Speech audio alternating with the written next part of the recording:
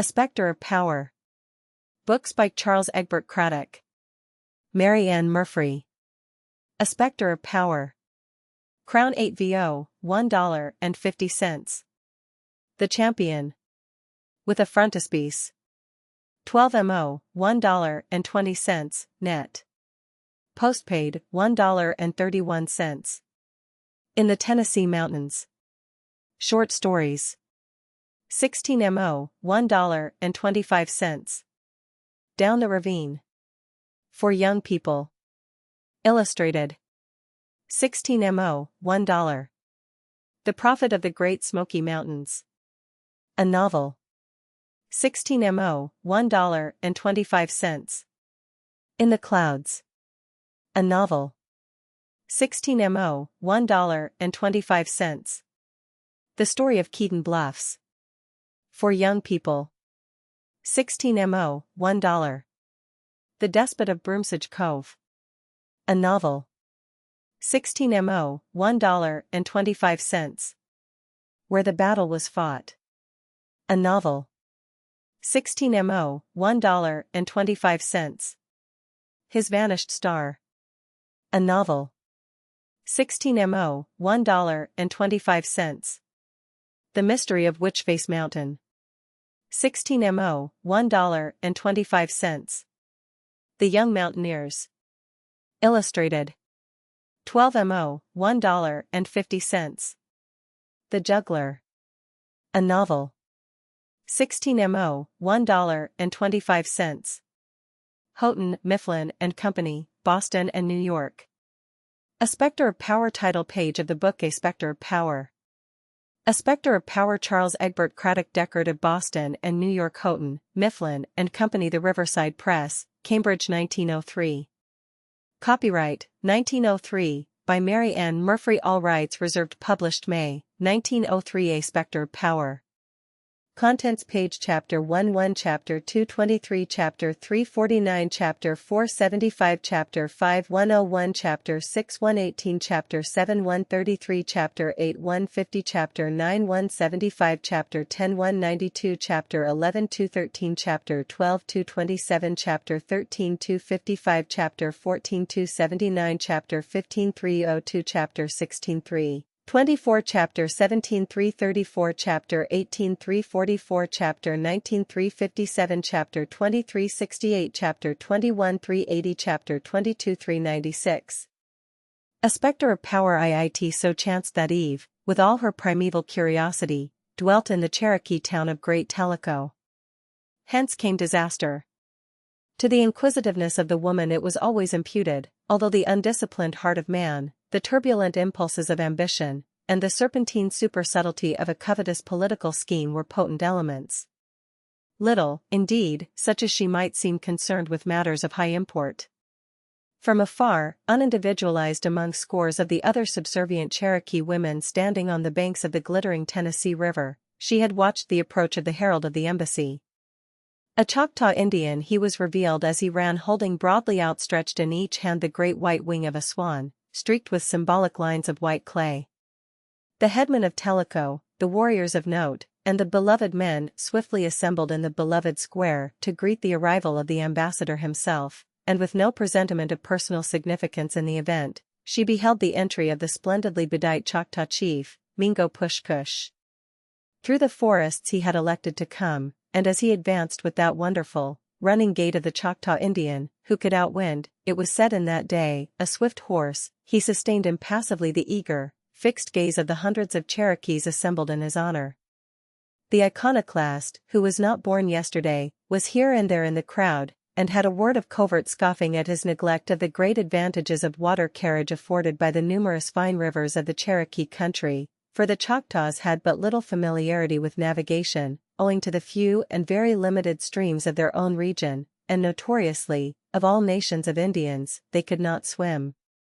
Envy, however, could hardly spare or fling at so imperious a figure as the Mingo presented as he stood in the beloved square and delivered in rapid, fervid, poetic diction his oration of greeting to the headman of Tellico. The afternoon sunlight glittered on the silver wristplates on his muscular, bare arms, his gorget and earbobs of the same metal, and a half-dozen strands of the glossily white, freshwater pearls of the region, exceedingly large and regularly shaped, which hung about the neck of his white-dressed doeskin hunting shirt. His head was not pulled after the fashion of the Cherokees, and his hair grew thick and long.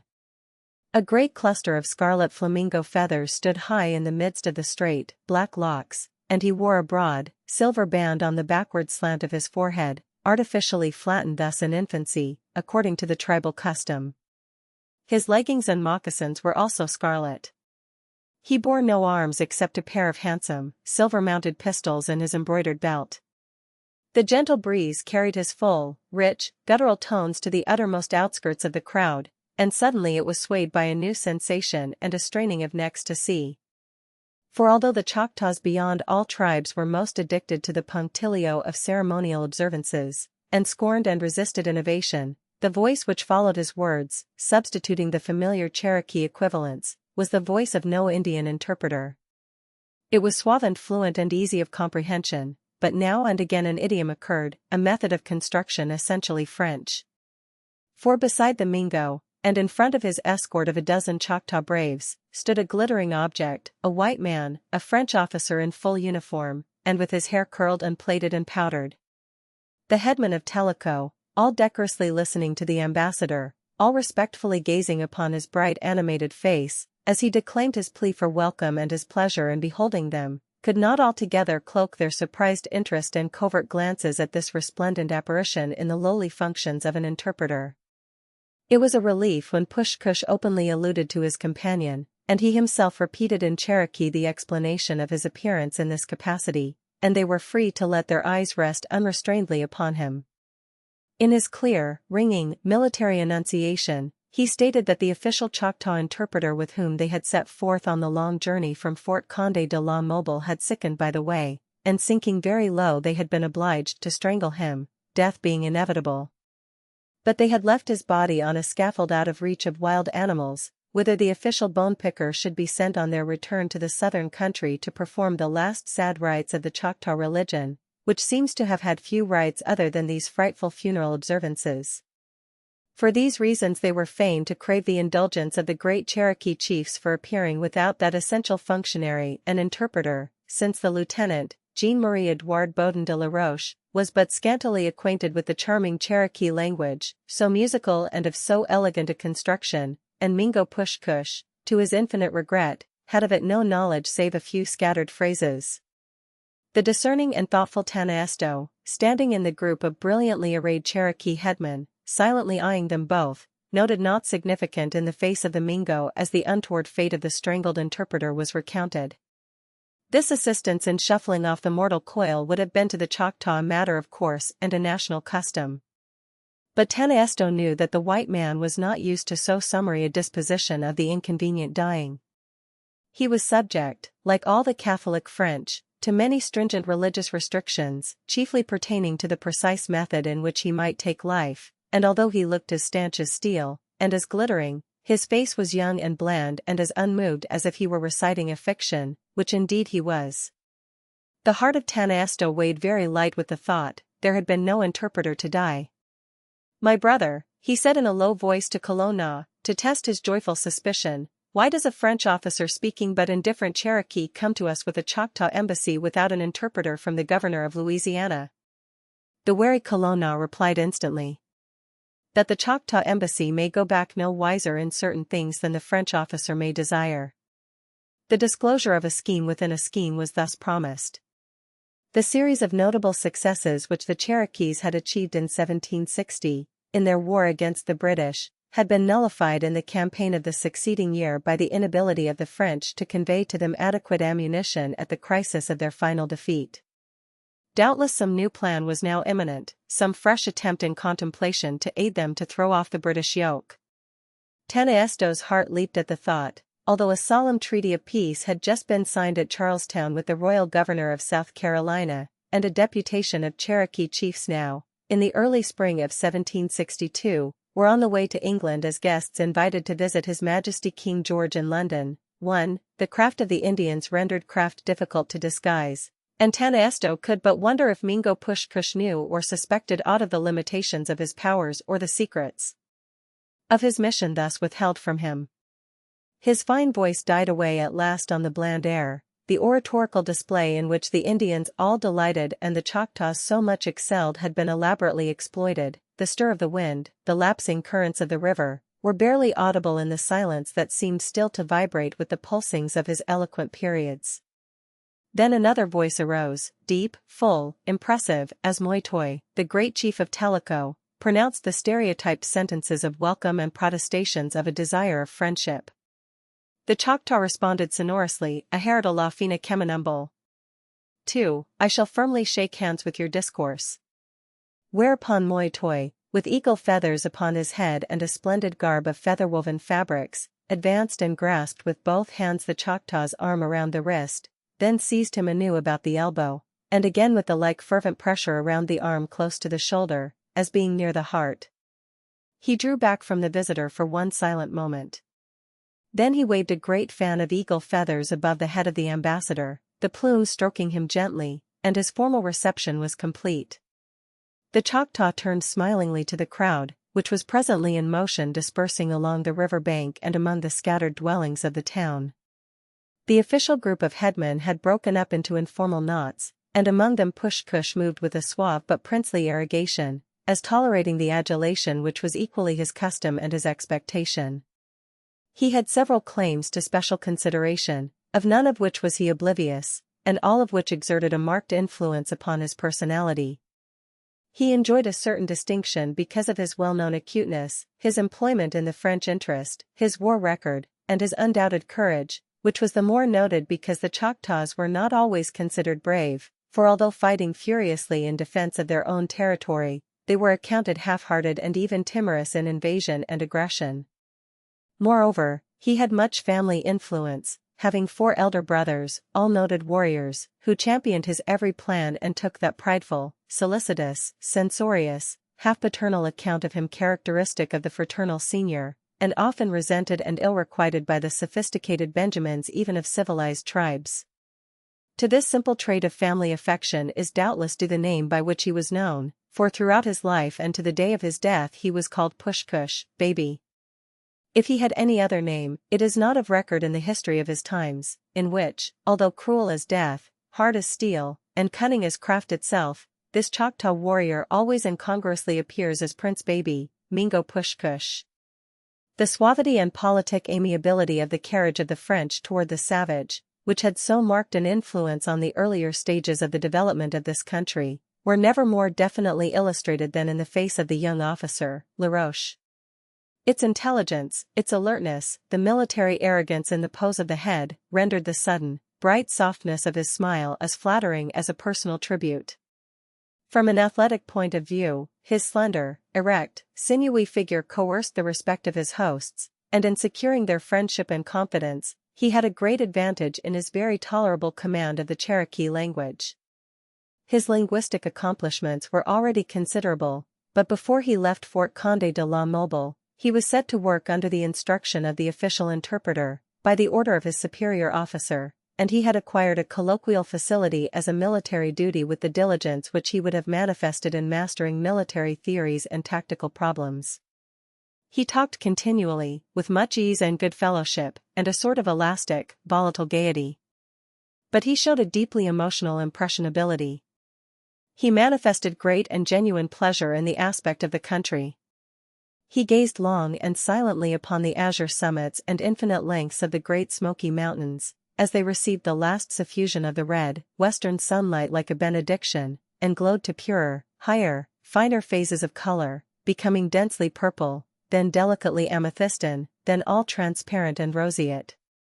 As they grew so crystalline of effect as to realize to the imagination the splendid jeweled luminosities of the apocalyptic jasper, he caught his breath, exclaiming, Nanya!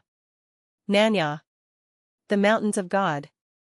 He declared to his entertainers that in old France he was born near mountains such as these, for he was not of the Canadian French, who since the days of Iberville had so heavily recruited the ranks of the soldiery in Louisiana, and that he had no doubt that this mutual nativity to the heights was the reason why he already felt toward them as to brothers.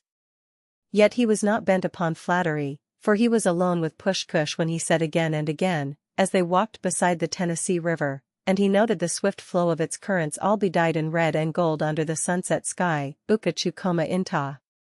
How the beautiful water glides along. He broke presently from the pensive contemplation of its charms and stopped short with a crisp ringing cry, Ola! La! La!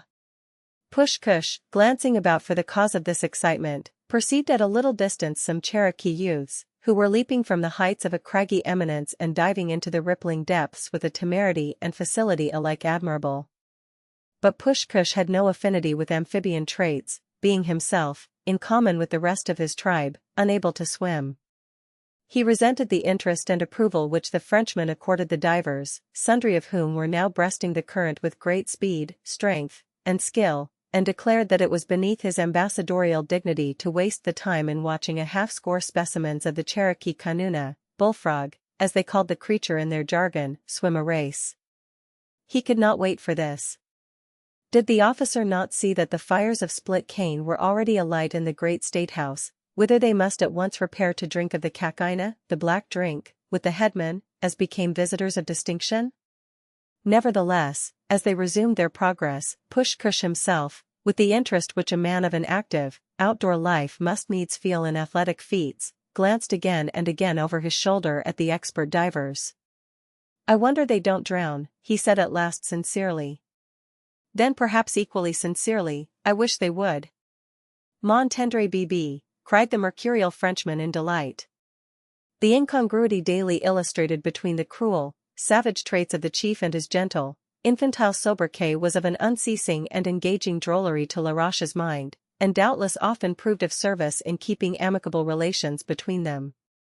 Wending their way through the scattered dwellings of the town, and skirting the rows of log cabins on each side of the beloved square, they approached the statehouse or rotunda hard by, built on the summit of a high, artificial mound of earth. The circuit of the 15 Cherokee towns, 3, burned by Colonel Grant, commanding the British forces, in the punitive measures following his victory at Echoe the previous year, the Indians being powerless to resist, as their ammunition was exhausted, did not extend so far as Tellico Great, and therefore its aspect was as before the war, save indeed for the tokens of the prowess of the Cherokees themselves. The great dismantled Fort Loudon, still standing a massive, lonely shadow in the distance, which they had blockaded and reduced, massacring the garrison, and here and there down the river the stark chimneys of the burned dwellings of the murdered British colonists. A white glimmer stole out of the tall, narrow portal of the conical statehouse, which showed dark and solid against the ethereal shadows of the atmosphere. For the blue dusk had fallen on the enchanted land.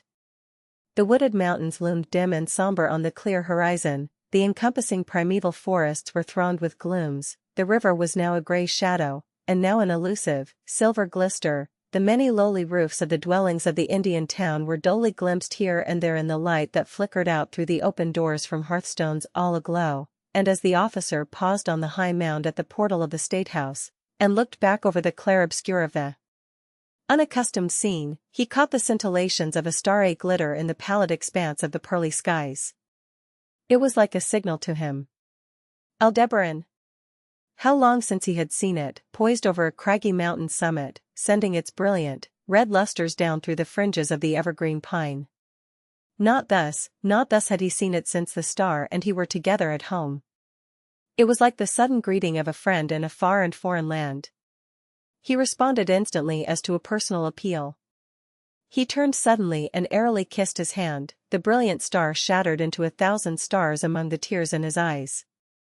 Push-Kush, accustomed to ebullitions of his emotional, susceptible nature, gave him but one glance of superficial surprise, and together they entered the dome-like building. The red clay walls of its interior were illumined by the white light of the burning split canes, while the dim, blue scene beneath the homestar lay outside in the darkness. Only for one moment did Laroche realize the poignancy of exile, although the homesick pang for the recollection of his kindred and his far-distant birthplace was supplemented by another hardly less acute, with a spurious domiciliary sense, for the scenes at the fort, his quarters, the presence of his brother officers.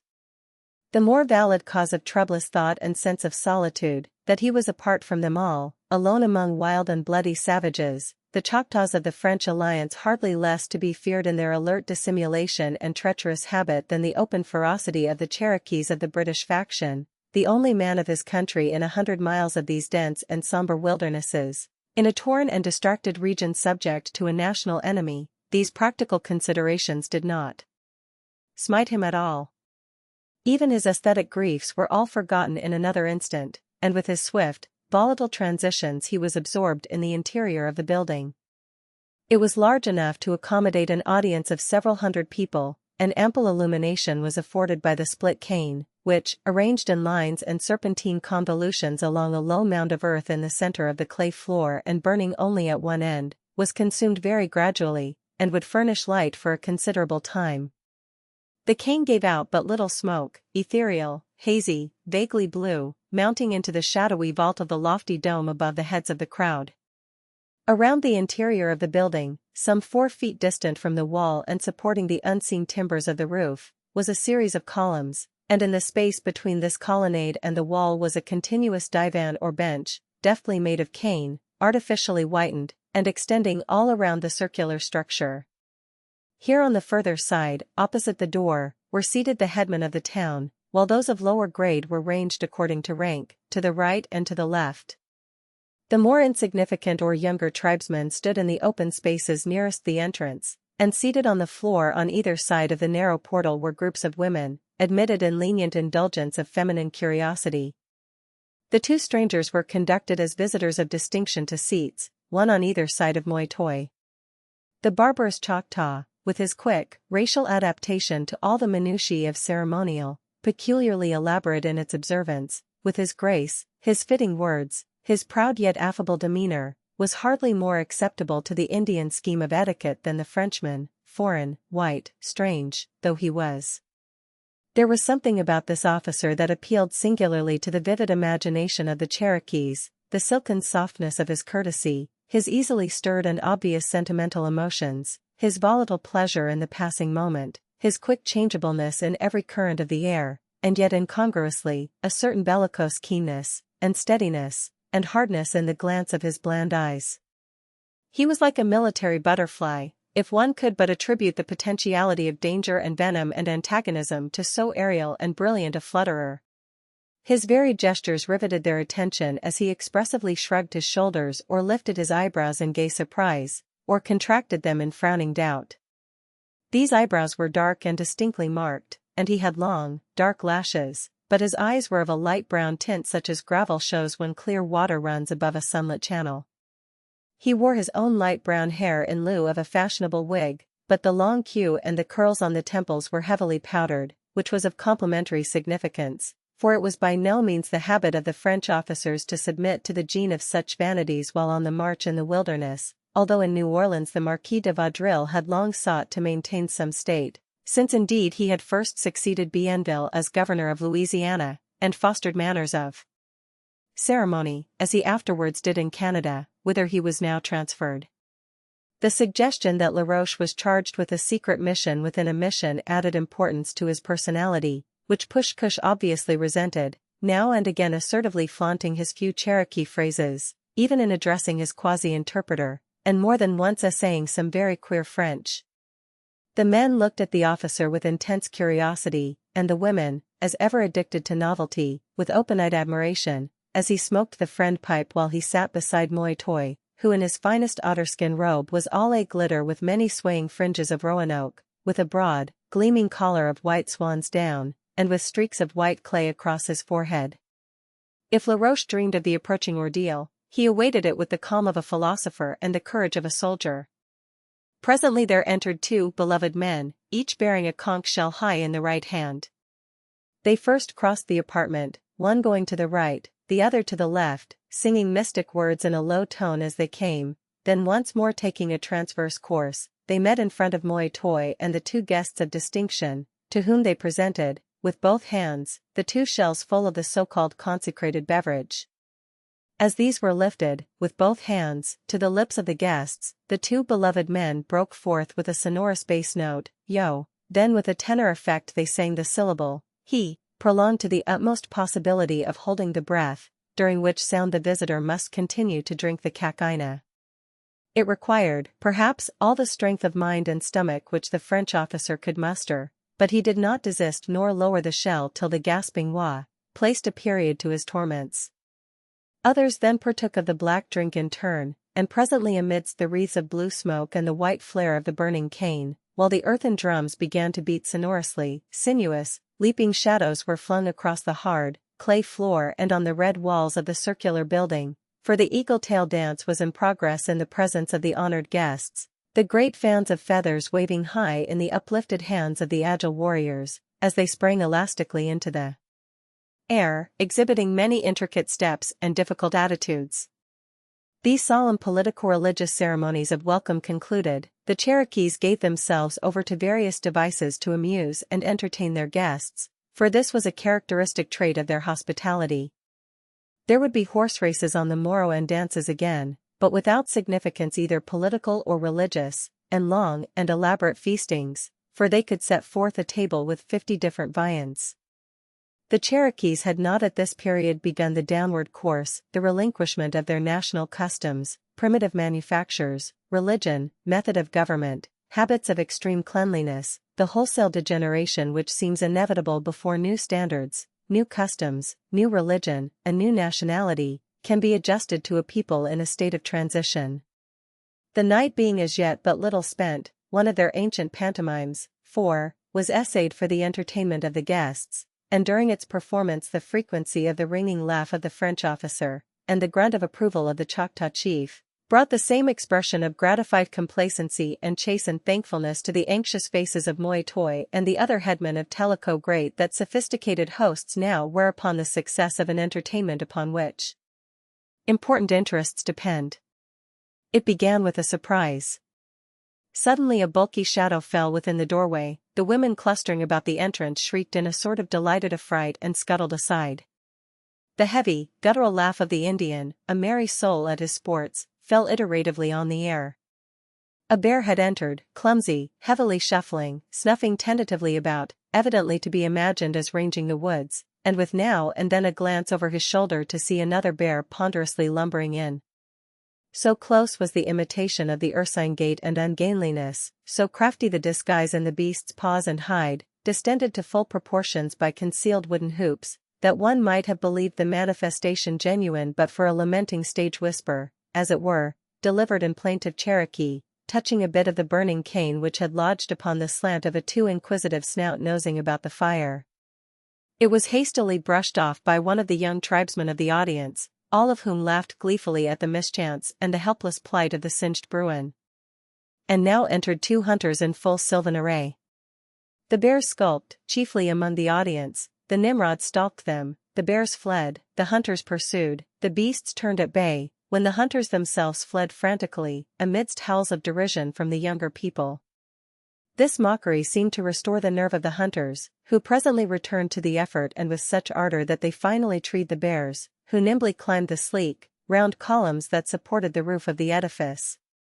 Thence they were pulled down forcibly, first by one foot, then the others, at last all fell, hunters and bears together, in an undiscriminated heap on the floor, where after a terrific mock struggle, the bears were dispatched by the expedient of cutting their throats, with a vast effusion of blood and howls of remonstrance from the beasts, expressed in excellent Cherokee.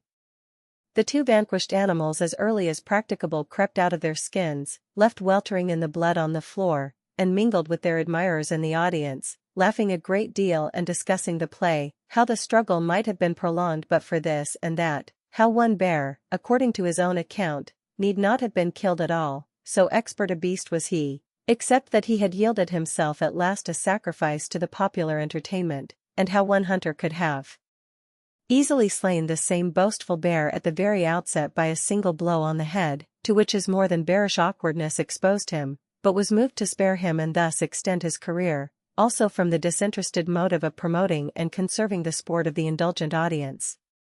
It was all indeed very cleverly done, as even Laroche thought, who had seen pantomimes in Paris, and Push-Cush manifested as much hilarious goodwill as the Choctaw Prince Baby ever permitted himself to experience. The French officer, however, despite his absorption in the histrionic display, had not been unmindful of the notables in the audience either in Paris or here. More than once tonight his gaze was caught by a pair of eyes large and gentle, luminous as a deer's and as untamed in expression, appropriately set in the face of one of the Cherokee women. She was hardly in her first youth, although she seemed singularly fresh, alert, spirited, enjoying the pantomime with childish delight. She was evidently not less than 22 or 3 years of age, and he being rather elderly himself, some 28 years, thought this well advanced in life and an age of wisdom. She was slender and, like all the Cherokees, of notable height, and when the crowd was out of the State House he saw her again, glimmering with willowy grace in the moonlight. The distorted, gibbous sphere of pearl was high above the violet mountains and the grey and misty valleys, and he thought the woman beautiful and picturesquely placed in the solemn and splendid environment of the ranges, for he was accustomed to the bizarre details of savage raiment. The skirt of her tunic-like garb of white, dressed doeskin reached a trifle below the knee, and she wore the long, white, doeskin buskin, fitting closely, that came half as high. Around each leg, below the knee, was tied a soft, dressed otter skin, hung with glittering, metal bell buttons, that tinkled as she walked. Her hair, anointed and glossy in the moonlight, was tied and dressed high on the head, and was stuck full of the quills of the white pigeon. Her head was clearly defined against the dark blue of the instarred sky, as she threw it backward and gazed at the moon as if to verify some calculation of time, its light full in her lustrous eyes.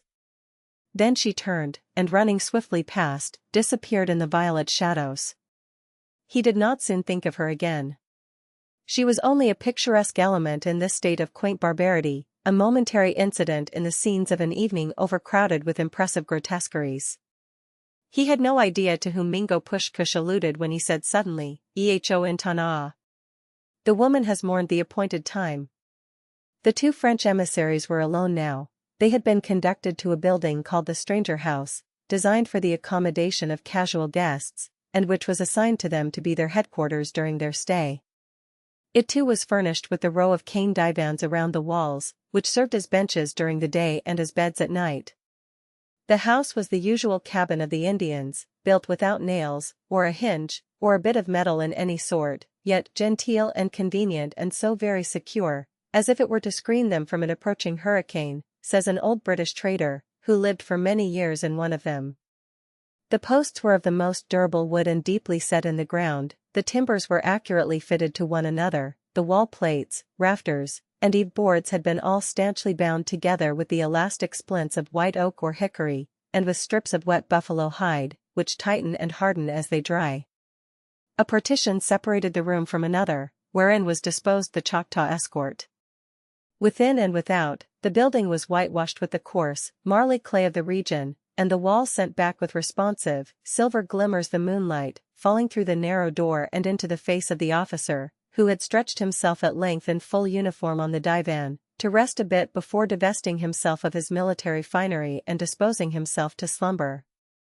The ceremonies and excitements of the evening, following a day of exertion and hard marching, had resulted in making his eyelids heavy. "Oh, May." "Yes," he assented, hardly hearing the remark, and answering at random. Pushkush sat upright on the opposite side of the room as if he could know no fatigue, and gazed loweringly across at the Frenchman. "Chesa. I am displeased with you," the Choctaw hissed out. "What makes your lying tongue so strong?" The French lieutenant roused himself. "Mon cher enfant," he declared, "I know you consider a lie no disgrace, it being your daily food, but I have told you once, and I tell you again, that if you throw it into my teeth I will beat that flat head of yours flatter than it is." "You don't even know of whom I am speaking, you answer like a child," said Pushkush in a mollified tone. Something had come to him out of the night, the moonlight, the soft luster of dark eyes, something as intangible as the flickering illusions of the heat lightning, as inexplicable as the fleeting wind, as tenuous as the wing of a moth, a fancy, and he must needs talk of it. Therefore he would concede. He would forego his resentment for this cavalier inattention. He smiled as if he had been in jest. "Unta?" "Well," said Laroche interrogatively. "Eho intana."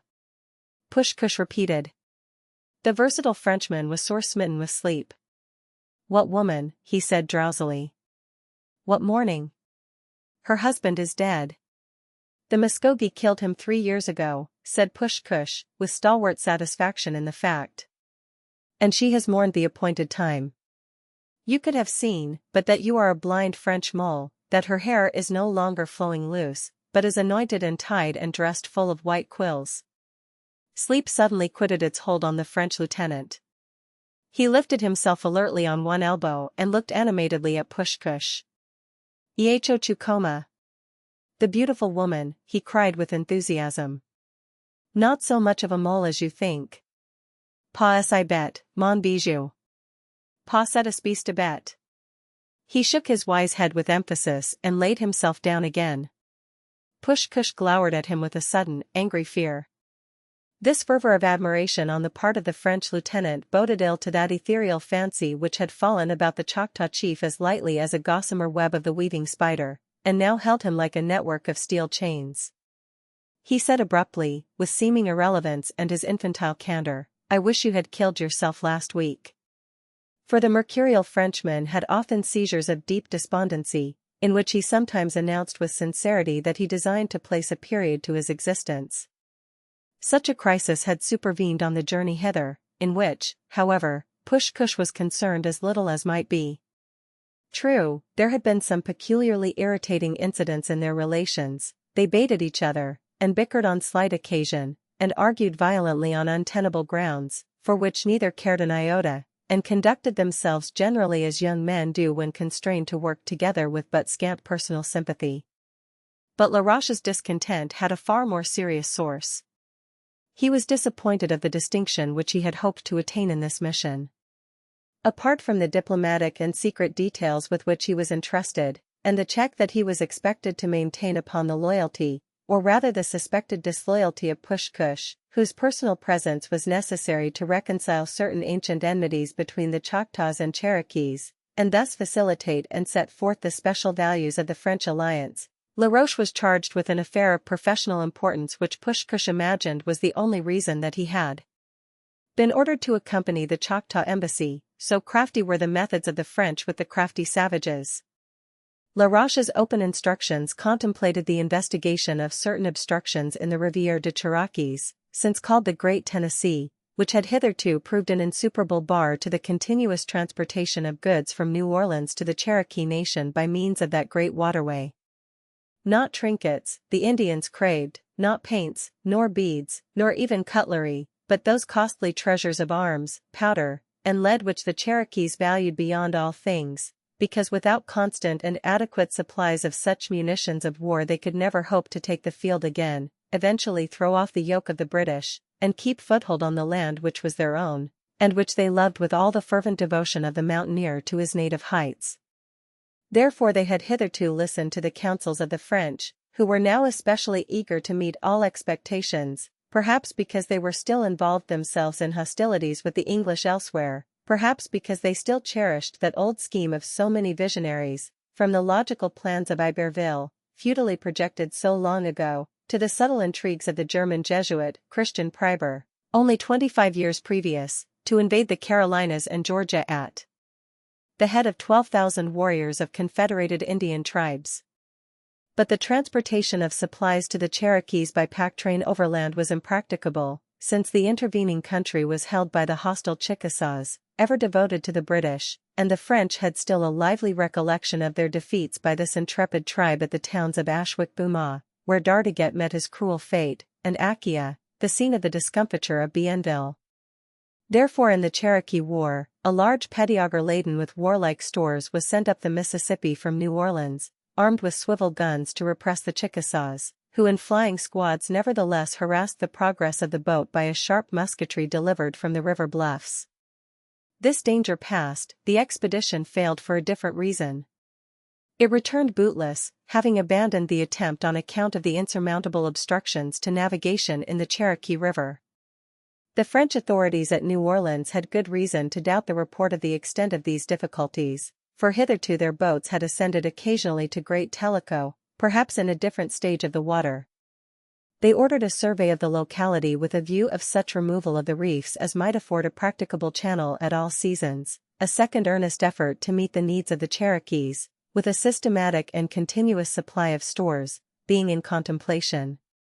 Laroche, who had served as a lieutenant of engineers as well as of artillery, had been charged with the duty of removing the obstruction if practicable, and a pettiauger laden with such means as were deemed fitted to further this design had been dispatched up the Mississippi and Ohio in advance of the expedition overland from Fort Tumbec to meet him at the point where the navigation of the Cherokee River became difficult. The young officer had expected to encounter some reefs, a goodish stretch of rapids perhaps, a few dangerous, troublesome rocks. He found vast whirlpools, and endless vistas of maddened waters, and shoals, 20 miles of mussel shoals, 3 miles wide.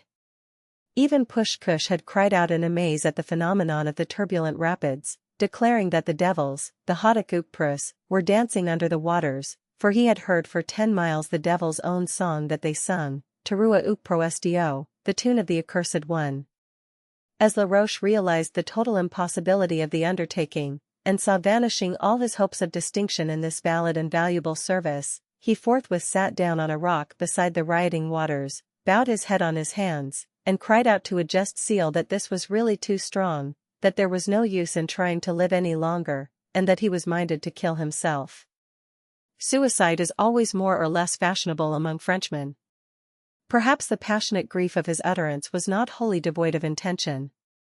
But as he lifted his dreary eyes, the animated interest and curiosity to see him take his life which the face of Push-Kush expressed effectually deterred him. The spectacle would be too delightfully gratifying to the Choctaw. The humor of the situation appealed to the mercurial French lieutenant, and the pendulum swung back again. The thought of self-destruction had not recurred to his mind until tonight, when Push-Kush mentioned his bootless threat. But why, mon pauvre bébé, mon petit chou, why should you wish that I had killed myself? Laroche demanded. Push-Kush hesitated. He felt that his jealousy was a derogation, and was glad that his hasty words had not betrayed it to the officer, whom he esteemed a dull, inattentive fellow at best, continually occupied with his little idols, which he carried in a box and would let no one else touch, his spyglass, his spirit level, his quadrant, and his compass, which last he declared knew the north, and without which he could not draw a map, as Push-Kush could on a gourd or a bit of bark or a stretch of clear sand. He knew little, very little, that French officer, Laroche. Unta, illet minti. Well, death is coming, the Choctaw said casually, as if he spoke generally and at random. Not yet. Not yet, cried the officer, remembering the diabolic tumult of the waters. Let the devils dance. I can be merry too. I have a scheme to outwit them. A great thing, my baby, to outwit the devils.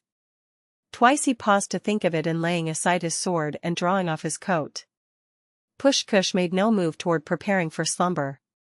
Long after the lieutenant was still, quite still, beneath the delicately dressed and softened panther skins that sufficed for bedding on the elastic cane-wrought mattresses, Push-Kush sat upright on the couch on the opposite side of the room gazing steadfastly at him, the long, thin figure suggested beneath the folds of the drapery of the primitive bed, the white powdered hair that had lost much of its frosty touches streaming backward, long, loose, the ends slightly curling, the eyes meekly closed, the moonlight in the white, tired, sleeping face, youthful, but grave, pensive, saddened vaguely.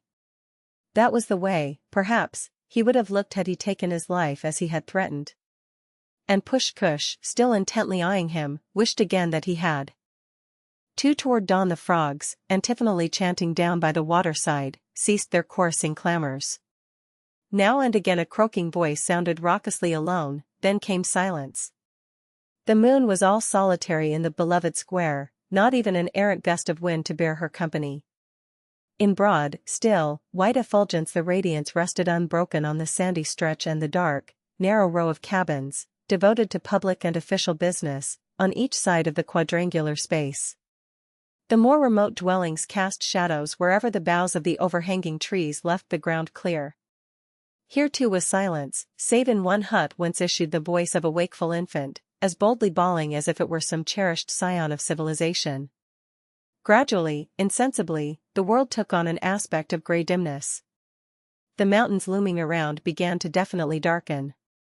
The stars had all grown faint, for the sun would not await the moon's descent, and presently, driving hard, his chariot was on the steep eastern summits. The song of birds, the trumpet blast of the wind, the whispering voice of rustling pines, the dash of glancing waters, and human cries of joy and cheer were elicited as if these matutinal sounds partook of the quality of light.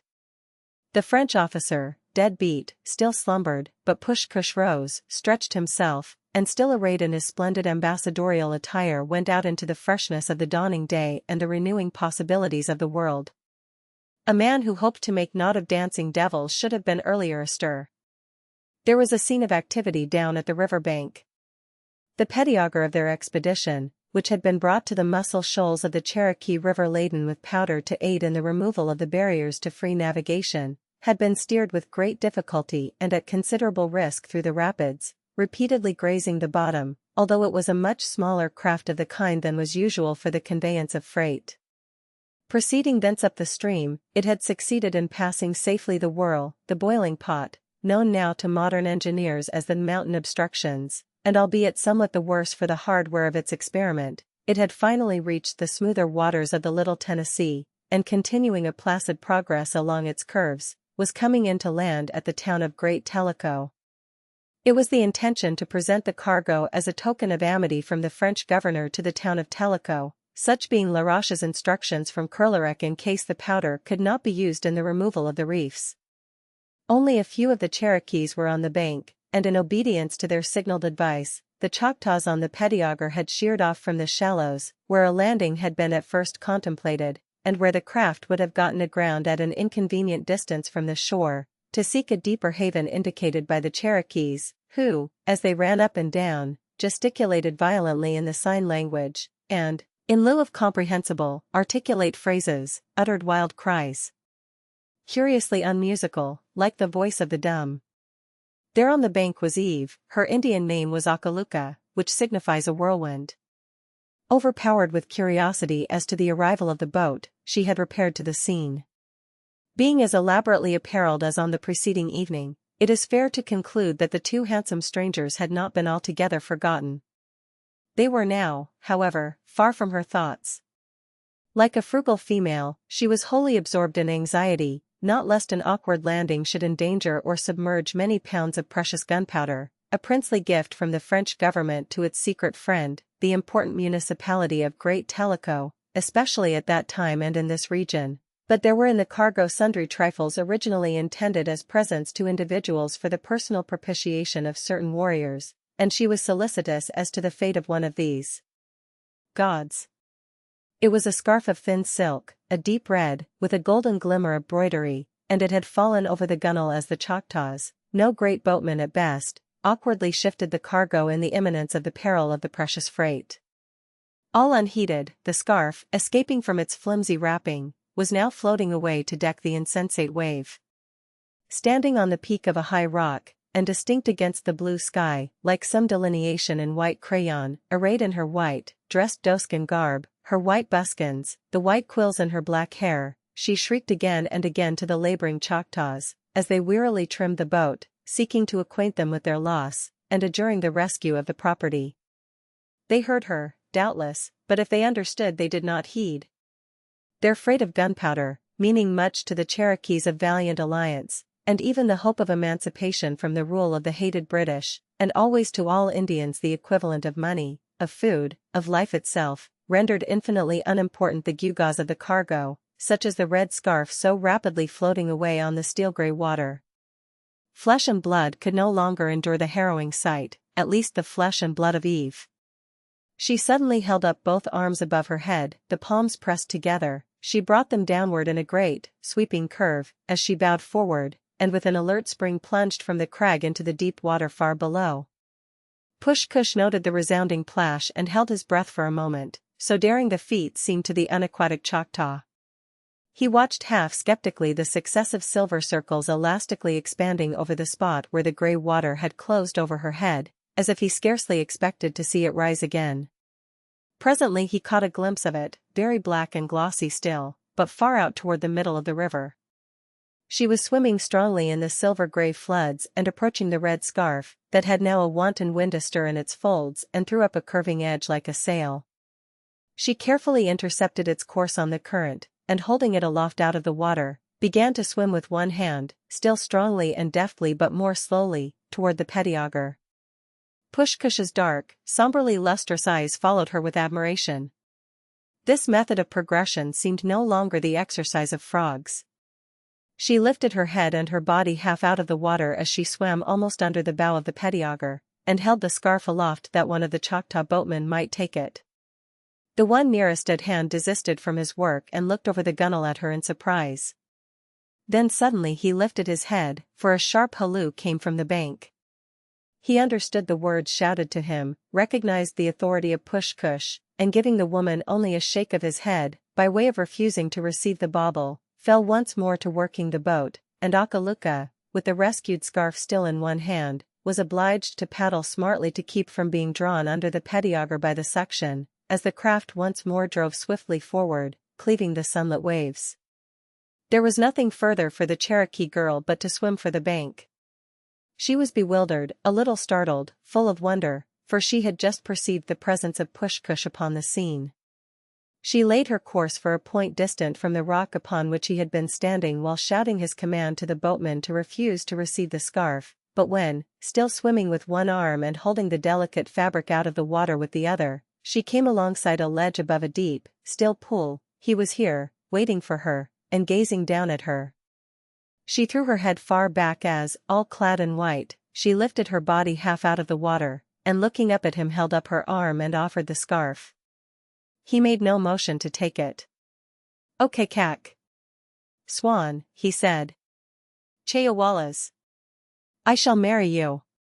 He said no more, and walked away instantly. She scrambled out of the deep water and stood on the rock, looking after him for a moment with the scarf still in her hand. Then with it still in her hand she ran home, ran so fast, that with the wind and the sun and the speed, her hair and garments were almost dry when she reached her house, and but for the trophy there would have been little to confirm the details of this strange event when she recounted it to the man who said afterward, "You must blame the woman." Now this personage was one of the mad young men of the Cherokee nation who always craved war, which, however, seems to be the normal attitude of mind of the young officer even of civilized armies and accounted sane. He perceived propitious signs in the evidently impending proposition of a Choctaw-Cherokee alliance. This combination aided by the French government would indeed be able to strike a crushing blow to the British power in the Indian country. The experiment was obviously to be made. Intermarriages would strengthen the Choctaw-Cherokee bonds of amity. "You love the present," he said in definite affirmation. But Eve, ever the woman, tossed her head. Was there no man in all the Cherokee nation to marry her, she asked in laughing mockery and coquettish humility, drawing the scarf back and forth through her hands, and looking far more beautiful than her wont with that curious embellishment of beauty which a realization of admiration confers, no man at all, that she must needs marry a foreign Choctaw who spoke no language that a sensible person could understand, and who lived far away, who could say, indeed, where, in the moon, perhaps. Whereupon this mad young warrior, who was of her own kindred, the house of Ahow, the dear family, told her that she spoke as a fool, since she was already committed, for she had taken the Choctaw's present, a sign that she loved it, which was according to inflexible etiquette and acceptance of his suit. Then she grew grave and a little frightened, and very voluble. She explained that she had had no intention of taking his present, and had kept it only because he would not receive it again, and she had no words that he could understand. But she would not marry a man to whom she could not speak her mind, one of the noblest prerogatives of a wife, and live with him in the moon. As she said this, she looked upward with her great, dark, liquid eyes to the moon, still white in the western sky, but lace-like, tenuous, a most unsubstantial presentment of a dwelling-place.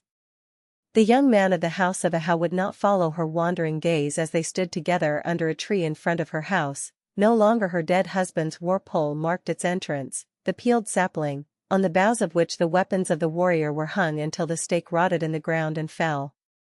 The young kinsman was experiencing a sudden and extreme agitation because of her perversity, for if it became necessary to explain the misunderstanding to the Choctaw at this crisis, before the proposals of the French authorities were made to the headman of Tellico, it would doubtless greatly anger Mingo Pushkush, and might frustrate the full disclosure of the measures of his embassy.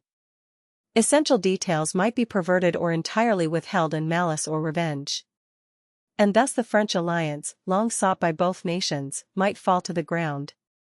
It was a complicated train of reflection that he followed, but he said quite simply, and with a cheerful air, that after all it was no great matter. To be sure, she should have laid the scarf at the feet of the Choctaw chief, as he did not receive it when offered, to show him that she did not love his present and that his suit was rejected. But it was likely that Mingo Pushkush had half forgotten it by now. He was of so great esteem in his own country, a prince and a most valiant red warrior. He was even sent to the Cherokee nation by the great French father with a splendid French officer as his interpreter. Such a man as that would not care, he had too much to think of. He himself, her young kinsman, would make it all right. He would see Mingo Pushkush and return the scarf, and explain that she was only one of those stupid people who did not understand aught, and he would also lie and say that she was shortly to be married to a man who had no war title and had never taken but a single scalp. Mingo Pushkush would not care for her after such a description as that. As he offered to lay hold on the scarf, she drew back, shook her head, breathed very fast, and finally burst into tears. Whereupon this wise young man, who was only called mad, demanded of her in affected surprise why she wasted her tears. Surely she did not want to live in the moon and marry a Choctaw chief, even though he had achieved the distinction of a dozen warriors' marks for his prowess in battle.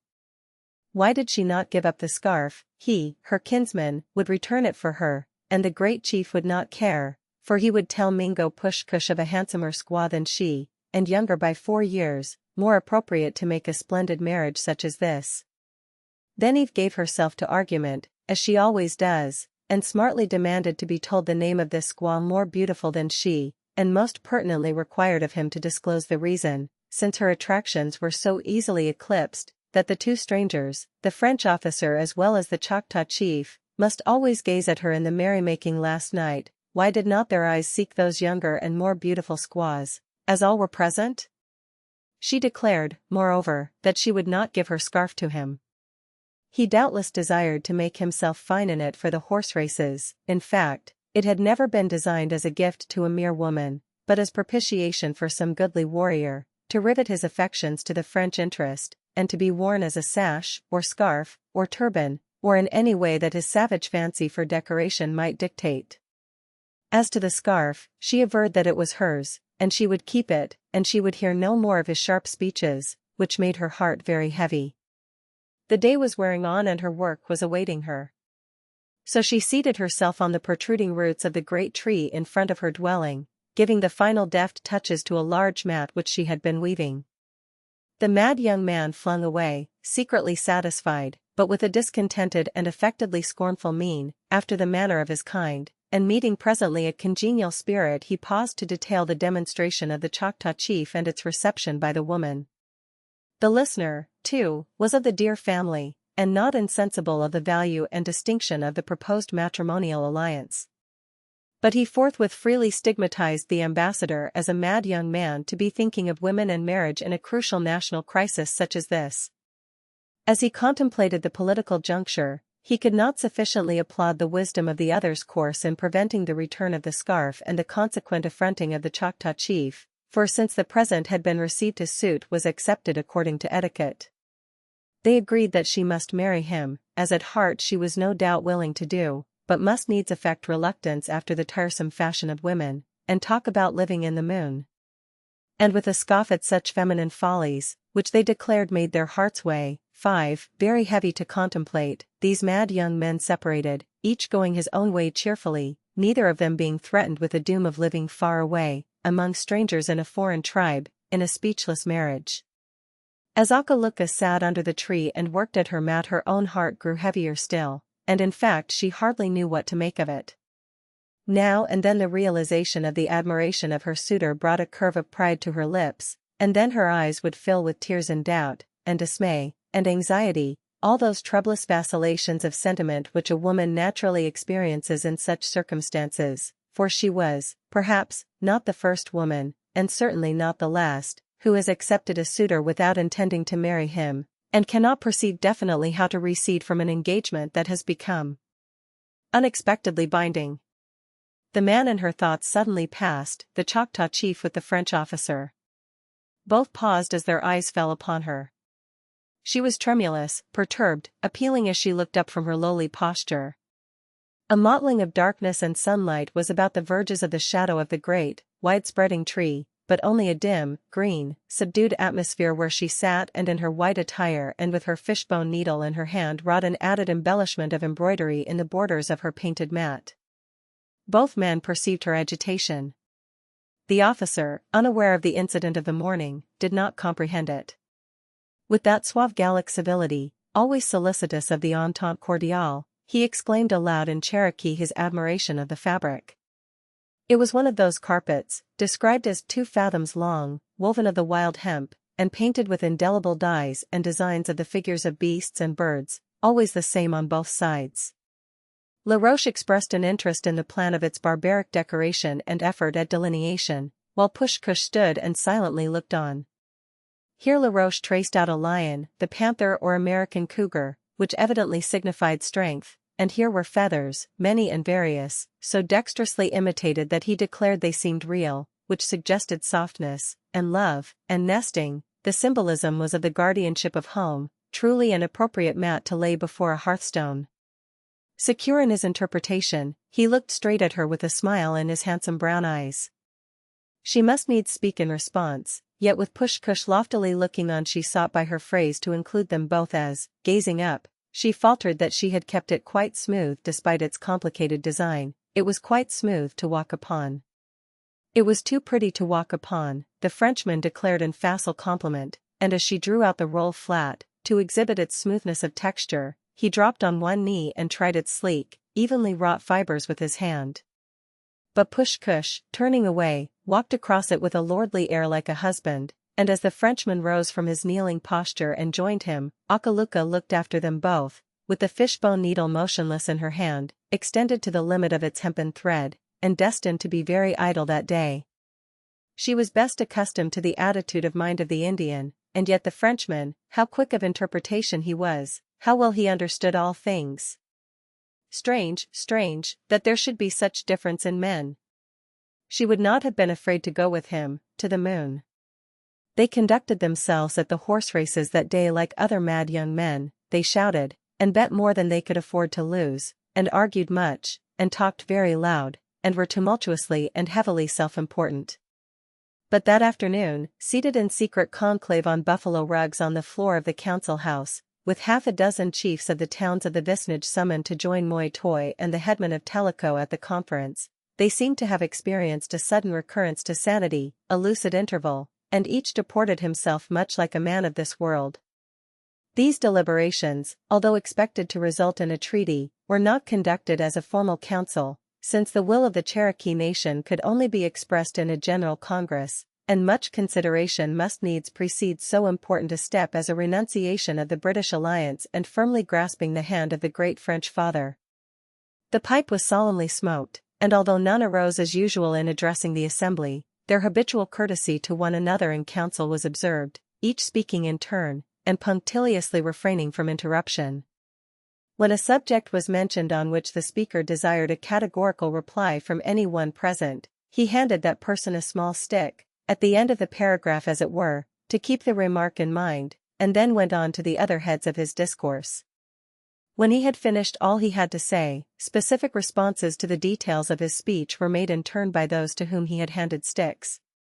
As Moi Toi thoughtfully canvassed the advantages proposed by the French alliance, he remarked that Atakulla, a noted chief not present at this time, had always advocated adherence to the British treaty, since the trade which it provided and protected, albeit a monopoly, afforded the Cherokees a means to keep under arms and adequately supplied with ammunition, which was essential for hunting, and also in view of war, even to enforce against the British with the arms they themselves had supplied the observance of every jot and tittle of the compact with the Cherokees. This advantage the French did not furnish to the Indian tribes under their control. He paused and solemnly handed a stick to Pushkush, and then another to Laroche. It was the fashion, he continued, among the mad young men of the nation, to comment upon Atakulla's desire to avoid causes of war with the British, calling him an old woman, but the great chief was a wise man, for the object of prime importance was to keep the warriors of the tribe under arms in the European fashion, since bows and arrows were of no avail against powder and lead, And on the supply of guns and ammunition actually depended the continuance of the national existence of the Cherokees. Push-Kush held his stick, attentively listening as Laroche interpreted these words, and in answering said that it was even for such reason the French father furnished the Choctaw tribe fully with arms and ammunition only in times of war against a common enemy, so that, on other occasions, their own mad young men, cavilling thus at the superior wisdom of their elders, might not have the means of embroiling themselves and thrusting nations into hostilities when the great warriors and beloved men were all for peace. But for chiefs and headmen the armories of the great French father were always open. He deftly touched the handsome pistols at his belt with a casual gesture, and hardly seemed to listen to the voice of the French officer repeating his words in Cherokee. The Indian counselors experienced a tumult of excitement, which their faces, however, stolidly repressed when Laroche, replying without regard apparently to the presence of the Choctaw, said, as he held his stick in his hand, that it was by no means the intention of the French authorities to ignore the different status of the Cherokees from the tribes under their control. The Cherokees, as the French government well understood, were in effect an absolute integer in the sum of nations, a free, independent, unified people, and they would be armed and equipped in accordance with that fact. Whereas the Choctaws, and Chocamaws, and others were nearly akin to the Chickasaws, all subtribes of the Chickamaugas of old, and although the Chickasaws, always adhering firmly to the British and inimical to the French, had often warred bitterly against their kindred Choctaws, still in view of ties of consanguinity, similar customs, and above all a common language, a friendly compact between them at some period, while not probable, was eminently possible, especially when promoted by the machinations of the British. Under these circumstances the French father felt indisposed to keep the Choctaws fully under arms while their brothers, the Chickasaws, held the knife at his throat. Surely the great and wise chiefs could perceive a reason for a difference in his attitude toward the Cherokees. The great and wise chiefs could and did. They were also moved by a recollection that the most notable of the Choctaws, the great chief Shillashumashtebe, Red Shoes, long entertained designs to detach his whole tribe from the interest of the French, being instrumental in their defeat at the Battle of Acquia, where he stood aloof with his own command of Choctaw braves while the French troops charged to the cry of Vive le Roi, and afterward he fled in a simulated panic. He later openly deserted to the English, and a reward being offered for his head by the dear French father, he was treacherously slain by one of his own tribe, during the governorship of the Marquis de Vaudreuil. The Cherokee chiefs in council felt much as if they were treading on mined ground, as they listened to the French officer's voice while he rendered into Choctaw his long speech for the benefit of Push-Kush, for as the ambassador was blandly smiling, they must needs be sure that the interpretation tendered him was to an entirely different effect. The Indians were so crafty that they seemed to love a device for its own shifty sake. They secretly admired this keen double-dealing of the French authorities, without reflecting that a two-edged blade is made to cut both ways. With a heightened sense of the sagacity of the French officer, they all bent an attentive ear to his account of the obstruction to navigation in the Rivière de Cherokees and his disappointment to find that it was not to be overcome in the manner expected by the French governor Courleyrac. In fact it was there for all time.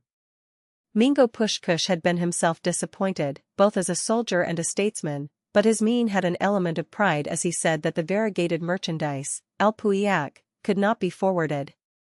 Perhaps he resented the fact that he had been forced to discuss the clipped-claw condition of the unarmed Choctaw tribe, whom Courleyrac had nevertheless the art so to propitiate that he was called preeminently the father of the Choctaws.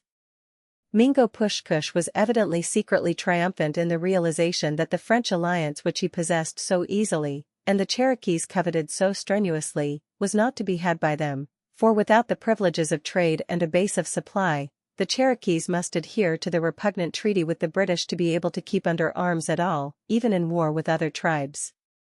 Moitoy's countenance fell. "To EU? Is this true?" he asked sternly, as if he suspected dissimulation, for from time to time there had been traffic more or less by way of the Cherokee River. "To EU ha." "It is true indeed," replied the French officer definitely. The chiefs looked from one to another silently, their countenances expressing much that their pride would fain have hidden.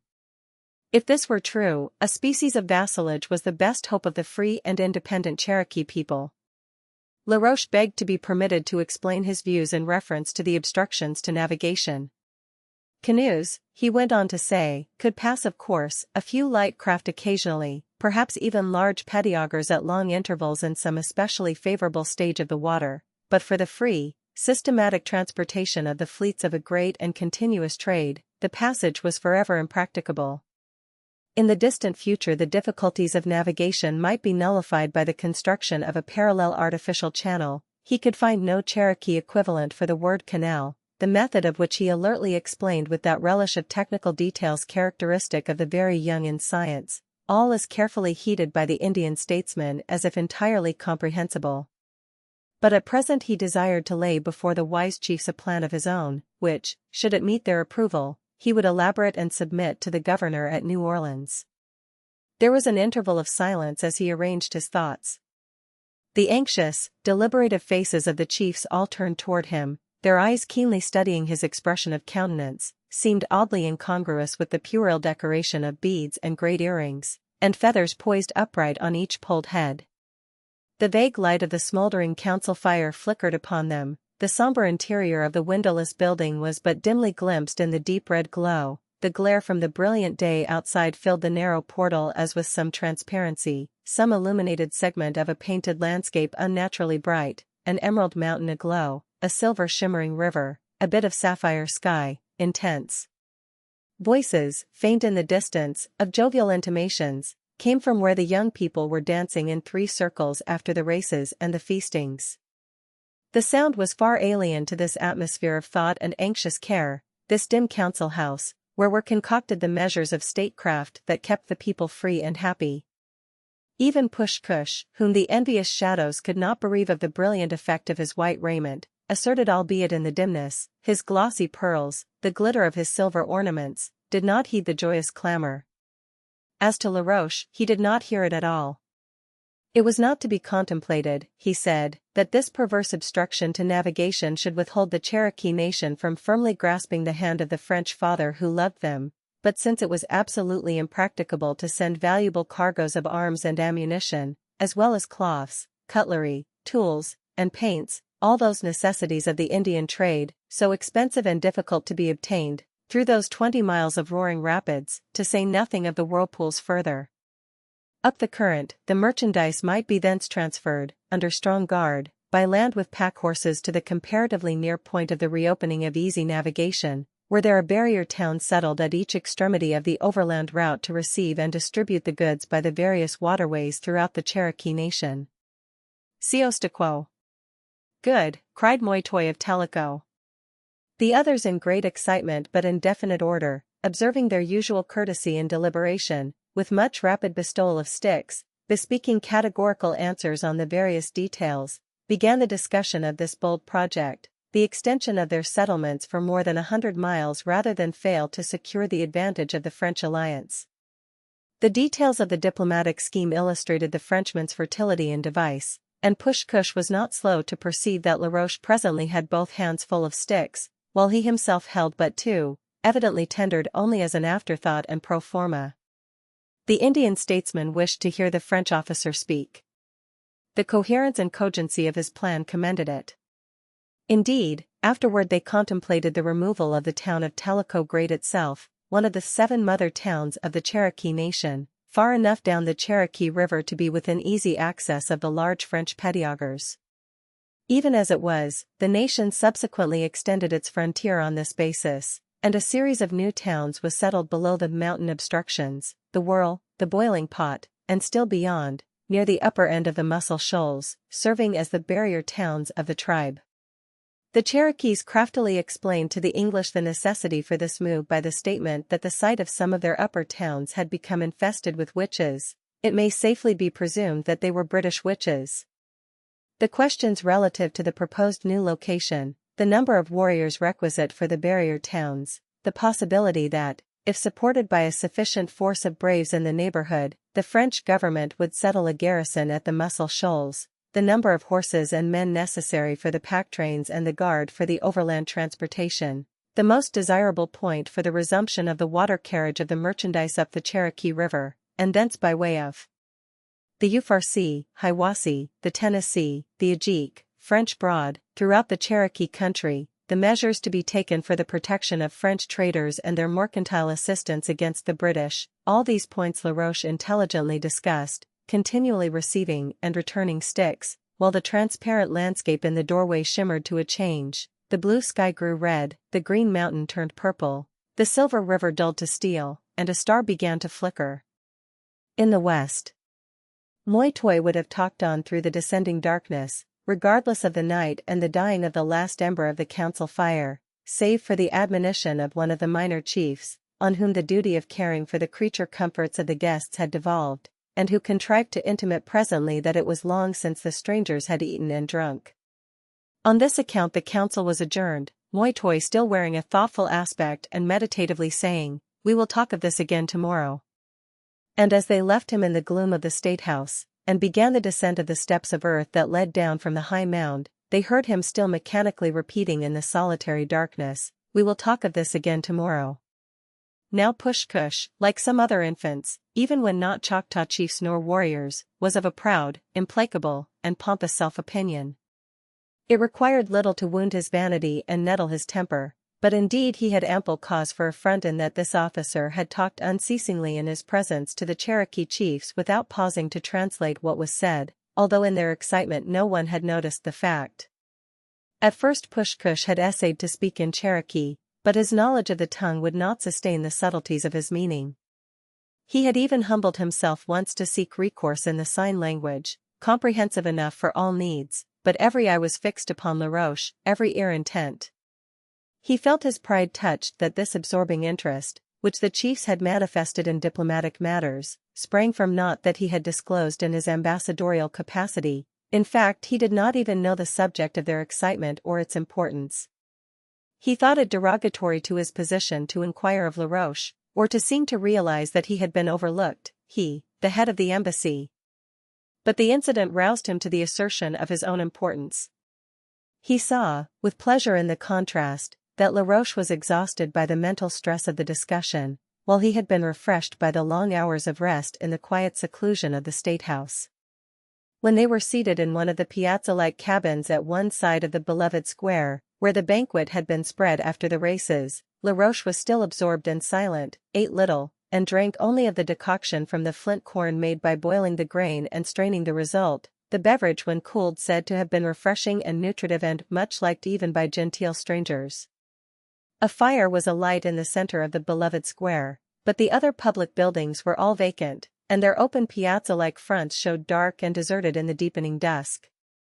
The festivities were over for the nonce, the Indian guests from the neighboring villages had departed, the strangers' share of the evening banquet, with which the merrymaking in their honor had ended, having been reserved for them till the close of the protracted session of the council. The town seemed drowsy, already half asleep, only a few occasional passers set the echo of a footfall astir, an owl was hooting in the woods, a vague sense of dreariness had descended with the twilight, and suddenly Laroche became cognizant, with a start as if he had seen a ghost, that there was a presence at the meal of which he had been hitherto unaware, Akaluka herself, meekly seated by the Choctaw chief while he silently ate and drank. There was a bold, open triumph in the face of Push-Kush as he noted the manifestation of surprise. He looked at the French officer as arrogantly as if he had already that luxuriant Gallic scalp hanging to his favorite pipe. Perhaps he himself had never seemed so assertive, so lordly, as in the blended light of the bland moonrise and a flickering pine torch with which the table was lighted by the old woman who served it, his strings of pearls, his glittering pistols, his white and scarlet garb, the red flamingo feathers in his hair, the broad silver band across his forehead, his perfect physical condition, while Laroche, pale from mental exertion, the mathematical calculation, the evolution of plans of public polity, the arrangement of intricate and antagonistic details in the problems of the Indian trade, wiped his forehead, felt his eyes ache, and was too tired to eat. These plans were the more precious since they were suddenly beset with a new danger. He realized the menace, although he did not appreciate that he himself was an element in it. He did not know how admiringly the girl had gazed at him the previous evening at the pantomime, while Push-Kush, who could have killed him for it, gazed at her. Even Push-Kush had noted his unconsciousness of this fact, but LaRoche had not been equally oblivious of her attractions. Echo Chukoma, quotha. She might now gaze at her peril, and so might he. LaRoche had not noticed this evening the Choctaw as he beckoned the girl to sit beside him as he ate, but he knew enough of Indian etiquette to be aware that this is the method by which the suitor formally recognizes and emphasizes the fact that his addresses are accepted. LaRoche had learned that this woman was the sister of Moi Toi, and while a Choctaw match for her might be approved by him as a means of strengthening the alliance between the tribes, still there was of necessity great doubt as to the completion of this national compact, the Choctaws and Cherokees having many ancient enmities to reconcile, and the offer of intermarriage must needs be approached with precaution. And above all things at some future day. To hamper at this crisis so important and promising a negotiation between the French government and the Cherokee nation, so difficult of arrangement, with a nettling trifle like this, a personal matter of so alien and doubtful a character, LaRoche trembled with impatience at the very thought. He was once more all alert. When Push-Kush rose at last from the meal and flung casually away, taking his path along the river bank where a cool breeze was stirring, the lieutenant followed. For although the woman must sit beside her suitor when he eats if he beckons to her, still the match is not yet irretrievably made. He must needs give her the foot of a deer as an admonition how brisk she must be on his errands, whereupon she must bake and offer him a cake of rockahominy meal, as token of willing subservience. He must also break an ear of corn in half, and in the presence of witnesses give her one portion, retaining the other himself, which completes the symbolic Indian marriage ceremonies. Push-Kush, said LaRoche gravely, as he approached, the Indian slackened his pace, welcoming from his position of vantage as an accepted suitor the prospect of a quarrel with a jealous lover. The commandant did not send us here to make love to women. Push-Kush turned to glance aside at him. Take care that you don't do it, then, he admonished the officer. Our mission is a matter far too important to jeopardize with such considerations, declared LaRoche. He slipped his arm through the Choctaws in a friendly way and detailed at length his scheme, his clever scheme, apologizing that he had not interpreted it at the council. But it was not a part of our instructions, only a plan of my own. You did not want my suggestions, I do not want yours, retorted Push-Kush, deeply angered to perceive the importance of the discussion, through which he had sat silent, carried on over his head. But you can see surely that there must be no talk of women and marriage till all this is settled. Wait till you come again, urged LaRoche, holding his temper well in hand. Echo Chukoma, quoted Push-Kush significantly. Meantime there might be another man. That fatal other man, was ever a lover's dream which he did not haunt. But, BB, Push-Kush, argued the Frenchman suavely, what would you do hampered with a Cherokee wife if, after all, this tribe continues to adhere to the British, and should take part in their war with the French and their Choctaw allies? Push-Kush, animated with the jealous conviction, yet full of triumph in the fact, that the French officer was himself in love with this charming swan and therefore sought to interpose obstacles, retorted as if to strike him to the heart, comply with the tribal custom. Kill her. In the last war with the Muskogee, did not the Choctaw braves who had married Muskogee wives kill the women and their children, they being also Muskogee, for the children inherit the nationality of the mother? I should, of course, kill her. He had turned to face the officer, who stood for one moment speechless, realizing the strange world in which he was living, the curious medley of devil and man, of savagery and civilization. The moon was well up over the river, and where the light struck with full effulgence the water was all a shining violet hue, the banks were of an invisible green, too dark for color, but somehow still sensibly verdant. All along the shore the frogs were piping, hardly noticed, for in the budding rhododendron close at hand a mockingbird sang with wonderful elan and elasticity, the multitude of exquisitely sweet notes springing one from another with a definite effect of rebound. Push-Kush, the lieutenant said at length, Mon Bibi bien aime, you always betray your tender infant heart. He seemed to laugh, but his hand trembled on the hilt of his sword, as he stood as if irresolute and gazed at Push-Kush with a threat in his intent eyes hardly less fierce than the look with which only last night Push-Kush had menacingly, nay murderously gazed at him while he slept. Suddenly the officer turned aside, and alone took his way back to the Indian town. Yet LaRoche did not love the woman. Perhaps he was merely civilized by virtue of his nationality and his religion, for although as a soldier he would have coolly taken the life of a man and an enemy, he felt all a coward in the secret danger that menaced the Cherokee girl, unaware, doubtless, of her peril. He himself was not unaware of it, and therein he perceived an irksome responsibility. The Cherokees were so far in advance of the other Indian tribes in point of character, sentiment, civilization, that Laroche doubted if this mode of ridding one's self of a wife, who, through no fault of her own, but for political reasons, had incurred disfavor, would suggest itself to them more readily than it had to him. With their evident intention to accept the proffer of the French alliance, it was more than likely that the Cherokee authorities, with their characteristic lack of foresight, would treat the match with the Choctaw chief as if the compact with the French were already made fast. Yet should it fail, and from Laroche's post on the Simi side he saw many a rent in the web of the probabilities, Push-Kush had said it, he had decreed her fate. Laroche had so longed for the success of his scheme. It was so great, so clever, so promissory of personal and professional advancement. He felt that he would hardly hazard an item of its development for his own life, much less then for the life of a creature like this, hardly more human than a deer. Besides, why should he interfere? All might yet go well with the alliance. When he began to argue thus, he suddenly stopped short. Would he weigh a human life in the balance of his personal interest, become, albeit indirectly, accessory to a murder of the innocent? He grew a trifle pale at the thought and devoutly crossed himself. He would assume no such responsibility. He would keep no such secret. And then he began to see the matter in the light of an official duty. He represented the French interest, and should the Cherokees ever learn that he had been cognizant of this threat and had withheld it from them, it would alienate them, as naught else could, from the power that so earnestly sought their conciliation. In every point of view he determined that he would not hesitate. He would lay the matter before Moytoy, as in civilization he would instantly report a threatened murder to the police. Now Moytoy was a man of family affection. Years earlier, in 1730, he had given indications of this fact when a Cherokee delegation, favored by royal invitation, were on the point of setting forth to visit King George II. In London, Moytoy, although he was to be the chief delegate, at the last moment relinquished the distinguished opportunity because his wife had fallen dangerously ill and he could not leave her.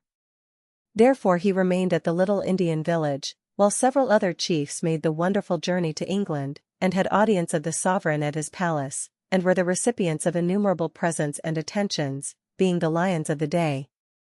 He now took instant alarm at this menace to his sister, and to Laroche's surprise presently summoned to his aid and counsel the other chiefs of Tellico Great.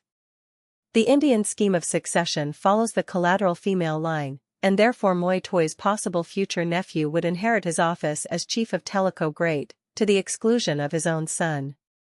Hence his sister was a personage of as much consequence in Tellico Great as a mere woman could be, and the council agreed that in view of this circumstance they would not trust the Franco-Choctaw-Cherokee alliance until it was an accomplished fact. Yet even now it was in jeopardy, for Mingo Push-Kush, the French ambassador, bearing also the assurances of the Choctaw nation, angered with so good a reason might work mischief. And then began the accusation of the woman. Why had she kept his present, and involved them in all this difficulty? The sage councillors assembled in the State House demanded of her when summoned before them. For this very reason, she declared, had she kept his present, although not loving it, for the young men had said that she must not on any account anger the Choctaw ambassador of the great French father. Then poor Moytoy, roused from cogitation on such deep and intricate problems as had occupied the day, to fill the dark hours of the night with vacillations and agitations touching the political effects of so ill-starred a flirtation, asked her bitterly had she no more sense than to listen to the mad young men. Whereupon she protested with tears that the mad young men had but spoken the words that even now were on his own sage lips, the ambassador must not be angered. With daylight came new resolutions. Moytoy, arguing that the ambassador was not empowered to treat for a Cherokee wife, and to exact compliance with his demand as a condition of his mission, concluded that he sustained no official affront in the ceremonious return of the scarf with an intimation that so great and flattering an intermarriage could only be made after the compact with the two tribes. Now it is possible that Push-Kush might have acquiesced with appropriate docility in this obviously just reasoning of his elders, requiring, however, promises of moi toi on his sister's behalf, conditioned on the completion of the tribal compact, had it not been for his jealousy of the French lieutenant. Akaluka, again summoned, was also at the State House, wild-eyed, tremulous, visibly terrified, eager to return the present, which, having been made acquainted with her possible fate, she was far indeed from loving. As the Choctaw ambassador received the scarf which she tendered him, the cogent reasons for delay that had been urged, the political interests involved, so prominent in the apologies of the Cherokee chiefs, all were merged in a sense of sustaining the curious disgrace of a personal and public rejection in the presence of a rival, for Mingo Pushkush caught the eyes of the French lieutenant fixed hopefully upon him. Why then, the Choctaw asked quite calmly, had she received the present if she did not love it? Why had she sat beside him as he ate? For himself, neither did he love the present. He held up the gauzy red scarf and with sundry swift passes of a scalp knife severed the fabric into dozens of shreds, sent lightly flying about the State House like a flock of redbirds. Then whirling on his heel, he quitted the council chamber and followed by all his tribesmen ran across the beloved square to the river bank, where the pettiogre lay defenseless at his mercy. All the kegs of the precious powder were emptied into the stream before his design was dreamed of, and still he deemed he had sufficient margin for a running start from the pursuit he expected, for he paused in the woods to hang up the warbrand. This being, however, in a secluded place, it was not early discovered, and the first intimation that the Cherokees received of the depth of his resentment was the massacre almost to a man of a peaceful party of their tribesmen, offering no resistance, taken wholly by surprise, owing to the pacific character of the Franco-Choctaw mission to Great Tellico. This exploit achieved, Mingo Pushkush and his escort, adorned with scalps and singing war songs, made good their escape, with the wonderful Choctaw speed in marching, leaving the deserted Laroche alone and at the mercy of the frantic and infuriated Cherokees. 3. Laroche, abandoned thus among the Cherokees, was in the extremity of peril. Apart from their spirit of tribal cohesion, the strongest of national sentiments, all those more intimate ties of family affection, of municipal unity, and of neighborly custom, in which they were peculiarly bound, were insistently asserted in the calamity, as the massacred braves were all of Tellico great. When the gory figures of the unarmed, unpainted youths, still limp and warm, not yet stiffened into the starkness of death, were borne into the precincts of the town, the wailing of the women and children, and the hoarse cries of fury and despair and grief of the men, filled all the bland, sunlit spaces of the morning, and were a heavy burden to the air. It was with no definite sense of the wisest course that Laroche had not moved from the portal of the great State House whence he had beheld Mingo Pushkush, followed by all his braves, rush across the beloved square to the pettiogre and accomplish the destruction of the powder. He was stunned, bewildered, as by the fall of a thunderbolt. Only afterward he realized that he had no choice. The craft still lay at her moorings, but his single strength could not have sufficed to float her, even if in the confusion he had escaped. He had a shrewd surmise of the secret source of the wrath of the Mingo, and he doubted if the jealousy of the Choctaw, once unleashed and dipped in blood, were less formidable than the wild frenzy of the Cherokees. Moreover, at their freest pace, speeding for their lives, he knew that he could never have sustained the gait of the marching Choctaws, and must eventually have fallen by the wayside or lagged to certain capture. He began to appreciate, as he stood, an aspect in the accident of his posture which his craft recognized as savoring of more wisdom than he could have attained by his own mental processes. His isolation implied that he was no accessory to the crimes in which the mission had terminated. The desertion of him by the Choctaws augured scant value of his functions in the embassy, and still less friendship for him personally. His safety, indeed, they disregarded. He began to hope preposterously, as his heart swung into more normal palpitations, that his nationality, his secret mission within the Franco-Choctaw mission, his obvious freedom from any conspiracy with the Indian ambassador who had so conspicuously abused his trust, might serve to protect him. Then he perceived suddenly that he was arguing from the probabilities on a civilized system of ratiocination. For himself, he did not love the spectacle of suffering nor the smell of blood, albeit so skilled in the designing of lines of Tinels and en crémaillère, in which men were to lay down their lives in much agony. His own development of barbarity was on a different basis and had a vocabulary quite distinct and scientific. His jargon of Trudalou and cheval de frise and chostrap, and he watched with a very definite sentiment of reprehension and mental disapproval, as well as a deep and numb despair, the approach of a half-dozen fierce, lowering-eyed braves, full-armed, who stood for a moment looking up at him and then seated themselves, obviously to remain, at the base of the mound, assuming the functions of a permanent guard. In fact, Laroche had been unobserved at first in the clamors and confusion of the disaster, the departure of the horsemen on the heels of the flying Choctaw pedestrians, the ghastly return of the young Indians of the massacre, who had gone forth with all the imponderable lightness of life and joy in the morning and now were brought back in weight with death and woe. The first vague suggestion of the alleviation of the public calamity came with the stern thought of vengeance and its opportunity. In that moment the eye of one of the headmen chanced to be lifted to Laroche. The guard was dispatched in an instant, and whatever might have been the issue of an effort to escape, the possibility was now gone forever. He began to perceive that they would take no thought of an absence of conspiracy. He was one of the embassy, its accredited interpreter, he was also a Frenchman, and the Cherokees were still in open alliance with the British. Moreover, he was in their power, and blood for blood was ever the Cherokee rule. For a time he made no effort to appeal to his guards, even by a glance or a gesture. Hour after hour passed away. He heard the vague sounds, in the distance, of the chanting of the funeral songs, he perceived, undistinguished, colorless, meaningless, like shadows through a dark glass, the passing of the funeral processions here and there around the houses of the dead. Again and again there smote on the air wild outbursts of the protesting woe of the morning, the note of incredulity, the appeal against injustice, and that pathetic plaint of a heart all bruised and tender, and yet in a sense he heard not. He was conscious of a degree of quietude when the actual details of the interment were in progress within the houses, for with the Cherokees the dead were always buried deep, deep under the floor of their own homes, and a sense of extreme fatigue ached in his muscles.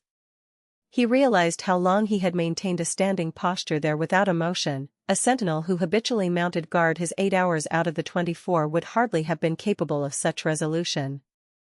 As his eye met that of one of the guards, he saw in the inexpressive face of the Indian a sort of appreciation of his strength of will that coerced the endurance of the flesh, and at last he spoke, "Moi toi cannot think me to blame, why does he guard me here?" They all gazed at him with a sort of concentrated fury.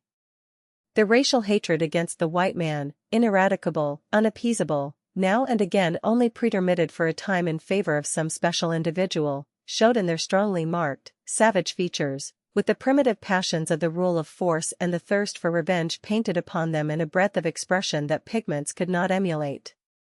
"Blood for blood," one of them said, and spat upon the ground.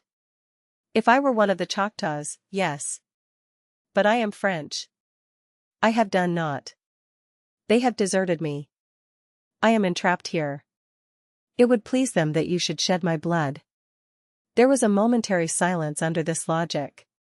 Then another of the Indians, always of a far greater intellectual pride than might be readily imagined, and keen and quick in argument, came to the spokesman's rescue. He was the man whose eyes had applauded the prisoner's endurance, a mere tribesman, of the rank and file only. He had a broad, animated countenance, a high, aquiline nose, a long, upper lip, and a distinct accentuation of the lines of his features.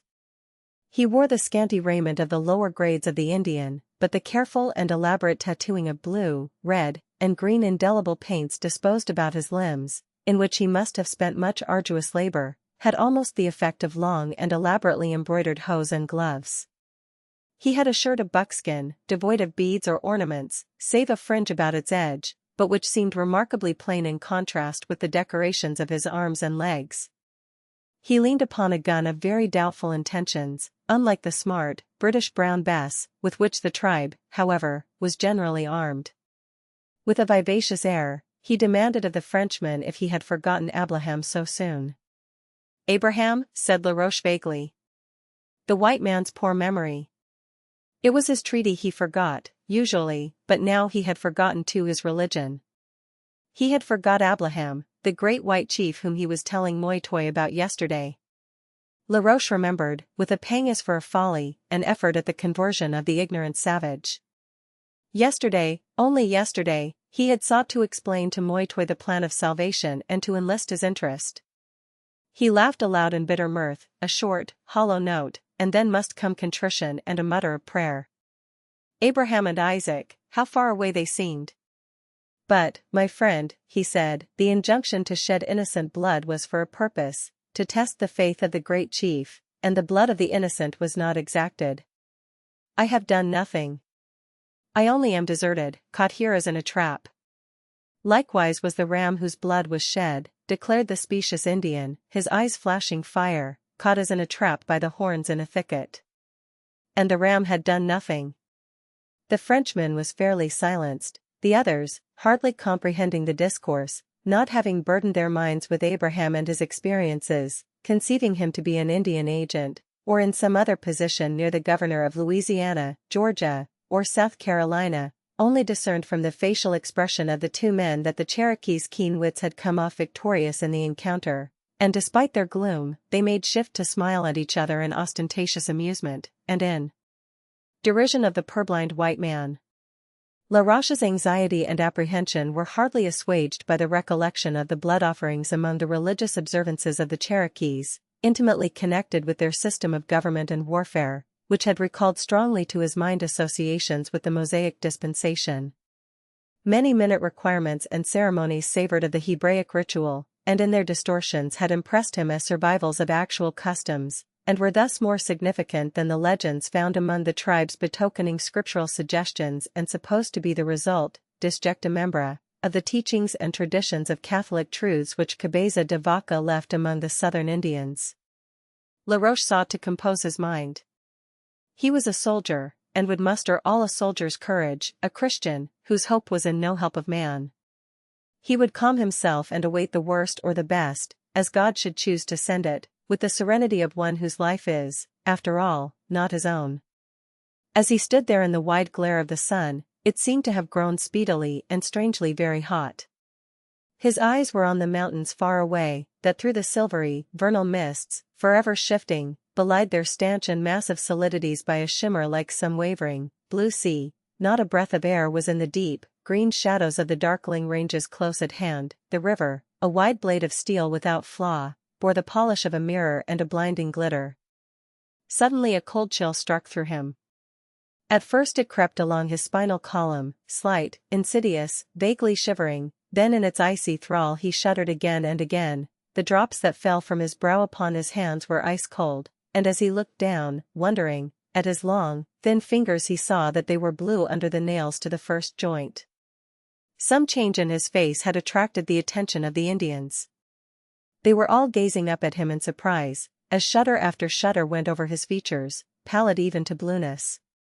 He instinctively put up his hand to his brow, and he found that even to his cold fingers its touch was like marble. He was obviously very near death, done with the world and with worldly pride, but he was still a soldier, and his pulses beat to a martial point of honor. He could have died with shame, albeit the spectators were but savages, for he thought this manifestation purported the subjection of fear, and that thus the staring Indians recognized it. Averse as they were, they accounted him no coward. In truth, his stanch, compact physique and his bold spirit promised good sport at the torture, and they had discussed with one another from time to time the various details of the anguish which his strength and courage would enable him to sustain, and which sometimes weaker and fainter-hearted men eluded and despoiled by dying prematurely. They could hardly explain the change in his complexion and expression of countenance, and only wondered while they looked, and presently it passed away, leaving the flesh of a ghastly, uniform pallor, flabby and listless. But Laroche had hardly recovered his normal temperature. He was suddenly weak and tremulous. He could no longer sustain the standing posture. In another moment he would have fallen. With his winning affability and gay grace, that became his ghastly, stricken face as a wreath of flowers might a death's head, he remarked that since they were all sitting he would take the liberty of sitting too, and ran down 2 or 3 of the grassy steps of the mound and there dropped upon the turf, half reclining, one elbow on the step above him, supporting his head in his hand, and with his limbs stretched out at length across the stairs below. The Indian guard at the foot of the mound did not stir, save that the acquaintance of Abraham placed a finger ostentatiously on the trigger of his loaded gun. Laroche looked at him with a laughing sneer that taunted him to do his worst.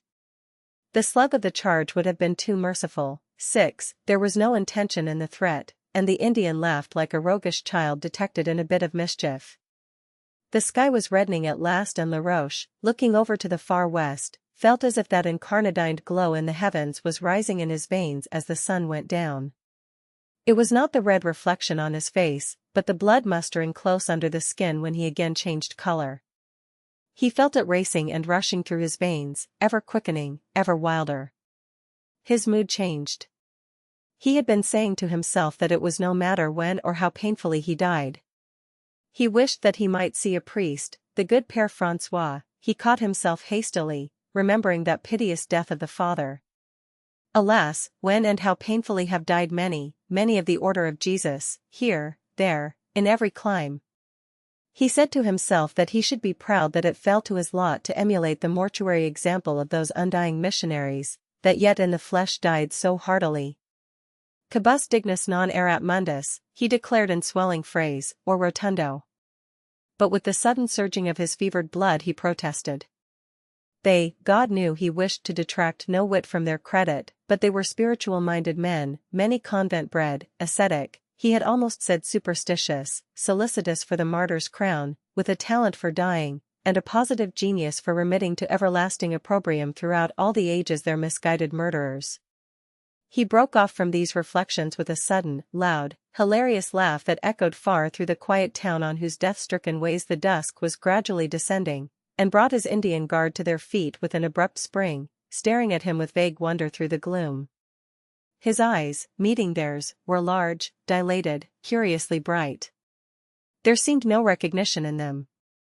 He did not answer when they spoke, but shifting his posture slightly went on muttering to himself, his mind thus beyond the control of his will. He formulated more candor than his disciplined judgment was willing to recognize. They were spiritual-minded men, he reiterated, the Jesuit martyrs. For himself, he was a soldier, not a martyr. Dying was the last thing a soldier should do, and once more his foolish, frivolous laugh rang through the melancholy glooms of the bereaved town. He was not fitted to die thus, the prey of unreasoning devils called by complaisant savages, to whom he had been sent on a mission of importance to French politics. His grave, his honorable grave, awaited him on some stricken field of battle. He had thought 100 times how it might come, in the rebuilding of some destroyed bridge which the enemy passed. He always destroys the good bridges, or perhaps in pushing a parallel closer and closer to the lines of the doomed defenses, a ball from the Chemin convert of the fort might find a vital spot. Would he shun it, fear death, jete face mes compliments? He stood suddenly erect and saluted. Then he collapsed upon the ground. A soldier's hasty grave on the field of battle, he coveted it. For shrift, the pressure of a good comrade's hand might bid him Godspeed. A soldier has few sins to confess. Little is required of him, he is merely a soldier, all body and heart, a mere bit of a soul. But these priests, these spiritual men, they who can profess so much, why should they fail?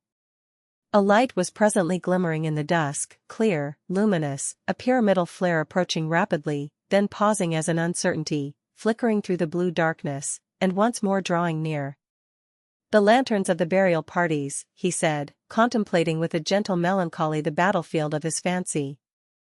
Many a fine fellow coming today that must be carried tomorrow.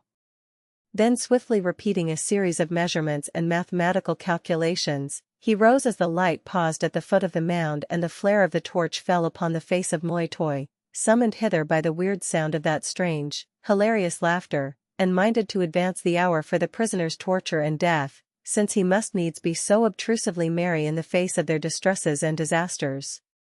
Laroche recognized him vaguely, but not of the circumstances which environed him. He lifted his voice as he pursued his train of remarks, expressing the jumble of his ideas.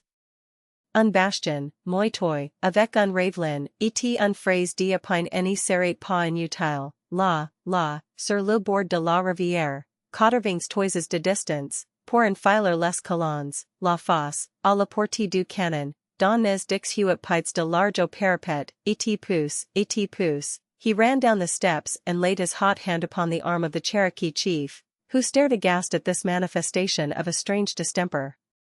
It was well for Laroche that the Cherokees did not feel it incumbent upon them to preserve the grace of consistency. If he had continued in health, he would assuredly have been put to death with tortures, in satisfaction of the iniquities of the embassy of which he was a member, but his wandering mind, his evident delirium, precluded his knowledge of his own fate, and thus robbed the torture of its choicest delight, the fear and mental misery of the victim, as well as his bodily agony. A postponement of the sentence was hastily agreed upon, and the patient, still declaiming upon the advantage of one system of fortification and contemptuously disparaging others, was gently conveyed, for he could no longer walk, to the stranger house which he and Pushkush had occupied, put to bed on the elastic cane-wrought mattress, and the medicine men were summoned to exorcise the strange demon of fever which had possessed the guest. The skill of these primitive people in the art of healing was said to be very considerable. But in this instance the Cherokee physicians found themselves at a loss. Laroche had duly absorbed the atmospheric miasma of the swampy country near Mobile and New Orleans, which, had he remained there, might have occasioned no trouble. But upon his sudden removal it instantly manifested itself in a virulent type of malarial fever, all its poison elicited by the pure, clear air of this mountain region. Hence this salubrious clime has been called the unhealthiest country in the world by suffering subtropical whites who would not be at rest at home and could not be well elsewhere. This theory, exploited long since those times, was not familiar to the two Chirotag, who rattled their calabashes at the fever demon with hearty goodwill. They administered the varied decoctions of herbs famous as febrifuges. They repeated aloud their ancient incantations, both mandatory and contemptuous, bidding the malign spirit depart. They arrayed and painted themselves in frightful guise to terrify the fever demon, and decorated with buffalo horns and buffalo tails, they rushed roaring from right to left in front of the bed, and when this proved futile, from left to right. They subjected the patient to sudden immersion in hot water, and then in cold, and again to a steaming process, placing him in an oven-like structure of heated rocks, over which water was poured, all without avail. The Cherokee magicians began to look very grave and ill at ease, for a dark cloud was ominously gathering on the brow of Moitoi. All at once Moitoi had come to covet the life of this man. It must be captured from death. He must be snatched from the already open grave. Not for the satisfaction of exacting that terrible penalty, as one of the treacherous Choctaw embassy, not for the keen delight of the spectacle of his death by torture. Any unlucky French white captured from the Illinois country, or some helpless English body, unknown or of scant note, wandering away from a kindly colonial settlement and heard of never again, or even a stanch Indian of one of the inimical tribes, Muskogee, Tuscarora, Seneca, any mere man, in short, who had blood to spill, and bones to break, and nerves to writhe might furnish this sport. With this man's death more was lost, a subtle, keen brain, technical military knowledge, practical military experience, a tongue of wondrous craft trained in various speech, a secret cogent influence with the French authorities at New Orleans, all calculated to subserve the Cherokees, and this a trifling kindliness would reinforce by the claims of gratitude, a claim paramount in the Indian scheme of ethics. So overwhelmed had been the wary Moitoi's brain by the surprise, the fury, the grief attending the catastrophe of the massacre of his young tribesmen, that these considerations were not even dimly presented to his alert perceptions till the moment that Laroche dashed down the stairs of the mound and impetuously flung himself into his host's arms with his delirious babble of military works and munitions of war. It was at first but a vague impression, a doubtful suggestion. The crafty Indian mind dwelt upon it in the days that came and went. Time seemed to embellish, to perfect it. And now it had become the dearest boon of fate, and the Indian would not forego it. For this man could design and build a fort that could withstand a British assault. He could so dispose the Indian facilities as to enable them to defend it. He could by reason of his connection with the French government secure such munitions of war as would complete its armament. An impregnable stronghold in the wilderness, with scientifically handled artillery, could set at naught British aggression and hold the country. Turned in whatever light, the idea presented a perfect symmetry. It was like a many-faceted gem. And thus the two magicians, men of herbs and simples, found their equanimity shaken and their capacities seriously hampered by the continual presentation of Moitoi's imperious countenance at the door of the stranger house, and the sight of his agitation and anger that the Chiratag had failed to exorcise the demon of fever and work a cure. Therefore they besought him to leave the sufferer to their ministrations, for his angry countenance caused their hearts to weigh very heavy within them, and his sharp speeches gave great offense to the demon of fever, who had never within all their experience conducted himself in the wayward, troublous manner of his present manifestations. "But the man will die," said Moitoi, looking down in angry despair at the wasted face and form, as the restless head of the patient turned from side to side, always weary, vainly seeking rest. "Is he the first?" asked one of the Chiratag. For like a physician of civilization, he by no means guaranteed the continuance of life by virtue of his science. It was very honestly and earnestly exerted, and both he and his colleague felt all the virtuous rage of sustaining a grievous injustice when Moitoi said, with a rancor that surprised them, for quarrels and unkindness to one another were almost unknown in the tribe, the utmost placidity of temper and mutual forbearance being de rigueur, "You promised rain, and behold at this season of the year a drought lasting 6 weeks, and the planting of corn delayed till a famine threatens, and not a drop till today. A visitation! A visitation! Because of the sins of the people and their hardness of heart," cried the two magi in a breath. "Wherein they improved an advantage over the faculty of today." Moitoi silently gazed down at the rolling head and the fixed, absorbed eyes bent steadily on some phantasmagoria of the fever. He noted the weakness of the once clear, strong voice, the definite, trained enunciation had sunk to a husky mutter. Still Laroche babbled of military operations, for now and again Moitoi caught the phrases "Cotter Mortiers," "Cohorn," "Champ de Buttely," "Barils de Poudre," although the rest was unintelligible, for now he spoke continuously in French. "He must live. He must live for the Cherokee nation," exclaimed the chief, with the insistence of hoping against hope. One of the Chiratag had a fine, steady, acute eye, a hideously painted face, with the aspect of a Bedlamite, arrayed as he was with buffalo horns and tail, and with his body stuck over with wings of owls, the calves of his legs hung with a dozen garters of rattling bell buttons, and a long-handled gourd filled with pebbles in his hands, which were covered with bear's paws. Perhaps the patient's delirium could present nothing more grotesquely, absurdly frightful. "You, Moitoi," he said, in his grave, sonorous, sane voice, "you have given offense to the demon of fever. For when the sun is rising the man revives, he will take drink, although he cannot eat, he will speak Cherokee, softly, softly, he will close his eyes and sleep. And then come you, with a troubled face, and a harsh voice, and an eager step, and a fierce hurry. And the demon of fever is angered, and the fever grows quicker, and more eager, and harsh, and angrier than you. And it rises and rises till the man will not drink and cannot see, and has no speech but a shred of French and screams for dreams that are without sleep." He looked to his colleague, who gravely nodded his fantastic head in corroboration. Moitoi silently studied the face first of one of the magicians, then of the other. Although immeasurably superstitious and credulous, he was yet grounded in craft and suspicion. And, in truth, perhaps he was not without justification. The Chiratag, like more modern disciples of Aesculapius, doubtless often attributed to other causes disasters consequent upon a lack of skill or its misdirection. In this instance, however, the value of the stake at hazard, the imputation of the malign personal influence of his presence, a vague indignation that he should be esteemed obnoxious to any being, even a demon of fever, rendered Moitoi peculiarly alert, watchful, disposed to exact to the extremity of the possibilities. The two Chiratag, as his glance once more sought the pallid face, the ever-turning head on the pillow, looked anxiously at each other. For the face seemed death-stricken.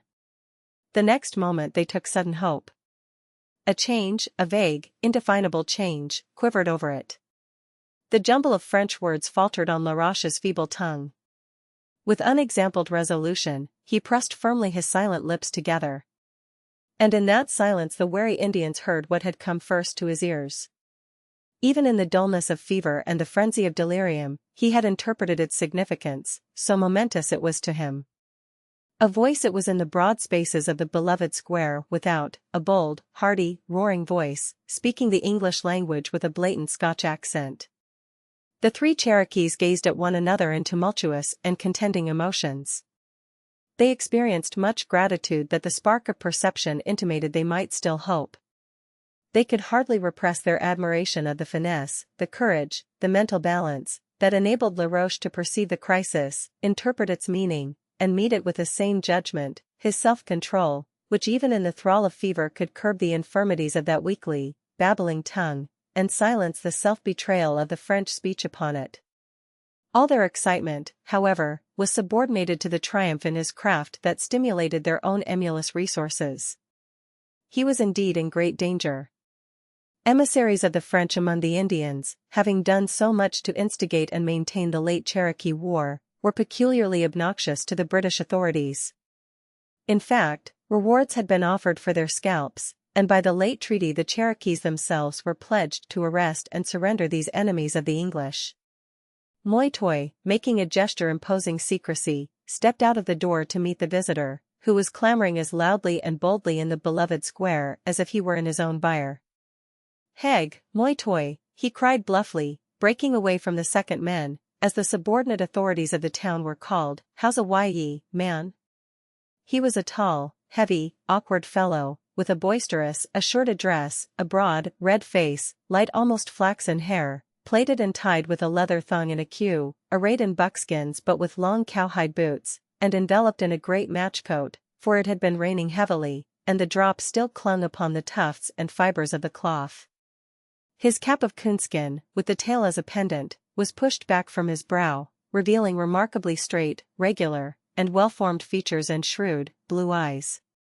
He held under his arm a stout horsewhip as a companion rather than a weapon, for his pistols were in the holsters on the saddle of his nag, which, drenched to the skin, hung down its head where it stood unceremoniously hitched to a stake whereto was sometimes bound a victim for the torture.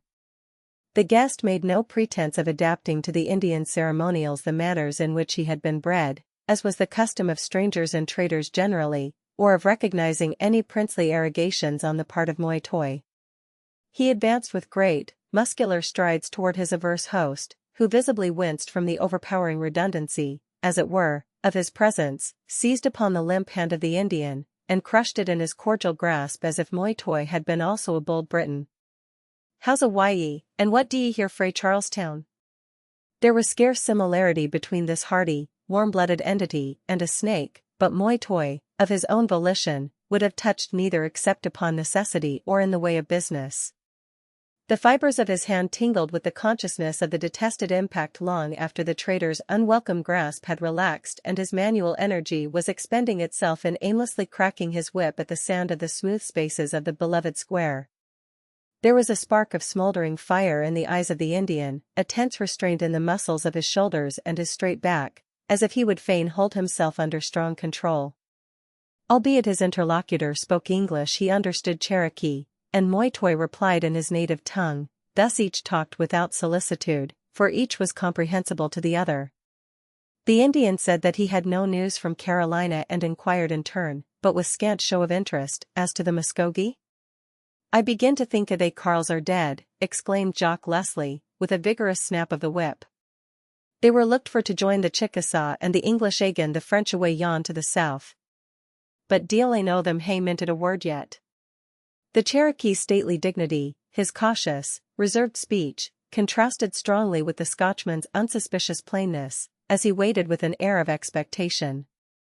If the Indian had had news, he would not have bartered it with the trader, nor indeed had the trader repaired hither for what he could hear.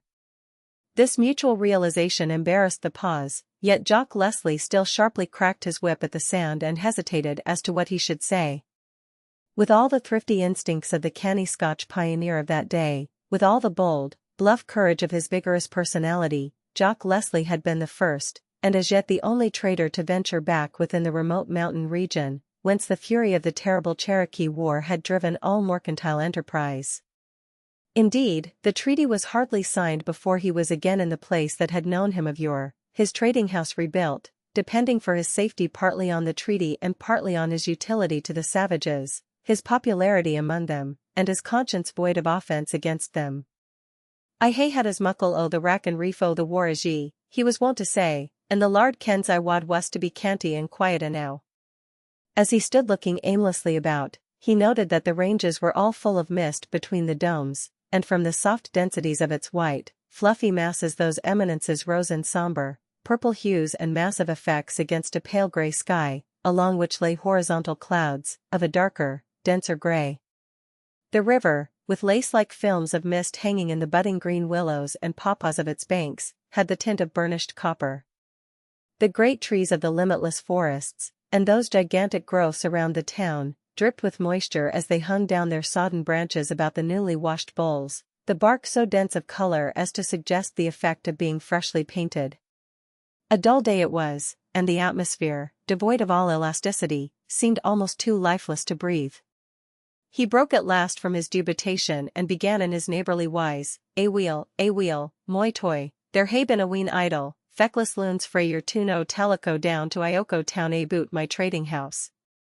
And there they lifted a few trifles frae the stock, but I see no grudge that, a few bit duds. But then they slaughtered a couple o' sheep, an aldyo and a yearlin.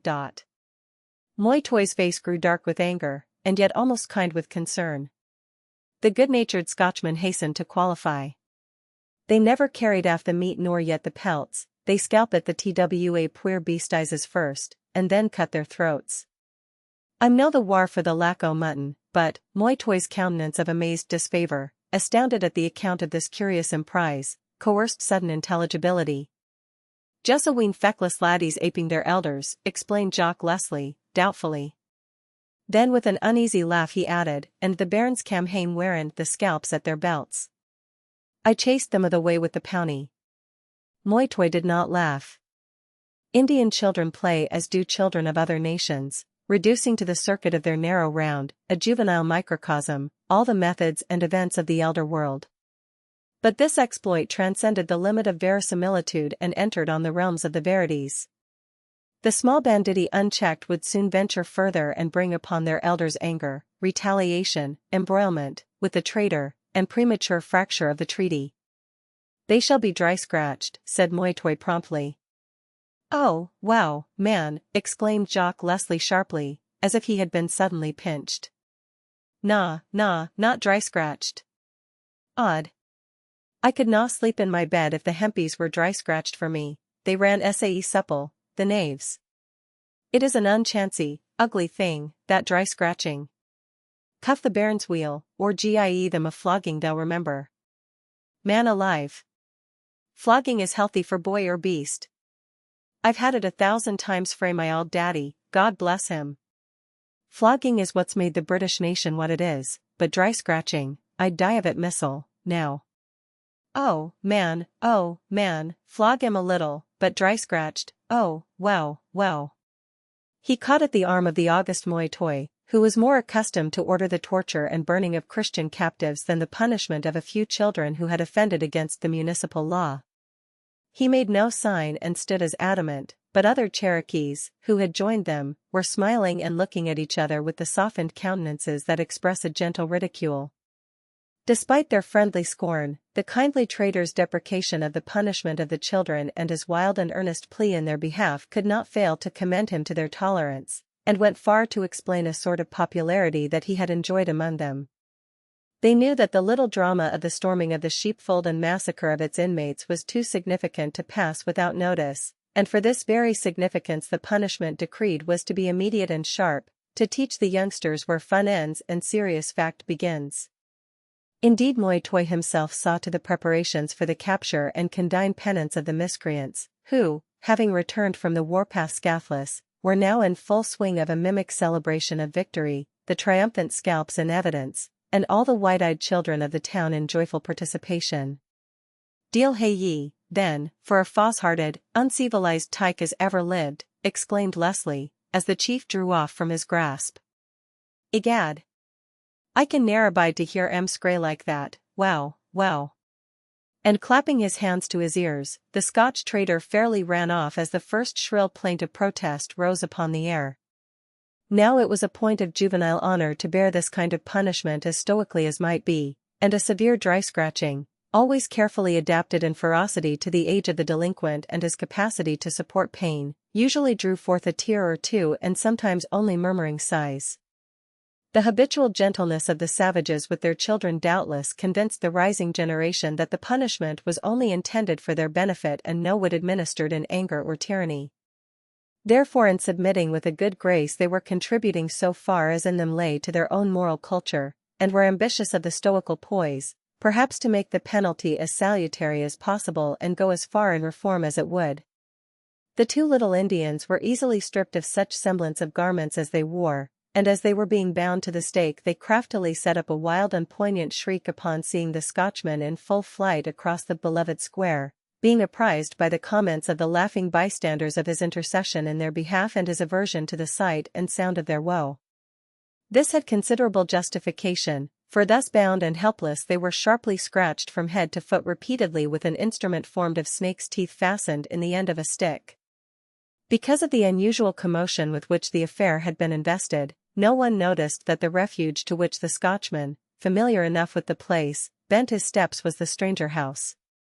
He burst in, and started back astounded at the figures of the Chiratag arrayed to frighten the fever in such manner as might have frightened the devil. Then the trader's eyes fell upon the white man lying helpless on the brink of the grave, as it were, the victim of the fever. "Lord save us," exclaimed Leslie, with a sudden change of countenance, "why hae we here?" The two Chiratag, unaware of the very disconcerting effect of their own professional appearance, themselves showed every sign of fear, incongruous enough with their terrifying aspect. In fact, they could scarcely have been more alarmed had Satan himself appeared, for they were unacquainted with him and his reputation, while quite well aware who and what was Jock Leslie. The presence of the French emissary here was a breach of the treaty lately renewed, under which the Cherokee tribe traded with the British, and a menace to the privileges promised to the Indians under its stipulations. They hardly knew how to reply, and the abrupt entrance of Moytoy was like a rescue from mortal peril. The chief had bethought himself suddenly of the possible suspicion of the stranger's presence here that might be casually conveyed to Jock Leslie's perceptions, while free in the town unguarded and unwatched. Anything so complete, so inexplicable, so irrefutable as his intrusion and the evidence of his own eyes the chief had not anticipated for a moment, and his ready resources of subterfuge failed him for the nonce. "Puir chield. I doubt na he is in the dead thraw," the trader muttered, his compassionate instincts uppermost. Then, impressed by something unfamiliar in the cast of the features, he asked doubtfully, "Is he frae the colonies, or overseas?" Laroche had been divested of his fine French uniform when he had been brought here ill. It had been carefully put away in view of its future use by his captors, being an official garb, for the crafty Moytoy fancied some occasion might arise when it would serve a diplomatic turn. Moreover, the gold lace and fine cloth were much too dazzling, considered merely as booty, to be spared to the prisoner as habiliments in which to be ill or tortured or buried. In the varied experiments of the Chiratag, contending with the rigors of the chill following the fever, Laroche had been clad in buckskins, supplemented now and then in the convulsions of the shudders and shivers by one of those feather-wrought mantles that attracted so much attention from the early travelers in this region, the effect of which was pronounced extraordinary charming. There was naught to indicate his nationality or his estate as captive. Every evidence of care and solicitude environed the patient, and Moytoy's explanation seemed obviously genuine. The sick man had come to Great Tellico, the chief said, with some of the Cherokee tribesmen who had been up to Virginia, and being taken ill they had left him to recover while they went their various ways homeward. He did not ask the man's name of them, thinking to learn it from himself. He had been only a little ailing at first, but now one hardly knew what to make of him. Jock Leslie, seated on one side of the cabin on the divan, with his hands on his ponderous knees, his head bent a trifle forward, gazed thoughtfully across the room at the fevered patient, as not so long ago the Choctaw Mingo had sat and glowered at the recumbent frame then sunken in sleep. "He is gone to D," the trader remarked dolorously, at length, and the words, bespeaking his own fear, fell with a crushing force on the hopes of Moytoy. Jock Leslie drew a long and labored sigh. If the sorrows of the little dry-scratched Indians, wicked varlets, could take such hold upon the sympathies of that frank, compassionate heart of his, how the sight of this tragedy racked him, this valuable life going out in exile, among savages, with not one intelligent, civilized effort made to save it. "Gin I had him ance at hame," he cried, in futile aspiration, "I doubt but what James's powder might work a cure." Carry him there. The demon of the fever may not dare to cross a stranger's threshold, cried Moi Toi, with a sudden inspiration. He was thinking very rapidly. If some untoward chance should reveal the secret of the nationality of the man, which even in delirium he instinctively guarded, why Jock Leslie and his household were practically alone here, hundreds of miles from any English settlements, and accidents were lamentably common in the distracted Cherokee country at present, so frequent, indeed, that the discovery might go no farther. The Cherokees will aid their guest. The brothers of the tribe will rejoice to bear the burden of a litter, he continued. The demon of the fever maybe does not know the way to Ioko town and cannot follow. Jock Leslie, heeding little of these hopeful schemes for confounding the demon of the fever, sat doubtful nevertheless and dumbfounded. A vague sentiment of suspicion had been lurking in his mind, first, that the Indians had not expected him to discover so unusual an inmate of their stranger house as this white man, and that he and his status were not as represented. Then as Moi Toi so freely and instantly relinquished his custody, the traitor experienced as vague a doubt if the patient had had fair play among them, since they were eager to get rid of him and of such responsibility as his care imposed. The puir Injun. Jock Leslie said to himself reproachfully, if I'll suspicion him o' ane thing I'll e'en doubt him o' the contrary. The man lay as in a dwam, to use Leslie's expression. The traitor crossed the room, felt the temperature of the forehead, noted the dull, opaque eyes, and laid his hand almost paternally upon the light brown hair of a fine, silky quality, dense and curling. The traitor was an unsophisticated man, unlearned and of a scanty experience of the world, his life having been spent for the last 10 years in the treadmill round of a British factory in the Cherokee country. He realized his responsibility and he shrank from it. He looked at the impassive Chiratag and received no light upon his course. He glanced out of the door. A change had come over the landscape. The wind was astir, the clouds were flying before it. Between their dense white masses the sky showed intensely blue, inconceivably high. The sun shone with a vernal brilliance, it would not be unduly chilly by noon. Fragrance was in the air, so fine, so fresh, so elusive. One might say that it was the scent of the budding wild cherry, or, no, the early blooming grape, or, stay, the delicate aroma of the bark of a tree, touched to this distillation of incense by some happy combination of sun and wind and rain. The whole scene beckoned, lured, besought. And what for no? Cried Jock Leslie, his resolution taken at last. As will be under the canopy o' heaven as in an Injun's cabin. Every precaution that could be devised was taken. The litter, fashioned under his directions, was furnished by Moi Toi munificently, freely, with the softest skins for mattress, with fine fur mantles for covering that were impervious to water in view of sudden rain, and with others, feather-wrought, light, and warm, to fend off all deleterious effects of exposure. A dozen tribesmen bore it, stepping lightly, easily, on their springy feet, unshod save for the elastic moccasins, and a dozen more mounted men accompanied it to act as relays, and, thus relieving one another, suffer no fatigue to retard their progress. A body wad think the creature was a Christian instead of a doit heathen. Leslie said to himself, impressed by Moi Toi's liberality and anxiety in this work of mercy. For Moi Toi had despaired of the efforts of the Chiratag to exorcise the demon of fever and save this life to the utilities of the Cherokee nation. It is some devil of the paleface that has taken hold of him, the chief said sagely to the Chiratag. Let him have the white man's charm worked on him. For if the French officer should die on the way to Ioko town, would he not also have died at Tellico?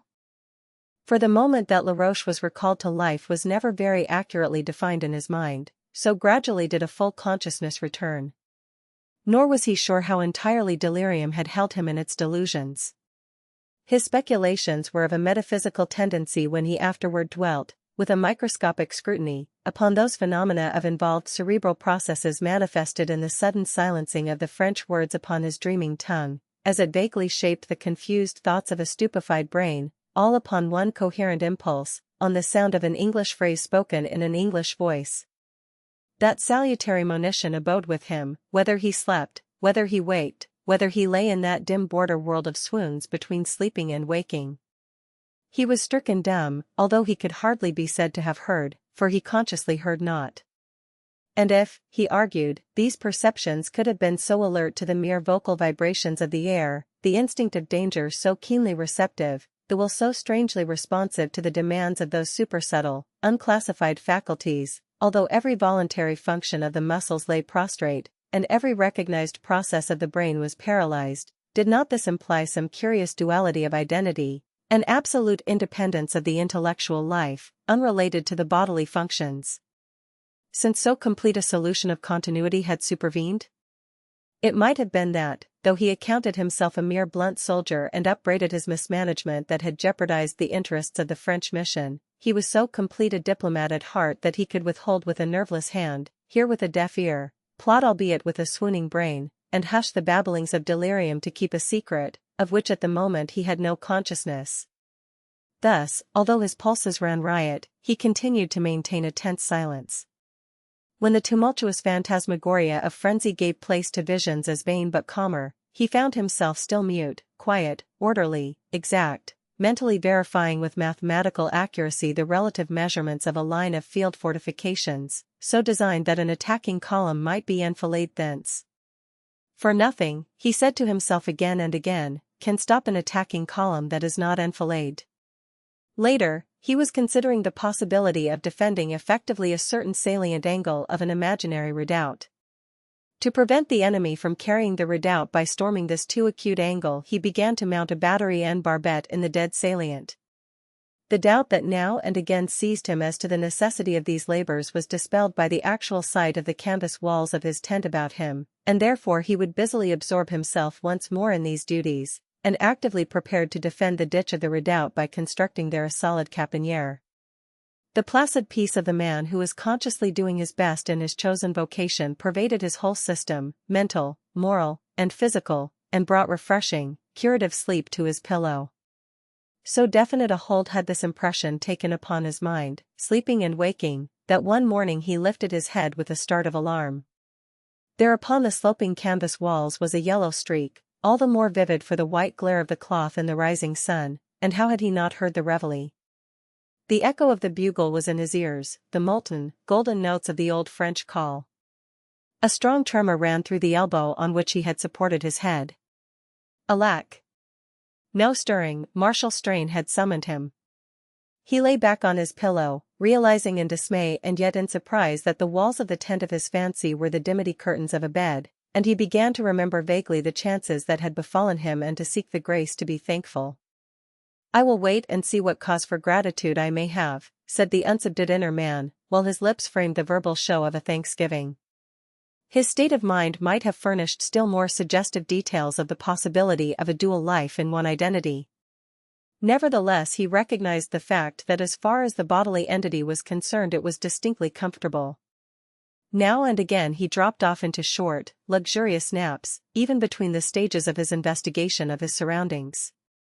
In one waking interval he took account of the furnishings of the bed. It bore sheets, a rarity of the place and time so unexpected, so inexplicable, that it roused new doubts and anxieties as to where he was, what had befallen him, and what might yet betide. Still he could but finger them in pleasure and with a childish relish of luxury. Snow-white they were, of a heavy, fine linen smoothly woven, with the fragrance of the wood violets of the bleaching ground, and the freshness of the wind yet in their folds, as it seemed, and once more he closed his eyes. When he wakened again he had so far accustomed himself to the homely opulence of blankets and bedding that he was prepared in a measure for the night rail in which he found himself clad, but not for its size. As he stretched out the voluminous length of its great sleeve and took account of its breadth of shoulder, a big man in good earnest this was made for. "I shall take care to be friends with the monster," he said. He bethought himself suddenly of the English words that he had heard, a mere sound and locution, yet this was the only definite recollection that had stayed in his mind since the moment he had beheld the flying figures of the Choctaws speeding across the beloved square to the Pettiagar. He must bear a caution, a Frenchman, and possibly liable to be accused as a spy. He lifted his wasted hands to his head. It was enveloped in a red nightcap, with a gay tassel swaying on its fez-like peak, and much he needed it, for the whole head had been shaved, some time since evidently, for delicate tendrils of a new growth were starting there and he felt fibers moist and soft about his forehead. A step sounded suddenly outside, heavy but cautious. A stealthy hand was laid upon the curtain, and as it was drawn aside the red face of a man of middle age, tall, powerful, flaxen-haired, with high cheek-bones, a man whom Laroche had never before seen, looked in upon him. Grave, astonished, delighted, the stranger seemed, with a sudden twinkle of comprehension in his blue eyes and an outburst of joy in his big voice that made the bedstead tremble on the uneven puncheons of the floor. "Heg, Collant," he cried, as their eyes met, "but this thing's a Lilia's." Callum, he began to call over his shoulder to other inmates of the house in so stalwart a roar that it might have been heard half a mile. It easily penetrated the flimsy partitions of the primitive building, and the feet of those summoned were audible rapidly approaching. "Here's the Collant," he exclaimed, as the door opened. "Here he is, a himsel again." He had the manner of announcing the arrival of a guest, and Laroche easily divined, from the hiatus in his recollections, that he could hardly have been considered present hitherto, although visible in the flesh. A young man, with less enthusiasm, but still an air of proper pleasure, partly induced by genuine gratulation upon so happy an augury of the termination of a serious illness, and partly in propitiation of the elder, whom it was evident he would have crossed upon no slight occasion, advanced to the bedside and declared that he was glad to see that the patient had recovered his consciousness and doubted not that he would soon be on his feet. This young man wore the Highland garb, from which Laroche inferred, somewhat quakingly, that he was of the British soldiery who had been active in this region during the previous 2 years, in the campaigns conducted by Montgomery and afterward by Grant against the Cherokees, in which the Montgomery Highlanders, the 77th Regiment, and others had participated, for at this time the national dress was proscribed except for those enlisted in British regiments. A barbarous garb the Frenchman considered it, hardly a whit in advance of the savage decorations he had been called upon to note at Tellico Great, so strong were the international prejudices of those days. For in truth it was a manly and graceful figure appropriately bedight, with swaying kilt, the short coat, the blue bonnet, with its bit of bearskin decoration. The young Highlander's fair hair hung down thick and half-curling from beneath this blue bonnet and lay in an effectively contrasting tint upon the collar of the red jacket, which constituted at that time part of the dress of the 42nd Regiment, and was worn with a red waistcoat. The latter, we are informed, was made over, in the governmental thriftiness, from the red coat after a year's wear, while the plaid, furnished biennially, subsequently did duty cut down and frugally reconstructed into the philibeg. But if the wildernesses of the Great Smoky of that day at all resembled the tangled forest densities which still remain, the military tailor who refashioned any garments whatever from the gear that survived the marches through those brambly mountain jungles deserved immortalizing above all other knights of the shears. The dark blues and greens of the sombre black watch tartan in Callum's plaid and kilt afforded an added fairness to his locks. His florid complexion showed a fluctuating red and white. His blue eyes were large and well set, with lashes and eyebrows much darker than the shade of his hair. He had high cheek-bones and an expressive mouth, with finely cut lips, red and mobile, often parted in the blithest laughter for very slight cause, and exhibiting 2 unbroken rows of strong, white teeth. His smiling face was as frank and honest as the sun. Laroche's sudden dislike of this young stranger surprised himself and dismayed him as well. For would he have experienced this emotion were the third member of the little group that stood by the bed different from what she was? Her likeness to her father might have served as an illustration of the apotheosis of humanity in a spiritual miracle. Jock Leslie's flaxen hair, half grey, half tow, was golden in the glistening soft skeins of silk that swept upward from her brow in heavy undulations. The blue veins that showed so definitely in the temples could not have vaunted their delicate tracery through a skin less fine and fair. Here and there was a freckle, but a faint blush rose bloomed over the whole cheek as if it sweetened the air. Her figure, draped in a sober, grey gown, was tall and strong, but a trifle angular, denoting more bone and muscle than exuberance of flesh. In fact, she was frankly thin, although her face was so delicately rounded.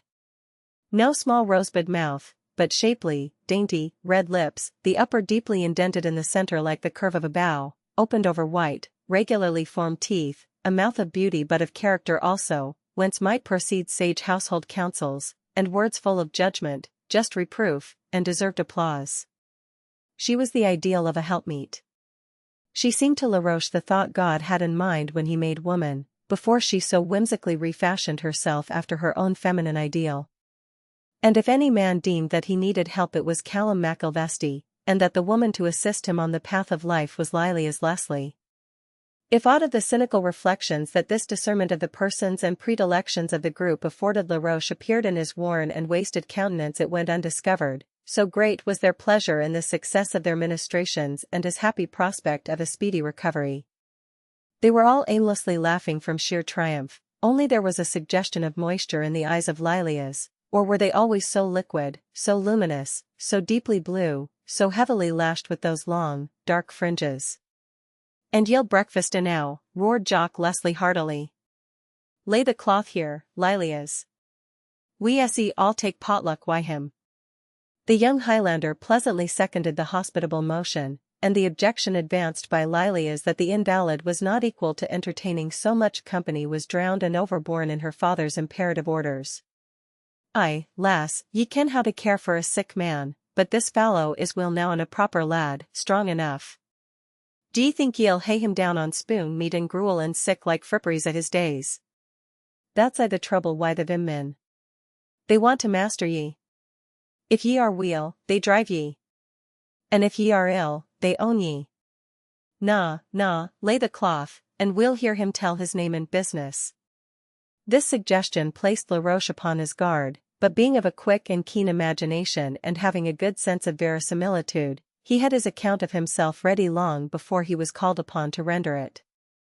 In fact, Jock Leslie was graciously disposed to be autobiographical himself, and in the course of his prelection was explained the unusual presence of a white woman in these regions at present, for the Scotch or English traders did not risk their families here, but left them far away in the safe precincts of the small white settlements or the coast towns. His daughter, Jock Leslie said, had heard, and who could not hear anything in sic a wild, ambiguous country, to use his own expression, where the news is carried by wild Injuns, while lie, it seems, for the sheer purpose of proving themselves the children o' the deal, was the father o' lies and liars, and a monstrous progeny he hae, to be sure, weel, the lassie heard that her father, and that's missile and not the deal, had been ta'en down wi' the smallpox, and the bairn was worrited out o' her life, mair especially as Moni people, they wild Injuns in particular, were deein' why the distemper, havin' nae proper sense how it suld be treated. And the lassie started out for Ioko town, not that I hae forgiven Lilias for puttin' hersel in sic a danger, for by makin' a fuel o' me, as weel as of Callum McIlvesty also, though that's a smaller matter. Weel, Callum heard o' her intention and hired a wheen o' young packmen in Charlestown, they being mostly idle at this season, he sees Gillies, and started out with her, having leave o' absence to visit his American relations, Callum bein' a far awa cousin, my mither was sib to his mither, and he overtook Lilias as she was about to come alane frae Charlestown wi' the under trader and a packman or TWA, and a lot o' dar red deals of Injuns that could hae scalpit the hale party, gin the mind had ta'en them. And I as hearty and thriven as e'er I was in of my life. He paused to emphasize the incongruity. But, lad, resumed the joyous host, the bairn's preparations for the sick that she fetched wi' her on the pack-horse were na wasted at last, for the James's powder and the pills and the lotions and they ding things she meant for me hae gain into your inside, man, and the sheets and the curtains and sick-like were nae sooner unpacked than we clap-pit ye intil 'em. And now will ye no tak a dish o' your ain chocolate, said Lilias, with a smile curving her red lips, that we fetched to the way frae Charlestown for ye, expressly, mister, her father remarked her hesitation. Aye, he exclaimed, with his mouth full of bread and meat. Gies your name, sir, maester, what?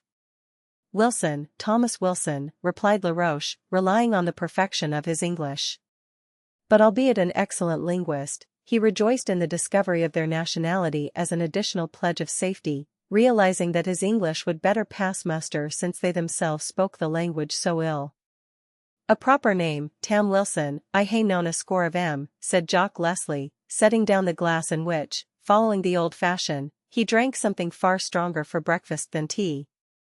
He interpolated at this crisis a remonstrance with his daughter against the chocolate as a foreign kickshaw, protesting it our flimsy for a good British stomach, but the foreigner was secretly truly grateful for her persistence, for with the rising yet squeamish appetite of a convalescent, he doubted his capacity, even in the interests of his disguise, to forego the chocolate in favor of the ale and brandy with which the two Scotchmen moistened the meal. "And where do ye hail frae?" Jock Leslie asked. The question was sufficiently difficult of reply. Louisiana or the Illinois, in the French occupation, was obviously out of the question. Yet should the guest say Georgia or South Carolina, he might be exposed to conversation touching localities familiar to them which he did not know, people, citizens, as well as officials, with whom he must needs seem acquainted as were they, the names of ships or rivers or towns, all necessarily household words to one of the more southern provinces, yet of which he was densely ignorant. "Virginia," he said at a venture, "about Williamsburg." To his consternation Jock Leslie laid down his knife and fork, and he knew instinctively it was no slight matter that could check their activity. But for the fictitious glow that the hot chocolate had set up in his veins he might have succumbed to a rigor that had no relation to the vicissitudes of his disease. "Now I hope ye are none o' they Virginians, 7, that latterly hae been tampering wi' our Injuns, and invitin' 'em to come for their goods to Virginia, and seekin' to coo our trade out o' our ain hands. Hae ye seen Governor Bull's letter, Lieutenant Governor Bull o' South Carolina, Governor Bull's ain letter to the Governor o' Virginia, man?" It was well for Laroche that his cadaverous aspect, as he lay in bed, propped by pillows into a half-sitting posture, his face almost as ghastly white as the voluminous folds of the night-rail, the scarlet flannel nightcap, with its gay and flaunting tassel accentuating his pallor, was ascribed altogether to the effects of illness. Much of it was doubtless due to his perturbation of mind and the conscious jeopardy of his position, although he managed to hold with a steady hand the cup containing his chocolate and to maintain a quiet, interrogative gaze as his eyes met the Scotchman's eager blue orbs, and he replied succinctly, but definitely, in the negative. "Aweel, man," said Jock Leslie, the importance of the subject precluding the resumption of his knife and fork, "Governor Bull did set forth and make known unto his Excellency of Virginia that we of the King's province o' South Carolina had suffered much in the auld proprietary days with they bloody loons o' Injuns, and had worked ym and wrastled sair ym, and had made unco good friends wi' several strong tribes on our borders, Creeks, Chickasaws, and mair especially the Cherokees, till this late war, all through the privileges o' the trade we had wide them and the restrictions and facilities of the licensed traders the government establishes and maintains amang them, to furnish them wi' their necessities, and powder and lead, a deal mair than is good for them. And if Virginia draws aff this trade frae these distant tribes, for the sake o' the bit profit to be had frae it, Georgia and South Carolina hae nae means o' keepin' they blackguards o' Injuns in order close on our settlements, whilk will be left to their mercies. They provinces would like be destroyed." He paused with earnest, convincing eyes, while the guest held his cup motionless and listened. "Cain in the old days jaloused his brother and for rivalry killed him, but I warrant even he wad na hae sold him for a shillin'. It's later times hae taught us better, or war." "My dear sir," exclaimed Tam Wilson, "you may rest assured that I am seeking no Indian trade for Virginia." Jock Leslie drew a long breath of relief. "Aweel," he said, easily placated, "His Excellency of Virginia answered and promised to let the Injun trade be as it was built." He had not seen the matter in sic a serious light, he said. No man could speak fairer. "But I thought, I doot, leastwise, Heg, man, what errand did bring you then to Great Tellico?" "A matter of business," said the French officer quickly. "Some of the Cherokees sold a lot of horses to our neighborhood near a year ago, and this spring most of them disappeared. It is said always that horses bred in the Indian country go back yearly to their old grass." Jock Leslie nodded his head in confirmation, his mouth again full, knife and fork plying. "Is it true? I doubted it. But I came with some neighbors as far as Tellico. I fell ill at Tellico, and I remember no more." "They went off and left you," exclaimed the young Highlander, with a touch of indignation. "Wow, man, what fearsome-looking worry-cows be they medicine men, they Chiratag. But Moitoy was kind and helpful, though fine he liked to get rid of ye. That was what made me jealous that meb you were meddlin' wi' the trade." Leslie recurred to the subject. How do they Injuns come by sic prodigious fine horses? Demanded Callum McIlvesty, affecting a diversion with more delicate tact than might have been anticipated from his lowly station and coarse garb as a common soldier. Laroche began to understand that the Highlander, despite his position and rude dialect, was of a higher social grade in his own country than these compatriots of his, and that their far-out connection with his family was a source of pride to them, albeit the relation of wooer and wooed had compassed a certain reversal of the natural order of precedence.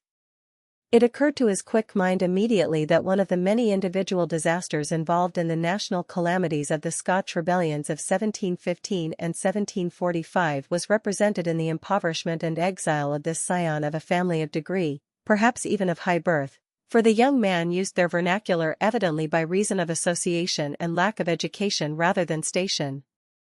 He had sundry unmistakable marks of a highly bred gentleman, despite his evident poverty. Laroche knew that certain such, serving as soldiers of fortune, held commissions in the foreign armies of Europe, while a few others, more destitute of money and influence, could be found as private men in those Highland regiments recruited by the British government for service in America against the French and Indians, and officered in several instances, strangely enough, by men who had recently themselves been arrayed in arms against the dynasty they now supported. Their horses come frae the Spanish barbs that de Soddy and his men left amang them, and I was we had naething war frae the dooms meddlin' Spanish than their cattle.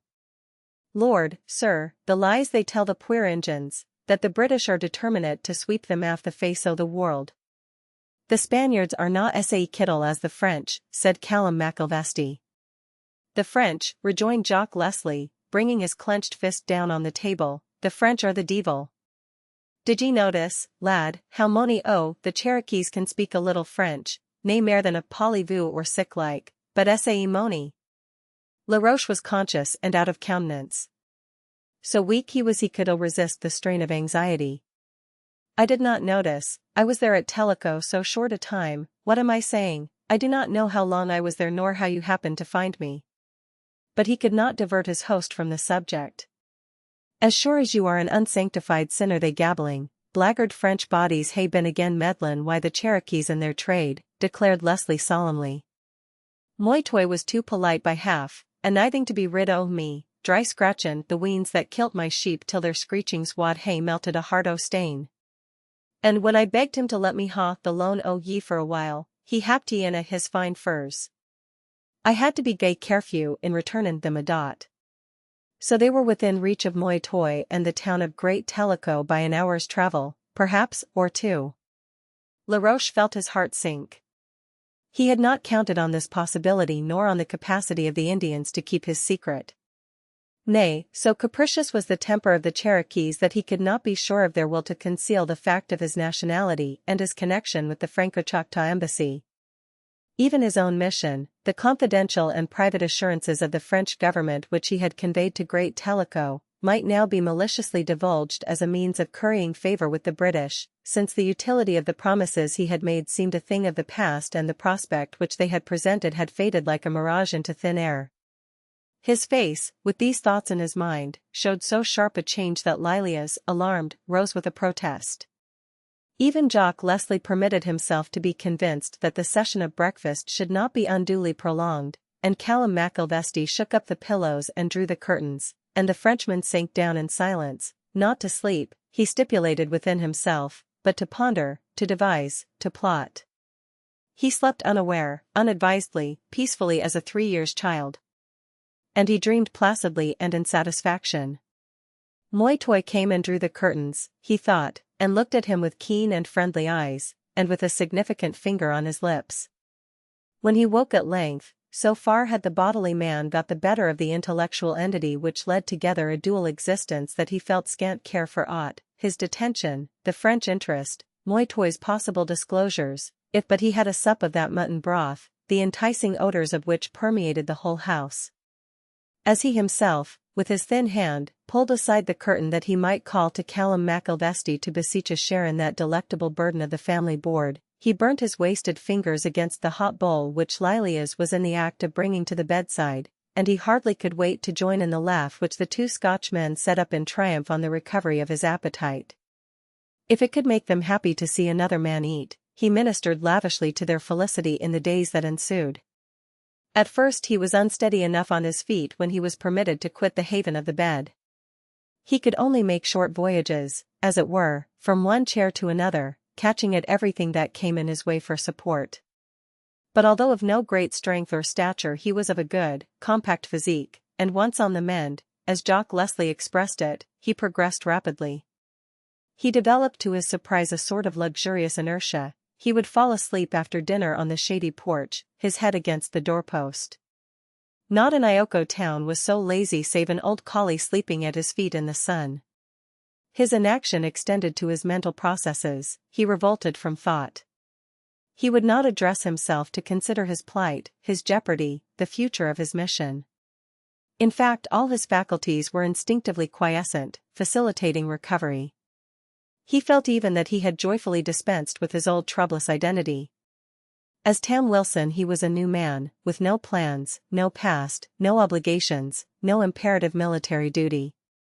The pioneer garb of buckskin, with its many fringes and leather belt and coonskin cap, that he was constrained to wear aided his release from himself.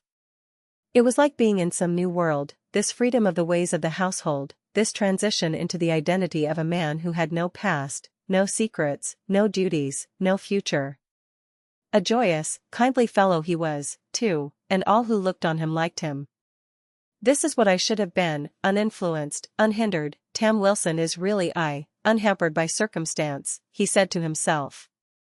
His haunts were chiefly about the dwelling, which was situated near the trading house and in the very center of the Indian town. The traders, of whom there had been but very few in the whole region, each always in great isolation, none of whom had now returned except Jock Leslie, were allowed by the Indian municipal authorities, so to speak, the second men, the choice of erecting dwellings at a little distance from the towns or in their midst, if this were deemed to conduce to the greater safety of the white inmates of the house, thus under the immediate protection of the headman of the village, for whose behoof the trader was licensed.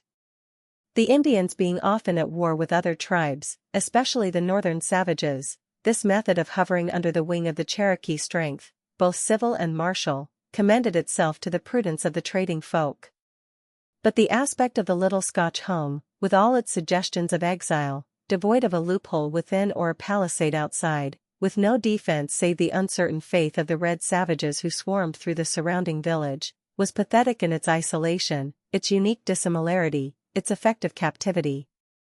A vine, only a trumpet vine, hung luxuriant over the eaves and sent tendrils astir above the lintels of doors and windows. Shining pans were suspended to take the air and the sun against the posts of the porch. Piggins, crocks, blue, brown, and yellow, ranged themselves in vaunting cleanliness on a window shelf outside the sill.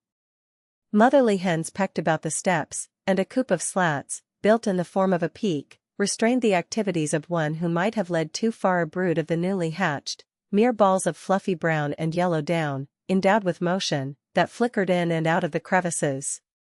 Often in her gray-green dress the golden-haired Lilia sat here at her homely flax wheel, while in the beloved square a company of braves were marshalling for a northern expedition against the Shawnees, singing their war songs, painted for the warpath, the fullest expression of the terrible upon which the eye might rest.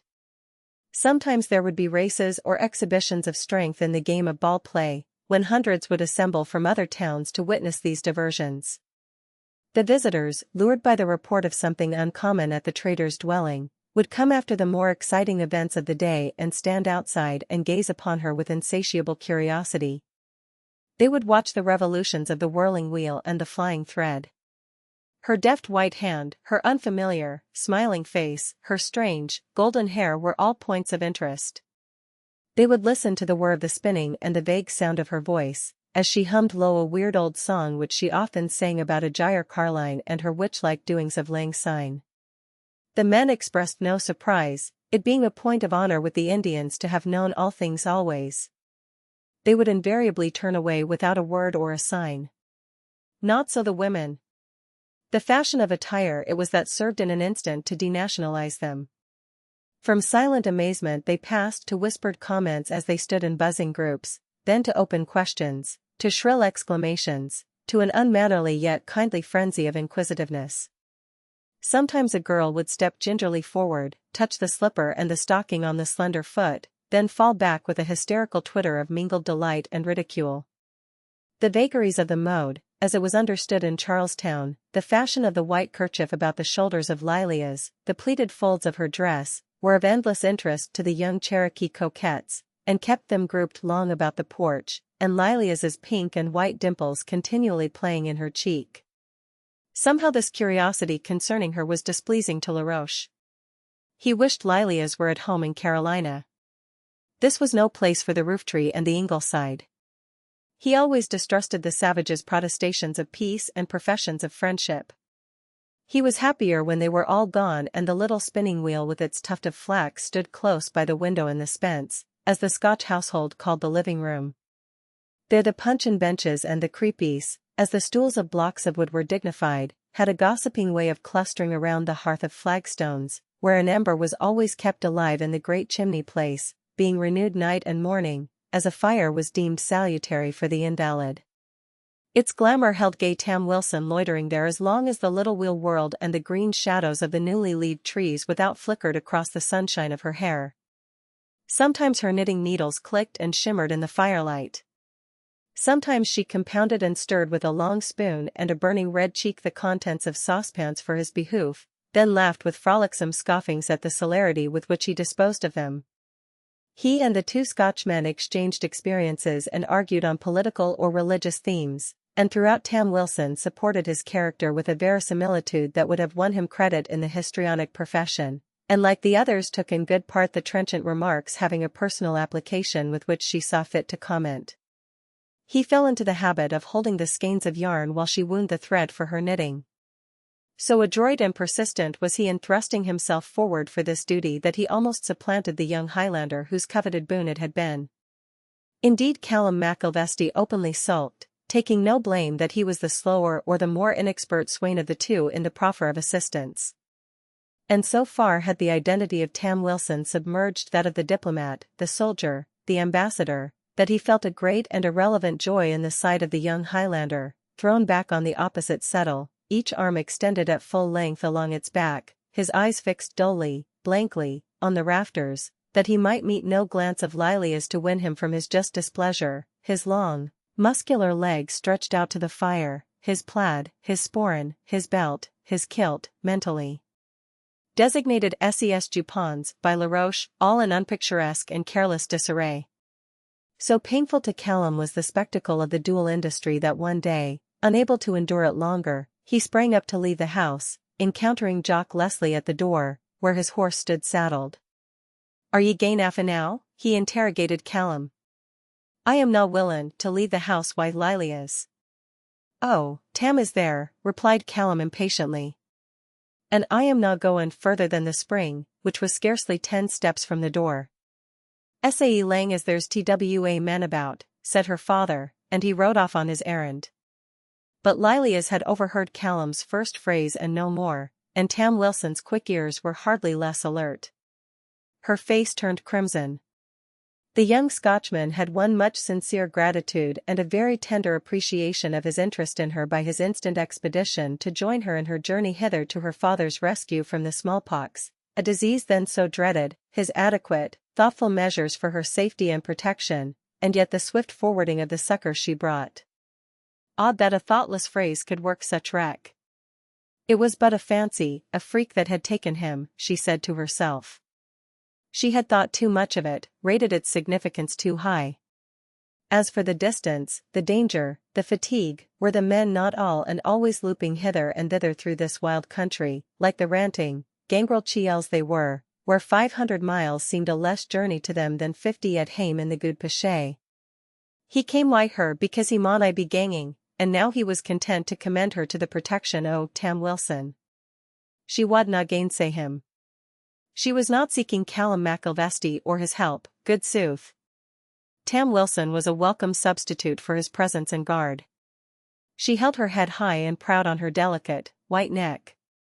Her eyes, half cast down on the skeins as she disentangled the thread, glowed and flashed, and Tam Wilson, the personification of demure mischief, gazed discerningly at close quarters at them. Her sensitiveness was the keener for the fact that Callum on his father's side, the McIlvesties, was kin to Gret folk, and the relationship of Jock Leslie and his daughter to the young Highlander's mother was so distant as to baffle any ordinary computation, despite their pride in the fact and its frequent mention. At that time in the colonies women were few and much in the ascendant, and Lily as Leslie felt all the importance of her position and the strength of her power to make Callum rue the slight if he really cared aught for her, and to show him her own indifference if he cared not. Tam Wilson, in his idleness, his enforced inactivity, had developed a domestic proclivity. He was seldom out of the house, and as the days wore on the desire to go vanished. He was promoted to many domestic duties. He was permitted to stem the wild strawberries that graced the evening meal, and felt a stealthy joy to be berated that he should be so slow, and to be accused of taking toll of the fruit too heartily to solace his labor. It was he who went back and forth in pride to the spring with the pail, who was set to guard the bannocks that they did not burn, and when all was done who lounged on the settle and idly watched her smilingly lay the cloth that he might dine. It was he who beguiled the tedium of the sudden storms in the spring evenings when the clouds shut out the stars and the doors shut out the mists and the roof rang with the marshalling of the hosts of the rain and the wind sang like a trump. Then Tam Wilson would stir the fire and tell wonderful stories and sing songs, military songs, gay clashes of the cannikin, and stories of the camp and the field, showing a knowledge so intimate as to cause the lowering Highlander to ask suddenly one night, "Ye hae seen service, sir?" "Aye, sir," answered Tam Wilson, instantly on his guard. "Foreign service, sir, some years ago. I was at Hastenbeck in '57, sir, fighting with the Duke of Cumberland." Which was true, but as one of the victorious French, and not, as the phrase implied, among the defeated Allied forces of the famous English commander. And 2 years later, Tam Wilson continued with less animation, "I was at the Battle of Minden. I have participated in several campaigns." Having thus unwittingly enhanced his rival's consequence, the young Highlander asked no more, but fell back to lower savagely and bite his lips, as perhaps an outward figure of how he was eating his own heart within. But it was the glamour of the clear vernal moon that bewitched the unstable Tam Wilson, himself with as many phases. He would fall suddenly silent, as under a spell, when its rays aslant, just discerned, would drop down through the window from the west, where it hung little more than a crescent in a pink haze, and draw the outline of a leaf of a chestnut oak, an acorn half developed, and a bare twig upon the rugged puncheon floor of the spence. The girl's fair face would be vague, ethereal, her hair dimly a glimmer, her white homespun dress of linen a poetic suggestion in the gloom, her rich voice full of undreamed-of vibrations that he could study with a quickened perception lacking in the bold light of day.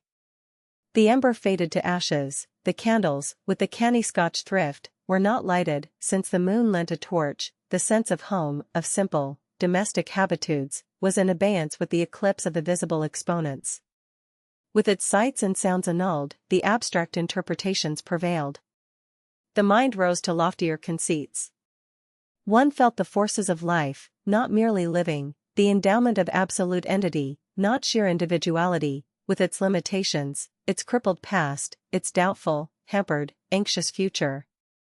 The wind stirred the foliage without and reminded one of the wilderness, the vastness of the world that was made for man. The spring floods of the Tennessee River lifted a voice into the air and thundered primeval truths. Through this window they could see the mountains, far, near, always in massive majesty. Now a pearly, opalescent mist would glimmer among the domes with the witchery of the moon, and again after it had sunk the skies would be clear and densely instarred. Once a planet, so brilliant as to annul all lesser glories, showed through a great chasm, whose rugged, craggy slopes seemed illuminated in the surrounding gloom with a weird, unaccustomed luster. So different from the familiar light of the moon was the quality of the radiance shed by a star alone. Poetry was in the night, no lyric, no vague, murmurous rune, but with a splendid majesty of rhythm, with an epic grandeur and a meaning of awe that might be felt by the pulses of the heart and suggested to the brain, baffling language, never to be set forth in the paltry medium of mere words. In differing degrees they all felt its influence, perhaps. Jock Leslie, smoking his pipe with an assiduity which he had learned from the Indians, talked, it is true, but casually, fragmentarily, and Callum heeded enough to respond in kind, with sedulous care for the respect he always maintained toward his host and far-awa kinsman, but often the matter and manner of his replies showed that thought and heart were not in them. For the others they were silent, save now and again at long intervals a murmur of assent or negation, a dangerous silence, instinct with a meaning no words might adequately interpret. As one night succeeded another and the moon waxed to fuller splendors and all the woods without were pervaded with that magic sheen which showed such silvery vistas in the dark umbrageous forest, which idealized the aboriginal architecture of Ioko, which made the feathered head and straight form of an Indian passing now and again adown the bosky ways of the woodland town so meet, so apt an incident of the picture, even the Europeans felt an irking in walls and restraint and longed for the freer air, a moonlight stroll, to stand unbonneted beneath the zenith. The wearying was, exclaimed Lilias one evening, her elbow on the sill of the window and the moonlight in her upturned eyes, with all the wistfulness of a prisoner in their sweet longing. How they flowers scent the air! Whist, whist, bairn, oh fie! Ye maun bide here, said her father in gentle reproof. The moon will last our time. They'll hae the moon yet in the lift at Charlestown, and gowans to Pu, ISE warrant, by the time we get there. What was this pang in Tam Wilson's unmannerly heart? He dared not, even in his most remote consciousness, attribute its pain to the French officer, the Sieur de la Roche. And even as the Virginia drover and herdsman he affected to be, did he expect Jock Leslie to keep his daughter here indefinitely? He was almost stunned by the discovery of the sentimental anguish occasioned him by the mere idea of her withdrawal from his sight. He wondered now, however, since his mind was drawn to the subject, that as the object of her wild goose chase, her father's supposed illness, was removed she had not already returned.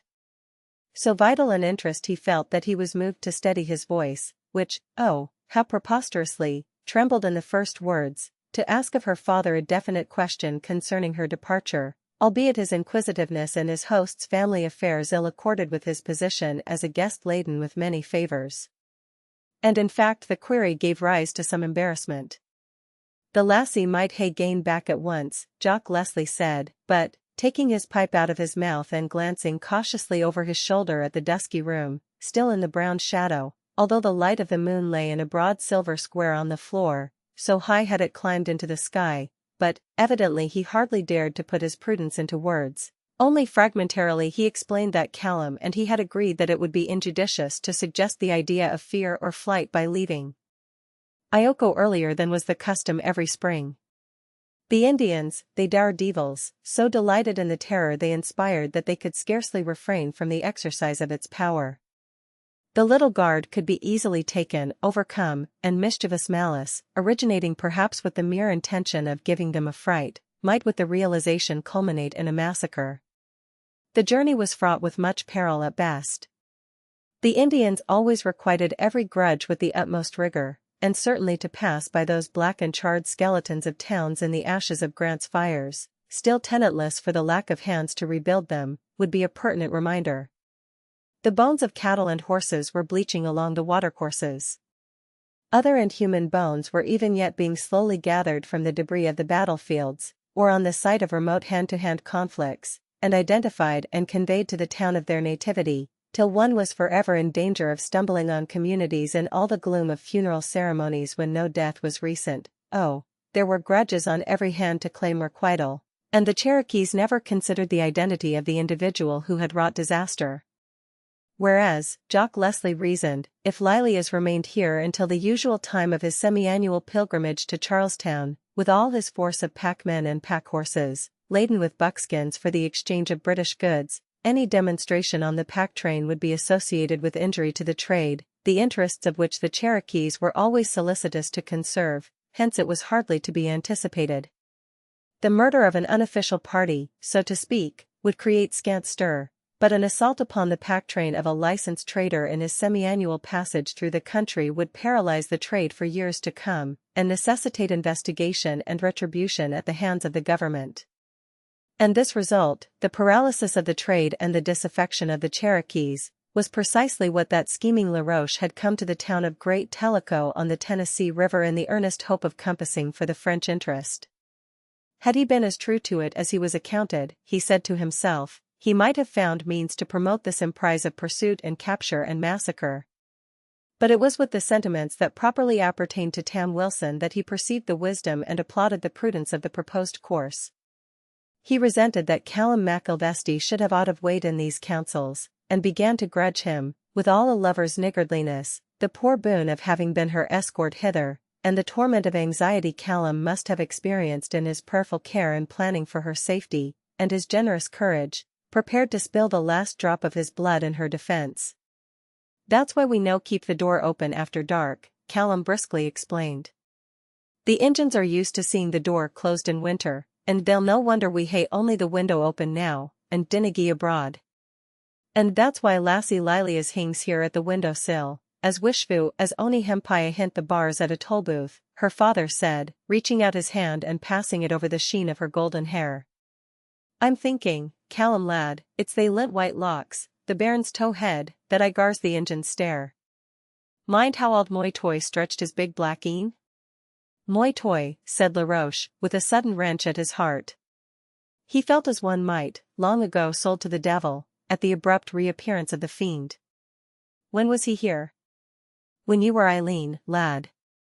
And now I come to think of it, the devil's no sae black as he's painted, and forby, no sae red." He chuckled as he placed the long stem of his pipe in his mouth and talked on languidly as he drew at it. "The creetur seemed kindly and wearing to see you. Tam Wilson could have fallen from the settle. And when we wadna let him at ye on no account to speak till ye, he begged he might hae a look at ye, and when he drew the bed curtains and he had just a gliff, he was satisfied, and went awa cannily enough." So it was no vision that Laroche had remembered amidst the disjointed phantasmagoria of his delirium.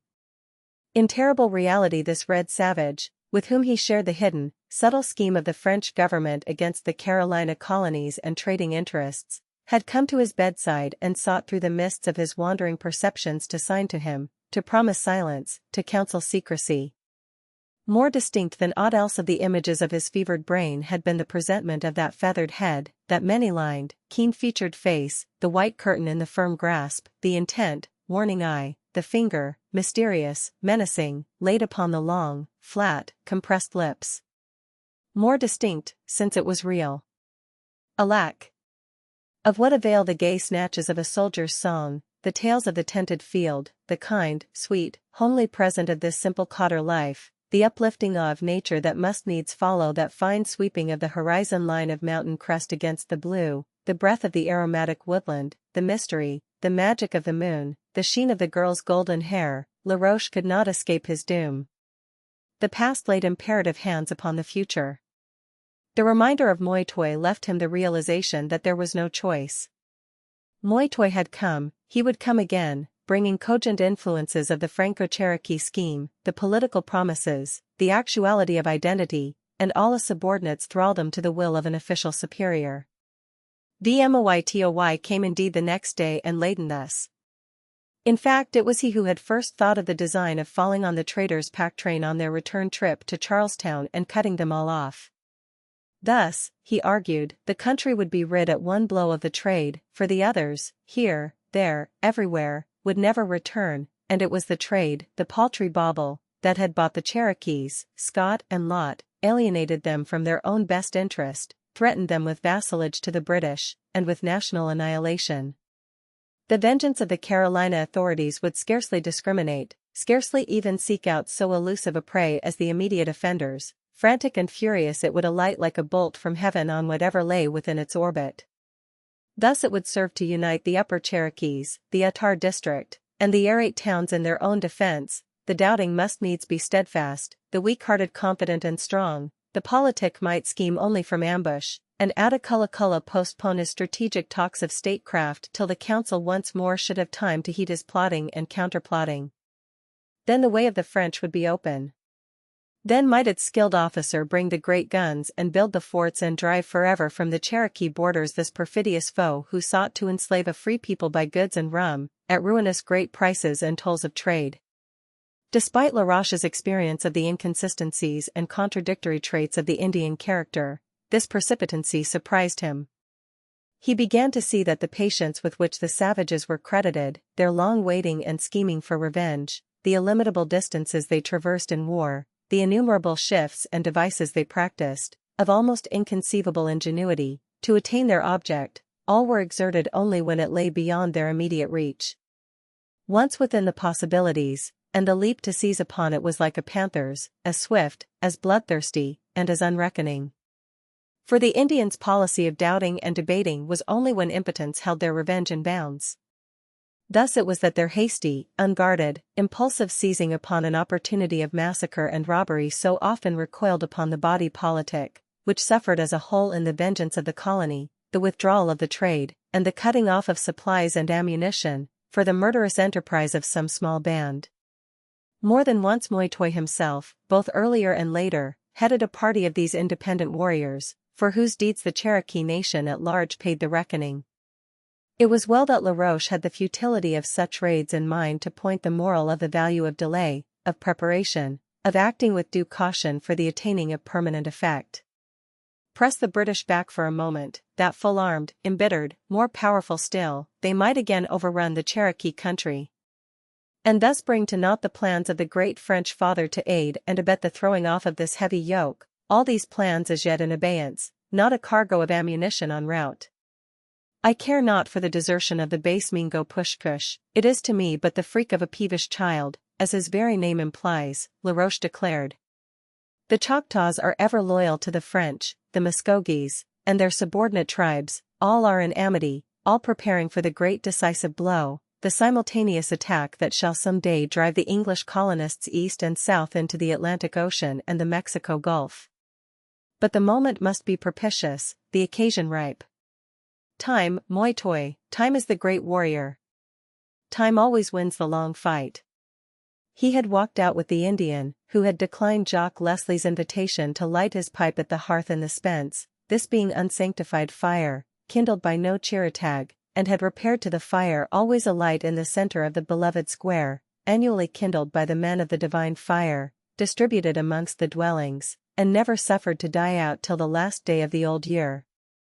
The necessity had occurred to neither of the two men as a subterfuge, but both eagerly embraced the opportunity that they might speak apart, Moytoy to communicate his scheme, and Laroche to contend with it. The spot was solitary at the moment. Rain was threatening, a great slate-tinted cloud hung above the darkly green mountains in tantalizing suspension, seeming weighted and surcharged with water above the drought-smitten cornfields. Day after day they waved with the delicate, newly sprouting blades, rustling and lisping in the capricious breaths of the wind, but showing a far-spread yellow tint beneath murky, purple glooms. Day after day the impending storm passed, the lightning that had rent the heavens with a stroke like a flashing blade, and a thunderous crash as of the rivings of a world asunder, subsided to an aimless flicker with a vague and distant rumble. The purple-black clouds of weighted portent would grow of lilac hue, and presently one might see the tint of the blue sky through the fleecy dispersal of their folds. The wind rushed down from the mountains, the sun shone out, the cornfields lay parched and sere, and the heart of a farmer of that day and generation differed in nowise from one of the present, albeit more than a century apart in time and of an alien race. Fortunately the laws now are kinder, and the weather prophets are fended from the wrath of him who plants and does not gather, who sows and does not reap, because of the rain that is vainly promised and the thunderhead that deludes and deceives. The Chiratag of Ioko town were playing in very hard luck. The luring of that particular storm down upon these fertile fields along the Tennessee River devolved immediately upon them, and although the tribesmen were assured that the failure was to be attributed to the wickedness of their own hearts and their frequent misdoings, a farmer at odds with the weather is the least amiable of the brute creation, and there was an unmistakable tendency to retort the fault upon the lack of skill of the Chiratag. Moytoy cast a glance of indifferent interest at the group at the further side of the square. Recent rains had fallen at Tellico, long, soft, satisfying, what is now known as a season, where the Chiratag of Ioko were plying their invocations and spells, surrounded by a number of the agricultural sufferers and several of the second men. Their plumed heads and scantily covered, copper-tinted bodies were all distinct in the weird, dun light under the purple cloud, and against the white and gray fleckings of the tortuous river, and the pallid expanse of the wilting corn. No one was alert to listen to what might pass between Moytoy and the foreign white man. What would a drought-harassed farmer of that region today care for issues of diplomacy if he fancied he had a chance of working a charm on the weather? Will there be enough of the powder?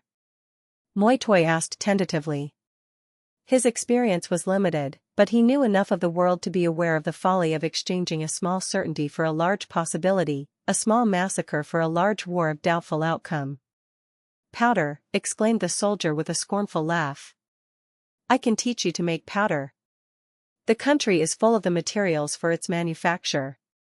With the keen observation of the scientist and the alertness of a schemer to turn every incident to account, he had taken note in his short stay of the nitrous caves of the country, of its resources for sulfur, of the infinite growths of dogwood and of willows along the streams to furnish the requisite grade of charcoal. In later wars these yielded their benefits to discerning labor, but even so early Laroche fully appreciated these opportunities and projected thus using them. Moitoy, standing on the opposite side of the sacred fire, gazed at him for one moment in blank wonderment, the curiously wrought stone pipe in his hand, slipping through his nerveless fingers, shattered unheeded on one of the steatite rocks that supported the fire. And he, Moitoy, the fool, the madman, but for an accident, a mere trifle, would have laid in ashes this fine brain with its curious workings, its many shifts, its convolutions of knowledge that exceeded the wisdom of all the men he had ever known from far or near. All would now be a mere cinder, the sport of the wind, all lost to the Cherokee nation and the aggrandizement of the great chief, Moitoy. With the recollection he became anxiously apprehensive. That night of woe, while the slaughtered braves were laid in their hasty graves, and the prisoner awaited their fair passage to a world beyond in a bitter suspense that was to inaugurate and augment his destined tortures, would the memory of those anguished hours, guarded on the summit of the high mound, move this Frenchman to withhold aught of this vital, this all-important, this intensely coveted knowledge from the Indian warriors? Moitoy's mental attitude, wistful, repentant, propitiatory, was distinctly meek, as intently listening he stared at Laroche, who was a trifle surprised at his agitation. Being a warrior, a soldier, I have learned many things, Moitoy, that you would like to know, during my service as an officer of engineers and artillery, and that would be of help to you against the English. One could hardly say how many months of work had gone into the fashioning and polishing of that pipe, a fine bit of carved stone, a unique specimen of aboriginal art, shattered on the ground, but Moitoy's fingers were unconscious that it had escaped them. He essayed some anxious phrases of apology. They hardly knew what they did that night, surely they were sorely tried, an embassy received in peace and honor, and ending in a murder of unsuspecting and generous hosts. He feared Laroche had been inconsiderately rated, but prayed he would forgive the ignorance of the poor Cherokees, and help them against their foe. The subtle Frenchman now stared hard at the subtle Indian. Oh, Laroche said at last, airily, yet still at a loss, you did the best you could, no doubt, in turning me over to the care of these white people who treated my ills in a way to which I and they are accustomed. No, although they are British the quarrel would have been had you persisted in keeping me at Tellico. Moitoy shut his mouth so suddenly that his tongue was in some sharp danger from his teeth. Evidently by reason of his delirium Laroche had forgotten the aggressions upon his liberty, the length and torment of his captivity, the preparations for his torture and death in satisfaction of the crimes of his Choctaw colleague. The happy fantasy. The blessed fever. There is one boon I shall exact for the service I have already rendered you, Laroche continued, seriously, weightily. It is my pleasure to ask it, yet it is also your interest to grant it, and as a pledge of the future. I jeopardized my interest and promotion, I braved the wrath of Mingo Pushkush, that a woman's life, your sister's life, should not be placed in peril. Much evil came of this, but I risked most. Moitoy, gazing fixedly at him, thought he little knew how much he had risked. And now, continued Laroche, I ask in return a safe conduct for another woman, the daughter of the Scotch trader. He paused with some sudden impediment of speech, his eyes seeming lighter, clearer than their wont, cast upward at the lowering storm cloud. This British family have saved my life by their care, and I owe them their lives in recompense. They must go in safety, but, I promise you, once more that sudden hiatus in his fluency, they shall not return. He was not as observant as usual, or he must have discerned some extreme and secret joy beneath Moitoy's calm exterior. That unique and quaint phenomenon of knowledge so delighted the crafty Indian, that he should hold the key of incidents of great import in the experience of this man who was himself unconscious of them. And in the excess of his relief that Laroche remembered not of his cruel perils, averted by a mere accident, the chief could have cried out in sheer, inarticulate joy. But he said, quite simply, that Laroche was his best beloved friend, whose injunctions should be obeyed, that he loved every hair on his head, that he should never forget the rescue of his sister, which, indeed, he felt he should have remembered earlier, for it was his nephew who should be his heir and hold the sway of great Tellico. The life of the trader's daughter, her safety, and the safety of all the trader's household I demand for that service, Laroche repeated solemnly. And as it is assured to them, so will I requite you. I will promise you then all the aid that mind and heart and hand can give you hereafter. I swear it. Moitoy renewed his protestations of friendship and reiterated his apologies. The tone and tenor of his remarks implied acquiescence, and Laroche felt no lack. But Moitoy looked after him cynically as he took his way back toward the dwelling of the trader, for the first large drops of the impending storm were falling slowly through the air. A breathless cry, like a gasp, went up from the rain enchanters at the other side of the square, then ensued silence, tense, expectant, painful.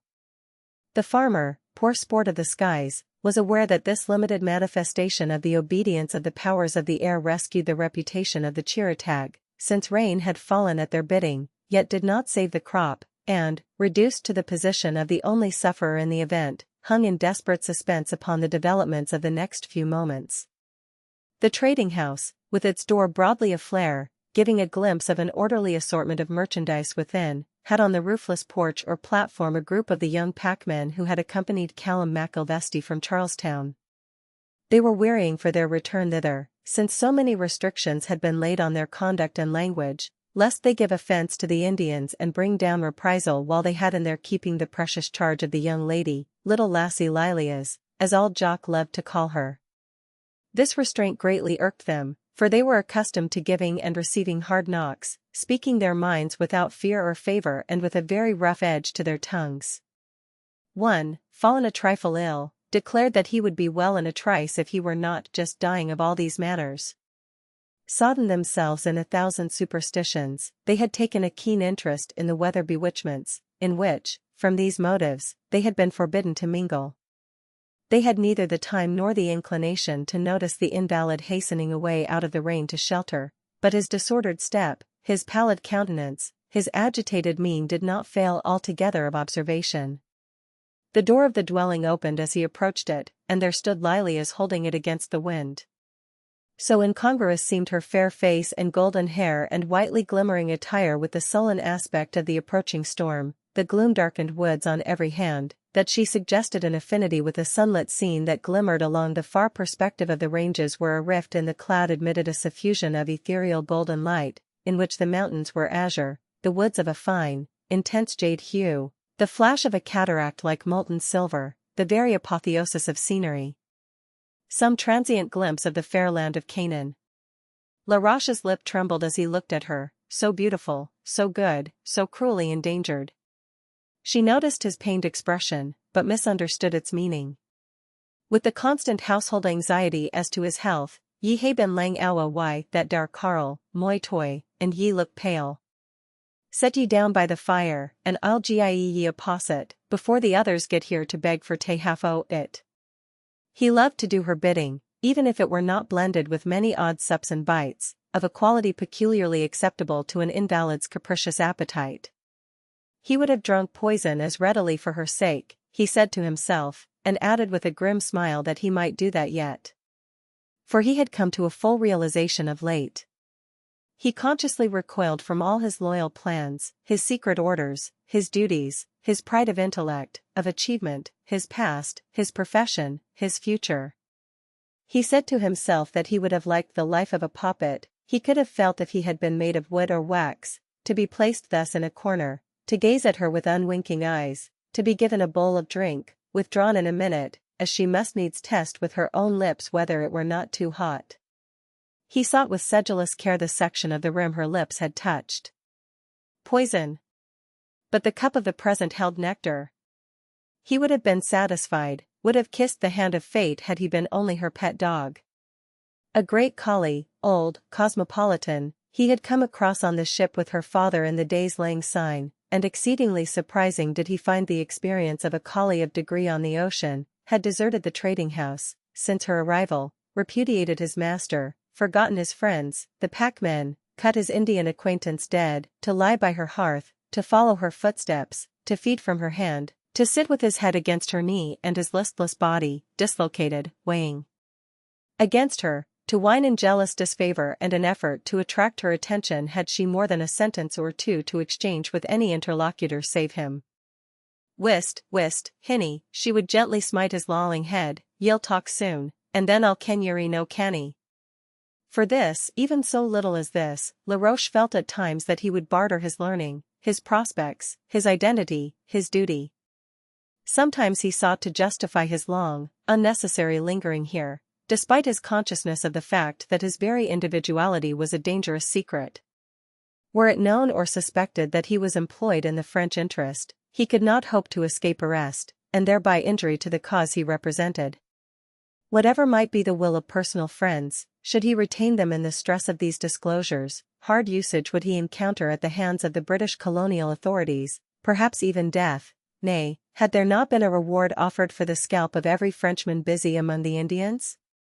And certainly in such an adverse development he could not count on the adhesion of the fickle Cherokees, especially to their detriment. But for this one rift in his loyalty, he was wholly devoted to the Louisiana interests which he had so zealously sought to advance. This was his own personal beguilement. He would have known how to resist his wonted allurements, the pride of intellect, the pampered independence and security of life, the world, the flesh, and the devil. He was full armed against them, the attack would have been met by hearty resistance along those lines.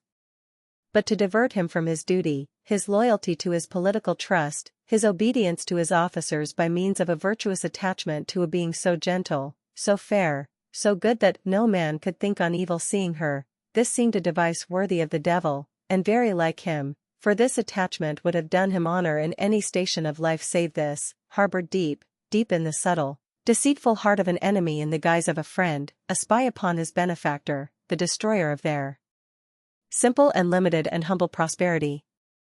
Not so subtle as he thought, for now the schemer was but the man.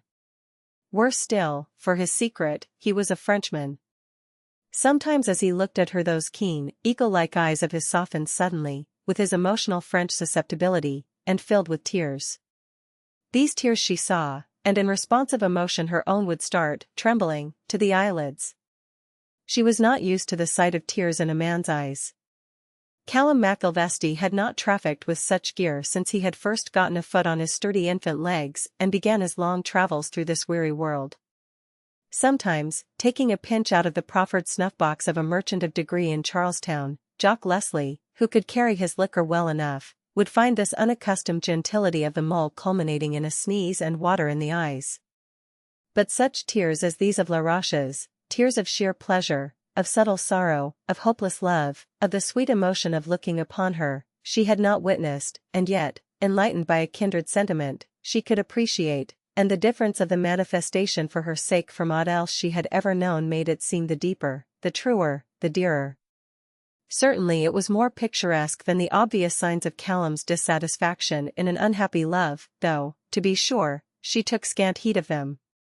When S.E.S. Dupons swished out of the room in his swinging stride, she was cognizant neither of the cause nor the circumstance of his sudden taking of offense. And this brought slowly to his intelligence the fact that she was equally unmindful of his embarrassed return, as he sat glowering at Laroche across the fire, well aware that his watchful rival fully appreciated and rejoiced in the futility of his show of anger. Once, in awkward inadvertence, Callum stepped on the collie's tail, and the shrieks that the doggy sent up to high heaven would seem to imply that there was no other canine so ruthlessly afflicted in the universe. Lilias rebuked McIlvesty's carelessness in a tone which conveyed genuine indignation, and he could only protest in a gruff monosyllable, while the beast, leaning against her knee, causelessly sobbing for half an hour, would burst forth in a plaintive yelp whenever his eyes met Callum's, and her whist, hinny, whist had all the adverse sentiment that might have been expressed in an admonition, I wad not tak ony notice o' him.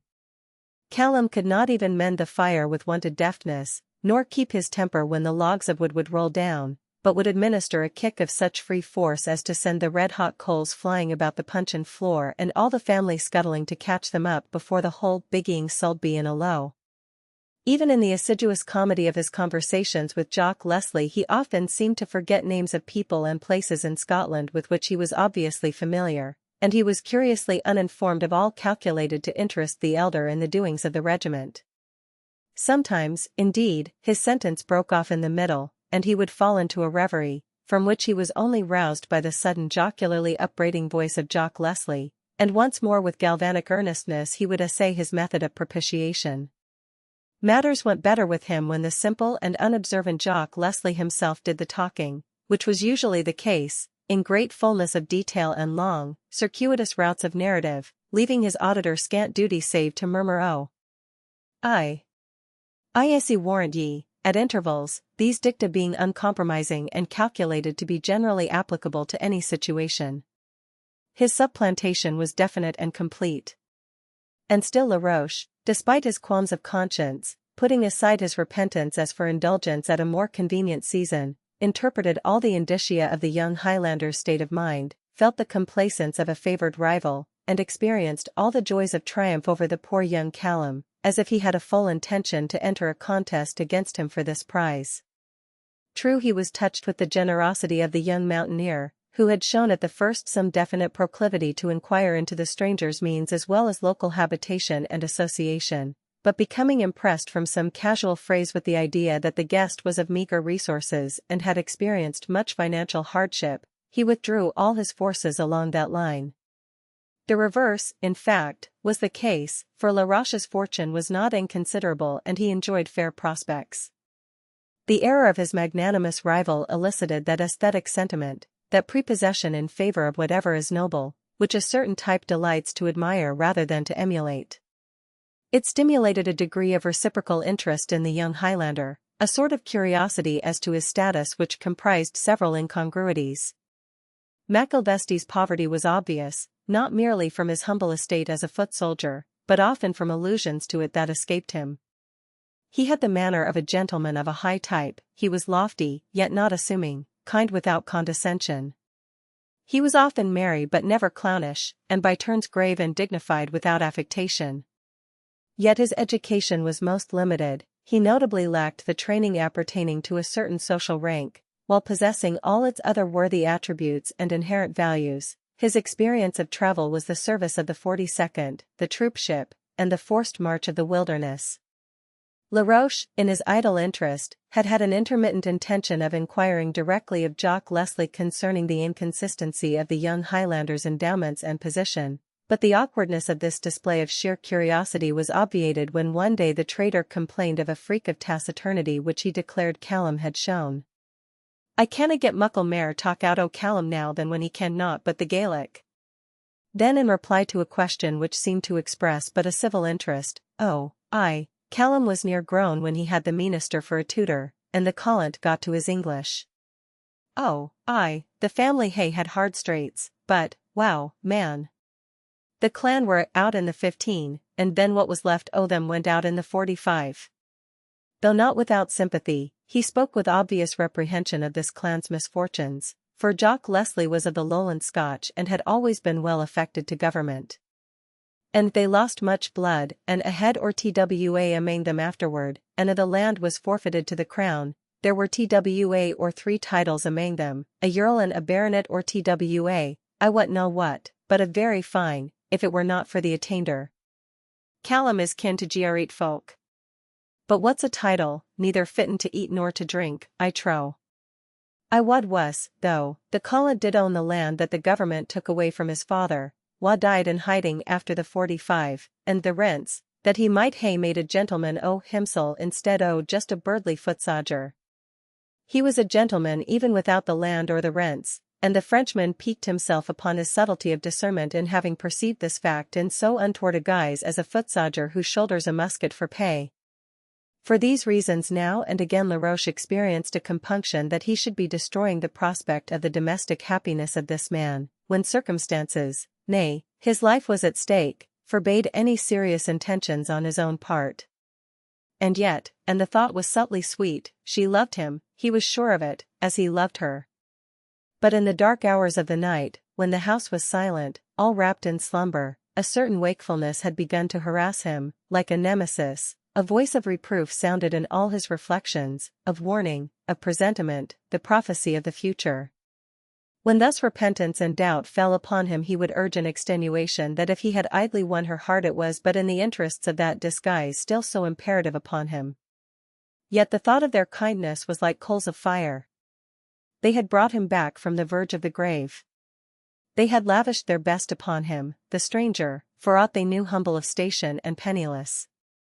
Still, and it was the trifle that wrung his heart with the most poignant pang, the best room in the house was his, the graces of the bed curtains, the luxury of the sheets, the cleanly though rude furnishings, all the little comforts packed with the view of her father's illness, and brought so far through the toilsome wilderness, were for the guest. The heavy snoring of Jock Leslie would echo from one of the rooms on the other side of the Spence, but through the flimsy partition of the adjoining chamber Laroche could often hear the creaking cords of the bedstead as Callum McIlvesty, sleepless too, flounced back and forth in the instability of his feather bed, restless, anxious, reviewing many trifles fraught with great moment to him, heartsore, weary, and despairing. Laroche commiserated the young Highlander's sentimental anguish, but he had a sentimental anguish of his own, and he dwelt upon it in alternate pain and pleasure, in an ecstatic torment. One night as he lay thus, pondering the events of the day, his attention was arrested by a stealthy step. He put his hand under his bolster and grasped the handle of his pistol.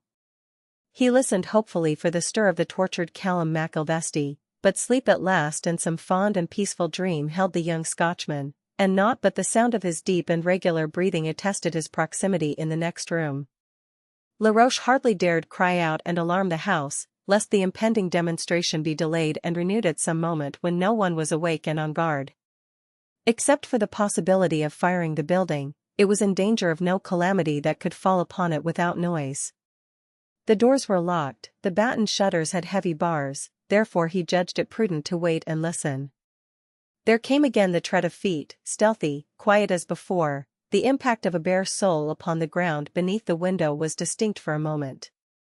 In the blank interval that ensued he heard the continual rise and fall of the breathing of the night, the chiming and chanting of woodland cicada, in regular alternations, the rush of the Tennessee River dashing over the rocks.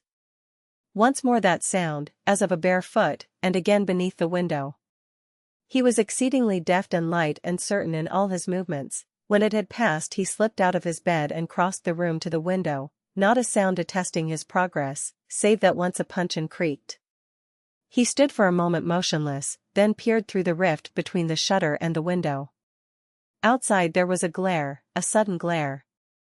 He saw a figure so grotesque as to recall for a moment the associations of his delirium, then half a dozen figures came into view, all in Indian file, and strangely bedight. They were making the rounds of the house again and again, evidently working a charm. Perfect silence waited on their movements, save always beneath his window the stroke of a bare foot fell on a sleek and clayey space with that slight sibilance that gave him warning.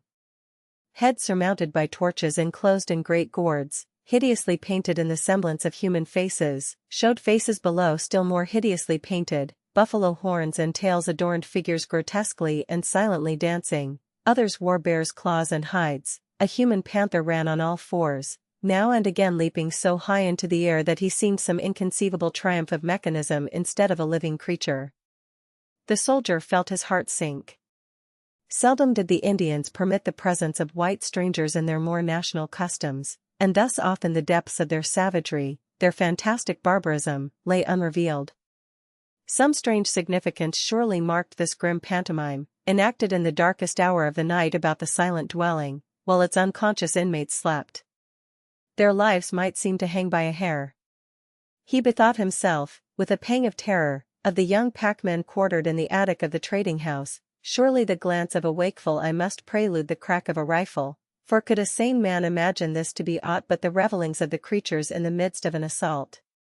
But while he gazed in a terror he could hardly suppress yet dared not voice, in one instant, while the panther was in the mid-air trajectory of one of its wild leaps, every light was extinguished, every figure vanished, and lurk and listen as he might for the impact of the bare foot upon the clayey soil which would intimate that in darkness the strange procession continued its rounds, he heard only the vague sighings of the melancholy woods, a creak once of the timbers of the house, and again the voice of the Tennessee River dashing against its rocks.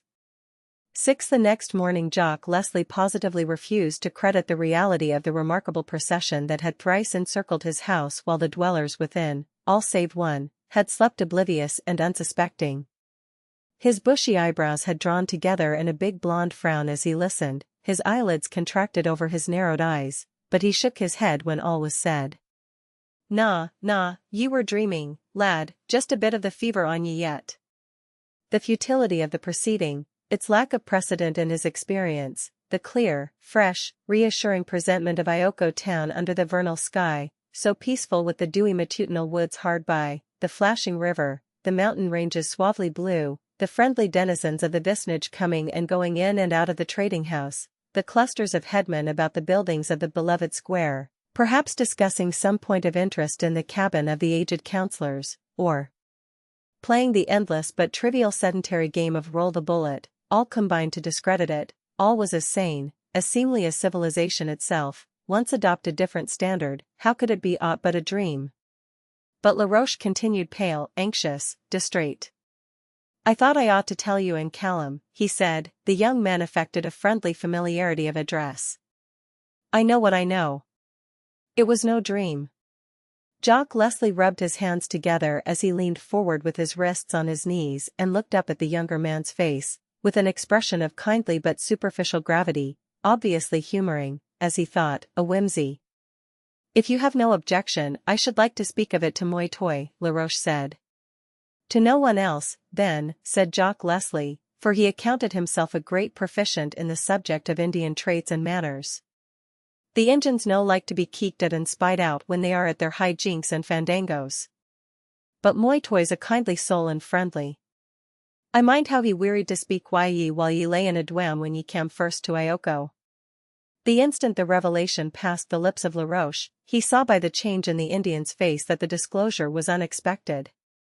Moi Toi, however, caught his features into their wonted stoical calm, and the flicker of expression was as sudden and as transient as the flash of light reflected from a bird's wing on a pool of somber waters. Then he replied casually, almost in the words of the Scotchman, "It was but a dream." "But, Moi Toi," urged Laroche, "dreams come true. All the Cherokee nation believe the dreams that visit the sleep of their beloved men." The chief smiled with a sort of flouting contempt that the white man should thus place himself and his paltry sleeping fancies on the same plane with the beloved men of the great Cherokee nation and the eternal truths, the veiled face of the future, revealed to them in the sanctities of their priestly visions. He seemed angrier than even the presumption might warrant. The paleface, he declared, was not a Cherokee beloved man, nor even an adopted tribesman. Why should Indian visions haunt his slumbers in the sincerities of truth? Then, once more visibly repressing some secret, rising agitation, he continued with a specious smile, "I myself have firmly grasped your hand, and I do not speak with the lying lips nor the snake's forked tongue. I am Moi Toi. But these Indians of the dreams, beware of them. They do not know you to be the best beloved friend of the Cherokee chief. They may cheat you and deride. No man can lay hands on them, the Dream Indians, and this makes their lying tongue so strong to the paleface, even to the beloved man of the French king. No Indian of the vision should delude you to the wreck of your peace of mind." Laroche said no more, resolving that no Indian of the flesh should delude him, whatever deceptions might be wrought upon his senses by the immaterial Indians of dreams. He seemed to assent. No man could so fashion the guise of appearances to the similitude of fact. He laughed a little, with the suggestion of being a trifle out of countenance, a little ashamed of his confidences. Moi Toi, from being keenly observant, grew distrait, and answered presently at random. At length, as if in justification of the foolish importance he had attached to his vision, Laroche declared that he had great interest in the significance of dreams, that he held them to be scenes, as it were, vouchsafed from the border world beyond, peopled by those who have once lived here, that he had always longed to be admitted to listen when he saw the beloved men grouped under a tree, or in the holy cabin of the beloved square, telling their dreams to each other and conning their interpretations. And so you shall hear, Moitoy interrupted, when you are adopted into the Cherokee Nation and made a great beloved man, after you have taught us to manufacture the powder, the spirit of death that comes roaring and rushing with fire and smoke out of the mouth of the gun, sending the leaden bullet to work his will. He was still looking about with a preoccupied mien and eager eyes, and suddenly he said that he must be gone for a space, as he had matters of some import to discuss with the headman of Ioko town, for he had been summoned from Tellico to meet them in their council house. The wary Laroche, as he cast his eye over the spaces of the town, noted that the headmen were presently being sought here, there, and everywhere, and that a very considerable interval elapsed before, congregated together, they repaired to the State House. He inferred from the fact that the meeting was no matter of previous arrangement, but altogether impromptu. The coming of Moitoy had had about it all the indicia of a mere personal visit to him to make sure of the state of his health and the date of his possible return to Tellico, where he was likely to be hardly less a prisoner because he was so valued as a guest, the prospect of his services being held at so high a rate. The conclusion was irresistible, the revelation of that vision of the dead watches of the night, which in his fatuity the Scotchman called a dream, and the Indian in his craft a delusion, had a significance, an importance that warranted the exertion of Moitoy's great influence in the nation to summon into council the headman of a town, not his own municipality, without the forms, the heralds, the preambles so habitually required and accorded. What did it mean, this dream? Oh, for a soothsayer indeed, for an interpreter of the masked fact rather than the fantasy of fiction. Laroche stood for one moment in despair, realizing that the lives of the trader's household hung upon the result of the debate now in progress in that strange, clay-daubed, dome-shaped temple, upon the wild will of those malignant beings endowed, as it seemed to him, merely with the semblance of humanity and yet with the mental processes, the moral insanity, the malevolent spite of fiends. All was the more barbaric, the more unholy, the more unearthly, because of the recollection of the grotesque features of that weird, silent circling and circling last night about the dwelling of their victims. Since that dwelling harbored her, of whom Laroche could not think save with a swelling heart, of whom he could not speak for the candor of words crowding to his lips which his deceit must disallow him, whom he could not thank for his life that he owed to her and hers, for gratitude was all inadequate, he must act, he must seize upon some device. And still he stood silent, inert, not knowing where to turn. Was it as a penalty, he asked himself in sudden affright, that he was to be called upon to witness without recourse the destruction of this home, the hideous massacre of the Hearthstone Circle, to him now as the treasure of all the earth? Would he, indeed, do no penance till the leisure he liked awaited him? Was he to find what joy might be in the hugging of chains till he should choose to rouse his will and smite his soul free of its cherished shackles? Was he, unscathed, to steep his consciousness in the intense, sweet delight of this selfish affection, pure doubtless, but because of the unimpeachable, unapproachable virtue and innocence of its object, and not because of any restraints exerted upon himself by the dictates of honor or manly faith or kindness and tenderness of heart, he who knowingly, intentionally, had won her love for naught, to cast away again, had, perhaps, wrecked her happiness, had certainly supplanted the true, devoted, loyal man fitted and once destined to be her husband. Had he expected to decree his own punishment for his idle cruelty when surfeited with the semblance of romanticism? Beshrew his leniency, he had devised a light one. To return to great Tellico with an empty heart and a drear sense of separation from all on earth he loved, to work at the behests of the government that employed him, to obey the orders of his superior officers for which even morally he was not responsible, to dwell in a sad pleasure and a sweet pain upon the memory of a fair face, a tender parting word. Had he thought to hold in the sanctities of his most secret heart the recollection of a kiss and tears of farewell? This his prophetic vision had viewed as his unkind fate, and he had sighed in the anticipation of this romantic woe. He now stood aghast between his trivial fancy of the future and its harsh face coming so near that it seemed half revealed.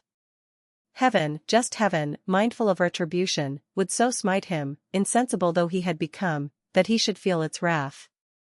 Was the blow to fall on him through the woes of others? Was he to see the brave and sturdy Scotch trader, so kindly and generous, suspicious of naught in his own open candor, smitten to the ground in his own house, gory, scalped, disemboweled, the gross flout of what once he was? All a tremble, Laroche asked of himself should he who had inflicted much keen pain in ingenious wise on his young rival be compelled to witness the keener tortures of the stake? And how should he look on her golden hair that he had loved, save the mark, dabbled and dulled with brains and blood? Laroche gave vent to a hoarse, inarticulate cry. For this, all this, would result from his deception and his long lingering here in the false guise of Tam Wilson. Had he returned to safety at Tellico, the machinations of the French among the inconstant Cherokees must have been gradually divulged by the fact of his continued presence there, and his identity as an emissary of that government suspected. Thus this handful of British subjects, warned in time, would have taken prompt measures for their protection and have compassed their withdrawal from the country. The menace that now hung over them was his fault, the result of his treachery, his idle trifling. He wondered if the fantastic threats of the previous night might be explained by the fact that the headmen of Ioko town were inflated by the continued presence of the representative of the French government, the large splendor of his promises transmitted from one council house to another, his secret mission to unify the tribes, organize and command their army.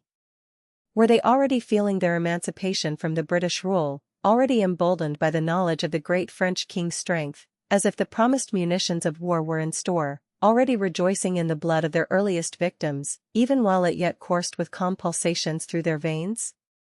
Would heaven only in its omnipotent goodness avert the blow, turn the time back, halt the sun in its irresistible march? He laughed in a sort of bitter scorn that these miracles of mercy must needs be invoked to undo what he had so wilfully done. Yet he must know the full measure of the menace, and once more the hideous, significant phantasmagoria of that mystic midnight magic pressed upon his quickened consciousness. This was a keen brain, essentially the schemer's. Laroche was still standing near the spot where Moitoy had left him. Close by, hitched to the bough of a tree, was the horse of the Prince of Tellico, a fine animal, bearing in his mien and form strong suggestions of his ancestors, the Spanish barbs. Though fiery, he was as gentle, and he only reared with impatience and displeasure when the Frenchman, with a sudden thought, laid hold upon his mane, seeking to mount as usual from the near side. Remembering the habit of the Indians always to mount on the off side, he was quickly in the saddle, and giving the spirited charger a cut with a whip to which it was unaccustomed, he was out of the town like a flash and galloping at a breakneck speed along the trading path through the wild woods. It was high noon at Great Tellico when he drew rein on the banks of the Tennessee River. Vernal languors were in the air, the richness of the waxing season embellished field and forest, the velvet blue of the Great Smoky Mountains, the intense, almost violet hue of the sky, the redundancy of the flowering shrubs and the growth of the grass and weeds underfoot. The river in the recent drought had shrunken since he last had seen it, revealing here and there a stretch of fine, amber-tinted sand, and again a rugged, shelving ledge of rock, and yet again beds of mussel shells, numbers of which, opened and searched for the freshwater pearls, lay riven apart, giving an opalescent shimmer to the casual glance and a wider margin to the gray and glossy stream. The shadows were limited, yet dense, so clear was the exquisitely limpid and fresh mountain air. The sun was not warm, despite its splendid effusions, yellowing with an effect of burnished glamour, prophetic of ripening glories. The Indians who had marked his arrival gathered in groups at a distance, now sheltered by a shrub or a stump, now by the corner of a house, occasionally peeping out at him in the covert way which they affected to ascribe to their consideration toward guests. For, said they, openly to study the mien and dress and person of a stranger savors of discourtesy, but unobserved to mark all his qualities from a screen gratifies the curiosity and gives no offense. In this instance they were influenced by interests far deeper than sheer curiosity. They were all well aware of his identity, the terrible fate for which he had been destined, his reprieve and transference to the British trading station at Ioko, that by the European remedies to which his system was accustomed he might be cured of his strange fever, which had defied the skill and magic of the Chiratag. For what purpose he had been reserved, however, whether for the torture when his unconsciousness should not rob it of half its terrors, or as a slave, or as a hostage, or other ulterior view of Moitoy and the rest of the headmen, the rank and file were not informed. Therefore a very genuine sensation pervaded the several coteries as they marked the free, independent air, the erect carriage, the easy, deft step with which Laroche, no longer splendidly arrayed in the dazzling French uniform, but always of a point device effect, even bedight in buckskins, crossed the space in front of the mound where he had awaited his fate in such weary suspense and dread. Perhaps he might not have been able to maintain this valiant attitude if that hiatus of recollection had been once bridged over. The event had passed to him as if it had never been, and he sustained the gaze of the community as possessed of a unique interest, a man who, but for an accident, might now have been, instead of a man, a handful of ashes, whirling about with no more substance or identity or cohesion of personality than the grains of sand strewn over the beloved square. Laroche flung himself down upon the roots of the tree in front of the dwelling of Akaluka, and took off his coonskin cap to let the cool breeze refresh his throbbing temples. Akaluka, glancing suddenly out of the door, was startled to see him sitting there, startled and not pleased. She had had a great fright in the complication that had come so near to the bestowal of her in marriage upon the Choctaw chief, Mingo Pushkush, who had slain in such grievous wise the unoffending braves of the town, whom he had found peacefully spreading their sains at the confluence of the Tennessee and the Tellico. Often with a morbid fascination she went to look at the spot where he had hung up the war-brand, a half-burnt stick swaying across the path, suspended by a grapevine, an open declaration of hostilities, according to the rules of Indian war. The cruel man! For as he had slain these he would have slain her, and the trouble all began with the mad young men who counselled the acceptance of the red scarf, and who cared for naught save that the Mingo should not be angered and that they should soon go to war again with the British. But they all blamed her, and they talked and talked with many sharp words, and she was tired of all mad young men, who were a vain and a vexatious creation, and she wished to see none ever again, and here was one who had come and had laid himself at her very door, as she still stood, barely discerned in the depths of the cabin. Whereupon she lifted her voice in the extremity of her disfavor and asked him why he was not burned long ago. The tenor of the question roused Laroche to his normal mental attitude. Perhaps, he said with affected humility in his ignorance that this fate had seriously menaced him, it might have been that in view of the debt she owed him she had seen fit to intercede for his life. Hence he had not yet been burned. This politic reply brought Eve at once to the door. "What debt?" she asked, in frowning curiosity. Her face wore a strong expression of racial ferocity strangely incongruous with feminine physiognomy, which reminded Laroche of the singular fact that in the crisis of the most exquisite anguish of the torture, the women and children were permitted and rejoiced to flout and buffet and sear and cut and aggravate in infinite ingenuity the woe of the quivering victim. Even thus lowering, however, she was not devoid of beauty, and her dress betokened still a heedful eye to the values of decoration. The wings in her glossy black hair were alternately the red of the cardinal bird and the modest brown of his demure little mate. Her doeskin jupon was also red, dyed deep with the blood-tinted madder root. She had a great red sash, such as a pirate might wear or a major general. Moitoy had been constrained by many pleas and domestic tyranny, in a sort, to confer it upon her from the store of presents of the French pettiaguer in lieu of the scarf she had been bidden to restore to the Choctaw Mingo. She wore it like a voluminous crossbelt diagonally about her body, then passed around her slender waist. Here and there the silk had come in contact with her smooth, anointed skin, and the unguents had streaked the sash with a darker hue. Around her neck, which the arrangement of the sash made visible, being disposed in what is now called a V shape, a string of white pearls lay against the clear olive tint of her throat. The gems were large and for the most part regularly shaped. She was stringing others, which had been pierced for the purpose with a hot copper spindle, a practice which the early traders sought to discourage, the application of the heat discoloring the gem, diminishing its luster, and spoiling its value for the European market. Her feet were bare, of an exquisite shape, small, slender, most delicately made. He had hardly dreamed that her narrow, liquid, velvet black eyes, with lashes so long, so straight, they seemed to cast a shadow, could look upon any object with a stare so repellent, so infuriated, so brutal. Before he could answer she asked another question, so dissimilar that he was at a loss and fumbled for a reply. "Where is your hair?" He had been accounted a logician, a mighty wrestler with arguments, even a subtle trickster with words, but his facility was never so alert that it could, without bewilderment, make a leap like this. My hair? Oh, they took off my hair at the trading station, for the fever, you know." "You look like a baby, a grown-up baby," she said, surveying with objection his short ringlets. My hair is not like a wig. It will grow, he said, with his gentle gaiety. Your beautiful clothes are at the State House, she observed. Tingua wears them at the dance. For his life Laroche could but change countenance. So is man, the civilized creature, artificialized by his need and custom of clothes that they seem actually a part of him. He felt the indignity as a personal affront, the more acutely since he had not fully realized his danger after the desertion of him by Mingo Pushkush.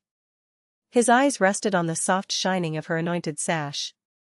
Then I shall wear them no more, he protested, with covert meaning. Moi Toi and I, he resumed, hastening to cloak his sarcasm lest her keen perception discern it, have exchanged all our clothes, in token of our friendship. She gazed at him steadily. Such swift, radical reversals of policy were not altogether unknown to the Indian scheme, and it might well have chanced that beyond her knowledge the chieftain and his captive had thus, in the formal and accepted manner, the exchange of every garment, pledged and ratified a reciprocal fraternal bond. Her mood was gradually softening. She came forward a few steps, pausing once in the sun to gaze at the pearls she held in her slender, deft hand, then, entering the overhanging shadow of the tree, she sank down in an easy kneeling posture, carefully selected and threaded a pearl upon a horsehair which she held in her right hand, half a dozen of the gems dangling at the end of the string, and looking up straight into his eyes, asked with sudden recurrence, "What debt?" "Oh, to be sure, why, the debt of your life," said the wily Laroche. "But for me, Moi Toi might have given you in marriage to the Choctaw prince, who had boasted that he would slay you, would take your life, being a Cherokee born, should the two tribes fall to war with the English and the French. But for me, for I betrayed his counsels, the Choctaw fiend." Her hand trembled, she let the pearl fall. She searched for it with patient diligence and a deft finger in the green moss where it glimmered with a lunar luster. When she had found and threaded it she desisted from her labor, although she still held the loose pearls in one hand, the partially strung thread in the other. "I will marry no one," she said apprehensively. "It is very dangerous." "It is very dangerous to marry Mingo Pushkush," assented Laroche, who had indeed paid dearly for his humanity. "And the young men of the Cherokee nation," she shook her head deploringly. "Oh, they are all mad, too, all quite mad, all dangerous. I will marry no more." She looked down at the pearls in her left hand, but did not resume the stringing of them. "The warrior I married once," she continued, "he was older and very good, and brought much meat from the winter hunt. He would not scold with a woman, that was beneath a warrior's notice. And if a woman wished to scold, she might go and talk to the Tennessee River. It would do her good and not hurt the river, and her husband would not be obliged to leave her. He was very good." She gave a vague glance over her shoulder into the open door of his house. Laroche, hypersensitive with all his recent anxieties, emotions, sufferings, even morbid, had an uncomfortable realization that deep beneath the thick clay floor of the dwelling the dead man sat, buried so close to the life he no longer lived, so intimately associated with the possessions he no longer owned. The Frenchman affected a gayer tone. "But all young men are not mad." "Am I not young?" "I am not mad." She evaded the answer. "At their gambols they may well seem mad. One does not expect more than. But in war, in council, in marriage, it is not well that young men should be mad.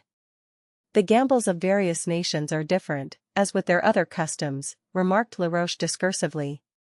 "But the young men participating are much alike.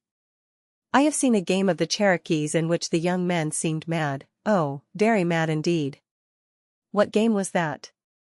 Eve demanded, for in spite of her aversion to those bereft young persons, and her stern determination to marry no more, and her grateful recollection of the domestic placidity of an elderly spouse, her interest in the mad young men was very fresh and ever new, and easily stimulated to a discussion of their unruly traits and peculiar manners. "Why," began Laroche, shifting his half-reclining posture, that he might support his head upon his hand, his elbow deep in the soft turf, while he watched her listening face, "what would you say if I should tell you what happened when I first came here to telegraph with the Choctaw Embassy?" A slight contraction passed over her features always at the mention of the delegation, a spasm of wrath, of reminiscent terror, of indignant and wounded pride that she, a Cherokee princess, holding a line of royal succession, should ever have been in danger of uncaring slaughter, as if she were a beast, at the hands of a grossly arrogant Choctaw, to whom she might have been given as a wife, and for no more provocation than that she had been born a Cherokee. "What would you say, I wonder," he went on as she bent her dark eyes anew upon him, "if I should tell you that one night I could not sleep, I had had dreams that waked me? And if I should tell you that I rose and walked a long time by the riverside, very quietly, wanting to wake no one? And when at last, refreshed and the dream forgotten, returning within view of the stranger house, where the Mingo and his Choctaw escort slept." He paused and affected to laugh, but the laughter stuck in his throat. "The maddest, merriest game, the maddest game." She was leaning forward, her eyes shining strangely, the hand that held the thread moved mechanically, beckoning, as if to lure forth the story, the other hand, holding the pearls, trembled like a leaf. Around and around the house was circling the strangest procession of mad young men. Some wore buffalo horns and tails, and all had gourds cut like faces, with torches inside, on their heads. Their faces were painted. And one like a panther ran on all fours and leaped. "Ah, H! A sudden wild scream burst from her lips, which she struck with the palm of her hand, producing a sound indescribably nerve-thrilling, and which he had heard from braves on the warpath. "The spring of death," she cried in exultation. And again the wild scream split the air. No game," she exclaimed in convulsive precipitancy. That was the mock rite, the funeral procession, of those they meant to destroy, and oh, I wish they had. Why did they not? La Roche's face was as pallid as the baubles in her hand. The Choctaw embassy, was it intended to massacre them?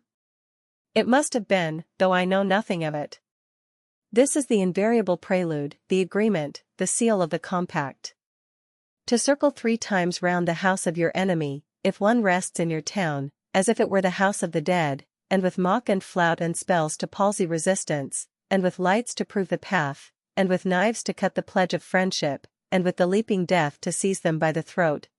H. 7. How he fared on his return to Ioko town, La Roche never knew. The interval of his transit was a blank in his recollection. He was only aware of the crisis when he plunged out of the encompassing woods, still urging the horse to a wild gallop, lashing him at every bound with his cap, in default of a whip, which he had lost, when or where he could not say. The town lay before him, idealized in a suffusion of roseate purpling light as the sun was going down beyond those dark, heavily wooded ranges in the west into which the mountain plateau, even then called the Cumberland, splits at its southern extremity. The eastern loftier heights, the Great Smoky, bore an almost visible sentiment of peace on their slopes, which were of an etherealized azure with a reflection of the red west in the suave sky above their domes. The Cherokee dwellings were all solidly dark against the fine, delicate intimations of color in the opalescent atmosphere. Where a fire was glimpsed in the beloved square, the red and white and yellow of the blaze were like a crude overlay of coarse pigment on some exquisite mosaic. The figures of the Indians themselves in groups of varied aspect, sundry of them arrayed in aboriginal splendor, feathered and mantled, others almost nude, still again others clad in the coarse and unpicturesque buckskin shirt and leggings, all stood as if petrified at the first disordered sound of the wildly galloping hoofs of the horse. They watched in blank surprise the equestrian apparition speeding across the open spaces until, hardly pausing in front of the trading house, La Roche flung himself from the saddle.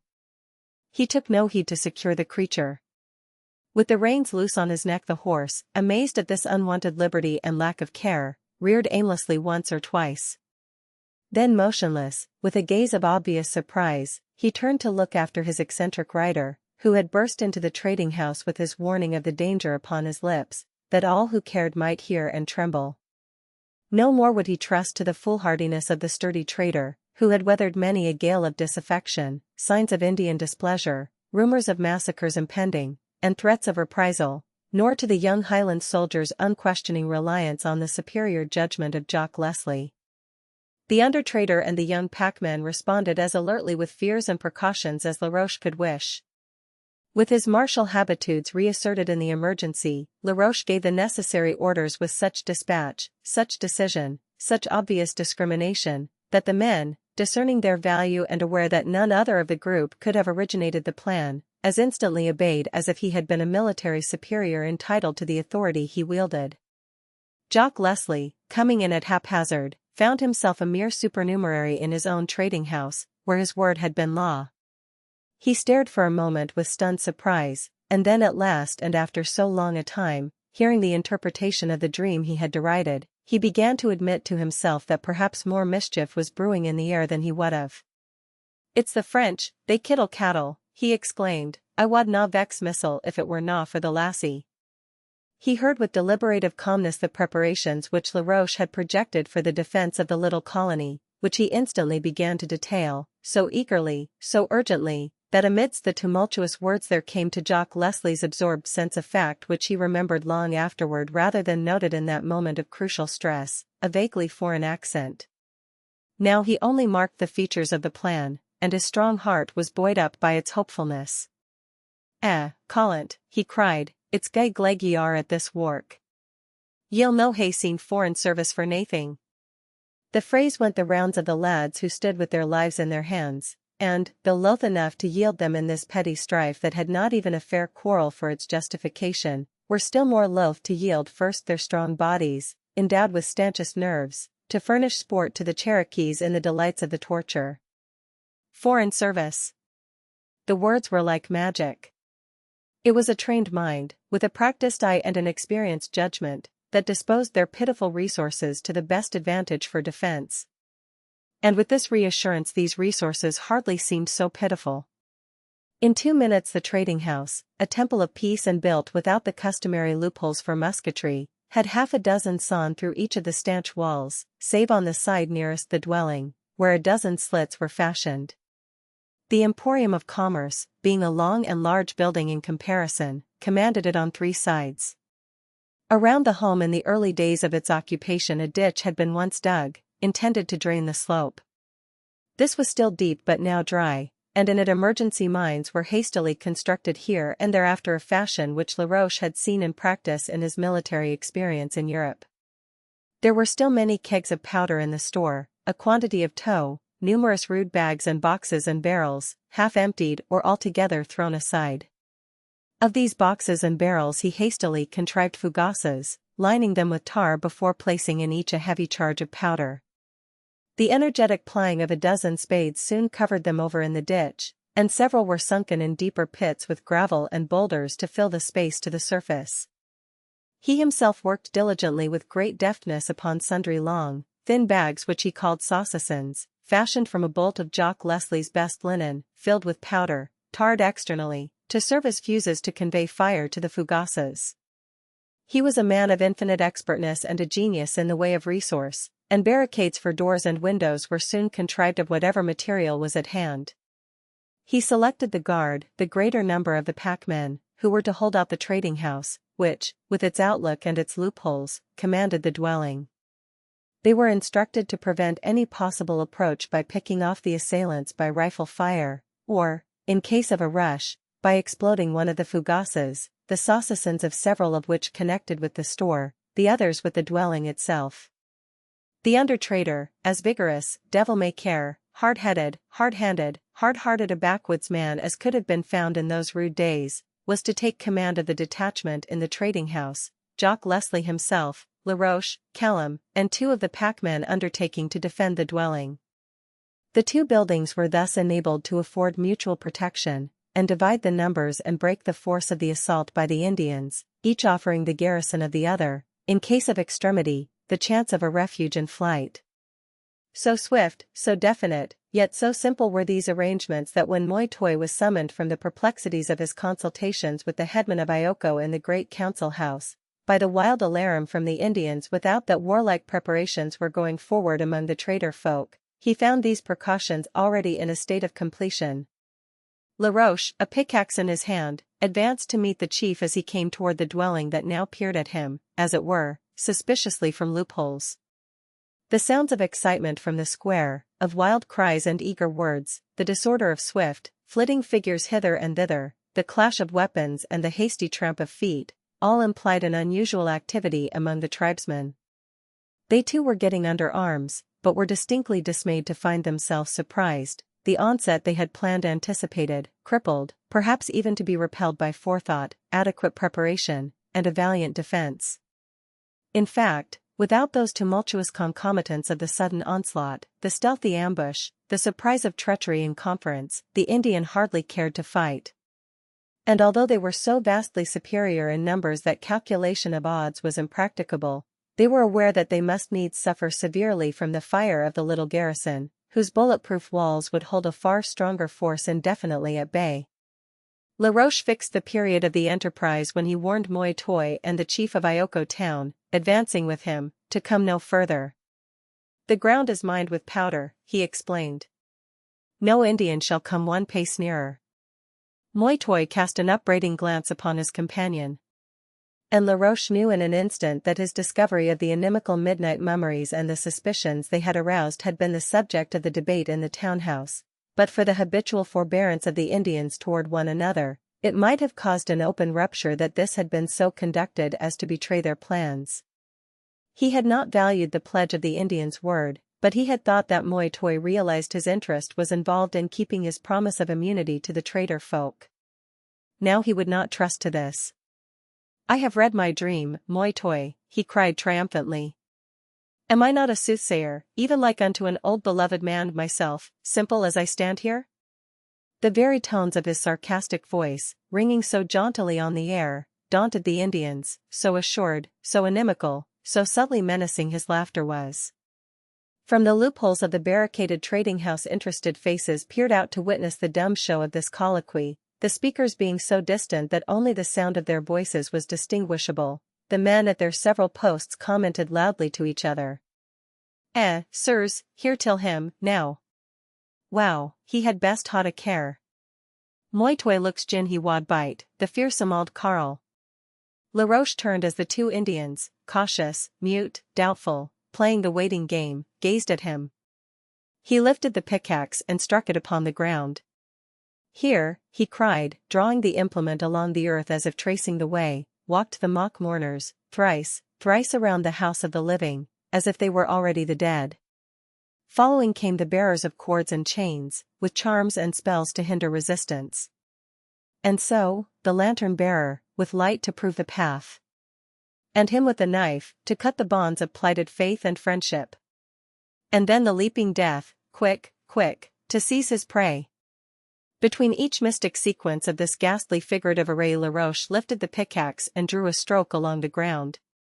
The two chiefs gazed now and again at each other as this recital proceeded, first with obvious agitation, giving way to sheer wonder, increasing to awe, and, as the idea became more accustomed, to a fierce anger that flashed in Moi Toi's dark eyes like lightnings from out a storm cloud. "Do I not read the dream aright?" Laroche cried at last, leaning on the pickaxe and surveying them with a smile of glad triumph, infinitely taunting. "The white man reads no Cherokee dream," said Moi Toi. "You have been told this." "The great chief knows all things," flouted Laroche. "I have been told it." The two Indians looked at him with a keen expectancy that meant woe indeed to the traitor. "The river whispered it in my ear. I read it in the clouds. The winds are singing it in the pines. I can turn nowhere that it does not cry out to me from all the voices of the earth. For all day I have been in the woods, even as far as Great Tellico. Your good horse may show my speed, Moi Toi. All your Cherokee country tells it, the fair land that was to have been rescued from the British, and with the aid of the French made the head and front of an independent Indian confederacy of a dozen tribes. The large scope of this harmonious scheme that, could it have been realized, the combination of the tribes, ever warring against each other, into a union of massed strength against the colonies, would doubtless have worked mighty changes in the history of this continent, appealed to the breathless hope of the Cherokee statesmen.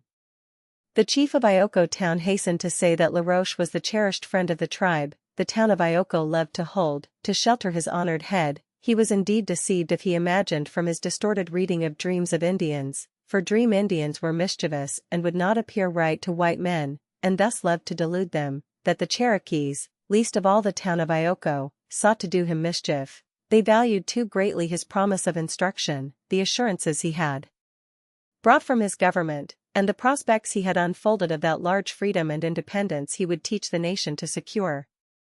Those prospects are as nothing, as a mere breath, as that mist before the moon, even the moon's light will scatter it. Laroche glanced up at the great disk slowly rising over the serrated summit line of the gloomy Smoky Mountains, albeit the western sky was yet red and day lingered, dusky and doubtful, among the wigwams, and in the opalescent tints of the river, broken here and there with the tumultuous flashing of the white foam against the rocks. Nothing will I promise, not even that I will remain amongst you. He detected a significant hardening in the faces of the Indian chiefs, a sudden tyrannous gleam in the eyes of Moi Toi. You would say I have no choice, Moi Toi. He took from his belt a pistol, a fine new weapon, secured from Jock Leslie's own armament at the trading house, primed and loaded. I hold in my hand the opportunities of life and death. Unless all at the trading station go in peace, go free, and I myself accompany them as far as the Kiowa River, I will not remain with you. Once more that dangerous gleam in Moi Toi's eye. I will place this at my temple. He held the muzzle amidst the loosely curling rings of his light brown hair and deftly touched the trigger, and in one moment your league with the great French king is a thing of the past. His trusted officer, holding his commission and acting by his authority, will have died in your country, in your custody, as definitely, in his estimation, slain by your hand as if your hand had sped the bullet. The two Cherokees, obviously at a loss, gazed at each other and hesitated. Never will the pettiaugers ascend your demon-infested, rocky rivers, never will the barrier towns rise above and below those defiant, malign obstructions and secure the passage of merchandise. Your vassalage to the British will be an accomplished fact, your independence a dream, for I who am sent to organize your armies and perfect your plans and equip your warriors for defense and legitimate aggression in war, I will do nothing. My mission is at an end, unless you comply with my conditions. I am a soldier and no murderer. I cannot and will not be placed in a position to answer to the British colonial authorities for the innocent blood, for murder, for massacre. I said to you once as I say to you now, let the traitors go. They shall not return. Then, with the aid of the French government, I will put into the field an army of Indian braves, officered by French experts in each arm of the service, and the very name of it shall strike more terror to the hearts of the perfidious English than a myriad of border massacres. Laroche had already known something of the swiftness with which the crafty savage could shift ground, but he was not prepared for the sudden volte-face, without a glance at each other or a sign, with which both Moi Toi and the chief of Ioko began to protest, albeit in decorous fugue, notwithstanding their haste, it being a standing joke among the Indians, a matter of perennial ridicule, that the white people would talk at the same time or interrupt one another so that none could be distinctly heard. The two chiefs instantly declared that they would respect his words and abide by his promises, which they cherished like the blood of their own hearts. They admitted that they ought earlier to have told him the truth, which for shame they wished to conceal, that only the mad young men of the town had conceived the ignoble scheme of revenge for some trivial insults which they fancied had been offered them by the young packmen, themselves hardly less insane than the bereft young braves. They had been reproved for their midnight mummeries and their threats thus expressed, and when opportunity should offer, after the departure of the traitor and his pack train, the offenders should be dry-scratched. The Frenchman duly appraised the insincerity of all this. He well understood that the plea of the misdoings of their mad young men, so frequently urged, was now, as often before, merely their scapegoat, designed to bear the burden of the mischievous device of the headman, which some change of policy or mischance in execution caused them to abandon. He hardly cared, however, to challenge their motive, since it tended to promote the result he desired to foster, the peaceful withdrawal of the traitor's household. He stood decorously listening, with a face of suave acquiescence, until, in the midst of their antiphonal series of excuses and explanations, the chief stated, among their reasons for concealing the alleged comparatively innocuous source of the demonstration, that they had refrained from telling him this lest he might esteem his own life insecure among such an uproarious, ill-conditioned troop as their mad young men, and thus desired to leave them. Laroche, at the imputation, could but laugh aloud in his martial consciousness of courage. The tact of the Indians instantly perceived the false step. They knew, they protested, the great bravery of the French officer, for no fear had he. His heart was so strong as even to make him contemplate taking his own life, merely should his plans be crossed. This they besought that he would consider no more, for they only desired to know his mind, that they might comply with his every thought. Still he might well deem that their wild young men could hardly be brought under reasonable authority, that they could be made the instruments of winning and wielding such an independence as he had planned for the splendid future. If he would but observe, he should see how plastic to command they could become, how rightful authority should reduce their turbulence and their clamors. And indeed as they swarmed over the dusky, beloved square and through the spaces among the shadowy cabins and wigwams and along the bank of the river, still red under the vague dream light of the faintly tinted sky, the wild excitement that had pervaded the tumultuous groups subsided upon the instant on the reappearance of the chiefs among them, whether a word, a look, a sign wrought the miracle one could hardly say. Laroche, standing gazing after his late interlocutors, could but admire the address with which they had selected the occasion of their withdrawal, not that they had been faced down by argument, nor that their virulent threats were overborne by counter-threats, nor that their scheme was again proved foolish, futile, fatal to their own future prospects, but only to demonstrate how amenable, how subject to lawful authority were these very mad young men when adequate necessity caused it to be exerted. It seemed incredible how promptly all the aspects of peace were renewed. The long, lustrous, slanting rays of the moon, soon falling athwart the town, penetrating the dusky aisles among the Indian dwellings under the drooping boughs of the gigantic trees, flashing upon the foam of the river, or resting in full, unbroken placidity on the beloved square, scarcely showed the shadow of a quiver, or a firelock, or the flicker of a feathered head. Now and again the quiet echoed to the measured footfall of a sedate passer-by. An open door here and there might reveal a group about a fire where fish were frying for supper, and gossip was still stirring about the events of the day. Dogs clustered around the door and begged with all the insidious canine wiles of their kindred of civilization. The council house, dome-like in its elevation on its mound above the town, was lighted by a party of young people setting forward some of their usual evening games or pantomimes for the general diversion. The two chiefs, respectively of Tellico and Ioko, had parted as if nothing more of importance were to be discussed, and Moitoi, in the public office, as it were, the cabin of the aged councillors, deserted but for 2 or 3 of its frequenters, was talking over old times of hunting and fishing and was telling a tale of piscatorial captures which could hardly be matched even in these days of expanded imaginations, his civil hosts now and again constrained to laugh with guttural remonstrance, or to interject an incredulous comment, "Ugh! Ugh!" At the trading house, lights flickered within, but the barricaded doors continued closed. The little garrison were to sleep upon their arms in view of possible treachery in some lapse of vigilance.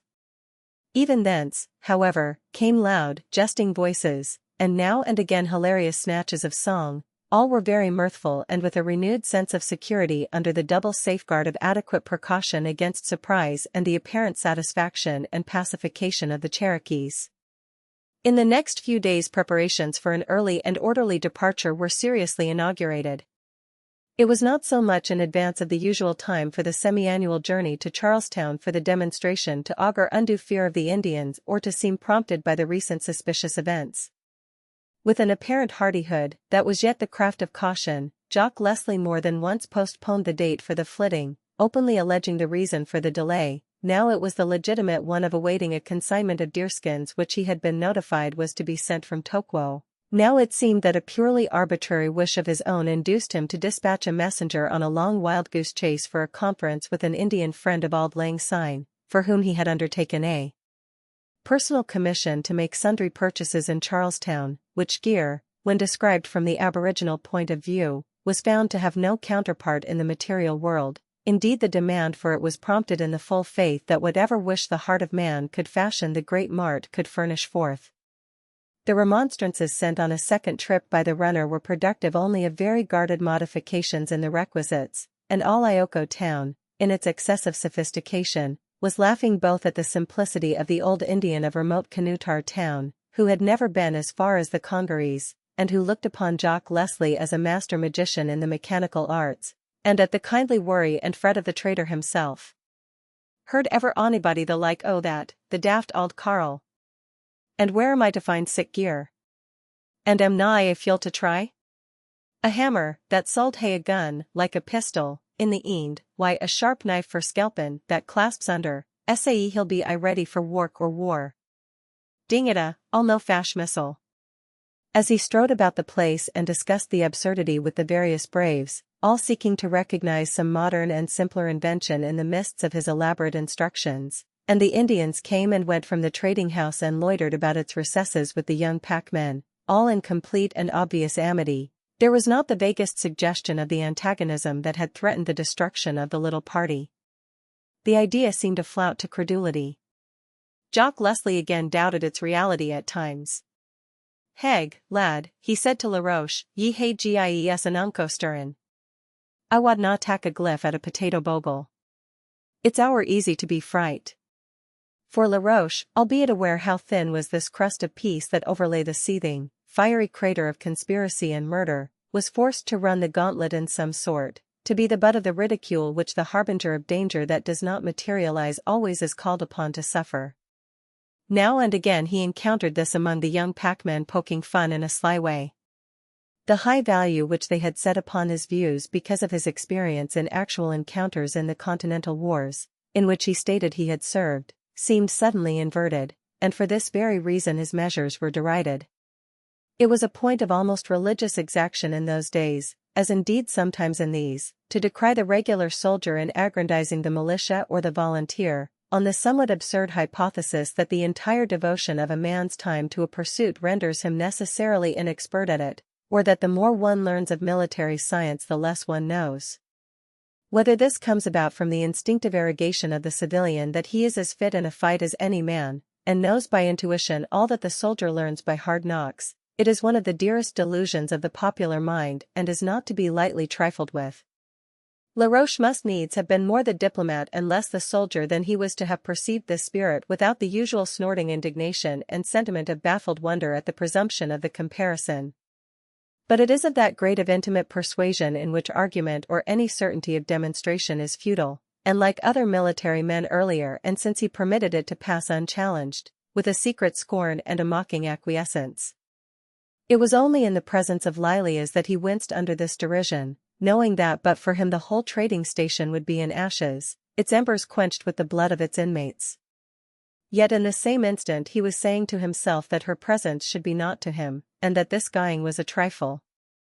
How could her presence be naught, when across the supper table the tiny flame of the candle showed her blue eyes kindling like sapphires? "Oh, aye, her father was answering Callum's inquiry. Tam is gone why us, Tam's gone to haud a care o' us, gin he no tax to dream in Agan." He stopped his chuckle with half a scone. Lilias had risen and turned away, for Callum McIlvesty wanted more porridge and Laroche had matter other than Jock Leslie's clumsy jest to canvass in secret agitation. That blue, jeweled light in her starry eyes, was it set aglow because the day of parting seemed yet distant? How could he care for the traitor's flout? The next day he had in some sort a revenge for his installation as laughing-stock. He had repeatedly cautioned the young packmen against the lurking dangers of the fugazas which he had connected with the trading house for its defense. There had supervened so general a scorn of the warning, the menace, even the sight of the Indian town under arms had been apparently only the reflex of their own acts of hostility, that the emergency mines seemed but a part of the whole invalid hoax until a stout, red-haired young packman, striking his flint hard by, communicated a spark to a saucisson, and upon the consequent explosion of the fugasse he was tossed like a feather into the air and had 3 fingers blown off. The ground for several yards was ripped open as if the ditch had never been filled, and the crags and chasms of the mountains rang and rang with the successive reverberations of the detonation. Great as was the commotion among the trading folk, the incident was as a revelation to the Indians. Almost palsied by terror, as in some stupendous convulsion of nature, they no sooner comprehended the agency of the disaster than their anxiety was increased twofold. At this period, although the use of firearms was general among them and the ancient bow and arrow were superseded, save in cases of necessity, gunpowder was as yet an unaccustomed force except as confined to musketry. They still entertained great terror of artillery, and the effects of powder and mining and in so large a quantity seemed little short of miraculous. Seeing the traders' band presently clustered about the scene of the disaster, several of the savages ventured to approach, suspiciously sniffing the sulphur-laden air and eyeing the deep chasm in the ground with a grave, tentative aspect and a sort of serious disaffection, which was in itself a most portentous threat. It seemed to argue that scarcely any advantage was to be neglected against people who could bring to their aid so potent an auxiliary of destruction as this. Evidently the town itself might be thus destroyed. The Indians began to walk about the pit, gazing down at it with the sort of averse appropriation which one feels toward aught of menace designed with a personal application. They measured the inimical capacities of the fougasse, dwelling upon the intention of its device, and obviously felt that anger experienced when one heartily takes the ill will for the deed. Their state of mind was all at once so rancorous that albeit the explosion of the fougasse was only another indication of the strength of the defenses and the value of the resources of the white man, and thus would seem to reinforce the dangers of attack, the fact that it was planned to carry death and destruction to them, who had as yet given no overt cause of offense and failed in naught of open friendship, was as a challenge to strategy, invited reprisal, and made vain all protestations of goodwill. We maun be gangin' the morn's morn, said Jock Leslie, wiping his brow with his great red handkerchief, and gazing down from the window of the spence at the curious crowds that came and looked silently upon the snare, riven and exploded and harmless now, that yet had been laid for them. And what for no? Cried Lilias impatiently. Yuri I sayin' we maun be gangin' and we maun be gangin', and we I bide here. Whist, my bairn. Then perceiving some inconsistency, the deals and the vim men folk. Jock Leslie cried indignantly. 'Twas only yesterday se'night that ye sat greetin' on your creepy inn, said your heart was sair to leave they grand mountains, and go ye wad na. The girl laughed slyly. So dull he was. So well, too, for a father to be dull, when he had sick of fuel for a daughter. She suddenly grew grave and blushed with a deep, serious, conscious glow. She had caught Macilvesti's eyes, bright, alert, with a world of speculation in them as they were fixed upon her face. Could it be that he connected her sudden change of will with the fact that on that tearful yesterday se'night she had not known that Mad Tam Wilson was to join their march? For he had since announced that, designing to return to Virginia, he would accompany the traders' cavalcade as far as the Kiowa River, a great detour and much out of his way.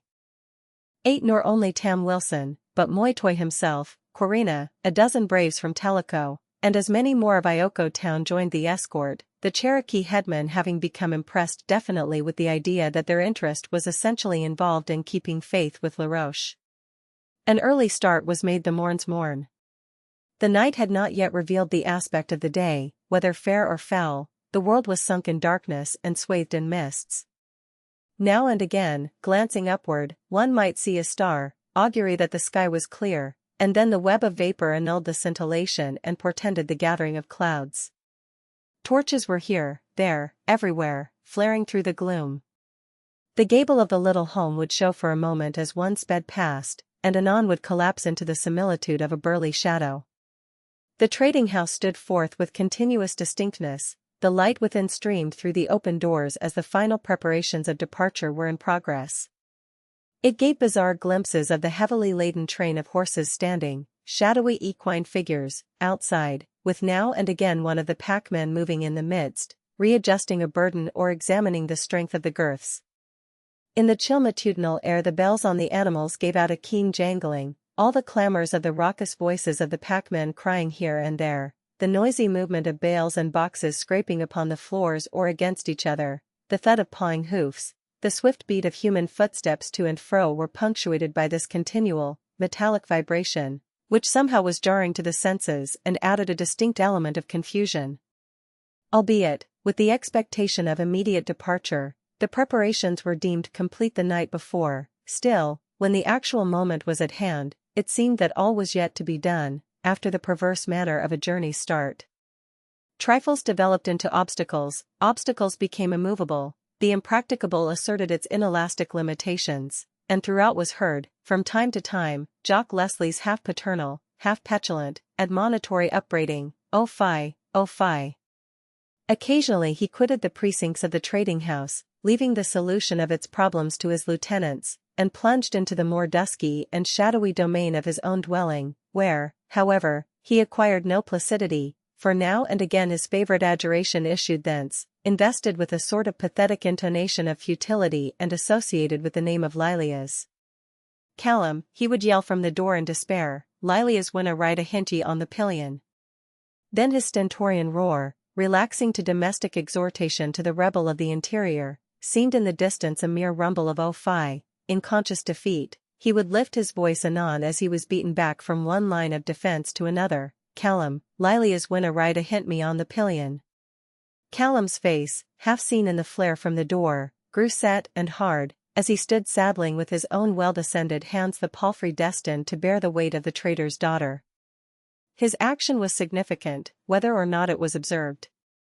He had begun to take the pillion off. Since she would accompany neither him nor her father, she should not ride behind the saddle of Tam Wilson, if that were her object. The other men looked at one another, laughing slyly, with a certain relish in the paternal discomfiture and the heartiness of the young insurgent, rejoicing in the ultimate victory of little lassie Lilias, after the manner of those who are indulgent to the whims and desirous of forwarding the power of a spoiled and imperious child, out of their own household.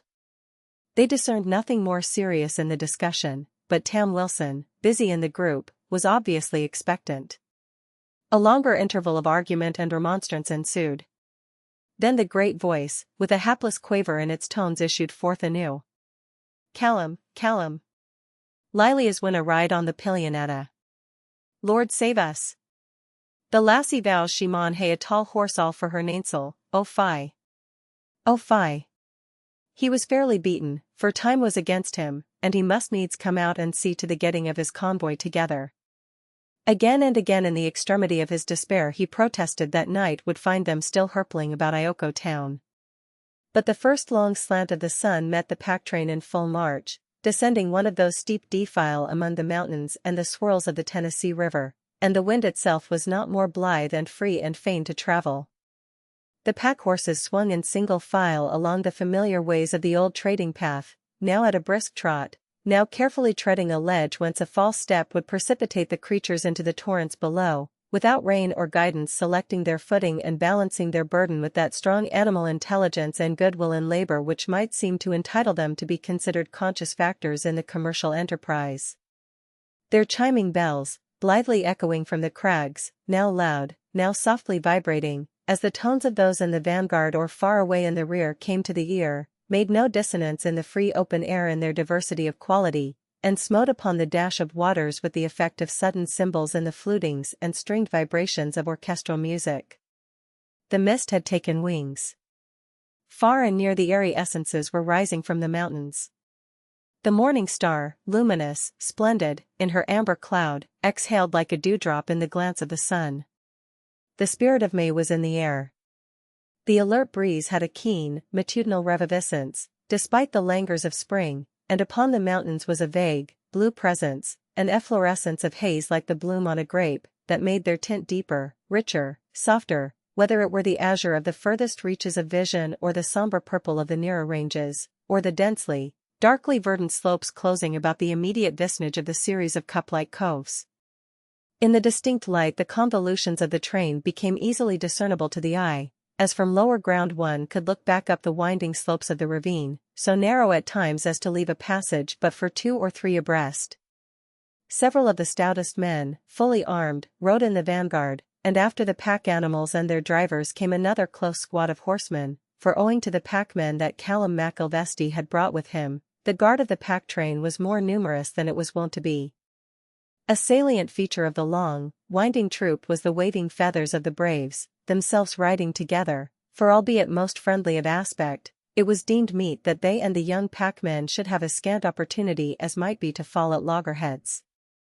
"They can't talk thegither, praise God," said Jock Leslie, who had had little thought he should ever be in case to be thankful for the impiety of the builders of the Tower of Babel, that had brought about the confusion of tongues.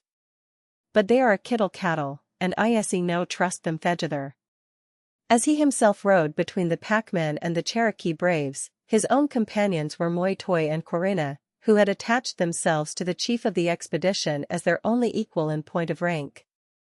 He had anticipated this and had directed Callum to ride at the bridle rein of Lilias, whose station was between the squad of extra packmen and the drivers of the pack train. Tam Wilson had no place assigned to him in the line of march. He was aware, when he took up his position on the other side of her palfrey, that he might seem animated by a sentiment far alien to the spirit of resignation and renunciation that had lately possessed him, but in reality he was influenced by the knowledge of the added protection his proximity afforded her.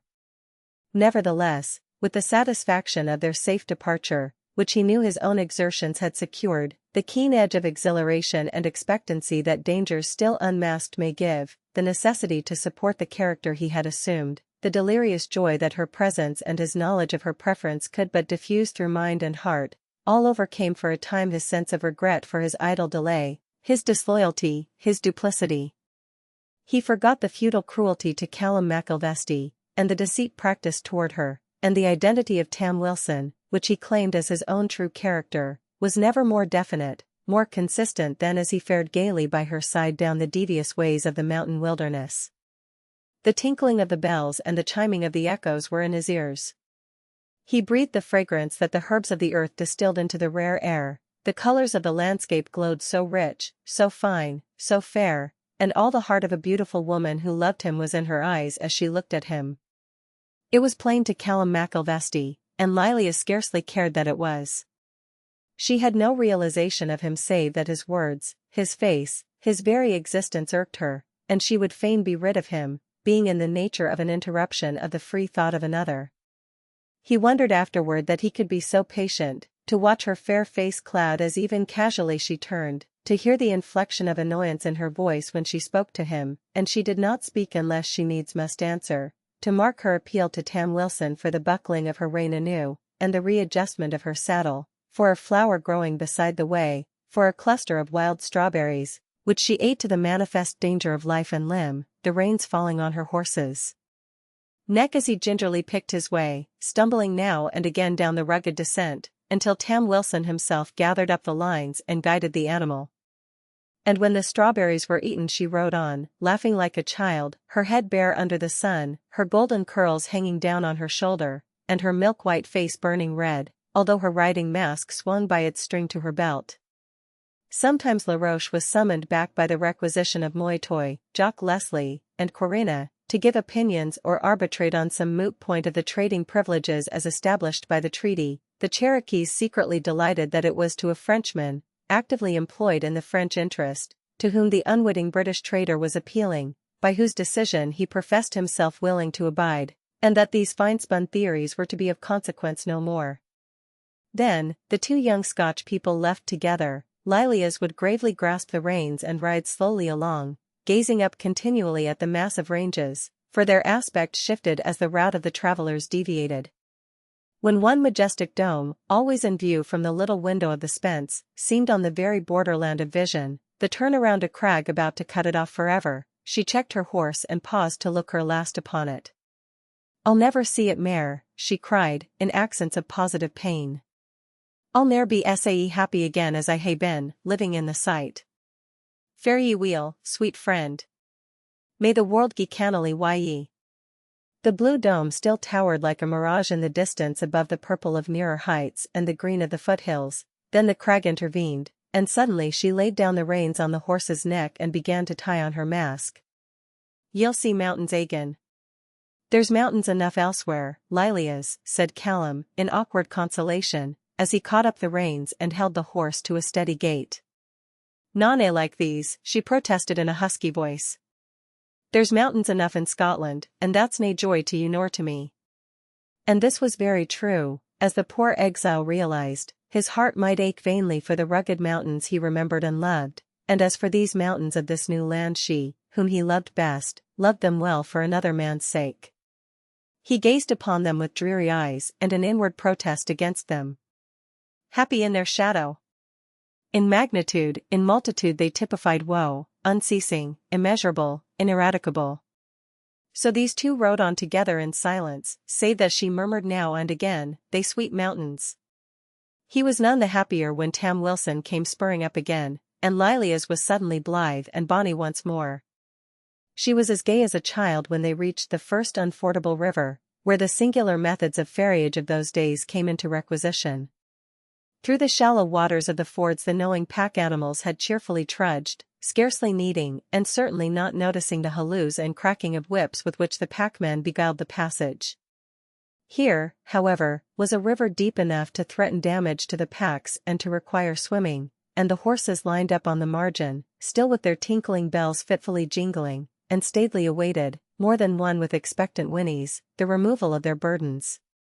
A delay ensued, as always, and each section of the guard coming up, kept apart to this time for reasons of policy, halted in a medley on the high and rocky banks which resounded and re-echoed with the various calls in Cherokee and English and Braid Scots, with the jangling of bells and stamping of hoofs.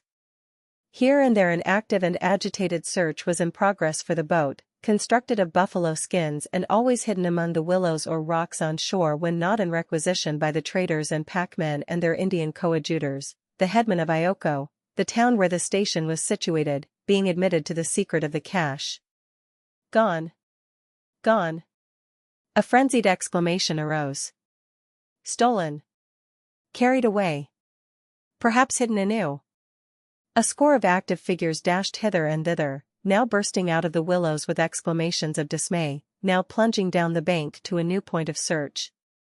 Some as they sped up and down showed above the rocks heads pulled and feathered, others, most genteel, with cocked hats, and again the coonskin cap or Callum's Highland bonnet was in evidence. Lilia's, in the flickering, glinting shade of a low-hanging beech tree, her head bare and golden, her face so fair, looking as some dryad might, captured by this wild and varied rout, waited like one apart, without a pulse of the impatience that swayed the whole cavalcade. She was living in the present. For aught she cared the journey might last forever. The past, it was not to her, the future was so strangely veiled, and somehow she trembled at the thought. Today. Today. The disaster threatened a long delay, a new boat must be built, new hides procured, all suitably tanned, and the incident itself suggested treachery and fomented suspicion. More than once the eyes of Callum McIlvesty and Tam Wilson met in secret comment, an interchange of inquiry, a fraternal interdependence, all other considerations forgotten in the realization of a common danger. But Moitoy's face was frankly clouded, and Quirina was already suggesting ways and means by which, going into camp here, help might be fetched from Ioko town. Only Jock Leslie gave no outward sign of his inward perturbation as he strode up and down the bank, save that now and again he admonished his cohorts with a shake of the head and a vehement "Oh fie! Oh fie!" And at last and suddenly, quiet descended on all the disordered crew, bating a word or two of rancorous upbraiding and a retort of raucous yet sheepish protest, for the boat was found where first it had been presumed to be. It had been overlooked, so well had it been hidden, and once declared to be missing the place of its usual and most obvious bestowal was not searched again till desperation suggested the retracing of all the various steps that had been taken. And so it was presently launched. A queer craft we of today would deem it, and perhaps would prefer something more stanch and less picturesque, seeing how swift and deep and rocky was the river. But the capsizing of such a boat meant only some slight injury of the goods and the swift swimming of the hardy passengers ashore, none the worse for the plunge into the clear waters of the mountain stream. The hides stretched between stout saplings, serving as gunwale and keel and tightly bound at each end, were distended toward the center by crosspieces of the same fashioning, holding the boat in the conventional canoe shape, and the structure would convey 10 horse loads at once. The method of progression was still more singular, no oars nor poles were used in its propulsion. The hardy packmen of the day, being lightly clad in buckskins, were wont boldly to fling themselves into the river and swim across, pushing the pettiauger before them, their horses all gallantly swimming in the rear. When the first boat's load had been piled upon the craft, Lilia's was conducted down the steep bank and seated in the boat, the only passenger, upon the bales of fine-dressed deerskins. Callum McIlvesty and a number of other young men were instantly in the water, wading first, then swimming, with the liberated horses following after. The girl liked the novelty. She smiled down from her high perch at each strong stroke that sent the curious structure throbbing and quivering on its way, with its silver wake and a little ripple of foam at the prow. The river was crystal clear, smooth, and shining in its center under the sun, deeply, duskily green beneath the shadow of the trees on the further shore. Beyond, where the stream rounded a sort of peninsula, a great glittering stretch of water seemed to extend indefinitely in a haze that hung about a flat margin, and there met the sun in a vaporous shimmer, dazzling yet soft. All the group on the hither shore gazed at the progress of the boat, but only the cultivated imagination of the French officer suggested similitudes of aught that it was not. Against that green and white and misty background the shell-shaped craft and the still and smiling golden-haired figure recalled some legendary sea nymph, some Venus in the gliding shallop. The sleek heads of the attendant train suggested dolphins and sea-horses, gleaming in the sunset as they swam swiftly after. There was scant space for the flattery of illusions, for the deep shadows of the leafy bank opposite were falling upon this misty presentment of myths, the necromancy of the sheen and shimmer, and obliterating it as the little craft was pushed into the land. Those of the packmen who had crossed were shaking the water from their dripping garments with no more care for a drenching than so many shaggy dogs, and presently were resaddling their horses, while Lilias, quite dry and fresh, stood apart on a little promontory of rock and with a scornful wave of the hand bade Callum in his saturated kilt keep his distance. It seems incredible that such a man as Laroche should fear a little guying, but perhaps it was only the spectacle of Callum's discomfiture that reconciled him to the knowledge of the scoffs at him, covert and otherwise, which he knew he should receive from the other young men when with Jock Leslie and the Indian headman he should cross in the boat on its second trip, his condition as a recent invalid entitling him to share their honors and ease. It was barely possible, however, that Lilias would have found no occasion, even were he also dripping from the short swim, to place an embargo on his near approach. Why it was that this watery quarantine should have roused Callum McIlvesty's spirit of revolt, of self-assertion, of pride, it is difficult to say. Perhaps merely the limit of his endurance was reached when he was cried out upon like a too affectionate and dripping water dog. "I winna sprinkle your kirtle," he said with some dignity, despite the triviality of the theme.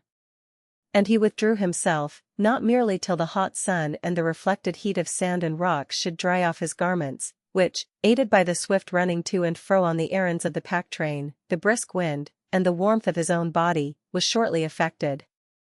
The whole train was in motion again incredibly soon, considering the abnormal difficulties which these primitive methods of ferriage would seem to present.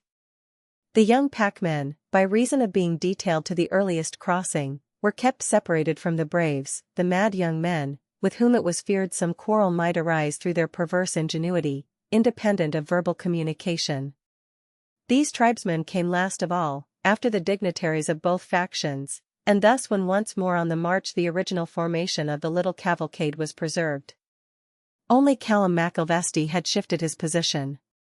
He no longer rode at the right hand of Lilias, but ahead with the squad of packmen, and Tam Wilson succeeded to the position he had occupied, but Lilias appeared hardly to have noticed Callum's absence, and certainly did not waste a thought upon it.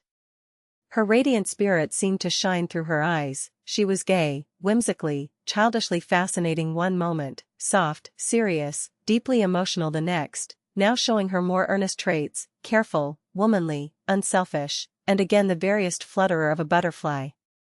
She had never been so protean of mood, so beautiful, so charming. And yet Laroche looked upon her with changed eyes, a newly aroused and upbraiding conscience. The frightful bodily danger in which they had all recently stood from the murderous Cherokees, his triumphant scheming to avert their impending fate, had been as a reprieve to thoughts that now in this leisure again clamored for a hearing. His long, idle lingering amongst them and enforced concealment of his identity had brought this menace upon them. He had not yet annulled all its evils. And now, whither was he tending? Daily he considered the question. He was a man of education, having had superior facilities and both the talent and the will to avail himself of them. He was not without social culture, and he moved in coteries of refinement. While not of the higher nobility, he was still a man of good birth, of degree, and of some fortune, and this had enabled him to tolerate the more kindly the bourgeois, nay the peasant-like aspect of the Leslie household, since it was but a matter of contemplation, and by no means of assimilation. He had regarded it with all its homely traits and habitudes as impersonally as if it were a scene on a stage. In addition he was consumed by professional ambition. he had always been accounted an efficient, superior officer. He believed that his military abilities were great. Upon the successful issue of his plans among the Cherokees and other tribes, high preferment would await him in the gift of the French government. To hamper by a mésalliance with a simple Scotch girl, the daughter of a bourgeois trader, his future, his pride of diplomatic achievement, his opportunity to render great services to his government, he was appalled by the very thought. He promised himself that he would make no such sacrifice for any woman on earth. Seriously contemplated, he could not raise her to his level, and he would not sink to hers. All must be renounced should he dream of her in any sense but to kiss her hand in gallantry and bless her goodness and gratitude. Yet what was he doing? Separating forever two young people whose kindness had been so largely instrumental in saving his life. Lapsed in the luxury of a sweet, delicate, almost abstract emotion, flattered by the consciousness of her love, he had supplanted her true suitor by this ghastly simulacrum of a lover, and was wrecking the happiness of both. He was sentimental enough, in the abstract, to care much for a sentimental woe. He was conscientious enough to appraise the unjustified intermeddling of the course he had pursued, and sensitive enough to shrink from bearing the consciousness of it all his days. With the policy of the confessional of the faith in which he had been trained, that restitution must accompany repentance and peace only follow penance, he was canvassing how to undo in days all that he had wrought in months. It should not be, he declared arbitrarily. He cared honestly, kindly, too much for her, loved her too truly, for herself, as a friend. And toward Callum himself he was not indifferent. Yet how could he bring them together again? Difficulties hedged him about. He feared the English in his character of French emissary. Now, daily, he was approaching the Englishman's country. He adventured, indeed, much for the sake of her and hers. Knowing his prejudice, he would not trust Jock Leslie with his secret. But the girl loved him. He would trust Lilia's. She would doubtless expect him to follow her to Charlestown. She would watch and wait for him. She would pine. But should he disclose his nationality, his employ, it must appear that their parting was final. In all probability, so divided by distance and prejudice, they would never meet again. It would be a poignant pain to them both, and Lilia's he could never forget. If thus unhampered she could find her happiness in Callum McIlvesty, he sighed, but he would not grudge it. At all events he owed her this, she must not waste her sweet young life in devotion to an illusion. In reaching this resolution he was far too acute, too accustomed to introspection, not to perceive that he had postponed the shattering of the romance that had delighted him until its enchantment had at the most but a few days' lease. He took some credit, however, that he had determined to submit to the ordeal and the jeopardy it involved before these were past, that he might have space for an earnest effort to bring the young people to their former understanding.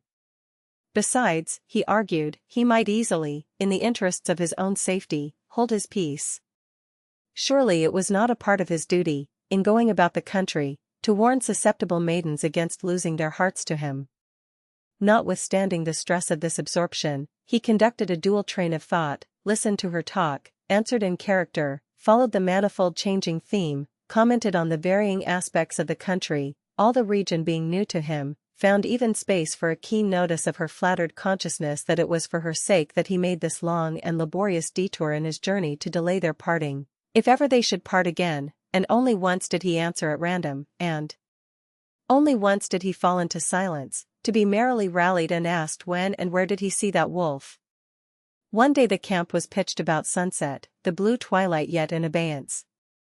This, too, was the first halt since breakfast, dinner having been eaten on the march. A substantial meal, therefore, was this supper al fresco. Kettles were swung gypsy fashion, venison was broiled on the coals, some wild ducks, brought down by a volley in the course of the march, were split and toasted on a long stick at the general camp, but brandered at the fire of the gentlefolks as the contingent of Moy and Jock Leslie was called, it boasting a branding iron. The gentles also rejoiced in a case bottle of brandy, while the lower grades were content with rum, and only Lilia's and the Frenchman drank a dish of chocolate. By a watercourse, necessarily, the halt was made and in the neighborhood of one of those exquisite springs for which the region is noted. It seemed illimitably deep as Laroche and Lilias stood amidst the sweet-scented ferns on its rocky verge and then sat down on one of the fractured fragments fallen from the great crag beetling from the mountain slope above their heads. Lured by the fascination that this sort of fountain in the wilderness seems to exert on all travelers, each of the cavalcade had come to gaze upon the crystalline depths which were like topaz in the lucent tints imparted by the golden gravel beneath. The hewing of the circular basin was almost as symmetrical as if wrought by hand. The down-dropping branches of the sycamore and beech nearly veiled the crags closing about them, and the faraway mountains across a stretch of valleys and lesser ranges were purple and somber under the light of the sinking and vermilion sun. Only these two lingered here, quite silent at first, and Laroche wondered if he could speak at all. He glanced about doubtfully. "Lilias," he said slowly, "I have something to say to you." The shadow of a homing bird sped across the sunlit valley. Down the current of the river was visible a red reflection that was not a cast of the western sun, but was caught from a campfire on the bluff. At these he looked, not at her, lest the sight of her face disarm his resolution, yet somehow he was aware of the sudden flutter of her heart and the quickening of her pulses, and he knew that for all his art and all his tact he had begun amiss. He hastened to nullify the impression she might have taken, nay, must have taken from his words. "It is a secret," he said hurriedly. "You must promise that you will tell no one, not even your father." He wondered, his eyes still fixed on those furthest western mountains, if her heart had ceased to beat, so still she suddenly was. Then he realized rather than saw the slow motion of surprise, of protest, as her head turned toward him on its long and slender white neck. "Not even your father," he reiterated, for he must needs go on. So sudden had been the revulsion of feeling, so complete, so paralyzing, that she could not trust her voice. And this was well, for he perceived that even in these few steps he had stumbled into a second pitfall. Exclude the paternal idol, know a secret forbidden to that paragon of wisdom and crown of creation, Jock Leslie. In another moment he would have a downright refusal of the trust. He must quickly involve her in the safety, the confidence of another, and even filial fealty would not warrant her in breaking faith with him. "No," he qualified hastily, "don't promise. I will throw myself on your honor, in the fullest assurance of safety. Lilias, I am not what I seem, I am an emissary of the French government, an officer of the army." She recoiled violently, suddenly shaken, shocked, and albeit ghastly pale she fixed a challenging stare upon him. "A spy?" she demanded in a husky voice, impressive with its deliberate tone and weighty yet incredulous rebuke. Laroche hastily collected his faculties. This untoward trend of his disclosures must needs be checked in sheer consideration of the safety of his neck. "Ah, Lilias, bien-aimée," he cried, in half-petulant, half-affectionate protest. "How can you misunderstand?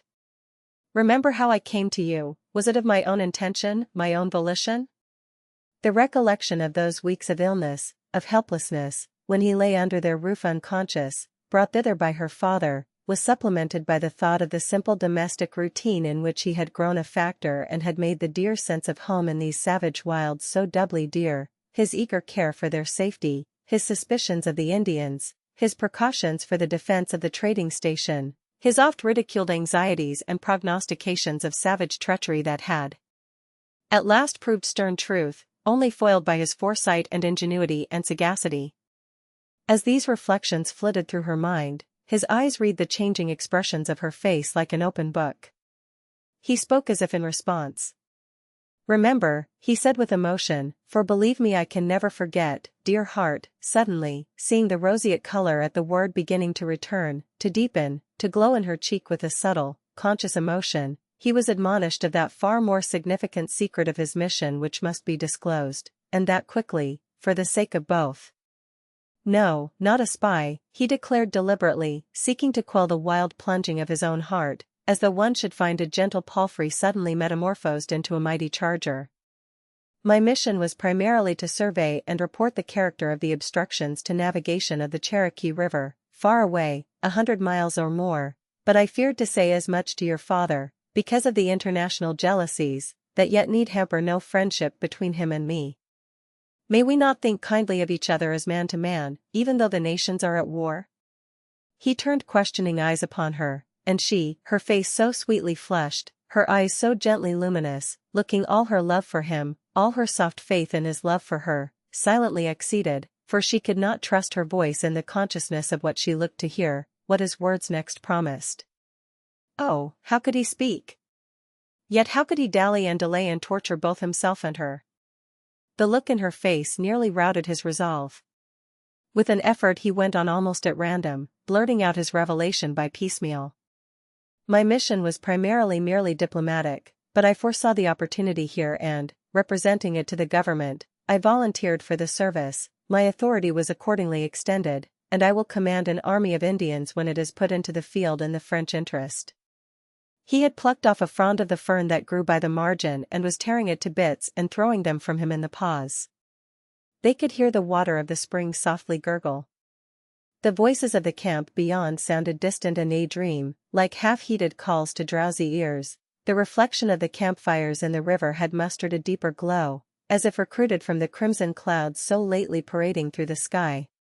Now the sky was vacant, a clear, pure, faintly tinted blue, and in its midst a star gleamed with an incomparable whiteness above the darkly bronze green of the mountains. And yet the night had not come. The world was full of this gentle, limpid clarity of light.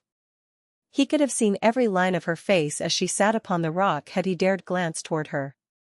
If the girl had been an image, craftily wrought of stone, she could have shown no more semblance of life than that silent, motionless figure. She doubtless heard.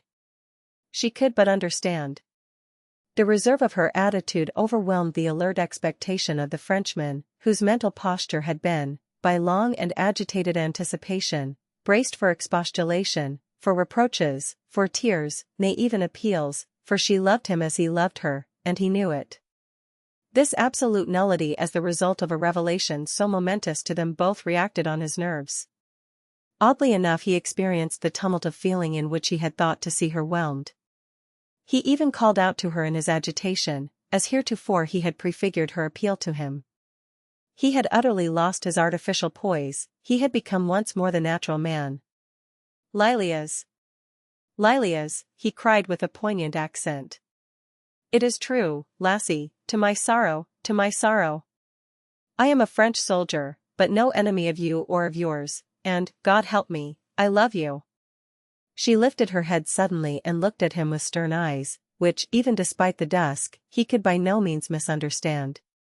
Do you mean, she said, that you volunteered to spirit up these fiends of Indians to fall upon the frontier and massacre women and children? He drew back, affronted and wounded. Nay, Lilias, war is war, and never play. If women and children suffer, 'tis the fortune of war, and the responsibility is on the men who have the care of them. And do not the English march savages against the French? And have not Frenchmen also wives and children, and even hearts and souls? If it were your bounden duty, she stipulated. It is, being my country's opportunity, he argued. If it had been that ye could not turn back, that your help had been pledged, your honor engaged, your own and your hame to defend. But to seek the foul employ, to lead into the field these merciless fiends against the peaceful hunter and the patient husbandman, the wife and the daughter, the grandame and the babe. And for what price, Judas? Is it gold, or is it place? He could kiss her hand, even if it dealt a blow. Nay, Lilias, he said, wincing at every thrust. It is justifiable by all the rules of war, no honorable soldier need evade the duty. But I will not have you think of me thus. I mean, taking the plunge of irrevocable revolt, to his own amazement, I will renounce it, I will resign. I will return to civil life. I will be a planter, what you will, and you shall be my wife. Your wife, she exclaimed, and her voice, although steady, rang uncertain of intonation. Your wife. She seemed, to his alert receptiveness, to dwell lingeringly, fondly, on the words. But after a moment she went on unfalteringly, oh, man. You'd break faith with king and country to win favor with a woman. He was staggered for an instant. It would be no loss to the government. They would only send another officer to fill my place. He hesitated in a sudden jealous speculation as to who might succeed to the result of his careful work and the rewards of his hard-earned opportunity. Then he resumed with eager urgency, "But you think my orders are revolting and the service unholy. You account my engagements with the French government inconsistent with my honor. It is not what I think, but what are they to you? Nothing, nothing. Nothing in comparison with my love for you, nothing in comparison with my gratitude for your love for me. For, Lilias, you love me, surely you love me." She had risen, and still standing, she suddenly put both hands before her eyes. "Oh, poor Tam Wilson," she cried, and burst into a tumult of tears. The irrelevance stunned him as he stood staring at her. "But you are not Tam Wilson." She turned upon him in a sort of fury, throwing out one hand at arm's length with a gesture of repudiation. "Oh, you are not Tam Wilson." Oh, the leal heart he had. He wad not gie our his trust and renounce his pledges and quit his country's work for ony lassie alive. He could not be balked by fear, and he could not be bought by favor. And if God prospered him he then kit him for his mercies.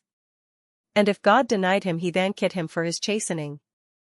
And when in the good time his wife suld come to him, he would be as a helpmeet, as he was ordained, to go hand in hand in an honorable path, to work together, building up, not throwing down, keeping faith, not breaking it, open as the day, hiding nathing and with nathing to hide. And she would be dear, but his honor would be dearer. He wad na win a woman's heart why vain protestations and false names, and why terrible secret military orders to haud him back, and then tell her that his engagements were not to him for her sake. For she might tell him, as I tell you, an oath, and ill to break. And I will hae naught to do why a man wad break it for the blink o' a lassie's eye. He wad na do that, oh, poor Tam Wilson. He stood aghast, arraigned, conscience-stricken. But she had leaned against the crag, her soft cheek pressed on the stern grey rock, relinquishing her reproaches and bewailing her bereavement. "Oh, poor Tam Wilson," she cried again and again. "To think he never lived. He isna you. He is naebody, naething. Poor Tam Wilson, to think he never lived." She would not hear remonstrances. She would not look at Laroche. He was fain presently to leave her in the closing dusk, lest the others might join them when neither could well explain her emotion. As he slipped away in the elusive gathering grey shadows, he still heard her sobs from their midst, bewailing the tenuous estate of poor Tam Wilson, quite as elusive as they. He did not see her again till the next morning. She was pallid as the result of a sleepless night. Her eyelids, although swollen from persistent weeping, were still heavy with unshed tears. Her face was stern, hard, even sullen. She seemed averse to speech and answered her father's expressions of alarm because of her grief-stricken manner and Callum's eager solicitous inquiries as to her well-being with a curt explanation, "I hae had dreams." Laroche, who had had time for reflection, appreciated an undercurrent of a more subtle sincerity in the response than was obvious from the surface. Dreams indeed, mere dreams. Poor Tam Wilson. He was glad of the relief which this apt reply afforded him, for he had suffered some mundane and most personal anxieties, in view of her youth and inexperience in diplomatic matters, as to her capability to guard his disclosure. Indeed, he was doubtful of her disposition to shield him since her emotion had been so strongly elicited and the unexpected resultant repulsion for him had so completely offset her prepossession hitherto in his favor, on which he had relied for protection. His liberty, and even his life, were in her hands, and he could hardly contain his regret that he had confided aught to her.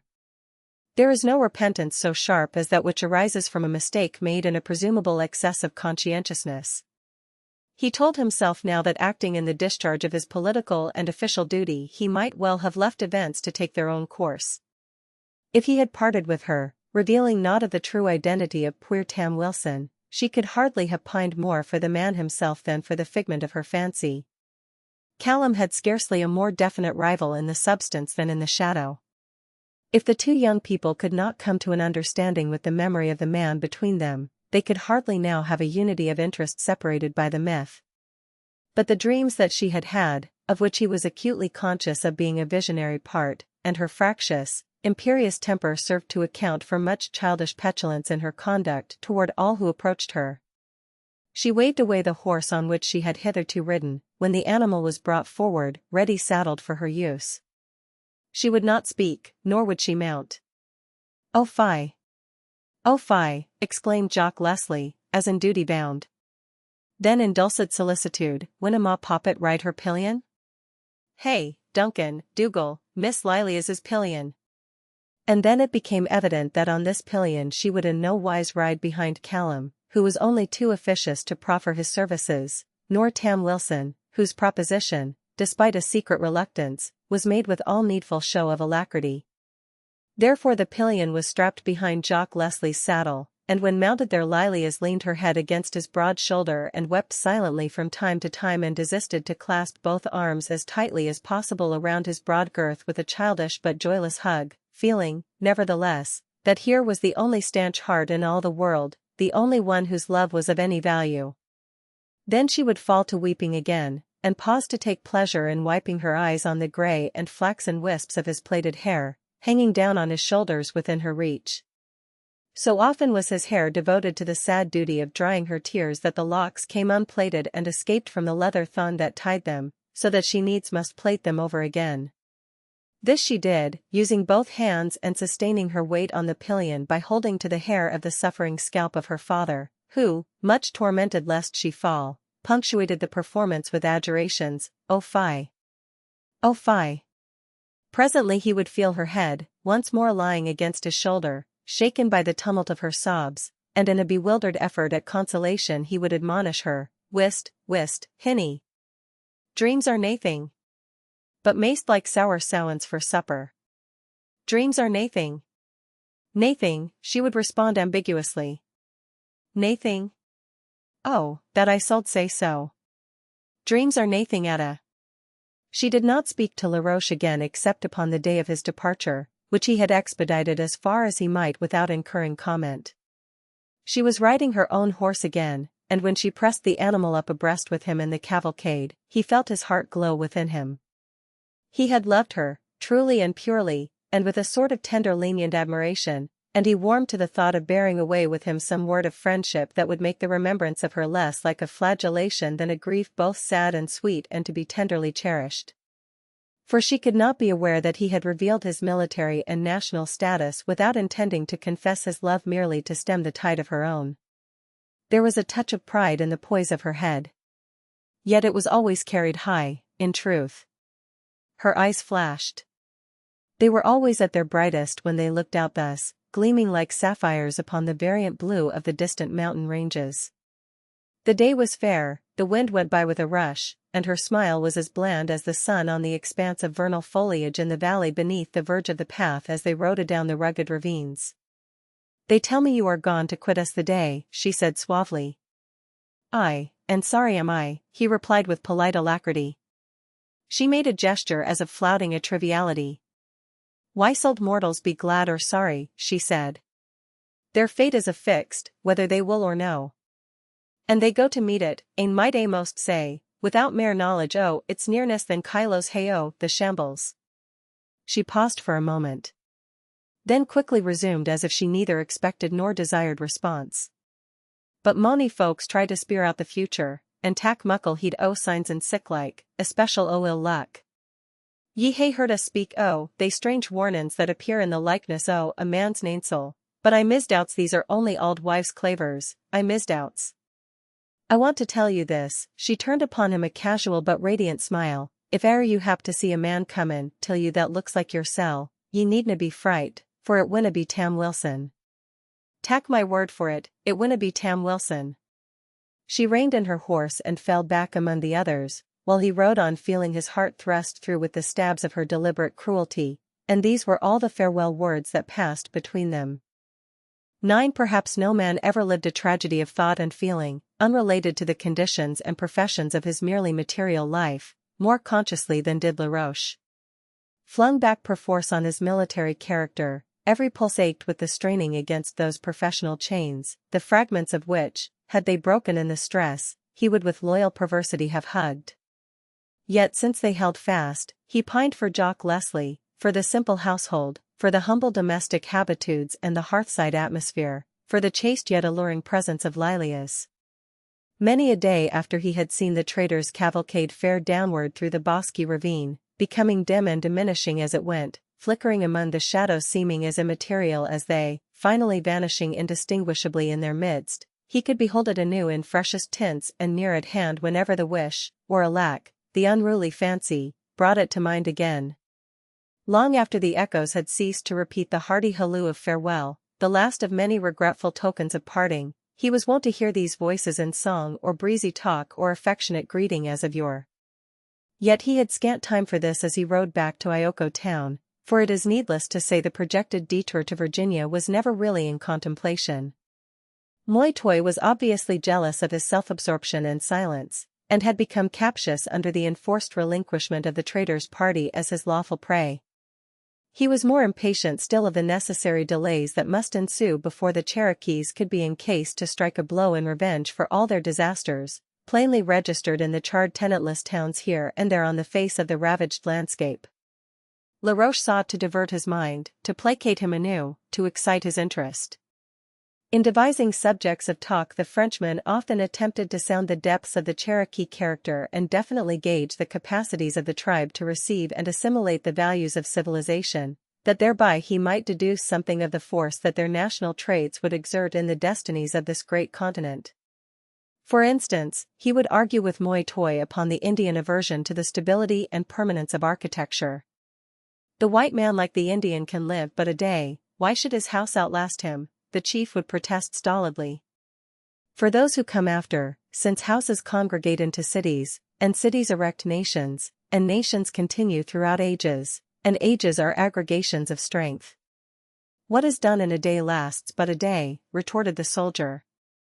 Thus speculatively disposed he would seek to measure the extent and divine the catastrophe of that ancient prehistoric civilization of which his keen instinct read much in the scattered fragments along the shores of time, in the aboriginal traditions, unique and indefinitely antique, in the ceremonials, of which the significance was lost in degeneracy, retaining but the matter without the matter, the shapeless shadow of an unimagined symmetry, in the language, absolutely individual, he thought.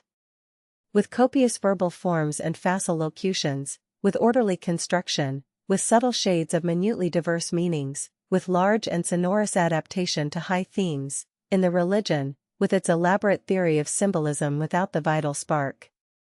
He wondered how far this definite cult, seeming almost inherent, would deter the Cherokees from a conversion to Christianity.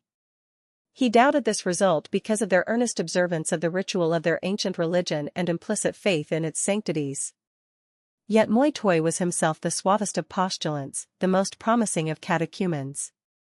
So eagerly he listened to the French officer who explained the grounds of his own belief and its revolutionizing effects upon the nations of all the world, not failing to turn and scan the number of tribesmen in the band from time to make sure that none had followed with treacherous intentions the trader's train, that many another man as discerning as Laroche yet less crafty might have been deceived. Over the campfires at night especially Moi Toi seemed to delight in repeating some of the more simple and discursive details of the day's talk, often startling Laroche by his powers of memory, the accuracy of his comprehension, and his gift of mimicry. Laroche wondered if a preference which he noted for biographical details might be ascribed to that fraternizing instinct to realize the conditions of the life of man in whatever age or country, despite the lapse of time and the barriers of distance, that attests the universal brotherhood, and if it was this which had served to invest the narrations with such reality and had so strengthened the grasp of his mind upon them. The officer found, however, a curious flavor of speculation in the fact that try as he might he could not enlist this vivid interest in the incidents of the New Testament. The sanguinary histories of the Old Testament, dealing oft with force and fraud, met with no skeptical reservations or evasions from Moi Toi. The motives they adduced were eminently comprehensible to him, the result credible, and his attitude of mind applausive. But with the gospel of love and meekness, the forgiveness of injuries and succor of enemies, the dictates of self-sacrifice and self-denial, the savage had no pulse in unison. Moi Toi listened as his obvious policy required. Sometimes he commented, "Christianity is to make the red men good? Then tell me, why has it not made the white men good? They have had it so long, 1700 years, you say, and more." And the French officer, fairly routed, could only answer that the race had not lived up to its best opportunity. The chief's interest in the ethical phase of the subject often flagged, however, beyond the power of simulation. It was only held to a pretense of attention by the inexorable etiquette of the Cherokee, however prolix his interlocutor, and an occult intention to master certain knowledge by the ruse of surprise, as it were. But inborn subtlety is no match for the ratiocination of cultivation, and Moitoy's instinct was fatally at fault when with a childlike blandness and irrelevance he casually demanded, "How was it, did you say last night, that the good Sanqual made his powder when he journeyed down to the city of Damascus? Or I have forgotten how many pounds of powder you said the brave chief Samson put under the gates of Gaza when he blew them up to carry them off." The trail of the earnest dominant desire to discover that seigneurial secret of civilization that made it the lord of the world, the conqueror of force, the despot of right, the annihilator of numbers, the simple formula for the manufacture of gunpowder, the materials for which Laroche had already assured him abounded in the Cherokee country, lay through all the devious windings of their talk, and divulged the springs of self-interest in Moitoy's affectations of the dawnings of faith. On each occasion the revulsion of the officer's feeling was so great that the betrayal of the Indian's motive in searching the scriptures, and his conviction that the ultimate value of the white man's religion lay in his superior knowledge of destructive explosives, failed to excite any cynical amusement in Laroche, and roused in him a very genuine indignation. For the demonstration always came as a surprise in its devious methods, half incredulous though he was as to the eventual conversion of the Indian. "Let it be accounted to me for righteousness that I do not instantly give you over," Laroche would cry angrily. It was essentially the pulse of the church militant which animated the soldier. His patience was scant, his summons imperative. "Become a Christian, or I'll be the death of you," might be a just translation of his urgency. And in good sooth his easily excited anger was so obviously genuine on each recurrent presentation of the lure to entrap him into the disclosure of the secret which he had promised in his own good time to communicate, that Moitoy experienced a very definite alarm lest by his precipitancy the precious knowledge that gave the white man his supremacy might be snatched from the Indian forever. With his naturally keen faculties thus whetted, Moitoy evolved with countercraft a diversion that appealed irresistibly to the speculative phase of Laroche's intellect and for a time led him captive, although he appreciated fully the trickery of the intention and the treachery of the heart of his interlocutor. This was the recital of the Cherokee traditions of the more ancient scriptural events, the creation, the flood, the exodus, knowledge of which the earliest travelers in this region found already implanted among that singular people, and, with certain analogous customs, serving to add so much plausibility to the theory of its Hebraic origin, even yet to be accounted for by vague hypotheses such as the teachings of Cabeza de Vaca among the more southern tribes, thence transmitted northward. If this be the source of these traditions, it is singular, to say the least, that there should be among them none of the essential truths of the new dispensation nor Roman Catholic legends of the saints. Laroche could but lend heedful attention to the variant details of the Cherokee version of the patriarchal and Mosaic dispensations, and now and again pointed out to Moitoy their divergencies from the true and only word, and much he meditated upon this strange disclosure as he rode along the woodland ways, listening in his turn. Sometimes he sought to modify or adjust the sacred writings of the old dispensation to the interpretative temper of the new, always held in check by the Cherokee version which Moitoy would repeat with controversial relish, keeping pace haud possibles equis. For the savage, obdurate to the wile of civilization, was yet more steeled against the advance of the Christian religion, and indeed modern instances are not wanting, sufficiently dispiriting to the student of human progress, in which after a lifetime of the profession of Christianity the Cherokee in his dying hours openly discards the religion of his adoption and departs to the happy hunting grounds in the faith of his fathers, going out of the world the pagan that he entered it. Serious as was the subject that absorbed Laroche's thoughts, the deep significance of his speculations, comprising the origin of this race, its perverted destiny, the intentions of the deity, this strange glimpse into the mystic past, the darker mystery of the veiled future, these mighty interests could not suffice to sustain that human heart of his when they passed once more the trading house, silent and deserted at Ioko town, and the cottage hard by, where he had lived out the sweets of the little romance snatched from untoward conditions. He smiled sadly and tenderly at the thoughts conjured up by the evening glow so red on the gable against the blue sky. Never again would the fire flash forth from that deserted hearthstone to lure the wanderer home. Never again would the gleam of the candle rejoice the hospitable board that welcomed the stranger. The Ingleside was cold and bleak, and would soon be a wreck, for the Indians were now giving the roof to the torch, and he watched the blaze with many a sentimental pang, but did not offer remonstrance. Better thus. Far better thus.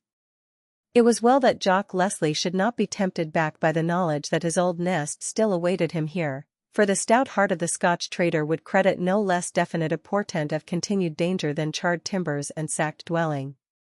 And Laroche honestly believed that the day of the great British trade on the Tennessee and its neighboring streams was overpast now and forever. He did not hesitate when once more at Tellico Great to inaugurate the scheme, the progress of which had been delayed months ago by the defection of Mingo Push Push.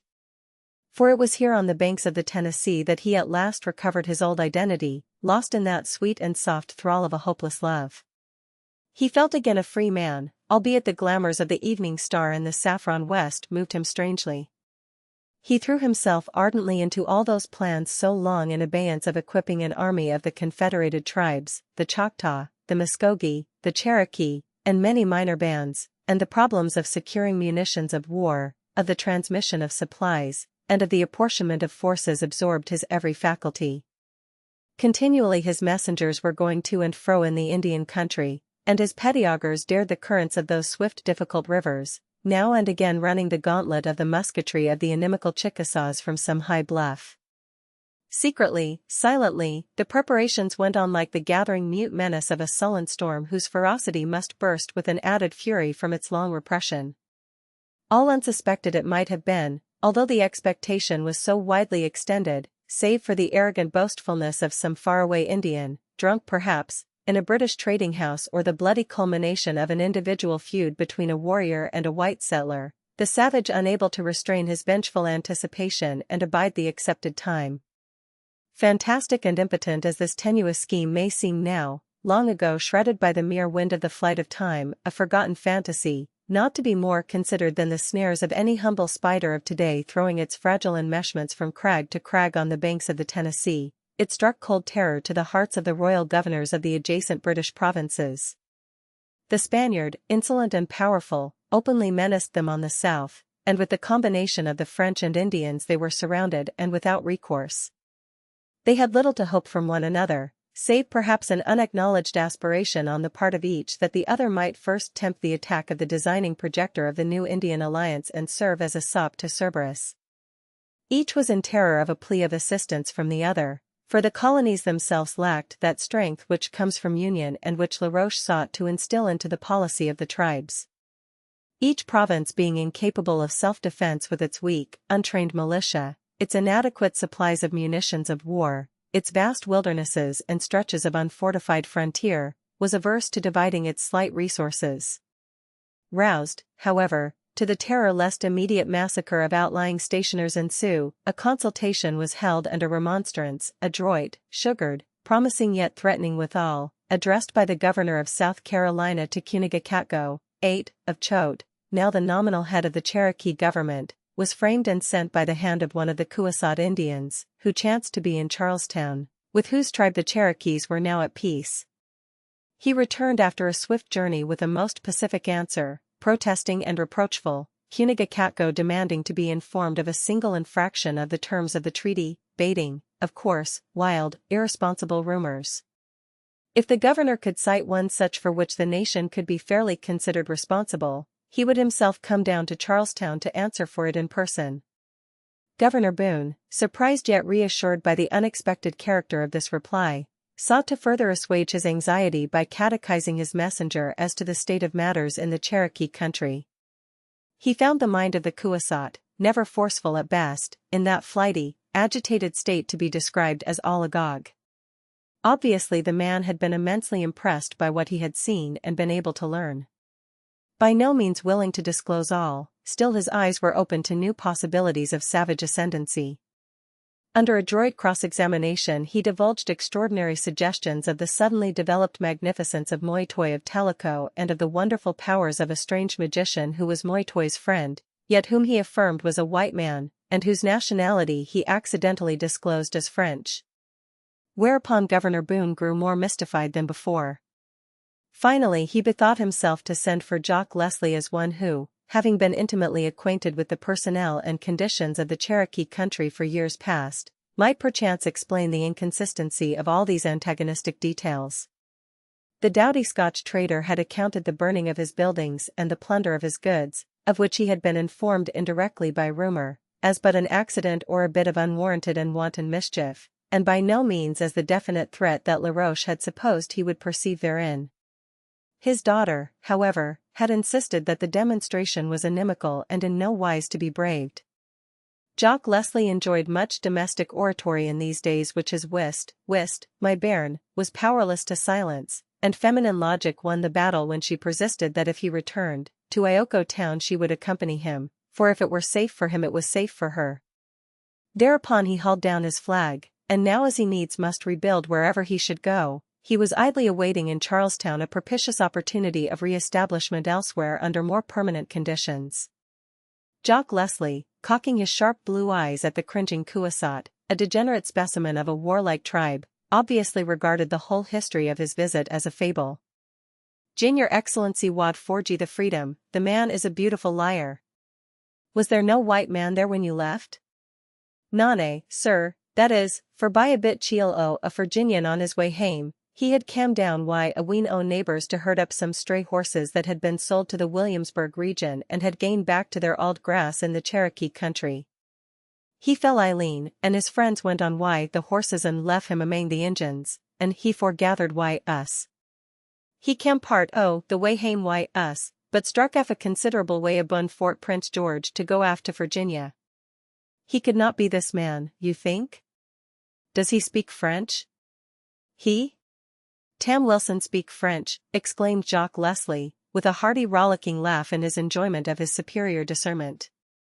"Your excellency disna ken they carls out on the frontier.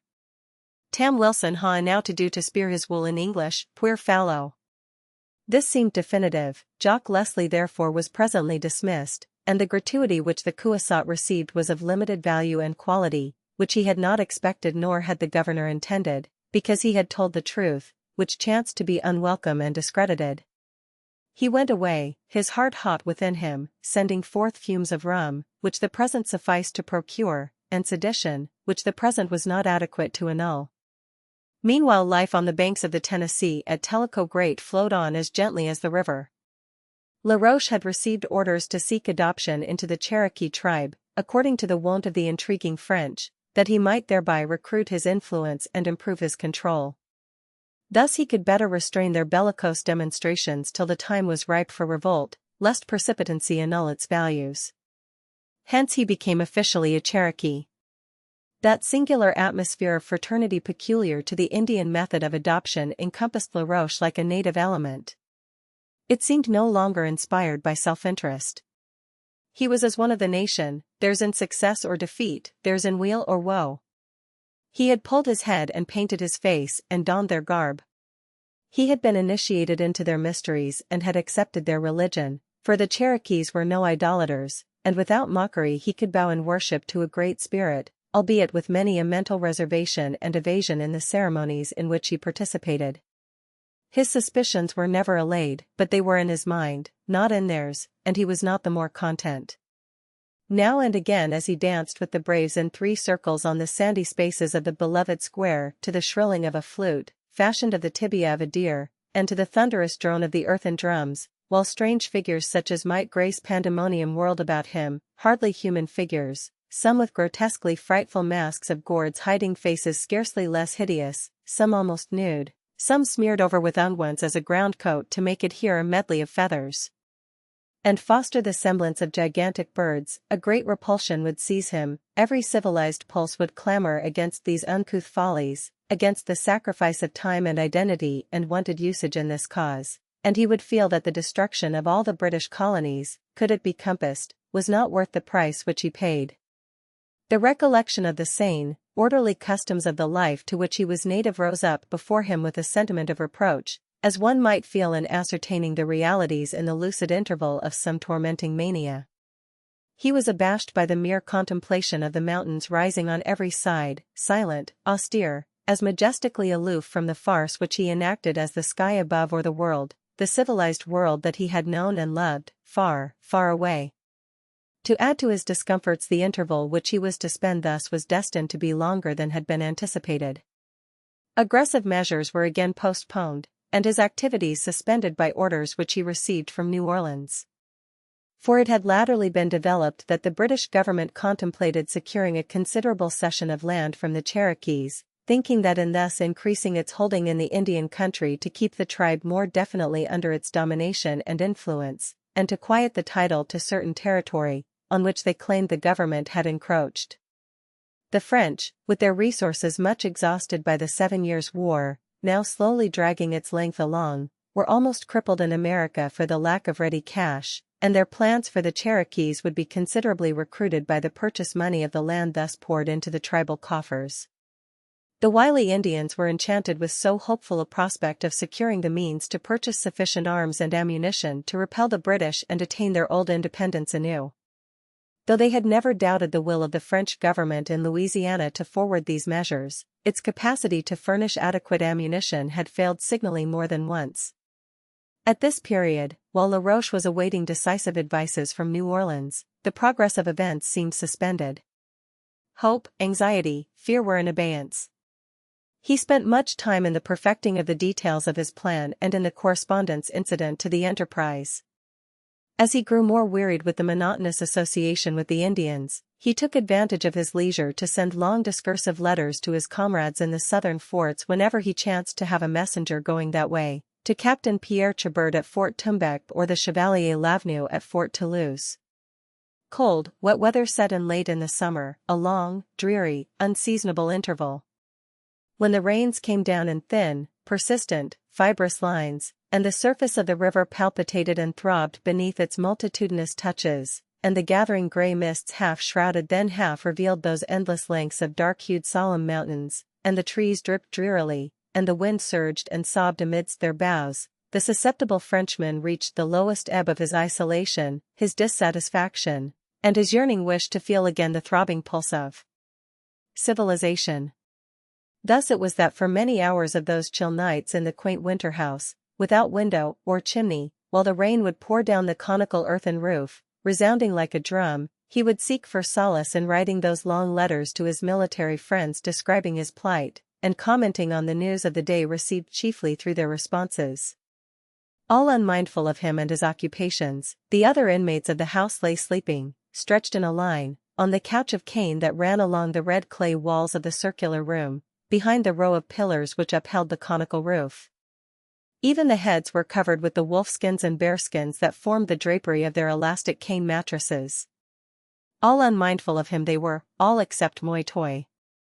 The fire would flare up now and again, showing the colonnade of pillars, the cane couch, and above, the circular wall of the rich red hue of the clay of that country, with here and there upon it quaint hieroglyphics in party-colored paints, or a decorated buffalo hide suspended, or a curiously carven pipe of stone with some famous scalp attached, while the scroll-like thin blue smoke eddied overhead, pressing closer and closer to its exit at the smoke hole. All gradually flickered and dulled and blurred into a dusky red glow in which naught was distinguishable but vague reminiscent shadows, the mass of smoldering coals in the center of the floor, and the spirited blonde Gallic face of La Roche with his incongruous Indian garb, bending intent, eager, absorbed, above the page as he wrote. Not till the page also grew dim would he rouse himself and throw off the gathering ashes. Then as the responsive flame leaped up white and vivid, he would look back along the paper to review the last paragraphs, and with a freshened brightness of aspect apply himself anew to his task. Moi Toi's keen eye had grown to distinguish a certain difference of expression when the military expert wrought upon the problems of his enterprise, the alert, elevated look, puzzled now and then, but intellectual, powerful, confident, and in contrast the twinkling eye, the sarcastic curving lip, the sly, devil-may-care, gibing nod, and yet sometimes the plaintive dejection with which he made those black marks which he sent away to his correspondents in the southern forts. "You are my friend, the friend of my heart, and you know everything," Moi Toi once said suddenly out of the dreary midnight, when the dizzy rain was whirling abroad in a witch's dance with the wind, the mountains were lost in the density of night, and the river had become but a voice in the vast voids of the outer atmosphere. LaRoche looked up suddenly from where he sat on a buffalo rug before the red glow of the coals. He wrote upon one knee, but the inkhorn was close by on the floor, and he placed one hand over it, in careful forethought, that a friendly dog, nosing about with the conviction that it held refection of worth, might not overturn it. However, LaRoche's hair was clipped at spring anew, and there was a curling fringe under the edge of his cap, which was fashioned of otter fur and bordered with white swan's feathers. His hunting shirt was of otter fur and his leggings of buckskin heavily fringed and terminating in a pair of buskins. These were dyed scarlet and gaily decorated with quills. His face, with its expression of intellectual absorption, was inconceivably at variance with his attire and the place. He said nothing, but his hazel eyes looked an expectant inquiry, and seeing him silent, Moitoy spoke again. "Wonderful friend! Though your knowledge is no more to be moved or shaken than the mountains, yet you have the changeable countenance." "It is you who know everything," said LaRoche, laughing, but very distinctly embarrassed. Moitoy, encouraged by this appreciation, began to put his impressions into words. "When you make black marks on those papers which you treasure, and which I am sure must belong to your beautiful artillery, or else to make powder, or perhaps to the fine plans for the great fort which we are to have here one day, your face is the same it has always been, and as those who love you must love to see it.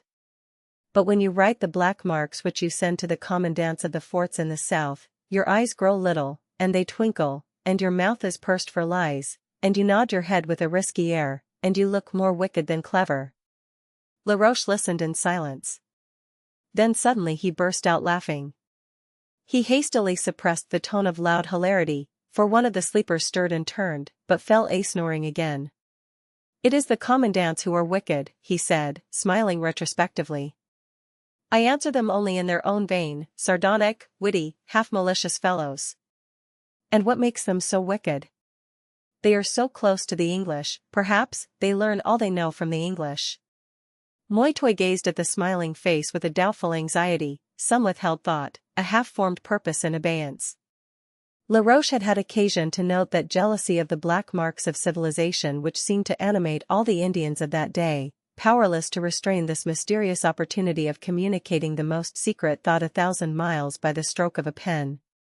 He had been somewhat irked to discover in addition a sort of pettish tribal jealousy on the part of Moitoy toward this interest in the southern forts. The chief desired that the officer's entire attention should be concentrated on the welfare of the Cherokee nation, and deprecated that any advancement or opportunity should be afforded through his means to the various Alabama tribes congregated about those forts. LaRoche was an adopted Cherokee, and why should he so delight in writing to the forts aux Alibamans? It had always seemed to LaRoche that the intercepting of a letter was essentially a civilized emprise, but the process was invented, as it were, in the brain of this specious Indian. As the commandants of Fort Tumbec and Fort Toulouse knew so much about the wicked English, perhaps it was not well to keep longer between the folds of the soft panther and wolf skins that formed the furnishings of the couch of the chief a missive addressed to Lieutenant Jean-Marie Edouard Baudin de LaRoche, and sealed with a big official splash of wax. "Here," said Moitoy, without the least confusion as he produced it, "I thought too many times you nodded your head toward Fort Toulouse and you might soon speak with the forked tongue of Lavenu. But perhaps he may tell the truth when his heart weighs heavy with the thought of the English." LaRoche stared with amazed displeasure. The color rose indignantly to his cheeks. He was about to utter a vehement remonstrance, but paused to break the seal which should have parted under his fingers 3 weeks earlier. Then he forgot this encroachment upon his vested rights. For the letter was a warning, heralding the approach of British soldiers. There stood a quaint, grotesque figure in the midst of the level spaces about Chilhowie, Old Town. It maintained its stiff, stanch pose alike through shadow and sheen, oblivious of night or day, unmindful of the rain that the sudden mountain storms now and again sent surging down from over the summit of the Chilhowie Range, looming high above, disdainful of the wind that fluttered the fringes of its buckskin shirt and leggings and slanted the feathers of its war bonnet askew, and flouted and buffeted its aged, painted, fantastic face. So like a grim old warrior in good truth was the adroitly constructed effigy that Callum McIlvesty long remembered the day when first he beheld it upon entering the Cherokee town of Chilhowie, and was moved to wrath because of its surly, important, inimical attitude and fixed aggressive stare. Only the closest scrutiny enabled him to realize that it was but a scarecrow, albeit the cleverest of its type, with a painted gourd for a head and a gaudily arrayed body of faggots and straw. But he did not then even vaguely divine that he was ever to hold a closer association with the image, or that years afterward and far away the mere recollection of its aspect in his sleeping fancies would wake him to a breathless fright and dreary reminiscences of a most troublous episode in a checkered history. The scene was bright with the varying luminosity of the azure tints of the mountains of the distance. Nearer the hue of the wooded heights deepened to the richest autumnal crimson and bronze as they drew close about the gap where the Tennessee River flows through the Great Smoky Mountains and pierces the Chilhowie Range to the very heart. The metallic luster of the water was now like silver, now like steel, and again showed a burnished copper glister where its surges had washed a bank of red clay. Occasionally a white drift of swans was on its current, or a deer swam gallantly across, and once a group of buffaloes, pausing to drink at the margin, lifted their heads, apparently as unafraid as tame neat cattle, to gaze with a dull bovine curiosity at the party of equestrians and the detachment of British foot soldiers on the opposite shore. All the ancient Cherokee customs were still in vogue, although destined soon to fall away with a suddenness that confounds history and almost baffles tradition, suggesting, indeed, the instantaneous transition to dust of some prehistoric skeleton at the first touch of the disintegrating air. Even at that date, however, with the obvious doom of evanescence upon them, a certain curiosity concerning them was very general among those equipped for the archaic speculations in which Laroche had found an interest. There was a general quickening of the pace of the horses as several riders closed about a sedate, middle-aged personage, spare and tall, of great length of limb and evident strength and toughness, who wore a suit of buckskin and was a surveyor of long experience on the frontier, and who proceeded to explain the reason for the extraordinary vraisemblance of the effigy. "The Indians have a crafty turn," he said. In illustrating this fact he narrated how the second man of the town, a bailiff belike, induced the young people to believe that the scarecrow was the reincarnated spirit of an ancient warrior, an ancestor, who had come back to overlook their work. Keeping them at a sufficient distance, the second man was wont to tell wonderful stories of the exploits of the mythical warrior of Chilhowie, the evil influences of his anger against the idol, and the benefits of pleasing him by industry. The women and girls would believe this, and thus to song and story the work would go merrily on. The gentleman directly addressed by the surveyor was apparently of a higher and more fastidious grade. He was sprucely arrayed in brown cloth of a trim cut and a fine texture, with a cocked hat, dapper yet sober. His fresh pink cheek and chin were smoothly shaven, the first slightly wrinkled, the latter cleft with a line that duplicated its contours. His black solitaire was accurately adjusted about his neck. His bagwig was the most decorous appendage of that fantastic sort that ever swung behind a well-furnished and elaborately trained brain. That he was the exponent of some kind of careful scientific learning was apparent to the most undiscerning wight at the first glance. Indeed, the English surveyor in offering this bit of information as to Indian customs was making but a scant return for the largesse of botanical lore that had strewn the way from Charlestown full 500 miles thicker than ever were leaves in Vallombrosa. As the botanist contemplated the broad fields in cultivation he began to speak. This pompion, now, the variety of Cucurbita pepo, that the Indians grow, and at the phrase a British officer resplendent in scarlet coat, white breeches, cocked hat, and powdered hair, with a look of shocked revolt checked his horse so suddenly as to throw the animal back upon the haunches and to discommode the advance of the infantry escort that followed, consisting of 30 English soldiers of his own company and a detachment of 20 Scotch Highlanders. If Lieutenant John Francis Everard could, he would have banished from the memory of man all Latin plant names, for before he was 50 miles out from Charlestown he was glutted with information concerning the vegetable products of the earth on which he lived. He felt that had he a retroactive power in cosmogony this world should have been created a leafless ball. From the beginning of the march his spirit quailed in the presentiment of the tortures of learned converse that were destined to wreck the pleasure and almost the possibility of the expedition. Indeed, it was only the second day out that he summoned Callum McIlvesty from the ranks of the marching Highlanders and bending down nearly to the saddle-bow said in a bated voice of consternation, "Callum Bane, do you see that old man? Why, in an appalled staccato, he is almost as bad as ex-Governor Ellis of Georgia." By which he meant to imply almost as learned. member of almost as many scientific associations, perhaps even a Fellow of the Royal Society, almost as acute in making observations, atmospheric, botanic, geologic, almost as industrious in jotting them down, almost as oblivious of the gayer and more frivolous interests of life. To Lieutenant Everard was entrusted the command of this small military force to escort certain commissioners appointed by the government to the Cherokee country for the purpose of treating with the Indians concerning the projected cession of land, which was not made, however, for several years thereafter, because of an incident of much significance here chronicled, in fact not until 1768. In view of the doubtful temper of the Cherokees and the unsettled state of the country, it was exclusively and comprehensively his duty to see to it that the heads of these gentlemen were unmolested, with their brains securely inside and their scalps securely outside, nor were they expected in return to minister in any degree to his entertainment.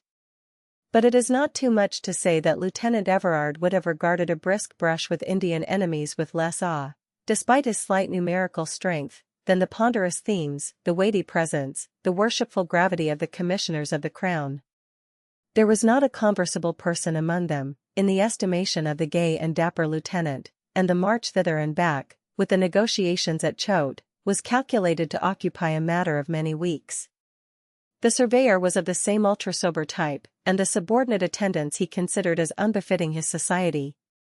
Of course familiar association with the men of his company, having only their non-commissioned officers, was inappropriate, even if their ruder breeding had not rendered them unacceptable.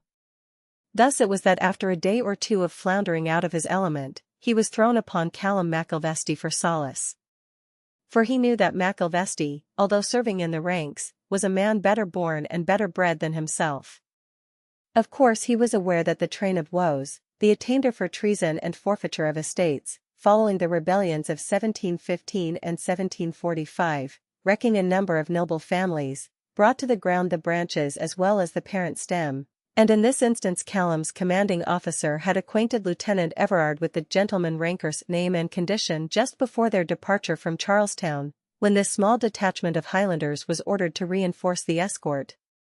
As they were familiar with the wild country, a number of them having served with the British troops in this region the 2 preceding years during the Cherokee War, the forlorn young officer, so grievously solitary in this expedition, soon ceased to ride with the commissioners, and fell into the habit first of riding near the Highlander as Callum McIlvesty, alert, active, with a vivid interest in life, strode along in the marching column whose fluttering tartans played tag with the wind and whose burnished accoutrements set up a bright kaleidoscopic glitter at the vanishing point of many a winding woodland perspective.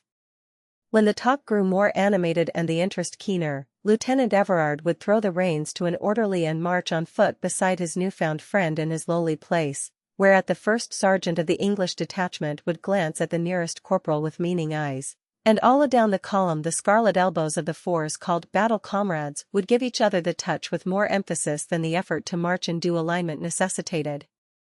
Often, however, in fact most usually, the whole force marched with the route step, when conversation was admissible and comment freer than before. For it was obviously a derogation from the dignity of a commissioned officer to continue this familiar association with a common soldier and in so far subversive of discipline, and when the crisis came there were those amply prepared to say, "I told you so." The lieutenant wouldn't demean himself by walkin' and talkin' familiar with a non-com like me, the first sergeant of the English contingent averred. And I can't see as I am a worse man or a less loyal subject, 'cause I ain't got fine, titled kin taken in open rebellion and attainted o' treason. One of M. Callum's great-uncle, was executed for treason and his head perched up over a city gate, there yet, for aught I know. For this was the fate of many of the good and noble who had adhered to the political faith of their fathers. The Highlanders of the escort, however, some of whom were rescued from imbroglio on this theme by a simple incapacity to speak or understand a word of English, and who clattered away cheerily enough together in Gaelic, deemed this association no sort of condescension on the part of Lieutenant Everard. So well aware were they of the claims to distinction of sundry ancestors of Callum McIlvesty that this penniless scion of a line of half-mythical Highland princes, extending back in dim procession into the mists of ages, seemed far superior in social status to Lieutenant Everard, whose best prospect was some day to represent a comparatively modern but well-endowed English baronetcy. Perhaps Everard might have justified his course by the plea that the expedition was not strictly military, and thus permitted some abrogation of strictly military rule. Every detail to ensure safety, however, was rigorously observed. When the tents were pitched, sentinels were posted, the various guards mounted, all the discipline of a military camp preserved. When on the march, scouts were thrown out, and a baggage and rear guard maintained. But, he argued, surely he could not be expected to live so long a time without a being with whom to exchange a congenial word. And if he saw fit to single out a man near his own age, of his own station in life, only constrained to serve in the ranks by reason of poverty because of political misfortunes, he did not conceive that Callum McIlvesty was lifted out of his place as a soldier and absolved from the duty of obedience because thus admitted, unofficially, to the society of his superior in military rank. Although both men felt the irking of the anomalous situation, their mutual relish of congenial companionship rendered them adroit in nullifying the difficulty. When Everard gave an order, he addressed the Highlander as McIlvesty, who simply and implicitly obeyed it as a soldier should. But if Everard spoke to him as Callum Bain, he received the request as from a friend and complied or not as he chose, for the sobriquet had come to be a mark of friendly familiarity, as it was not necessary on this expedition as a means of identification. While the regiment had not the disaster in nomenclature that beset the corps of the Sutherland Fencibles, in which 104 men answered to the name of William Mackay, 17 being in one company, still in the 42nd there was much patronymic repetition, and in one company there were 3 Callum McIlvestys severally distinguished as Callum Roy, the red-haired, and Callum Dhu, the dark, and Callum Bain, the fair. This fair-haired Callum seemed an attractive personality to Lieutenant Everard, who felt a compassionate regret that a youngster of such good parts should have no better prospects, for these were the days of the purchase of commissions, and this serious thought was often in Everard's mind as they sat alone beside the campfire, making so far as opportunity favored them a convivial night of it. Callum had been grateful for the recognition of his true quality in the humble guise of the private soldier and in the coarse tartan. It was as a salve to his wounded spirit and sense of exile.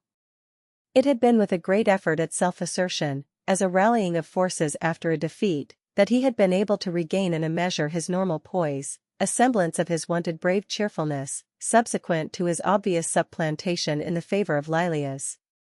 Her indifference had pierced him with a pain all the keener because of his ardent sincerity. Perhaps because he had already suffered so much from untoward fate, he was endued with the strength to suffer more without succumbing utterly. He was fortunate in the stubborn resources of his indomitable pride. He would not pine like a lovesick girl, he said to himself. He would nerve himself to bear this latest and bitterest fling of fortune like a man. He was the better enabled to meet it with a bold front since the continual exactions of Everard occupied his attention, and left him little time for that silent brooding so pernicious yet so precious to the youth crossed in love. There was an element of humiliation in this situation which seared his sensitive pride like actual fire. Jock Leslie had found his account in the Indian trade, and thus Lilia's would have no inconsiderable inheritance, while Callum had naught to offer but his heart, which seemed no great matter after all, and the hand of an ordinary foot soldier.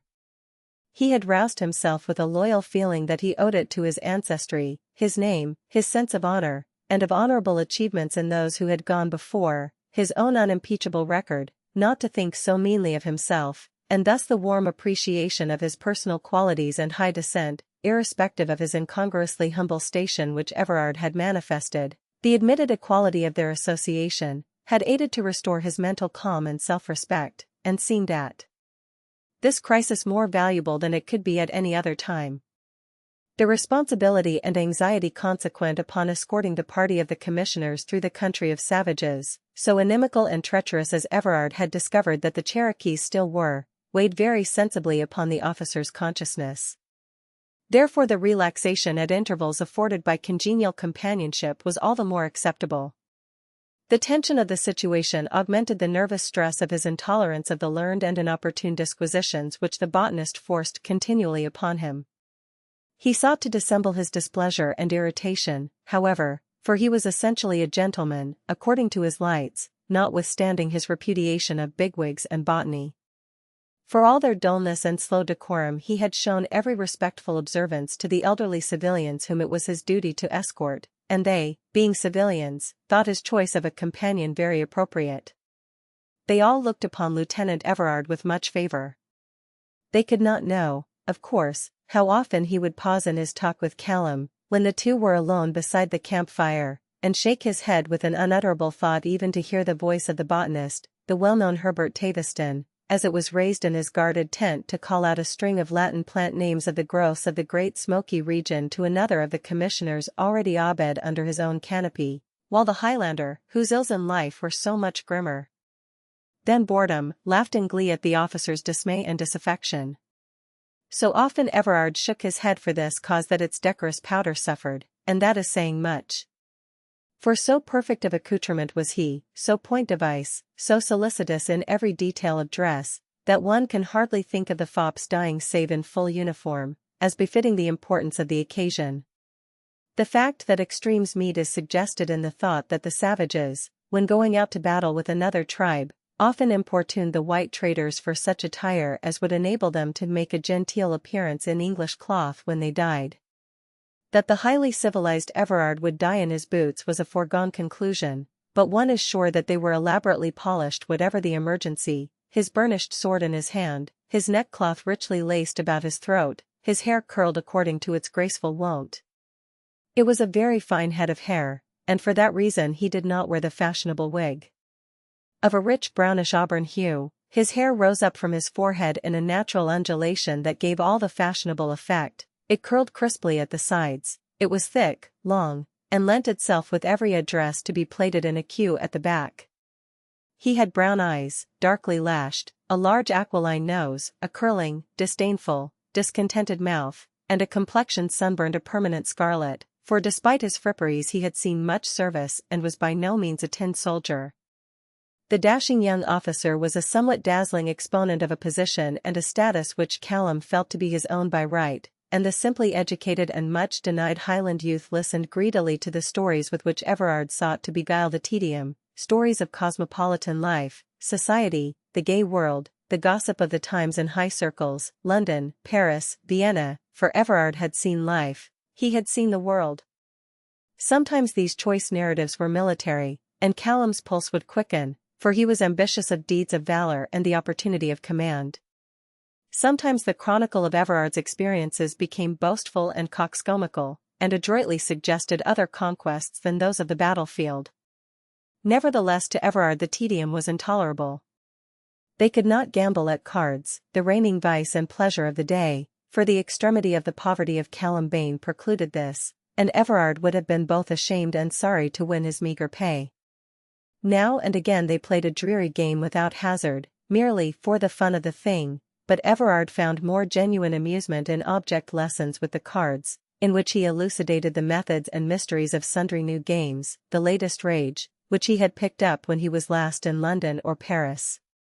This interest palled too after a time, and in reverting to the chronicle of his experiences he was even fain to elaborate questions of the cuisine. He described queer dishes of which he had partaken in out-of-the-way quarters of the world whither his military duties had chanced to carry him. He learnedly compared the abilities of the cooks of different inns and coffee-houses in diverse cities, and he vaunted the discrimination and keen discernment of his palate as a judge of wines till the bouquet, of which he spoke so knowingly, seemed to dispense an actual fragrance to the alert senses of the imaginative listener. None of these subtle refinements appertained to the beverage of which Everard invited Callum's opinion one night as the two boon spirits lingered long about the campfire, now and again mending it as it sank, for the hour wore on to the chill of midnight. "You have to go on guard duty anyhow presently, Callum Bane," the officer said, "so you might as well stay here till the corporal goes out with the relief." They had been in high glee, and the lieutenant was loath to lose his merry company. The camp was now pitched at Ioko town, by Callum, alack, so well remembered, west of the Chilhowie range, and the English surveyor had offered the lieutenant some particularly fierce tafia, doubtless originally distilled for the Indian trade, against the law, the fire water that wrought such woe among the tribes. The sober-minded civilians had not cared to deviate from their usual refreshment of brandy and water or wine which they had brought for their consumption during the journey, but the officer was disposed to experiment. Neither Everard nor Callum was accustomed to this particular drink nor pleased with it, and now and again reverted to the officer's Scotch whisky, wherein they demonstrated the fact that they were both Britons and compatriots. Then once more they essayed the contemned rum, and again to take the taste out drank the homebrew. "My certie! It's got the smell o' the peat ontil it," cried the Scotchman in his simple joy and bibulous patriotism. Despite his exaltation of the Scotch product, however, the rum had no cause to complain of him when some criticism of the beverage by Everard required that it should be sampled anew, and then they once more sagely conferred together. That Everard was more irritable than usual was amply manifest in the expression of his uplifted eyes and the cant of his eyebrows when suddenly the learned Herbert Taveston issued forth all nightcapped from his tent, and, snugly wrapped in a gaudy floriated dressing-gown, once more sought the solace of the fire. "You seem very comfortable here, my dear sir," he said with complacent sweetness and self-satisfaction, all unaware of the piteous spectacle his night-capped well-informed head presented in the estimation of the military man, who was already alienated by a surfeit of botany, and whose hair, blowsing in the chill wind about his high forehead, was not even sheltered by his hat. "I find my tent quite cold. We should have done better to take up our quarters in this vacant house hard by, as it seems to be abandoned." He nodded the tassel of his nightcap toward the slumbering town of Ioko, the nearest conical-roofed houses showing dimly against the densely black night. Some residue of light seemed held in the Tennessee River, for now and again came a sidereal glimmer from the reflection of the stars on the invisible surface, and a mysterious vista opened between the towering forests on either bank, where the unseen stream led like some great shadowy roadway into regions of deeper darkness beyond. Ioko town, long and narrow, stretched along the bank, still and silent. Only the wind was abroad. Of the nearest dwellings all seemed alike, but one quite apart from the others, close at hand in fact, was vacant, according to the adroitly waving tassel, doubtless impelled by previous knowledge rather than present assurance of the circumstance. The officer spoke up with only half-masked acerbity. He felt responsible, as he was indeed, for the conduct of the expedition to the best advantage, and all details as to transportation, lodgment, the commissariat, passed under his direct supervision. No slight matter was such a march in that region in those days. Now a river had risen out of fording depth, and ferriage was to be improvised, from whatever materials could be had in the dense wilderness, and safely achieved. Now an accident occurred to the baggage train, a horse going hopelessly lame, or getting astray. Now a shortage supervened in certain provisions for the commissioners that had proved more acceptable than others which thus outlasted them. All the time the discipline of a military camp was to be maintained, the soldiers provided for after their kind, the thousand maladroit incidents of a march of 500 miles to be severally met and adjusted, without assistance or advice, and reconciled to the comfort and safety of an official party of elderly civilians. You will do me the favor to remember, sir, that since the change in the weather I have urged you and the other civilian gentlemen to accept the invitation of the chiefs of Ioko town and quarter yourselves in their stranger house, a very commodious lodging and vastly superior to yonder tumble-down hovel. Everard pointed with the stem of his pipe toward the stove-like winter house, a mere shadow crouching low in the night and only revealed because of the far-reaching flare of the freshening campfire. The yellow flame sprang cheerily up with a roar and a jet of leaping red sparks. The boughs of the tall hickory trees high over their heads showed fluctuating glimpses of the amber and scarlet hues of the still redundant leafage, a star scintillated through the fringes of a pine, the tents of the little encampment glimmered white at regular intervals in the dusky aisles of the woods, now and again the dull red glow of a fire at some distance, about which was grouped the guard, asserted its fervors, lights out being an order held not applicable to it nor to the fire in front of the commissioners' tents. And continually, regularly, the tramp of an unseen sentry, walking his beat, smote on the air with a dull mechanical iteration like the ticking of a clock. "I should have placed a strong guard about the building," Everard went on, "and as the rest of the escort lies so near Ioko you would have been as secure certainly if not safer than here as you are." For Everard, not unnaturally, considered the complaint of the discomforts to which the commissioners were subjected as a reflection upon his conduct of the march. The tassel on the learned nightcap wagged in deprecation. "My dear sir, most true, but, I remember you insisted that you preferred the camp because of possible infection from smallpox in the Indian dwellings," the officer mercilessly went on, with a curl of the upper lip, already so disdainfully disposed. He had that flouting scorn of the fear of contagion which a man naturally acquires whose life is in continual jeopardy from epidemics, constrained to dwell in hordes, and subject every hour to the chances of the times. For myself, he protested, except that I am obliged to keep the escort in camp to avoid brawls between the soldiers and the young Cherokee braves, I should prefer to billet the whole force upon the town, in the good, cozy, dry winter houses, since this unseasonable chilly change in the weather. There is no more danger from smallpox for you in sleeping in their stranger house than in the handshaking that went on in the powwowing over the terms of the session at Choate with the headman. Shoot me, sir, but you ought to see an epidemic in an army, something to be afraid of. Gad, sir, the men died with cholera in India like sheep, and with scurvy, too, on board ship, both going and coming. The tassel on the nightcap had lost its pliant urbanity. Be a man ever so scientific, so civilian, so entrusted with peaceful commissional powers, he cannot admit an inference of fear, even of disease, in taking ordinary precaution. All, my good sir, within the scope of civilization and the best deterrent effects of a scientifically applied materia medica. The army chirurgeons do good service, excellent, excellent. But here, among the savages, no disinfectant processes obtain, and no intelligent effort to prevent the spread of the dread scourge. Why, sir, in 1738 the Cherokees lost almost half their number by the ravages of the smallpox and their ignorance in dealing with the disease. And if they had lost all their number I should not hesitate to sleep in one of their winter houses 24 years later. Ha, ha, ha. The rum was evidently getting in its work. Hey, Benson, the lieutenant called to his servant in the one illumined tent hard by, make up my bed in that vacant winter house, and hark ye, build a fire in the middle of the floor, Injun wise. Gad. I'll not be diddled out of the comforts of life for fear of a Cherokee distemper 24 years gone. The nightcap wished itself where it belonged, on its pillow.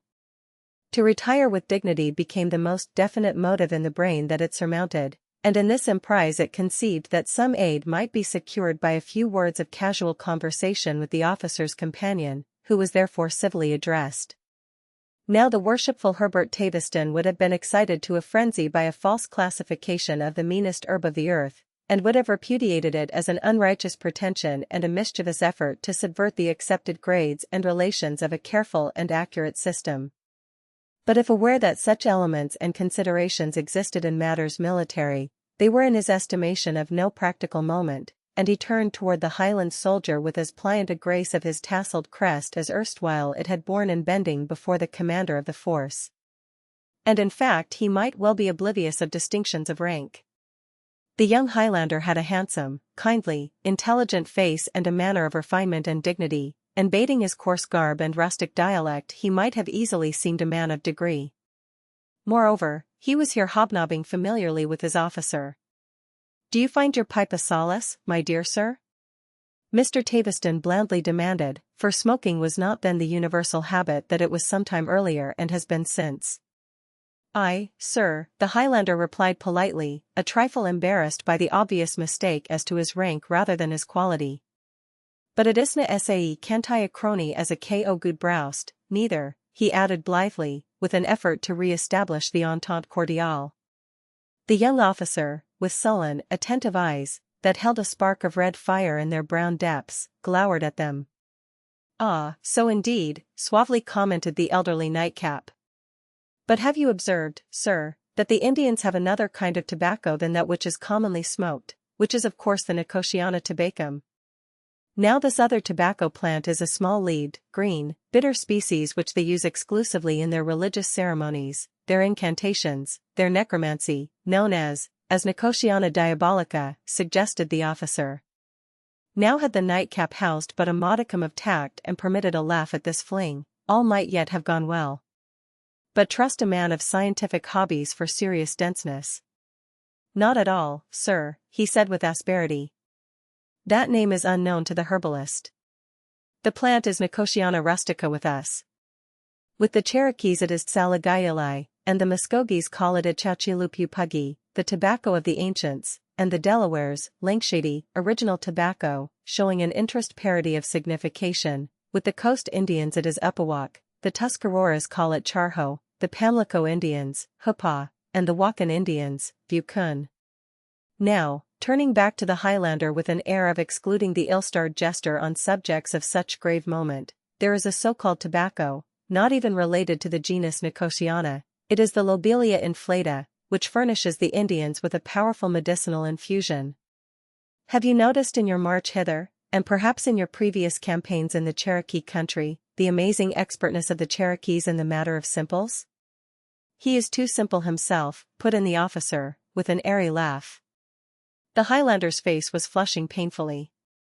He was carrying a goodly quantity of mixed liquor of the fiercest description, and it had not as yet shaken a nerve, but the consciousness of his false position between his two companions was aiding its potency, and his equilibrium was beginning to tremble.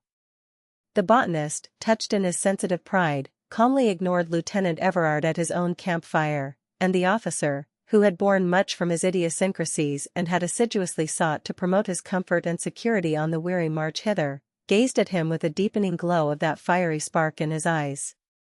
The Cherokee's expert knowledge of toxicology in plant forms is amazing, continued the botanist. They excel all savage nations in their discoveries of vegetable poisons and their application. And then their botanical nomenclature, how happy, how apt. Are you conversant, sir, with their generic plant names? The title of the parent stem, do you mean, said the unlearned Highlander hesitating, fumbling in his mind as to what Cherokee plant names were considered applicable as to a parent stem. He doesn't lay much nowadays on the title of parent stems, interpolated Everard flippantly. His own branch has lost its head, through that head having been so heady as to lose his head. A keen steely glance, as significant as the drawing of a burnished blade, flashed from the Highlander's eyes and was received full in the gaze of the facetiously fleering officer. The subject of the forfeiture of estates, the loss of titles, the attainder of treason, was not fit for jesting with one who had suffered so fiercely by them, and except in his cups no man would have been more definitely and respectfully aware of this than Everard. And yet the fiery liquor was not altogether to blame. He was as cruelly hampered by the false position as his lowly friend, who nevertheless in every essential that he reverenced was his equal if not his superior. To be ignored, to be talked down, and meekly submit to keep his mouth closed was more than his patience could admit. But he was practically helpless. He could not seize that egregious nightcap by the tassel and punch that learned head. He could only assert himself by interjecting scoffs and fleering laughter, and because of the fiery cup these were ill-advised. It is singular how very fitting and descriptive is the Cherokee plant nomenclature, chirped the botanist. As he sat on a block of wood beside the fire, his face seemed ludicrously small in its straight toggery, in comparison with its enlarged and bewigged aspect by day, and he looked like an elderly infant, if such an anachronism can be pictured. His gaudy gown was drawn close about his spare figure, but he had forgotten to be cold, and his smiling eyes were fixed absently on the face of the young Highlander. As fitting the fingers of his delicate hands daintily together he continued to speak of the accurate niceties of Cherokee plant names. Adalai Cooley, the mountain climber, he translated, his lingering tones almost chanting, so great was his pleasure in the definition, the mountain ginseng, my good sir. Then, fairly intoning the Latin like a priest, he added, Panax quinquefolium, of the order Araliaceae, also a native of China, sir. He is not a native of China, sir. He was made out of a peat bog, put in Everard flippantly. Naturally the nightcap addressed the civil Highlander. Then there is a Hawakata, deer yes, the word ahau signifying deer, with us the Rudbeckia fulgida. And again, dropping his voice now in deprecation of the suggestion of indelicacy, as if a lowered tone made the allusion more seemly, there is unistiluisti, meaning they stick on, in a whisper, beggar's lice, then at full voice, as if the Latin would mend the matter, Myosotis virginiana. The lieutenant looked ostentatiously disgusted. He had indeed never heard of the plant, and the Latin did not impose upon him, but the mention of the insect from which it took its name was an insult to ears polite. Oh fie, sir, he said rebukingly, for he was indeed aweary of it all. The nightcap turned hastily toward the Highlander, who was heavily harassed between the two, the double discord of their moods jarring upon his nerves and bringing them more under subjection to his previous potations. Then, my dear sir, there is the Indian shot, the canna, as you are aware the Celtic word for a cane, with us the headache plant, and, come, sir, enough of this, cried Everard, scarcely listening, and forced to rise. We have nothing to do with headaches. It grows late, and your hearer cannot meet your phrase nor match your learning, although as to the question of heads he knows more about them than you can ever teach him. Nothing fixes them in the memory like having them grinning from a city gate. The Highlander had risen too. He had a pictorial imagination, and there still lingered upon its sensitive retina, so to speak, images of the night's talk, before the botanist had come to the fireside, the aspect of London, the castellated Rhine, the glitter of Paris, and many a suave and southern scene beneath a blue and tropic sky. Suddenly these were all obliterated.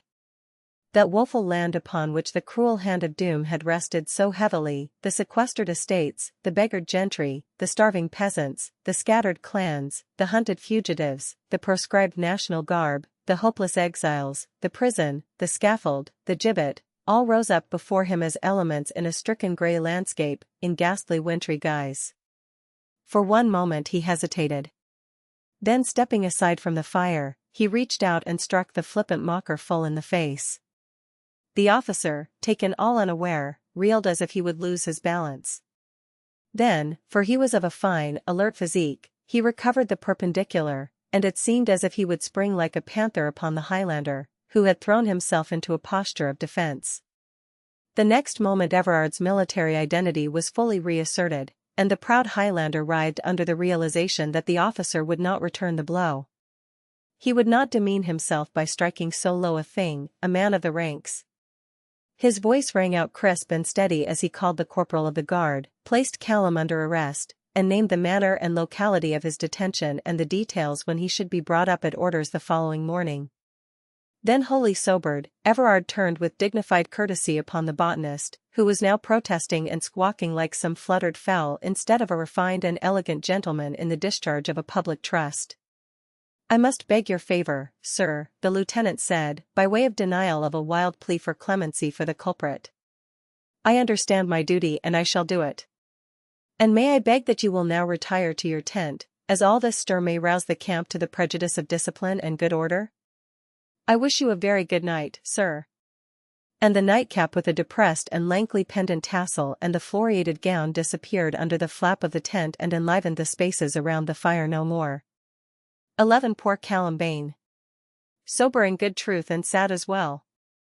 As soon as his guard had quitted his side, he flung himself down on the earth floor of the Indian winter house, to which he had been conducted, with his cheek pressed to the clay. He wished that the day had come when it might cover him.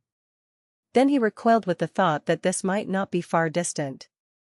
Striking an officer was a most serious military offense. Even apart from its military aspect it was an insult for which only blood could atone. He knew that Lieutenant Everard could never face his world, the officers of his regiment, his mess, if they were aware that as man to man he had tamely submitted to receive a blow in the face.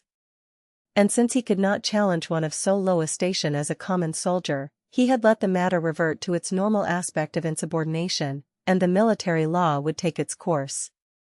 Yet Callum could have shed the tears that stood hot and smarting in his eyes for this sad finale to their gay young friendship. He had felt that it augured a certain magnanimity in Everard to ignore what he was in station in the knowledge of what he was by descent. Callum would never have admitted, not even in his most secret thoughts, that he found aught lacking in Jock Leslie, whose instincts rendered him a man of intrinsic worth, but this association on equal terms with Everard, a man of refined manners and gentlemanly phrasings and careful nurture, was to Callum like a return to the companionship of his earlier life, and a relief after the ruder comradeship of the boisterous common soldier and the dull routine of mechanical duty. He had taken a certain pleasure, too, in the realization that his society was the young officer's only solace in the long and dreary march with its peculiar personal isolation. But it was a pleasure fraught with much pain, the contemplation of this man in a position which but for an untoward fling of fate might have been his own also. The thought often lent a sharp edge to the close and intimate observation of Everard's opportunities and their development, but Callum was not of a jealous temperament, and did not visit upon the individual, even in secret meditation, the disasters which national circumstances and conditions had wrought.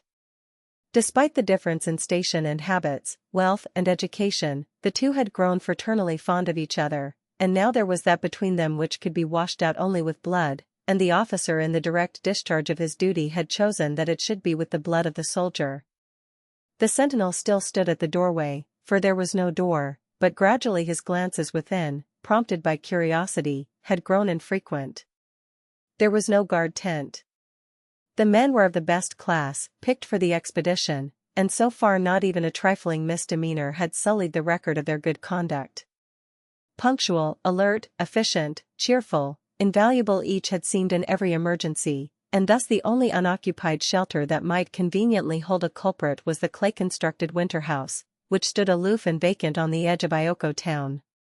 The preparations which Everard had ordered, with the intention of occupying it himself, had gone no farther than the kindling of a fire on the clay hearth in the center of the floor, before it was diverted to the uses of a prison. The smoke, in thin, shifting, scroll-like forms, circled gray and blue about the red clay walls without an exit save such crevices as the wind and rain and neglect had wrought. As Callum had dropped down on the inner side, the vapor served to screen him somewhat from the observation of the sentinel, who, he now began to notice, had become absolutely oblivious of him.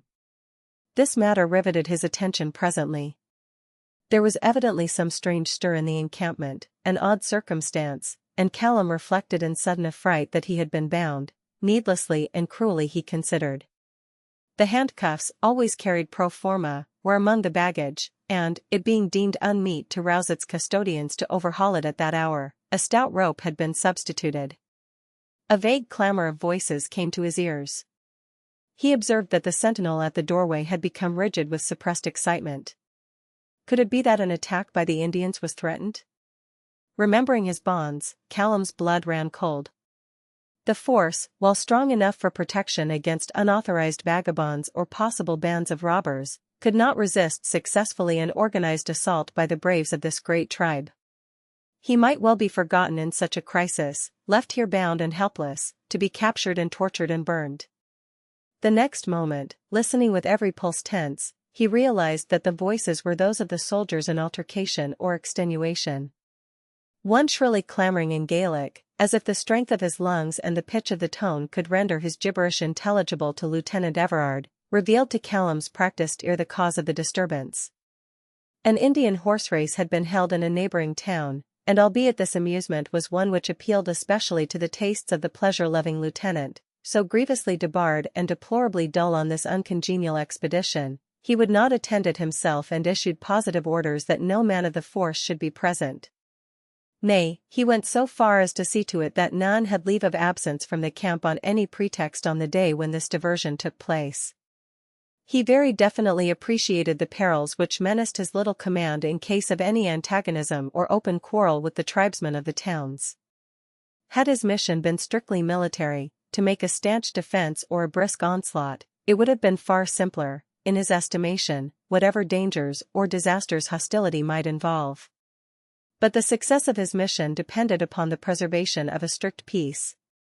Apart from the safe conduct and guardianship of the commissioners and their attendants, fully 1/3 of the party being non-combatants, and no man believes so implicitly as does the British regular in the absolute incapacity of the non-professional to do battle in any behalf, or to be of any belligerent value even in his own defense, the interests of the government were at stake.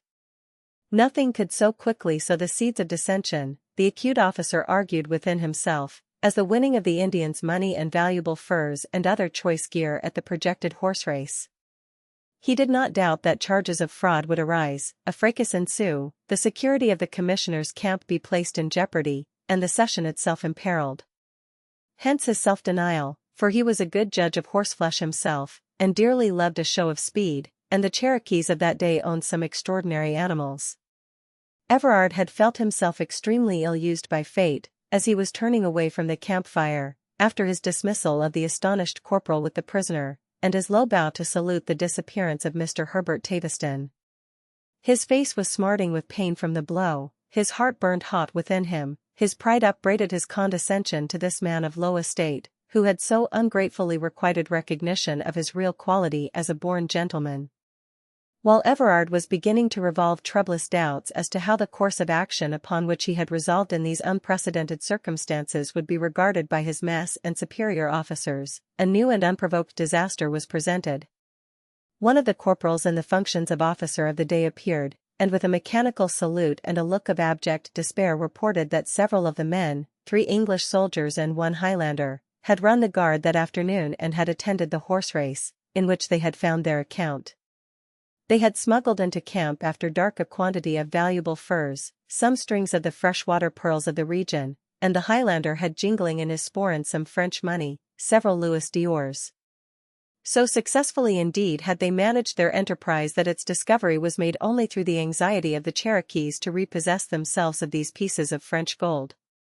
By no means adepts in banking principles, they had, nevertheless, with an unassisted natural intelligence evolved the idea of a premium. As soon as the headman learned the fact of the loss of this money, they secretly offered to redeem the Louis d'Ors with English currency and pay a guinea extra for the exchange. The mad young man, Wahuhu by name, who had been grievously deprived by fate of his money, browbeaten by his elders upon discovery of the circumstances, and sent upon this secret errand to retrieve the disaster, was greatly perturbed by the unaccustomed restrictions of the camp. He had himself sought to run the sentry, and being taken in charge by the officer of the guard, naively demanded to see and confer with a certain Highland soldier. By adroit cross-questioning the facts had been elicited by the corporal, little by little because of the Indian's reluctance to disclose aught and the linguistic deficiencies of the Highlander. "Lord, sir, he is a poor creature," said the corporal, laying the matter before his superior officer. "He cannot talk at all." "An enlisted man cannot be dumb," said the officer with asperity. "No, sir, but he can't be understood, sir. He can talk no English, nor even the gibberish they call braid Scotch, nor yet Cherokee. He has nothing but the Gaelic, sir." "And yet he can run the guard and bet at a horse race?" "Yes, sir, and win his sporran full o' Louis d'Ors." And with true Scotch thrift the accomplished personage in question would not be parted from them. Thus it was that his voice was presently lifted in the midnight. He spoke on his own behalf. He mistrusted the interpretation of his Scotch comrades, for his ear discerned the difference in their accent from the speech of the English soldiers and the lieutenant, and he cherished the conviction that were the Gaelic but addressed directly and distinctly to the commanding officer, he being a sensible man could not steel his comprehension against it. Wherefore the Highlander yelped and shrilly piped into the night air until the very hem of his kilt quivered with his vocalizations, and the lieutenant stood as if bewitched before him, gazing at the spectacle he presented. The whole camp was astir. Lights gleamed in sundry tents, all white and translucent in the darkness. Military figures had ventured out and stood in the shadows, some bearing weapons on the pretext of having fancied the tumult a summons to arms. The officer of the guard had attended with the Indian negotiator, who was instantly set at liberty by the order of the lieutenant, but who still lingered with wild eyes and a constant keen turning of the head to and fro to see and to hear. That he was not altogether unsupported might be inferred from vague vistas that the camp lights flung down the aisles of the forest, where shadowy faces and feathered crests showed, flitting like a fancy. And of all, the central figure was Eachin Mac-Eachin, his red hair rough from his pillow and his well-earned dreams of wealth, his dress in disarray, one stocking well braced and gartered, the other hanging over his shoe and showing his shapely sturdy leg and his great bare rough red knee, his kilt fluttering in the wind, his freckled face eager and distorted with his vociferations to his discerning commander. And in truth, aided by adroit gesticulations, his words were not so far from intelligible. He spurned the proposition of an exchange. As he opened his sporran of badger skin and took therefrom a glittering gold piece and exhibited it to the lieutenant, then with an ecstatic leer put it between his strong white teeth and bit hard on it to prove it genuine, there was no need for a mortified compatriot, who had volunteered to interpret to the officer, to say, "She I 3 she ha gotten ta gowd, sir. She mistrust ta English guinea." Then with a look of blank distress, "She'll I maintain she saw muckle French gowd in ta 45. She'll no be so well acquaint why ta guinea."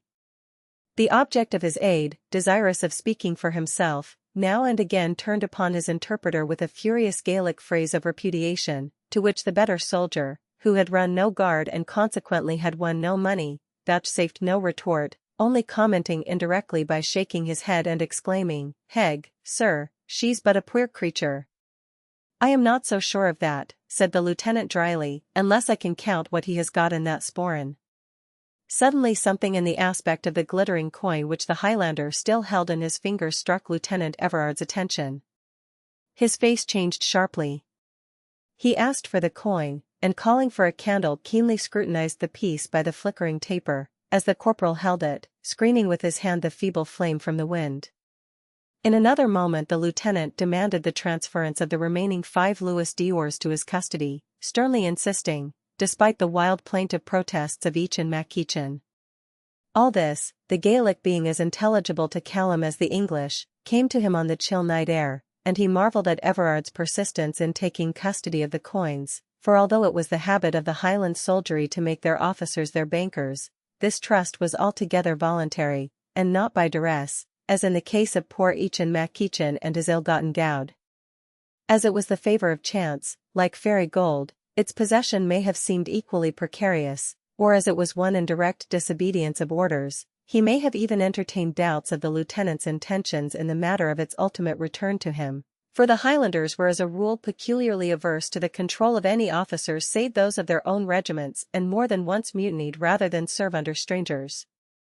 For whatever reason, so valiantly indeed did Eachin Mackichan resist Lieutenant Everard's orders that force at last became necessary, and his voluble insubordination in the pain of parting with his gold made Callum acquainted with the fact that he might presently expect company in his imprisonment. This recalled his mind summarily to his own plight. He realized the importance of the officer's efforts to avoid a clash with the Indians, and wondered what effect this circumstance would have in the discipline of the military offenders. Suddenly he turned sick and his blood ran cold. The corporal punishment, then in vogue in the British Army, was regarded by the better class of soldiers as so great a degradation that a man once brought to the lash was practically ruined, socially and morally. The indignity came all at once into Callum's mind as a possible solution of Everard's difficulty in his case. He knew that he could not be shot without a regularly organized court-martial, which, necessarily delayed, in view of the personnel and conditions of the force, until their return to Charlestown, would also publish far and wide the officer's derogation of his dignity in associating on equal terms with a private, who had struck him over their drink as an equal might have done.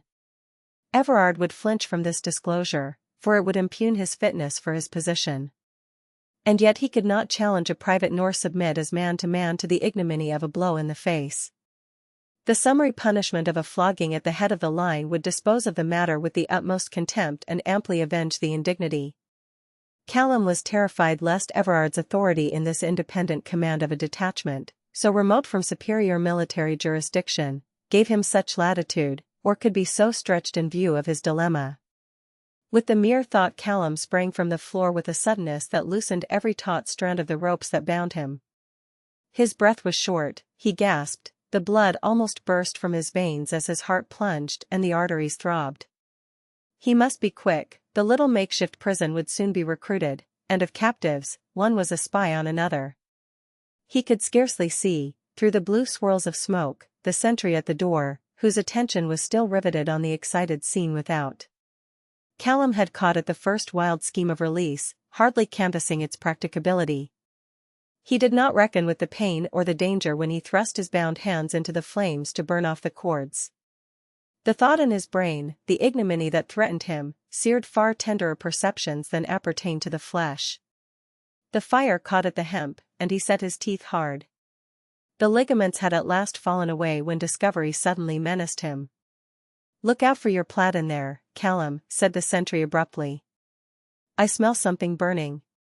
"'T isna wool," rejoined Callum promptly. "My plaid isna even scorching."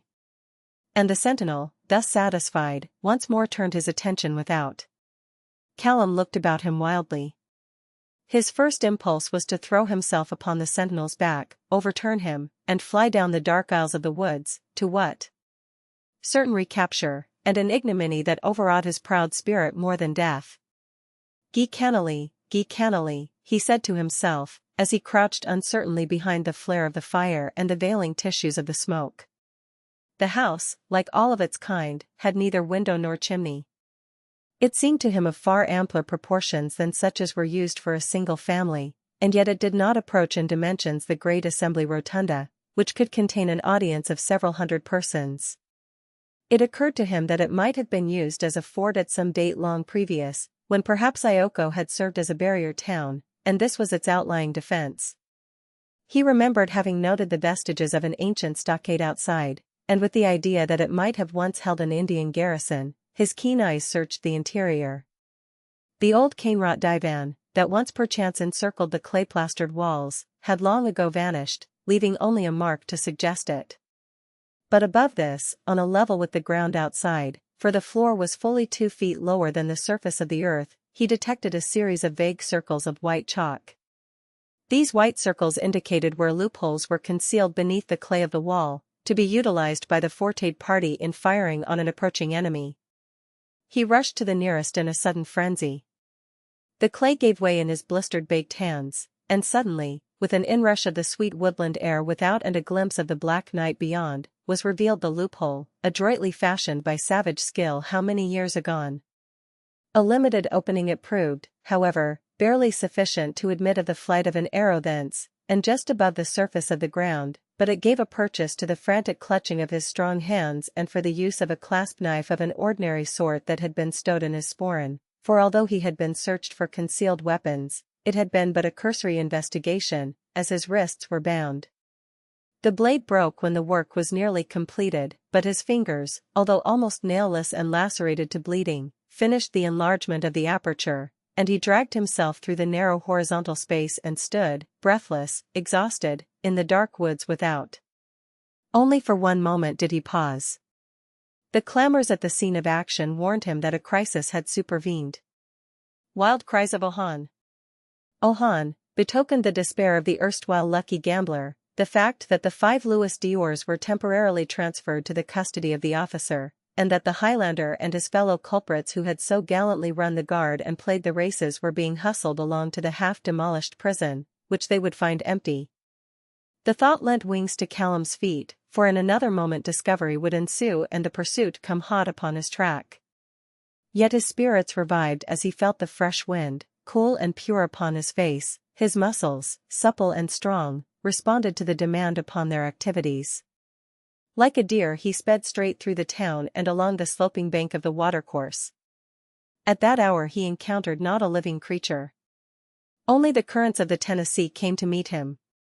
All was silent save the flow of the water and the flutter of the wind. So definite were these sounds in the night as he went that he began to take heart of grace and hope rebounded anew. The pursuit, he reflected, had probably gone in the opposite direction, since the camp lay on the edge of the town. This gave him time to scheme, to secure some place of concealment, for horsemen, once on his heels, would soon run him down. For this reason he left the river bank and took his way among the fields. His pace grew slower, for the rugged cultivated ground and now and then great masses of weeds in ill-tended and neglected spaces made the going difficult. Twice he caught his foot in the vines of pompions and came heavily to the earth, where he lay for a time stealthily listening before he dared to rise again. He had great fear of the Indians, the fear of the straggler. They hated the soldiers now more than ever heretofore, and above all the Highlanders, so conspicuous in the recent Cherokee War. A reeking of many grudges they would find should he fall into their hands while fleeing from the wrath of his officer. A terrible fate this.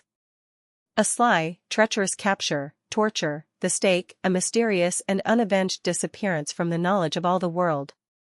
Military discipline could threaten no such horrors save to a man of his proud temperament. Once or twice he slackened his speed to a walk, swinging onward with a good long stride, but he could not now continuously run, his strength was spent. Suddenly he came to a full pause, with the weight of doom on his heart. There in the space between 2 rows of corn the figure of a man stood not 3 paces distant. Callum in a panic marveled how he had not noticed this approach. Above, the night was silent, and high over these alien mountains glittered stars that he had known of yore, that still shone over the mountains in far, far Scotland as placidly as before ever woe came in to sit by her hearth and her sons went forth to exile forever. Nothing stirred save their palpitant scintillations. He could hear naught except the pulsations of his own heart beating like a drum. The figure of the man stood motionless and gazed at him, as motionless, fascinated, helpless, he stood and stared. Kanala. Friendship, Callum at last said softly, although in the dense darkness he could not have stated why he thought it was an Indian. A moment of suspense passed leaden-weighted. There was no response. The world was so silent that he heard the almost soundless flight of a bat winging past. The next instant a strange doubt entered his mind. He put forth his hand gingerly, and laid it on the figure's arm. There was no quick stroke of a tomahawk, as he had half feared. The man's arm, as he stood so stiff and silent, was all unresponsive. In fact, it was but a couple of faggots, and Callum realized that he was in Chilhowie, Old Town, and that this was the image of the ancient warrior he had noted in the fields.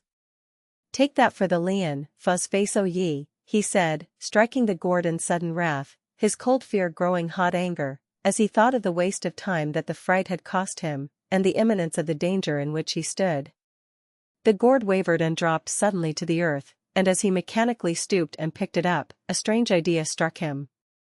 It was a great gourd. He lifted it with its bedraggled war bonnet to his head, and it slipped easily over and down to his neck. He began in a fever of haste to disrobe the effigy. It had been of gigantic stature, and the hunting shirt even concealed the kilt of the big Highlander. The leggings went on over his stockings and hid his bare knees, the sleeves came down over his hands. Half supported by the stake which had upheld the scarecrow, he took the stiff pose that he remembered. And why, he asked himself, should he not stand here as safely, thus masked, as lie all day in some Indian hut, if he could gain admission? Doubtless every house on the river bank would be searched by Everard's orders, and most probably he would be delivered up by treachery to this demand, if not murdered to settle old scores.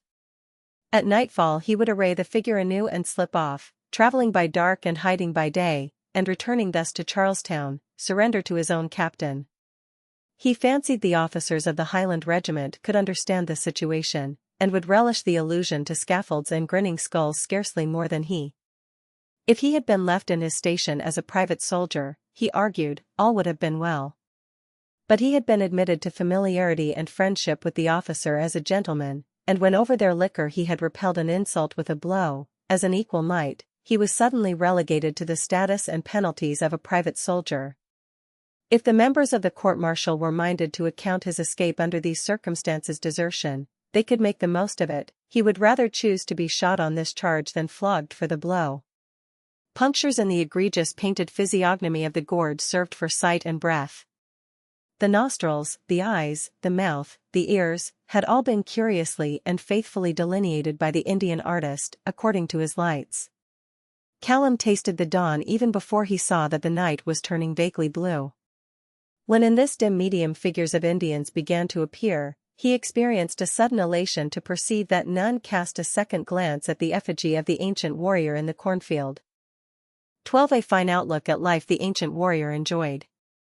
The sun came splendidly up from over the blue and misty domes of the Great Smoky Mountains, and the beautiful Chilhowie Range suddenly sprang from the nullity of darkness into all the chromatic richness of autumnal color. A wind went chanting blithely through its dense woods, as if it were fitting there to be happy where all was so gay. The river, a trifle of fog blurring its silver sheen here and there, reflected the gorgeous tints of the red and gold forests on its banks and caught the light with an added glister. The world was so fresh, so misty sweet, so newly created. The rocks echoed the barbaric notes of the blasts blown on the conch shells, as with the joyful cries of the ritual of their ancient religion the Cherokee braves went down into the water in their symbolic ablutions. Smoke had long been curling up from the hearths of the houses, and presently the brisk second man of the town was marshalling out his cohorts of women and girls to work in the fields. Callum was surprised to see the placid and smiling faces that they wore, for field work in these rich soils is held to be far less drudgery than housework, and even now a feminine farm laborer is hardly to be found to exchange willingly. The Indians always protested that their division of labor, which allotted field work to the woman, favored the weaker vessel, and by no means implied that indifference and scorn of her attributed to them by the white people. The second man in a civilized community would have been accounted a wag or a buffoon. So very funny he made himself as he sat on the ground near the effigy of the ancient warrior that Callum was more than once diverted from his own troublous thoughts and moved to wish for a few additional phrases of Cherokee, that he might more fully understand the quip and song and tale with which this genius of the field beguiled the labor. The elder women listened with slow and languid pleasure, the children sometimes interrupted with a breathless inquiry. He did not lack his critic to remark, in the course of a twice-told tale, that last year the fox had not thus replied to the admonition of the ancient warrior, whereupon, with the privilege of response, the raconteur doubled like the animal in question and averred that it was not that same fox. One of the women, a girl of 18, perhaps, showed a brilliant, imaginative face as, at the crisis of each story, she turned toward the ancient warrior and gazed spellbound upon him with dark, lustrous, liquid eyes, until the second man had seen him safely through an adventure of a series for which, had he lived from the days of Noah, the centuries scarcely held space. Then with a long-drawn sigh she would fall to work again, reaching up with lissome ease for the ears of corn which she gathered. Only the children picked the peas and beans and other small crops that the corn had sheltered. For the working force comprised all the laborers of Chilhowie, these being the public fields destined for the common granaries filled for emergencies, and not the individual gardens adjoining each domicile. She was notably expert despite the patent fact that her thoughts were oft so far away. Although obviously strong, she was tall and delicately slender, which made picturesque her garb of ordinary doeskin, so fashioned as to leave her arms bare. Her buskins were dyed scarlet, and a cascade of red beads, the valueless trinkets of civilized manufacture, bought at a round price from an English trader, fell from her neck. But she was not in gala attire, by reason of her occupation. Her fingers were long and deft and exquisitely shapely, her feet slender and small. She was endowed with a sort of stately bloom and a consummate grace, that justified the sobriquet by which she was distinguished, the Cherokee Rose. She obviously cared less for what was done and said here yesterday than for the discourse of the fox and the ancient warrior some 200 or 300 years before, according to the elastic chronology of the second man. For when other Indians, evidently of a high grade in the tribe, came up and began to discuss together the commissioner's expedition, she worked on with far greater industry, and only occasionally paused to lift her head from where she stood, half shrouded in the tall maize, to gaze meditatively upon the ancient warrior, the hero of so many fancies, for she was of the type of woman who loves the renown of exploits, with a patent admiration embarrassing to the fair-haired Callum, even although masked by the gourd. At times he experienced a more formidable embarrassment. He was in terror of a strong inclination to cough. As the day had worn on, the smoke and smell of distant burning forests suffused all the currents of the air, for the weather had lately been singularly dry. Sometimes he was almost suffocated by the acrid vapor, collecting in the restricted compass of the gourd mask, and again it was dissipated by the freshening of the wind. As the headman lingered and talked, the laborers were rapidly moving on under the directions of the second man, for the Cherokees never permitted women or boys to hear aught of political machinations or import. Callum began to understand that a runner had brought to Chilhouse the details of the unlucky winning of the French gold by the Highlander, and the ineffectual attempt by the Cherokee headman to buy it back out of notice with English guineas. So important did the Chilhowie warriors consider this circumstance that they evidently had half a mind to assemble in council in their townhouse to debate the matter, but they were deterred by the remonstrances of the runner, who seemed to give also warning of an approach. Thus Callum was apprised that Everard was in the saddle and on the road hither. It would never do, the messenger argued, for the English officer to find the Chilhowie headman in solemn consultation, in effect an official recognition of the importance which they attached to the incident.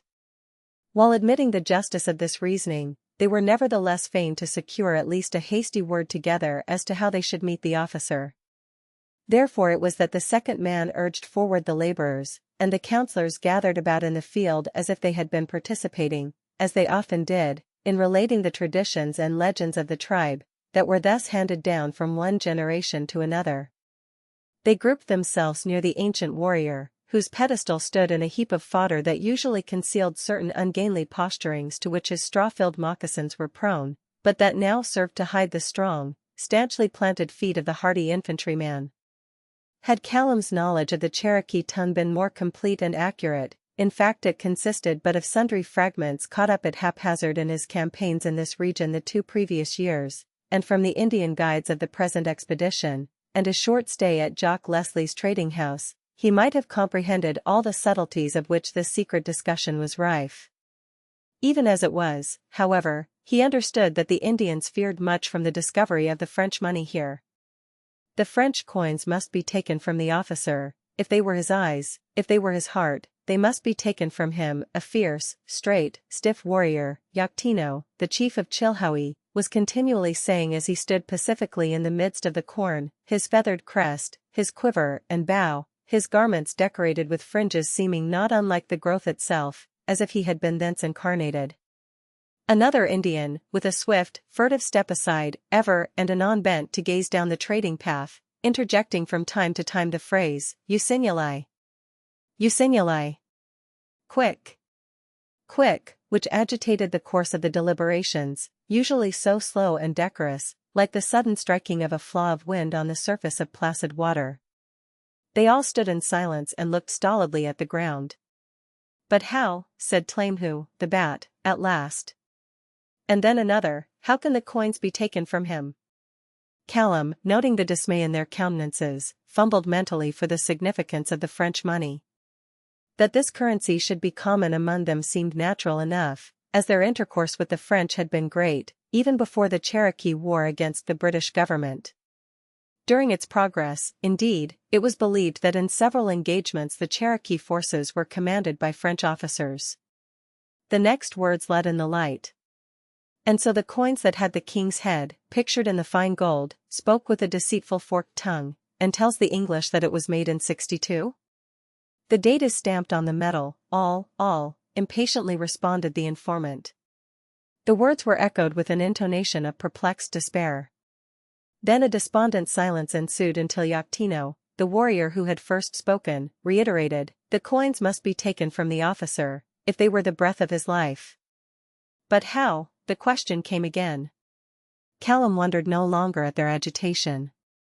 The Louis d'Ors were of the coinage of 1762, and therefore revealed the fact of renewed machinations with the French, in direct contravention of the terms of the Treaty of Peace of 1761 between the Cherokees and the British government, which expressly forbade all trade on the part of the Indians with other nations, especially the French, who, being still at war with Great Britain, were to be denied admission to any of the Cherokee towns and intercourse with the tribe, the Cherokees pledging themselves to surrender or kill such intruders. The Indians, indeed, had much to fear from the discovery of this breach of the treaty. They gloomily foreboded therefrom the collapse of the favorable phases of the cession. This secret hope on their part was to effect from the purchase money the speedy supply of the tribe with powder, and thus perpetuate their national existence. The ammunition must needs be secured before any intimation of renewed hostilities, and thus the British government actually would furnish the money for another attack upon its own frontiers. The French would doubtless afford the Cherokees substantial aid, but despite the fairest promises, they were unable to fully supply the savages with ammunition in the last campaign of the furious Cherokee War against the British, failing the Indians at their utmost need. Thus at the critical juncture all their previous fierce and bloody successes were brought to naught. For as a nation the Cherokees were now practically disarmed and at the mercy of any demand made from a basis of powder and lead. It was a new point of view from which to contemplate the proposed cession of land, and Callum felt as if the gourd on his head had spun quite round, since from the English standpoint the cession was designed to bring the Cherokee tribe more definitely under the domination of the British government by strengthening its occupation among them, and thereby monopolizing their trade. And here, in the British officers' keeping, was the unfortunate French money of the coinage of 1762, that told so straight a tale amidst all these subtle and devious windings of savage statecraft.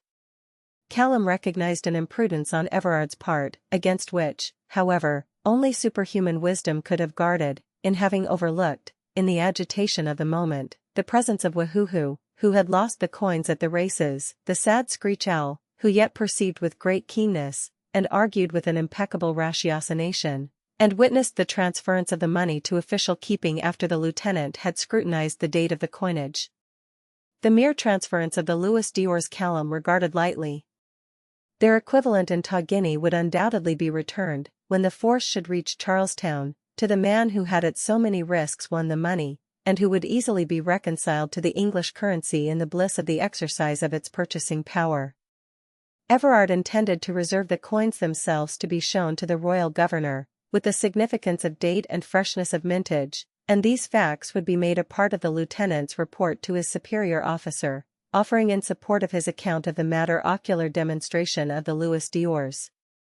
Anything that touched upon French machinations among the Cherokees, from whose atrocities the English had suffered so severely in the Cherokee War, and who had been subdued at so great a cost of blood and time and treasure, was of paramount importance in this year of grace 1762, and not to be lightly argued aside. As Callum watched the fiercely reflective faces of the group, he realized that they contemplated more in the enterprise to serve their object than the mere recovery of the coins. An accident might adroitly account for the event. Some opportune misfortune often befell men charged with disaster to others. But how? The question came again, as if it voiced a common train of thought. In fact, they all seemed to think in unison, until one of the group, suddenly looking up, said, "But the tongues of the ugly commissioners are strong. They eat much food, they drink much wine, and the British government pays them money for their wisdom. The many black marks that they put on paper will report the French money, the coinage of this year, to the governor. And yet the wings of the eagles overshadow the commissioners, and for the sake of the session they must not be touched." "Usignuli! Usignuli!" urged the voice of time, as once more the self-constituted lookout scanned the reaches of the path. "The commissioners have never shaken hands firmly with the speech of the lieutenant," replied an authoritative voice, "and the lieutenant tells nothing to the commissioners. Canting his eye ask you, to look through the orifices of the ear of the image painted on the gourd." Callum saw, to his surprise and indignation, for his heart was still in the undertaking, the Cherokee guide of the commissioner's expedition, whose utilities as a spy for his own people must have been very marked, and duplicated his services. He went on with great animation to discuss the mutual relations of the personnel of the expedition. "The commissioners have never tied fast the old beloved friend knot with the lieutenant, and the lieutenant despises the commissioners. They are not soldiers, and they look very small in his eyes. And they talk till his ears are tired. When he is scornful he speaks of them as ladylike old men, and when he is angry he calls them gentlemanly old ladies. He trusts them not at all, with nothing. Usignuli! Usignuli! The sound of doom. But though the lieutenant has taken the coins into his own keeping, the soldiers have seen them," said the Indian, who seemed to evolve all the objections for the others to combat, that the scheme might thus be battered, as it were, into solid shape. "Only the bird that flies high sees far," retorted Yoctino quickly. "The flock of pigeon soldiers see nothing, they would never notice the date of the coins, the man in command keeps his eyes open and his thoughts awake. Besides, what are rumors among mere soldiers, the chatter of grasshoppers? The French gold that they have seen, what does French gold signify? It may have been here for years for all they know, those years when the true emblem of the French was the white-dressed doeskin, and the British the long scalping knife. Now those conflicts of the past are wiped out by the treaty, and its strong lying mouth has said that our tears are dried and our wounds closed. But the coinage of 1762, that is a far different matter. It proves a direct breach of the treaty, and that once more we have taken the great French father fast by the arm and close to the shoulder. And the path is straight no more. If the French coins of 1762 were hidden in the heart of the officer, they must be cut out. Usignuli! Usignuli!" The sound was like the beating of a muffled drum in the ears of Callum McIlvesty, for he realized that the life of the officer was forfeited to the knowledge, which he alone had acquired, of the date of the coins. Should he be permitted to reach Charlestown, whether with or without the fatal pieces, his disclosure of the facts would mean added punishment and renewed restrictions for the Cherokees, already so heavily chastised, the cautious hampering of the Indian trade, and the rupture of the terms of the land cession, through the purchase money of which they hoped for ultimate freedom. It was too plain, the officer with this knowledge in his possession would be prevented from ever again reaching Charlestown. But how? That suspicion might impute not to the agency of the Indians? They asked again of one another. How could he be found accessible and alone? How could he be secured without an attack upon the whole party, which was not to be contemplated, since this would of necessity involve the destruction of the proposed scheme of the cession of land and its financial value to the Cherokee Nation, possibly resulting in the extermination of the whole people? Therefore still, but how? Already they have lost a man. Once more the current of the common thought flowed in words, this is a wild country. Many paths lead far, far, with no return. All our little brothers, the panther, the wolf, the wildcat, are many, many, and they none of them are the little brothers of the white man. Should he offend the little brothers he would hardly know how to hide from them. Then there are many wandering Indians from the French settlements, and knowing that the great French father is still at war with the English king, they would rejoice to slay a man in the British uniform. The British have already lost a man on this expedition, they may well lose another. Yet how to compass this that the force of the blow might have no recoil? And once more an interval of deep and silent meditation fell upon the group. The Cherokee spy and guide, whose sensibilities had been evidently ruffled by the manner of the man who employed and paid him, suddenly threw himself into an attitude mimicking Everard's stiff military carriage. Agiahusa Iskaya! Agiahusa Iskaya! I have lost a man, he cried in Cherokee, but marred with a queer English accent. A slow smile pervaded the grim circle. Agiahusa Iskaya! The captainy bleats this through every town. His redcoats search every house and field. The ancient warrior trembled. Captainy, Iskaya Jigajai? Captain, a red man, meaning a British redcoat. The spy rehearsed this with an affectation of the bated breath of extreme solicitude and a crouching mockery of his own manner of respect. Then with a perfect reproduction of Everard's petulant arrogance, despite the broken English, no, no, my good man. I have lost no red soldier, but my plaid soldier, my tartan man, my Macalvesti. 5 guineas reward to the man who brings him to the guardhouse before nightfall. The officer evidently would pay roundly for the privilege of the lash. His vengeance was indeed a fire, and Callum's cheek burned with a flame to match. They should never take him alive, he swore beneath his breath. Usignali! Usignali! The words swung back and forth like a pendulum chronicling the passing of the moments, and suddenly Callum recognized, blended with the iterative chant, the regular throb of the hoofbeat of horses approaching along the trading path at a fair pace. In another moment there issued from the forest a dozen of the English soldiers all mounted, and with Lieutenant Everard riding at their head. Beside him was Mr. Herbert Taviston, bland, smiling, perceiving in the stir and the difficulty that beset the officer only a fine opportunity to browse about a bit in the woods safe from Indians and panthers, the unique advantage of botanizing with a military escort. The lieutenant's keen eyes, falling upon the group around the ancient warrior, discerned at once in them men of station and authority, judging merely from the expression of their countenances, for the occasion being unofficial, they wore no insignia of rank. He at once halted his party, and called out in his crisp, peremptory tones a request to be allowed to search the town. His guide interpreted, and as the chief, Yactino, gravely and ceremoniously assented, Everard thanked him curtly and turned to admonish the corporal. See to it that the varlets give no offense, Baker, he said. If the man is taken, bring him before me at once.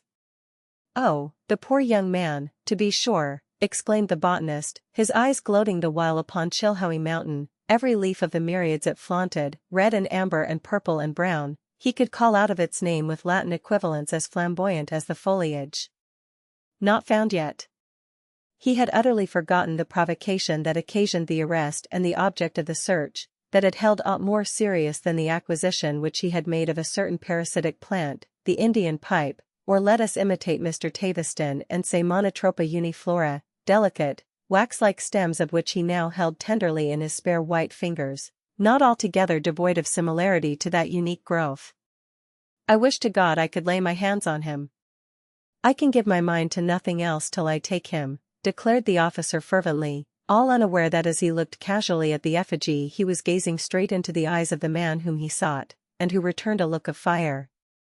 It was a somewhat fluctuating scrutiny that Everard gave the scarecrow, as he sat upon his fine bay horse, for the animal, in spirited impatience of the detention, shifted his position continually, pawing the ground and tossing his head, despite the rain and spur and curb. Thus splendidly mounted, Everard presented a gallant aspect, his showy scarlet coat, white breeches, cocked hat, and polished boots as perfect and precise in this wilderness as if worn on parade.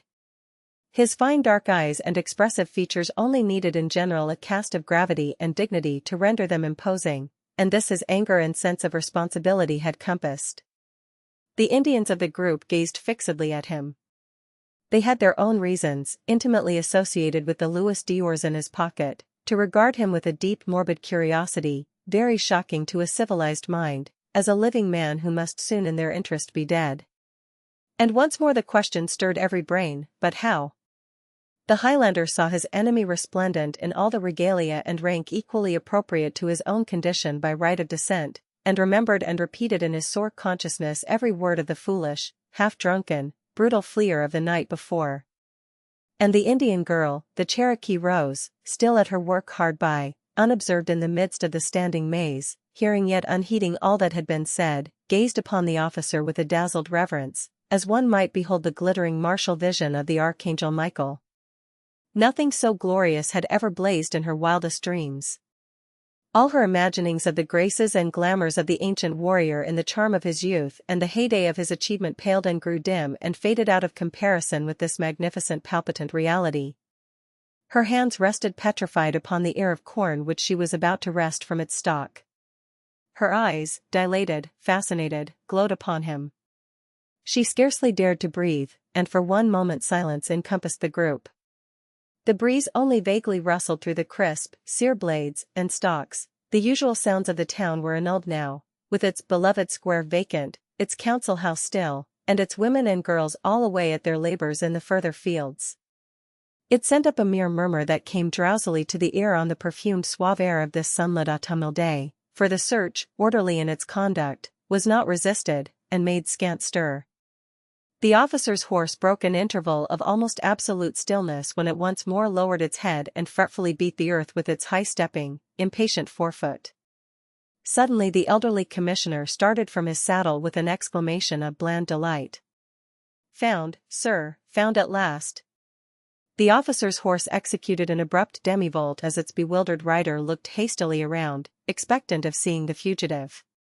The ancient warrior himself crouched appalled in his flimsy disguise. The amiable Mr. Taveston went on in his address to the lieutenant. "Do you remember last night?" he sweetly queried, while Everard mentally asked himself would he ever forget it. "I had then the pleasure to direct your attention to it, the Nicotiana rustica."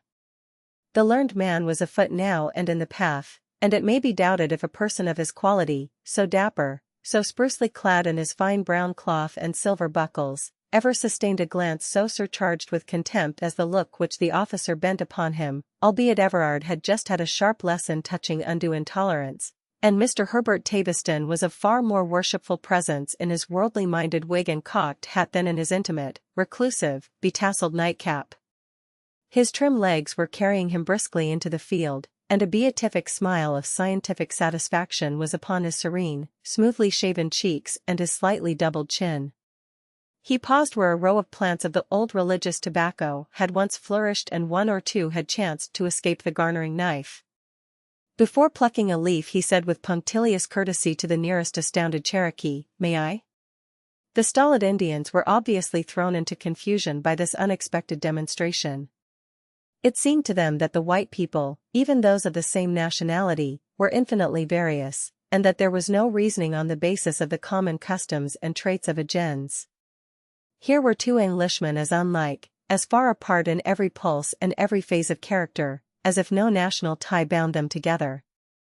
The inherent courtesy of the savage aided the botanist, however, and the nearest Indian vouchsafed a bewildered mutter of assent. "With 8,000 thanks, my dear sir, monstrous obliged, I'm sure." Mr. Taveston plucked some leaves of the old religious tobacco and still happily ambling, retraced his way to the side of the horse of the officer, who had hardly yet recovered from the impression that the sudden cry of discovery heralded the finding of the fugitive and the appropriate finale of his dilemma. "Now, my dear sir," said the botanist, holding up to the lieutenant a few of the leaves, "let me beg that you will do me the favor to taste these. My own tongue is still tingling with the pungency of mint, and the discernment of my palate thereby blunted. And once more he offered the leaves. It is possible that the officer had no fear of a probable tobacco worm in the unwashed foliage, still lush and green, and he was also strongly conscious of the inscrutable, attentive faces of the Indians.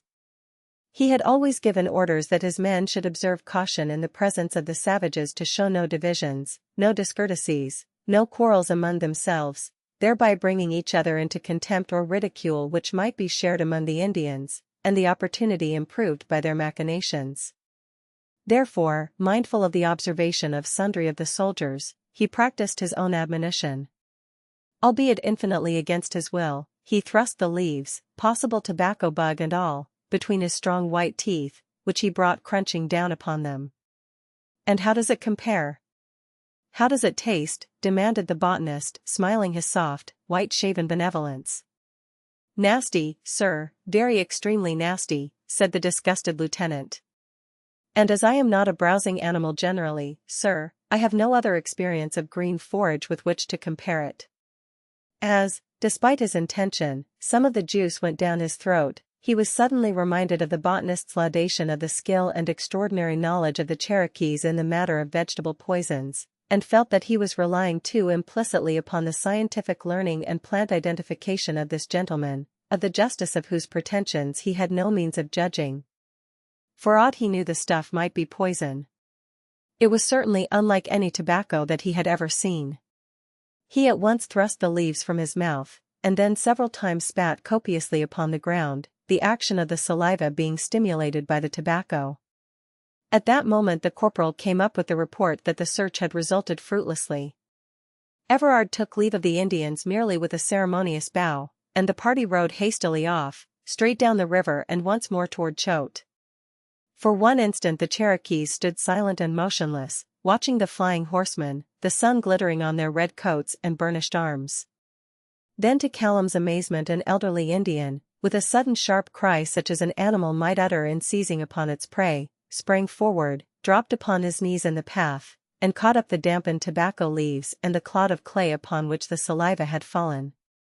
Half-articulate exclamations of guttural triumph rang upon the air from the group, and Callum, glancing from one fiercely joyous illuminated face to another, felt as if his senses were in the thrall of some fantastically horrible nightmare. For the possession of the man's saliva gave them, according to their savage creed, power over the man's life. It would end when the spell should be worked. Perhaps because of the superstitions of his native land, in which his childhood had been deeply imbued and which his nerves still accredited, while his mind resolutely repudiated them, Callum watched with a sort of sickened fright the preparations for the necromancy.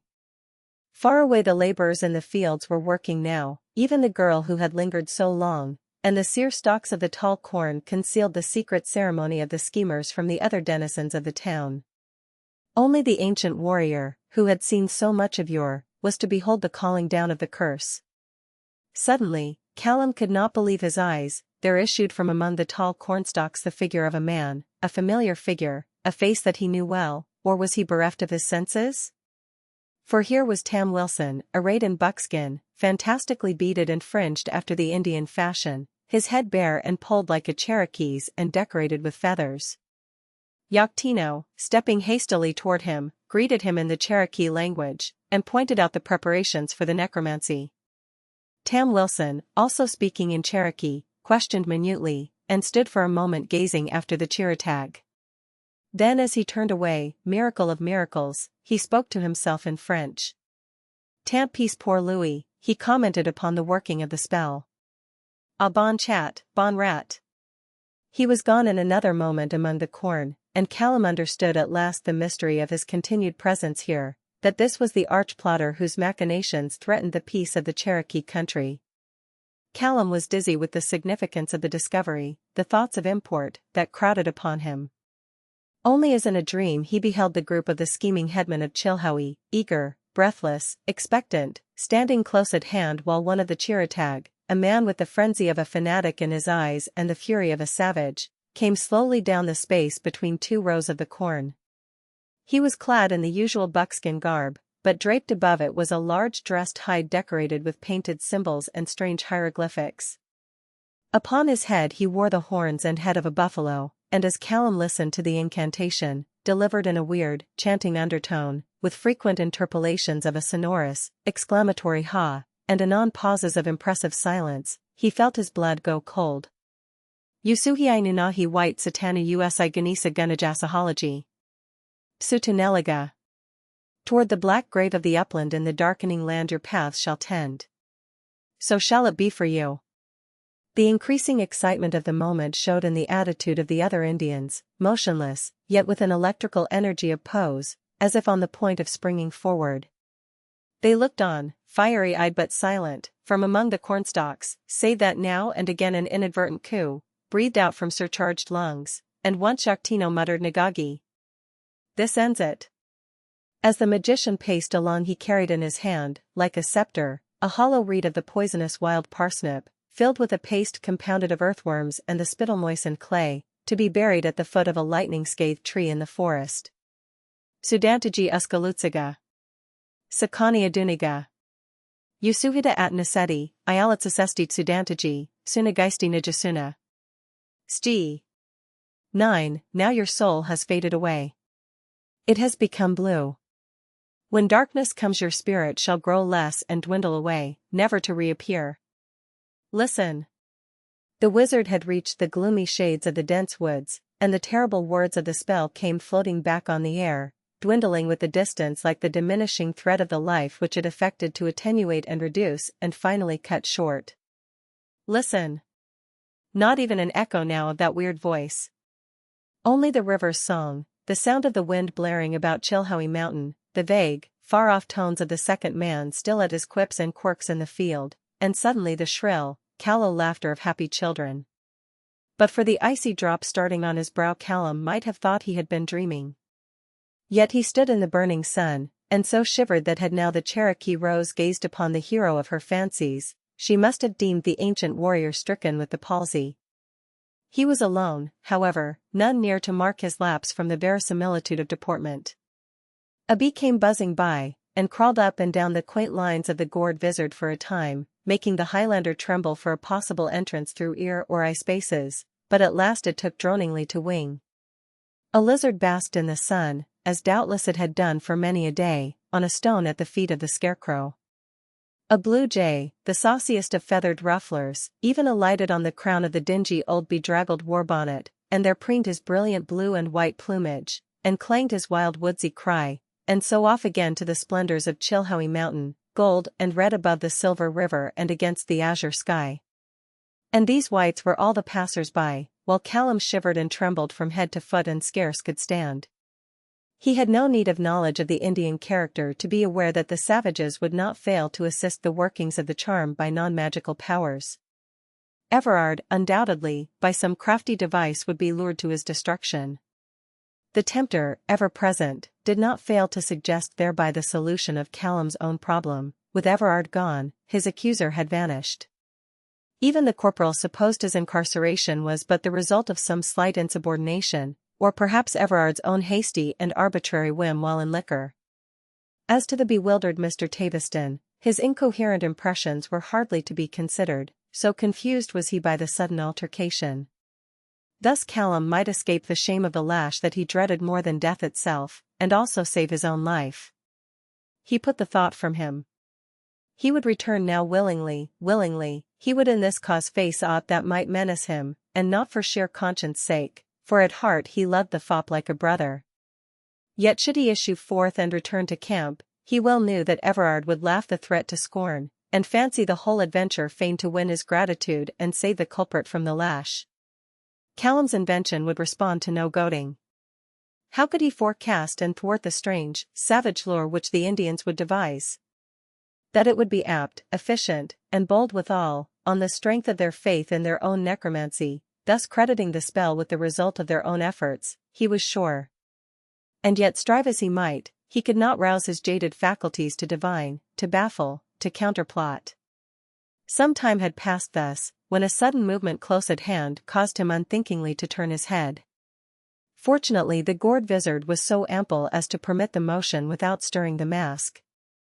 There again was the Indian girl who had gazed so lovingly upon the effigy as almost to disconcert the fair-haired Callum that it masked, not gazing upon him now, however. The same girl it was, he was sure, although she passed by her ancient hero with so fickle an unconcern. But for bewitchments. The Cherokee rose was metamorphosed by a simple splendor into the rarest bloom.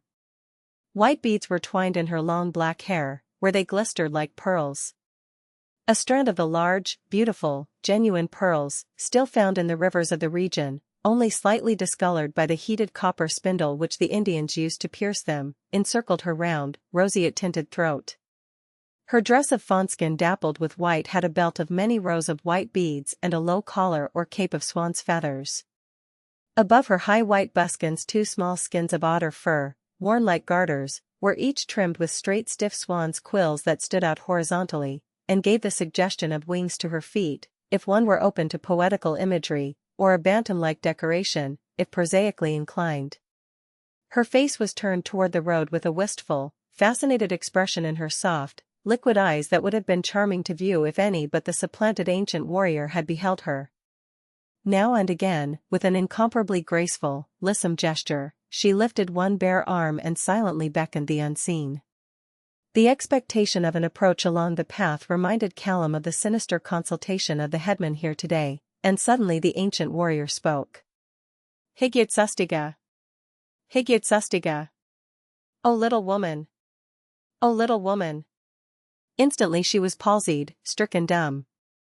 Faithfully as she had believed in the ancient warrior, she had never thought to hear him speak. Human credence has ever its reservations. She gazed wide-eyed at the image, her lips parted, her hand on her plunging heart. Sunset was on the face of the effigy, the soft red light freshened the effect of his tattered old war bonnet and gilded the stalks of the high Indian corn amidst which he stood. Whether or not Callum was conscious of his enhanced comeliness, the awe and respect in her face and the obvious simplicity of her mental endowment nerved the young daredevil to venture further speech. And indeed something must needs be risked in view of the unwelcome knowledge that had come to him and the restrictions that hampered its use. He mustered his best Cherokee. "Who are you waiting for, little woman?" "No Chickasaw, oh good grandfather," she cried hastily, for one of the best stories of the second man chronicled the hatred which the ancient warrior had cherished against that tribe, and his valor, which had nearly exterminated them from the face of the earth. His sentiments were pointed by the fate of a Cherokee maiden who married a Chickasaw and went to his tribe to dwell, and daily the ancient warrior dispatched the magic messenger bird that lived among the Tuckaleechee towns in the Cherokee country, on the banks of the Cannet River, to remind her of her home, and as the memory she could not shake off clung about her, she finally became imprisoned in their convolutions, and to this day she can be seen in the Chickasaw country, where they think she is nothing but what she seems, a tangle of grapevines. The ancient warrior said nothing in reply. He was making a strenuous mental endeavor to adjust another Cherokee sentence. His silence terrified her. His anger was full of spells, as the second man well knew, and Agia lost her garters, for instance, and none would ever again stay on, and thereafter she presented an appearance painfully undecorated. The Cherokee rose abruptly cut short the silent linguistic toil of the ancient warrior by hurriedly explaining of her own accord. "A strange British warrior, oh good grandfather, a splendid red captain, most beautiful and brave, who will come up the path and pass the mountain tonight on the way to Tallahassee town. The same, oh good grandfather, that made the road bright and shining today. And even if he should come after the sun has gone down, one could never miss the light of the day, but could see him yet ride his horse along the river bank. For he is like the sun in splendid red, and his hair shines with a white glister, and the look in his eyes warms the heart." The ancient warrior marked how the mental image she had summoned up diverted her attention from him, for the fascination of the supernatural had waned as she spoke, and she turned half away from the effigy, which she had once so reverenced, to gaze along the curving westward path for the vision of her anticipation. The ancient warrior, all sullen and serious, gazed calculatingly and doubtfully at her. The ranges were purpling along the perspectives of the background, the forests of Chilhowie Mountain flamed gorgeously gold and red in the middle distance, the sky above was all radiant with a uniform amber tint. As she stood amidst the sun-suffused Indian corn, the sere hues of which so harmonized with the deeper shade of her garb of white dappled fawnskin, and the dense white of the swan's feathers about her shoulders, she looked as might some primeval ideal of the mystic harvest moon. Half mechanically she still beckoned, as if thus she might bring the son of her fancy to meet her upon the horizon line. "Ha, Captainy Jigajai," she cried. "Usaniliu! Usaniliu! O great red captain! Haste! Haste!" The ancient warrior suddenly spoke sternly. "Higya, Hataganaga! You, woman, come and listen to me." Once more with that unquestioning subjection to the superstitions of the cult in which she had been reared, O wily second man, she turned submissively toward the ancient warrior, albeit her docile obedience might cost her eyes the first resplendent glimpse of the Captainy Jigajai, riding his gallant warhorse straight out of the red west and the illumined amethystine mountains, whither that humbler scarlet splendor, the god of day, was now slowly disappearing. She lifted her appealing childlike eyes to the gored vizard of the young Highlander, and well it was that he wore this impassive mask, for his own face was pallid with exhaustion from a sleepless night and the exertion of standing all day without food, drawn with the stress of much anxiety, and lined with the many perplexities of his thoughts. The gored face, however, acquiring naught by propinquity, looked as it always did, as its Indian draftsman intended that it should, arrogant, surly, threatening, and very majestic. "O good grandfather," she faltered. "Higyat Sustiga, O little woman, how do you know he comes?" "Oh, he comes without doubt," the headman said late, "but I hoped early, so that I might see him as he rides his splendid horse along the river bank. The headmen know he comes, they are ready for him, he will be received at the house of the chief of Talasea. He comes because a wicked man, one of his own soldiers, has fled, has deserted the great red captainy, and is in hiding at Talasea town, and the headmen have sent him the message that he may come and take him with his own hand, lest the plaid soldiers, the comrades of the renegade, wreak vengeance on Talasea, should the town deliver him up to penance. The headmen have only secretly sent messages where the fugitive can be found. O good grandfather, the captainy comes, he comes. Tonight he will abide at the house of the chief of Talasea, where a great feast is made in his honor, and the braves will dance the eagle-tail dance, and then the young girls will dance in 3 circles with the braves, and I, too, I am to dance. And there will be good store of wine at the feast," lowering her voice mysteriously, "French wine, O good grandfather, but surely the Captainy Jigajai cannot taste its Frenchness. And tomorrow the army of the commissioners will start back to the Carolina country and overtake the great red captainy at Talasea, and he will march at the head like the king of his tribe." The heart of the ancient warrior turned cold and seemed to cease to beat. The ingenious scheme was thus unwittingly outlined before him. He knew that the thought of personal danger would never occur to Everard as the result of the French coins in his keeping and his knowledge of their significance, since any personal violence offered to a man of his note would result in instant discovery and speedy vengeance. From the beginning of the negotiations there had been more or less interchange of friendly courtesies and mutual hospitalities between the Cherokee headmen, the commissioners, and the commander of the military force. Although Everard kept the rank and file close in camp, in view of the disastrous possibility of clashing between the boisterous young soldiers and the mad young men of the tribe, he himself went about the country freely enough. He would not hesitate, Callum was sure, to leave his orders with the first sergeant for the march of the troops on the following day, and accompanied by a single orderly, or perhaps by only the Cherokee guide, proceed to the tryst of the headman, where he would expect to capture the runaway Highlander, and rejoin the escort when its vanguard should come in sight from beyond Chilhowie Mountain. No prophet need one be to foretell how the lines would straggle past, how the sergeant in command would hourly expect his superior for a while, then being without orders to halt would proceed for a day or so, Everard's lingering stay being of course within his own discretion. And at last anxiety would develop, increased to troublous forecast, to panic fear, a halt would be called, a detachment sent back, to find nothing. A mysterious disappearance, some crafty, subtle, convincing story to account for it innocuously. Callum did not dream what this could be, only afterward its details were made clear to him by another, more discerning. What fate? He speculated, the river? No. The first sergeant, quailing under his awful responsibility, would drag it for miles and miles in search of the body. The stake, a handful of ashes could tell no tale. surely the magic compound of earthworms and spittle-moistened clay, mysteriously potent, buried at the foot of the lightning-scathed tree, might spare room for the sepulture of so trifling a residuum of all that gay spirit exhaled in smoke. Perhaps a more stealthy method still, Everard might be drugged into quick insensibility by some mysterious poison mixed with the French wine, and buried forever out of sight somewhere in the infinities of the illimitable wilderness. The ancient warrior trembled till the pole which aided to support him shook in the ground. One by one the schemes of possible rescue of his erstwhile friend and his present enemy, and above all and before all his commanding officer, fell to shreds as he sought to hold up the fabric in contemplation of its feasibility.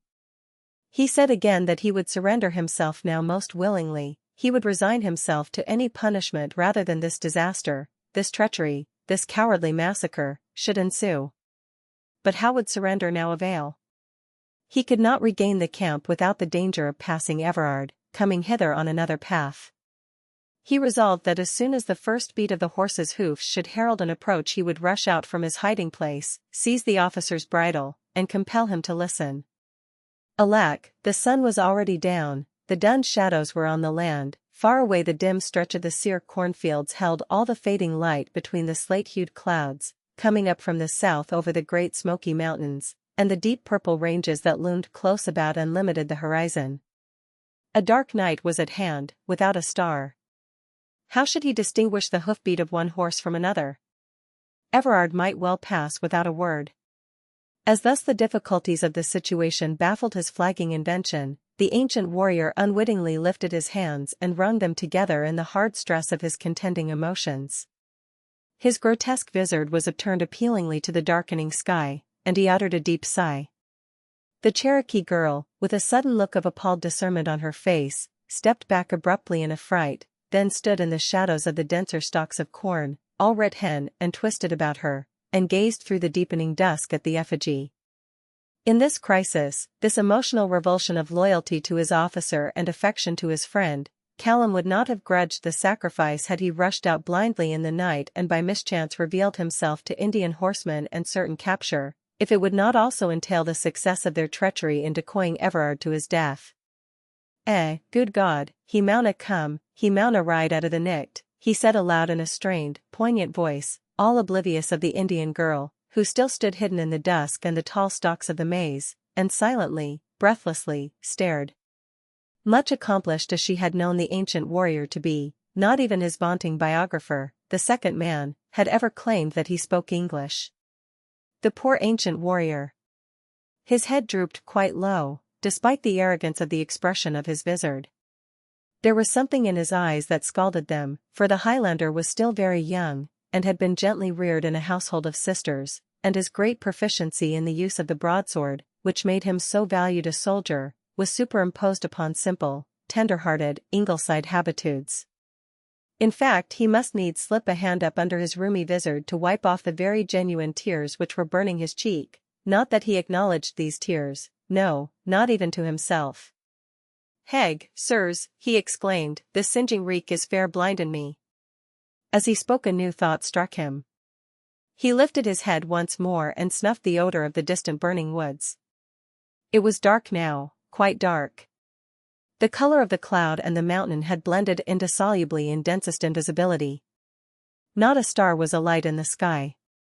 Only to one standing in the cornfield, hardly a yard away, and with a discernment keenly whetted by previous sight and accurate knowledge of the surrounding objects, could aught have been perceptible as Callum straightened himself, and turning, looked carefully around him. "The bit lassock hath flitted awa," he said, quite satisfied. But close at hand, still screened by the darkness and the tangled growth, she watched the ancient warrior fling his visage into the peas, strip off his buckskin shirt and leggings, and emerge in the kilt and plaid of one of the Highlanders of the escort. With the quick, keen wits of her race she made no doubt that here was the wicked renegade who had incurred the displeasure of the splendid red sun god of a captain, and who was falsely reputed to be lurking in hiding at Tallassee. Callum, without a moment's hesitation, struck off in a long, rapid stride through the corn. Silently, stealthily, she followed him, not like a shadow, for not even a shadow could follow thus through the densities of that dark night. 13 at camp. An unusual activity had characterized the closing hours of the afternoon. It was the eve of the day fixed for the departure of the commissioners and their escort. The official business had been concluded. The survey of the land to be ceded was completed.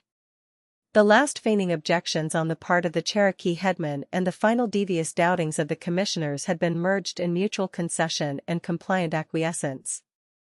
The gifts brought to propitiate the Indians had been presented and graciously accepted, and the official farewell taken with much smoking of the friend pipe and saltatory agilities of the eagle-tail dance. That no unforeseen mischance might hamper the early start, Everard, with military provision, had caused every preparation to be so completed as to leave as little as possible to be done on the morrow.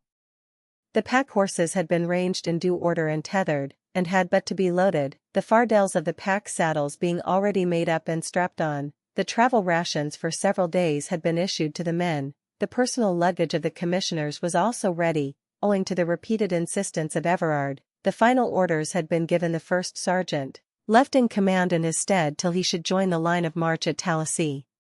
He himself in his tent, with hardly a hand's turn left to be done, was on the point of setting out to ride to Tallahassee town with his Cherokee guide to capture Callum McIlvesty. The Indians had made a mystery of their information. They had first sworn Everard to secrecy and then held back as if to disappoint him finally. They affected fear of the Highland contingent. Oh, the Plaid men were very terrible warriors. Were the horrors of Montgomery's campaign and the slaughter and the fire-raising of Grant ever to be forgotten? And since the Cherokees did all in love for the great Red Captainy, it would not be wise or kind of him to allow the wrath of the Plaid men, for the surrender of their brother, to fall on Tallahassee town, which the Highlanders might sack or burn. Well remembered were their sackings and burnings, as they marched through on the morrow upon the peaceful trading path, which was now so white and bright from end to end. If the great Red Captainy did not wish this path to be stained with the blood of the Indians, and perhaps of the Plaid men also, it would be well if he came to Tallahassee town himself. There he might meet his tartan renegade as if by chance, and take him with his own hand. Everard was troubled beyond expression by McIlvesty's continued absence, first, because of a genuine and humane fear that he would suffer a horrible death at the hands of the treacherous Indians, especially as the imminent departure of the troops could not be postponed on the desperate hope of a still further search for the willful renegade, and Callum would necessarily be left alone and at their mercy in the savage wilds. Nevertheless, the anger of the officer burned with great rancor. He believed that he would not have suffered the least pity had a court-martial gone the extreme length of sentencing McIlvesty to be shot. That he should be brought to the degradation of the lash seemed to the lieutenant most meet and fitting whenever he felt the smart of that scarlet diagonal line, beginning to turn slightly blue, across his cheek. Punishment McIlvesty had richly deserved, but the accident of torture by savages could not be accounted retribution for the crime of striking his officer. Nor could Everard, as his officer, feel justified in abandoning the Highlander to such a fate except at the last extremity, although he would not have regretted the righteous exaction of every pang of the penalty to which a court-martial might sentence the culprit. Therefore, impatient of the mysterious locutions and doubts, and alternate promises and withdrawals, by which the Cherokees sought to magnify the importance of their disclosure, Everard took no heed of personal prudence and was ready to put foot in the stirrup when suddenly there appeared at the flap of his tent one of the commissioners, fresh from an outing, clad in a long and dapper riding Joseph, his head cowled with a comfortable trot cozy, a suave smile upon his lips, and a bland may upon his tongue. Everard in another moment had cause to curse his folly that he did not refuse the commissioner entrance, but he imputed much importance to a request which he anticipated, and therefore seated himself upon a stump of a tree, which had been sawed off smoothly to serve as a table, and resigned the single camp stool to the guest. The Magnolia auriculata, Mr. Taviston said with a sigh of pleasure, the most pompous beauty of the forest. He held forth a leaf of a tree, which a greater botanist has since rapturously described as superbly crowned or crested with the fragrant flower representing a white plume, succeeded by a very large crimson cone or strobile. The officer gazed at it with uninterested and unrecognizing eyes. The only magnolia which he could identify was the growth which we call grandiflora, and which he had seen farther south. "I have spent the day among the magnolias," said the botanist, smiling consciously and with a sort of gloating reminiscence, as if Daphne herself had entertained him in the boskiest bowers. And here, presenting a gigantic leaf, is the Magnolia tripetala, and this, the Magnolia pyramidata, folius ovatus, oblongis, acuminatus, basi auriculatus, stabilo oblongo ovado. Good God, sir, the petulant officer interposed, hastily rising in desperation. I cry you mercy. My duties, he hesitated, then stopped short. For the trip must needs seem of his own choosing, to attend a feast made in his honor by the Cherokees because of his seeming interest in Indian life and ceremonial. The thought of the postponement of his ride and its important object greatly perturbed him. He had hoped to avoid delay by admitting his tormentor. Twice, nay thrice, after the botanist's baggage had been consigned to the locality where the pack train was to be loaded, had the quartermaster sergeant, who officiated as chief of transportation, reported to the commanding officer various vexatious requests of the worshipful Herbert Taveston to be allowed another deposit therein of trophies of bark and leaves, and, for aught I know, caterpillars and beetles, natural specimens, which he did not hesitate in the interests of science to insert amongst his immaculate and high-minded toggery. The lieutenant, anticipating the renewal of such requests, had intended to peremptorily refuse another overhauling of the baggage, because of the confusion entailed upon the somnolent and orderly camp, and possible delay on the morrow. Hence he was thrown out of his calculations, and flushed and bit his lip with vexation. Nevertheless, he could not rid himself perfunctorily of the presence of his unwelcome visitor by the plea of the pressure of official duties. The preparations for the morrow's march were obviously complete, the camp asleep, moreover, his spurs jingled at his heels and his horse pawed at the door of the tent. The pretext of his own diversion was necessary to protect or satisfy his Cherokee informants and to furnish a reason for his quitting the camp. He looked with sudden hopefulness at Mr. Taveston, who also rose, but the motion was merely mechanical, without a parting instinct. The smile yet resting upon the botanist's face was inattentive, undiscerning. The officer was a natural specimen, the study of which did not allure him in the least. He scarcely listened to the lieutenant's words, so absorbed was he in the subject. The soil of this region is rich, sir, incredibly rich for mountain slopes. This redundant example of the Magnolia acuminata, sir, hangs positively over a precipice, craggy steeps, imposing and horrid. If you would but give yourself the trouble to step with me to the door, I could point out to you, even in the darkness, the height of the location where I found it, an altitude of fully 2,000 feet. The precipice is distinctly imposed upon the sky against the constellation Perseus, which must be well risen now if the clouds, The officer, moving alertly toward the door, following his guest in the hope of ultimate release outside, had held up the flap that the botanist might emerge, and frowned heavily as he heard Mr. Taveston's voice rising into a quavering exclamation of surprise. "What cracker next?" Everard cried impatiently. In a moment the words died upon his lips, and he stood staring out into the night, half dazed with his sudden revulsion of feeling and the extraordinary sight that met his eyes. For the woods of Chilhowie Mountain were not invisible in the purple night and under the black cloud, but splendidly agleam in the shadows. All red and gold they showed, and wreathed about with scroll-like involutions of blue smoke. Volleying here and there at wide intervals were jets of flame, vivid white, tinged with red at the verges. Now and then strange meteors flew through the dense forests in airy arabesques, lace-like in their tenuity, where the blazes caught at sparse series of dead leaves still hanging sere and dry in wind-denuded areas. The ranges in the distance were suddenly evoked from the darkness and stood as in a trance, motionless. Further still, in the ultimate scope of vision, vague, illusory suggestions of mountain forms continually trembled and flickered as the flames rose and fell.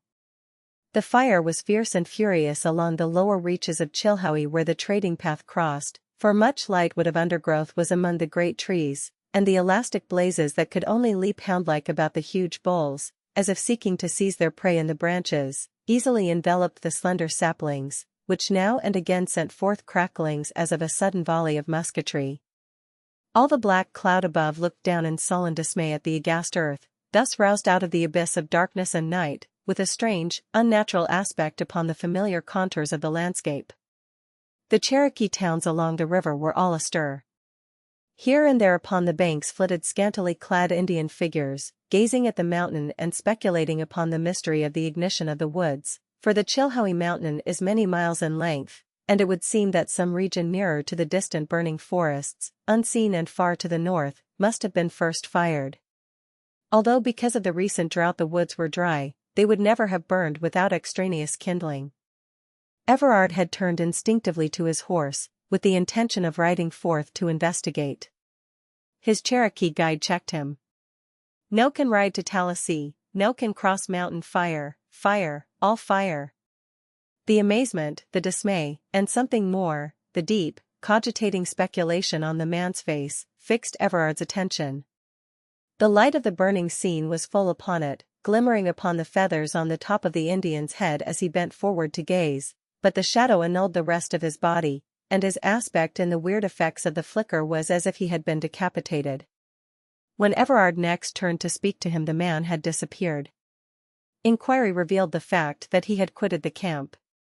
For the first time Everard experienced a sudden doubt of him. What significance did he perceive in the fire? And why should he look so downcast, so defeated, so despairing, as at the end? The camp had been roused by the crackle and roar of the flames and the wide, blaring illumination, as if the world were afire.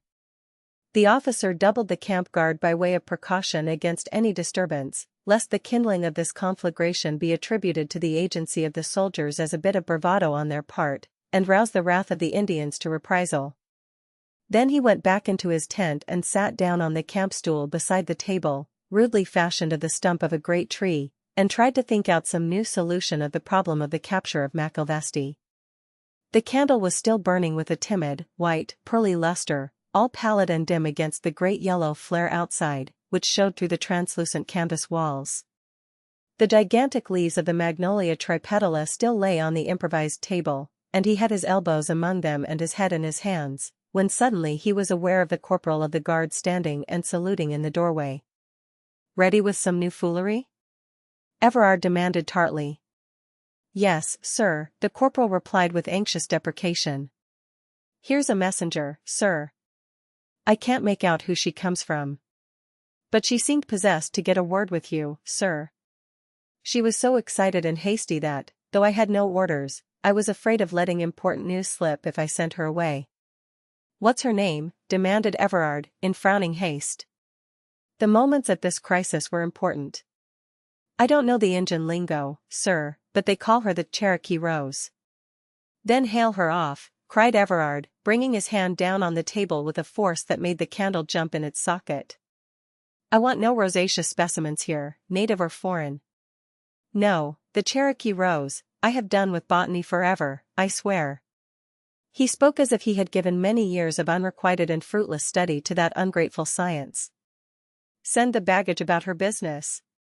"The Cherokee Rose, forsooth," he repeated fleeringly. He turned suddenly, hearing a slight scuffle without, and the next moment the flap of his tent was drawn back and the girl stood in the doorway, the flaming night behind her, and all her amber and white attire showing in soft splendor and full detail in the refined, subdued, pearly light of the single candle. The discomfited corporal, who had sought to detain her by as much force as he dared to exert, was vaguely glimpsed in the background, sullenly resigning himself to wait to conduct her out of camp, as he saw that Everard had a mind now to give her an audience. Her first words had arrested the lieutenant's attention. He could not have constructed the sentences that issued from her trembling scarlet lips, but the sound of the Cherokee language had grown familiar in many weeks' sojourn here, and he understood its drift and made shift to reply. "I have found your plaidman," she cried.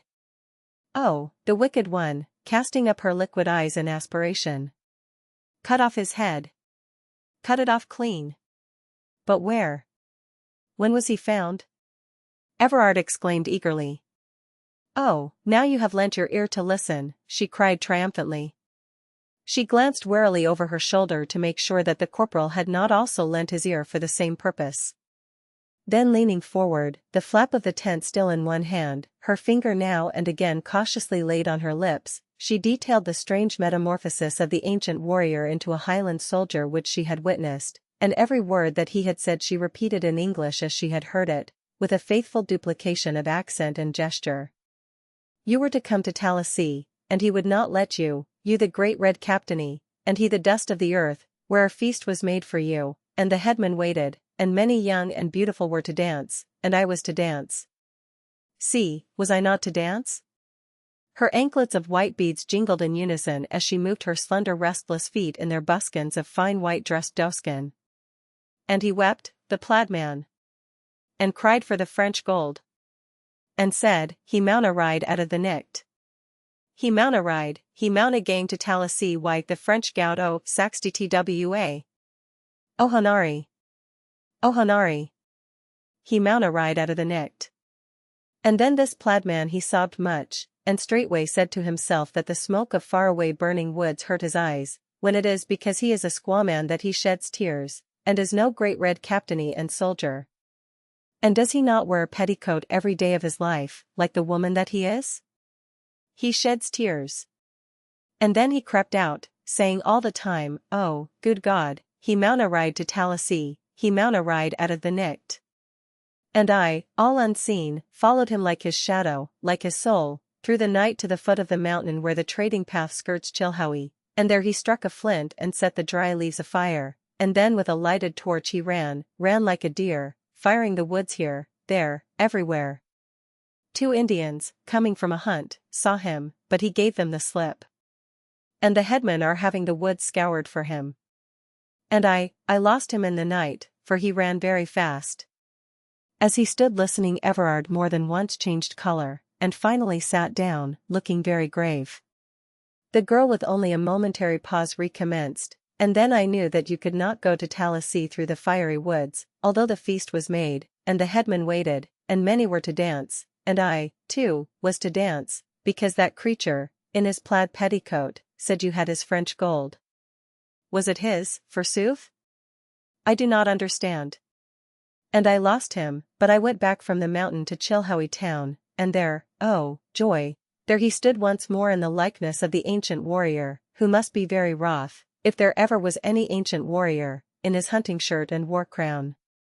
And softly, very softly, like the mist slipping down the mountainside, I crept away here, and left him there, that the great red captainy may descend upon him, and capture him, and wreak vengeance upon him, and break his great ugly bones, and give his woman's petticoat to the dogs to tear. And is he there yet? Demanded Everard eagerly. Is he unaware that he is discovered? Her animated diction had left her breathless and speechless. She could only bow her head in assent, her lustrous eyes still fiery, her lips trembling with her panting breath. Everard sprang up, tense and alert, keen and quick to see his error. You shall have the French gold as a reward for your story if I find my tartan man as you say at Chilhowie. Say nothing to any one till I send you the French gold by the hand of Yactino, the chief of Chilhowie, he said, hoping that thus the headman might think that he had failed to notice the significant date of the coinage of the Louis d'Ors, since he parted so lightly from them. Thus he would avoid further dangerous machinations, for of course the pieces were not themselves essential to the validity of his report. He was calling out hasty orders to the corporal in the pauses of his sentences to her, and in the next few moments he rode out of the camp at the head of a dozen mounted infantrymen, their red coats and burnished accoutrements showing in the flames still rioting along the mountainside. A sense of dawn was presently in the air, the vague, undiscriminated, indescribable perception of the awakening of nature. It was not night, let the darkness gloom as it might. It was not night, let the light delay as it would. It was a new day, and every nerve acclaimed the fact with a revival of power. Everard met this new day in emerging from the forests near Chilhowie town. The flames were dying out upon the mountain. A thin rain was falling, and misty moisture enveloped the higher slopes, where nevertheless here and there a pennant of fire waved through dull grey involutions of vapor. The smell of charred timber was rife on the air. The slate-tinted sky, the darkly looming purple mountains of the distance, the black, fire-swept steeps closer at hand, the Indian town as yet silent and still, the long, level stretches of the pallid, sere cornfields dimly striped with fine lines of the misting rain, all were visible in the dull grey light as the party halted on the verge of the woods. Everard dismounted and went forth alone into the cornfields. Callum McIlvesty, facing in the opposite direction, heard not, and saw naught but the dreary fire-smudged scene before him and the rain slowly descending with a steadiness which promised to make a day of it. He was too exhausted to think, to scheme further. He only knew that his ruse had succeeded, that Everard had not been decoyed to a terrible death, that the commissioners and their military escort would march today. But when he sought to forecast how he would fare, left alone and helpless in the country of the savage Cherokees, the puzzling problem so baffled his tired brain, without food, as he was, aching in every muscle, and drenched to the very bones by the persistent rain, that he would fall asleep, still standing half supported by the pole, his war bonnet and gored head nodding after a fashion which must have revealed the sham that he was, had any discerning Indian chanced to pass that way. He dreamed strange things in these meager snatches of sleep, so strange that he thought he was still dreaming when, recovering his balance with a start and lifting his heavy eyelids, he saw Lieutenant Everard striding across the wet cornfield and heard his friendly voice calling, "Callum Bane. Callum Bane, as of yore." Callum's heart plunged and then stood still, as he perceived the reality of his impressions. Before he could decide upon his course, the voice sounded anew, with a queer tremor in it. "For God's sake, Callum Bane, don't hide from me. I wouldn't hurt a hair of your head for all the Cherokee country." In his rough, young man fashion, Everard had begun to tear off the ancient warrior's war bonnet and gored vizard and hunting shirt that, long subject to the weather's hard usage, had grown ragged and rent with the climbing in and out of it by the stalwart Highlander, and before the transformation was complete the story of each was elicited. As they faced each other, Callum, conscience-stricken at the enormity of his offense and overwhelmed by the magnanimity of his friend, albeit debtor for his life, in forgiving him, suddenly burst into tears, exclaiming, "Ohan! Ohan! I wish you would kill me," and cast himself, in all his smoke-grimed, rain-soaked tartans, into the arms of the smart officer. Everard chose to consider the blow as delivered under the extremity of provocation and in the quality of friend over a convivial bowl, and therefore his own personal affair. He was willing to risk the carping comment of his mess, should it ever come to their knowledge that he had received this insult without requital from a man who had saved his life with so much forethought and ingenuity, and danger to his own, a man who deemed he would have profited immeasurably by the officer's destruction, thus escaping the death which menaced him, or an ignominious punishment more terrible to him than death itself. Everard, however, with his larger experience of life and wider outlook, saw the plot differently, perfectly rounded and in its entirety. He knew that the Cherokees would not dare to lure him to Tallahassee had they not some innocuous device by which to account for his disappearance thence. Their subtle intelligence had doubtless seized upon the fortuitous escape of the Highlander from custody as a thread to work into their web. For it was most natural that to this man, who had offended the officer and had cause to fear him, should be attributed his murder and consequent disappearance. The Highlander himself, easily found, seized, and destroyed after the departure of the troops from the country, could gainsay naught. The lieutenant's military conscience, however, would not permit him to forgive so easily the escape from the guardhouse and the lurking and hiding, these being notorious offences of evil example and to the prejudice of good order and discipline. For not even the corporal who had had the custody of the prisoner knew that Callum had struck the officer, and the only witness, Mr. Taviston, had utterly forgotten the blow as a matter of no consequence, being frantic with excitement concerning a new species of Stuartia, here found and at that time unknown to any catalogue, but since called Stuartia montana. The corporal and the other soldiers supposed only that Callum had become intoxicated in the society of his superiors and had drunkenly and foolishly contrived a troublesome escape from custody. For this breach of discipline, Callum was destined to undergo in due time extra guard duty. Everard was explaining this to him as being a part of his military obligations and not to gratify a personal grudge. "You are still under arrest, you know, Callum Bane," Everard reminded him. I care na, anything ye will. Only I maun hae a word wi' ye the know, lad." This word, albeit he was faint from fatigue, both a-hungered and athirst, cold and shivering, having been drenched for hours with the keen chill rain, Callum so clamoured to be allowed to speak that Everard could not constrain him to wait till after he should have been fed and warmed and clad anew. "Na," Callum persisted, waving away the flask which the officer pressed upon him, but still clutching his friendly hand. "If I tak but ae sup ye wad say I am drunk when ye hear what I hae to tell ye." He paused for a moment to add weight to his words. "I hae seen that Frenchman wha hae made sic clavers and turmoil amang the Cherokees." "Where?" When? Everard asked breathlessly, his face suddenly grave.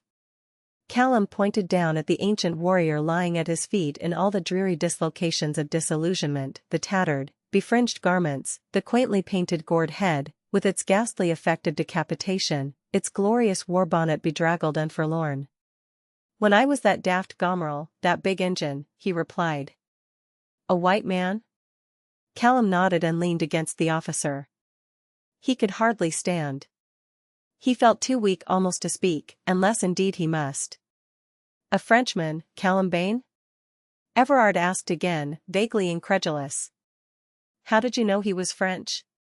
By the lingo, man, said Callum impatiently. Did he speak to you? Demanded Everard, looking keenly into the Highlander's pale face, all wet and shining with the rain. In the mists on one side were vaguely glimpsed the tall cornstalks of the far-stretching fields, all red hen and bent by the wind, and with the gleams of sleet on their sere, pallid blades, but despite their motion he was aware that among them there were other tall, befringed, betasseled figures not dissimilar, something too distant for recognition, where doubtless the ever-wily Indians were watching the conference. At the edge of the woods on the other side of the clearing stood the mounted detail of English soldiers, the glimmer of the sad grey day flashing back with a live, alert glitter from the burnished steel of their arms and their scarlet coats, all quick to note the fraternal, familiar attitude of the officer and soldier, and internally to comment on this condescension, which had already resulted in a breach of discipline and threatened continued insubordination. Did the Frenchie speak to me? Nah. I was that big Injun, I tell ye, pointing at the prideful gored face now staring up at them from among the straw. Nah. None minted a word at me, except yon Agia, the Injun lass she know, and she see me good sire. Good sire? Callum laughed dreamily, then suddenly put his hand up to his head, in the effort to recall the importance of the disclosure. A nip of brandy now, Callum, the officer pressed the flask, eager for the detail, and then you'll remember. I winna taste it, Callum rejoined sternly, for then ye'll say I was drunk and telled ye but idle clavers. What's your wool? He added, as if bewildered. How do you know the man is French? Demanded Everard. He spoke in French, replied Callum. To the Indians? He spoke in Cherokee to the Injuns, and then to himself in French, responded Callum definitely. Everard was silent for a moment. Important interests of the government, the peace of the colonies, the policy of the cession of land, the possible permanent repulse of the French, and on the other hand the triumphant enormous extension of the French Empire in America hung upon this slight incident. Therefore, to make sure, to prevent the possibility of deception or mistake, he asked, thinking the words that Callum had heard might have other signification, what did he say, Callum? What did he say to himself? Tong pi perli. A bong char bong rar, Callum solemnly repeated. Everard burst out laughing hysterically. He was convinced. He was all tremulous at the momentous discovery that it had chanced to one of his command to make, eager, nay frenzied, to take instant advantage of it, yet the accent of the solemn Highlander, to which the French of the Stratford-apo variety would have had an eminently Gallic tang, outmastered his risibles, and he laughed with that curious duality of entity when he was never so serious before in his life. The first duty, however, in putting into execution the plan which had instantly shaped itself in his mind, with a dozen variant details, was to take such order with the Highland soldier as should restore him to his normal mental and physical fitness. He shouted for aid to the soldiers, and presently Callum, mounted on a horse behind one of them, for he was in no condition to guide the animal or even to retain his posture, save for a horse girth passed around his waist, and the body of the man in the saddle, was escorted back to camp, and still under arrest, bestowed in the snug winter house devoted to the uses of a military prison. There was no lack of hot lotions applied externally and internally, and good food and warm clothing, but the surgeon in attendance upon the party reported a fever, with a touch of delirium and a sere host, as the patient himself described the measure of cold that he had caught. To the surprise of all the force and the suspicious dismay of the Indians, the return to Charlestown was unaccountably delayed. The soldiers, wearying of their long inaction, the monotony of life in the Indian country, hampered as they were by the many unusual restrictions imposed upon conduct in camp to avoid all possible cause for clashes with the young Indian braves, had been in high spirits at the prospect of a speedy change, and their hopes were suddenly dashed by the countermanding of the orders to march. The commissariat fell into gloom, and as far as they dared remonstrated with the commander, predicting a famine ere Charlestown could be reached, and the quartermaster sergeant and his subordinates of the baggage contingent, foreseeing all the undoing of the more permanent arrangements of the baggage train, felt that never again could such triumphs of transportation be achieved, the stowage of large and unwieldy commodities in small compass, multum in parvo, as a lucky inspiration in packing had permitted in this instance. Moreover, the fine days seemed gone. The weather offered an incalculable menace. Already the air was full of the misting autumnal rains, and the many turbulent rivers of the country would soon be out of their channels beyond even the deep crag-girt banks, rendering fording impossible and ferriage dangerous. Even snows might fall, early though it was in the season. In fact, one or two domes of the Great Smoky Range already showed glittering white against an ominous slate-tinted sky, as the soft, gauzy tissues of the mists parted before them, and again impenetrably veiled those frigid altitudes. The commissioners themselves had grown obviously disaffected and doubtful. They were disposed to remonstrate, and one of them reproachfully coughed from time to time, occasionally from genuine affection and again from patent affectation. Only the meteorologic and botanic Mr. Taviston welcomed the lengthened opportunity, and since the flowers had all fallen under the repeated frosts and an unseasonable nipping freeze, he found a solace in investigating the climate itself, going about, a comfort to himself, and eke to say a wellspring of joy to others, with an umbrella above his head, to the ribs of which was suspended a thermometer at the height of his nose, taking acute scientific notes of the extraordinary variability of the temperature and the swift fickleness of the atmospheric changes. He was even disposed to climb the mountains to the snow line, to press his inquiries among the white domes of the great range, accompanied only by an Indian guide, but the stern interdiction of this enterprise by the commander precluded his wandering so far afield, and he was compelled to content himself with such specimens of weather as he could collate nearer at hand. To the prevalent dissatisfaction Lieutenant Everard accorded only the most casual attention, obviously preoccupied, intent on his own thoughts, sternly determined, but sharing his conclusions with no adviser. The civilians of the party naturally distrusted these indicia of changes of moment evidently impending, and felt some qualms as to his comparative youth and heady traits, some curiosity as to possible details of his instructions to which it might be they were not privy, some helpless anxiety lest for reasons satisfactory to himself, which they could not divine, he should venture to deviate from his orders. The commissioners were in the nature of things more or less men of consequence, accustomed to command, and to the habit of determining and shaping their own course in life as the eventuation of circumstance should seem to require. They had not had the military training to an unquestioning obedience, the suppression of natural curiosity, the relinquishment of all responsibility and individual identity, in the existence of a corporate body, subject to the volition of a superior. They chafed in the sense of helplessness, and from time to time eyed him greedily in hopes of catching from his manner some intimation as to his ultimate plans. In response to more open expressions of curiosity, he had flatly refused to gratify it, and the courtesy and apparent consideration in his phrase made him seem only the more inscrutable. "You will pardon me, I am sure, but gad, sir, my duty does not permit me to be explicit. The march is postponed, but you will not be required to move without information," he replied suavely, but with a flash of the eye which intimated that he would tell them when he could no longer avoid it, and when all the rest of the world must know. While the camp thus settled down to its former routine, grumbling and speculating variously as to the causes that had necessitated the countermanding of the orders to march, the Cherokees were alarmed for the interests of the projected cession of land. Their earlier fears had been quieted in great measure by the recovery of the French gold, the Louis d'Ors of the coinage of the current year, thus falling readily into the trap which Everard had warily set for them. They concluded that since he had given the gold pieces so casually to the Indian girl as a reward for her detection of his renegade soldier, he had not noticed the date with its cogent significance, having them so short a time in his possession. Certainly it was great munificence, but this was the more easily accounted for as the Louis d'Ors really belonged to another man, and the officer seemed generous without loss, for the Cherokees did not understand that their value must needs be returned to each in Maquichan. As the Indians were not admitted familiarly within the camp, and the soldiers were not free to wander without, there could be only futile surmises as to the reasons for the postponement of the march. Secret observations of the camp taken from the river and the opposite bank intimated much activity among the farriers. Perhaps the horses were all to be reshod. But surely such a necessity could not be in the nature of a surprise to the captainy jigajai.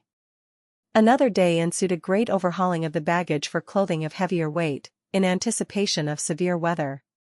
The commissioners bargained with the Indians for some furs fashioned into match coats, and the lieutenant himself, being obliged to wear the hated British uniform, ordered blankets of the fine-dressed otter and panther skins, for which he paid in English guineas. He had no more Louis d'Ors.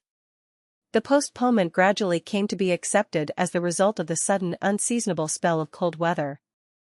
Therefore it fell like a thunderclap upon the headman, when suddenly one day Lieutenant Everard took advantage of a personal visit which the great chief Tanaesto was making to him in his tent, to declare that he had certain knowledge that the Cherokees harbored amongst them a Frenchman who sought to spirit them up against the British government, despite the fact that they had so lately firmly shaken hands anew with it.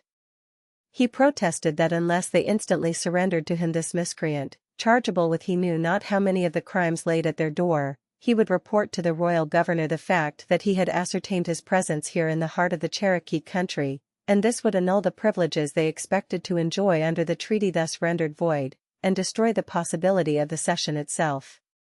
But for that single phrase, but for the interests dependent upon the cession, but for the fact that this purchase money for the lands would enable the Cherokees to secure the munitions of war to wrench not only this limited territory but their whole country from the encroaching British grasp, as well as sustain them in a certain independence in their relations with their expected French allies, but for these obvious dictates of policy, the commissioners' train and military escort would have been set upon by unnumbered hundreds and destroyed in the instant.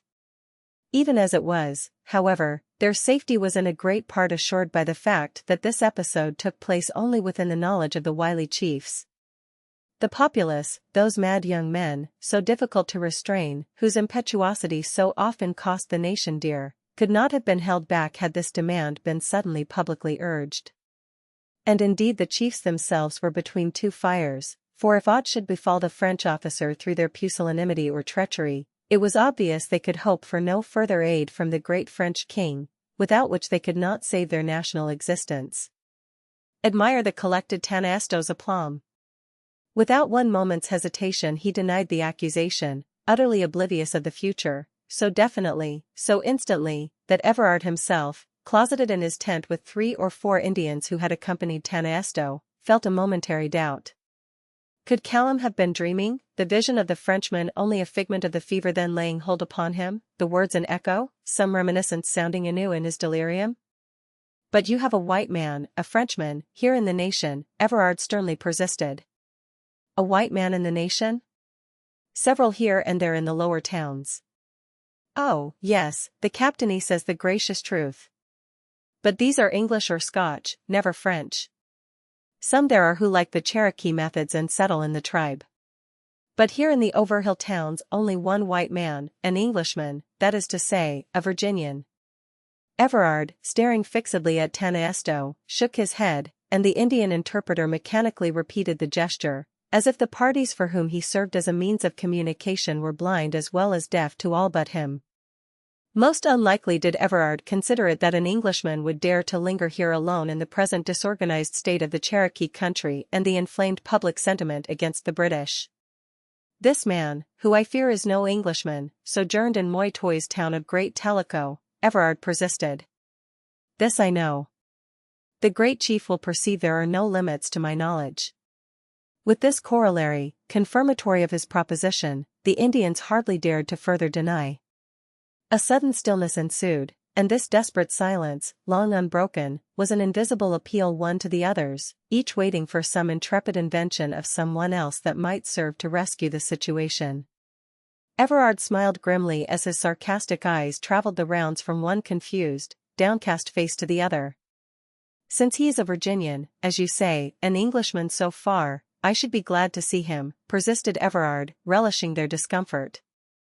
I should not like it to be said that I left an only countryman in this remote wilderness without an effort to exchange a word with him, a home-like greeting. If he is now at Great Tellico, I know not, it has been long since I saw him, Tanesto qualified. Then realizing that this belated negation could not nullify all that had gone before, doubtless he will be glad to take you by the hand, he concluded falteringly. Doubtless. I shall do myself the honor to wait upon him there, and shall also take this occasion to pay my respects to the great Moi Toi. Everard smiled sardonically, grimly triumphant, for the leave-taking of the graceful, ceremonious Indians was like the hasty scuttling away of a group of culprits evading the clutch of custody. The camp had been hastily broken, all was now gleeful stir and activity. Everard had waited long, but he had reached the limit of his patience and the necessity to exercise it simultaneously. Macilvesti was sufficiently recovered to have regained the full use of his faculties, and he depended upon the Highlander's identification of the man, whom he had seen in familiar conversation with the Indians at one of their most secret ceremonies, speaking Cherokee to them and French in soliloquy. Everard would take no substitute for this man. Lest some dull under-trader, some runaway apprentice, finding it easier to turn Cherokee than work at a trade in the colonies, be palmed off on him in lieu of this fork-tongued schemer, he had awaited the Highlander's recovery, despite his impatience. He realized that should he miss his grip at the opportune moment the chance would be gone and forever. He would confront Callum Macilvesti with this sojourner at Tellico whom he doubted not to be the French emissary who had occasioned a world of trouble in readjusting the Cherokees on their former basis with the British government. Unless opportunity should prove amazingly elusive, he would arrest this man and carry him to Charlestown, where the consideration of the problems which he embodied could be shifted upon those more qualified to undertake it, the colonial diplomats. Everard's determination to proceed further into the Cherokee country necessitated the detail of some portion of his plan to the commissioners whom he must needs drag with him, since his force was too slight to divide, and he could not leave them without a guard at Ioko. Though firm as adamant and steeled against any remonstrance, he had dreaded their efforts to deter him, their insistence that he was transcending his instructions, that he was merely the commander of their bodyguard, and required to act only in the interests of the session.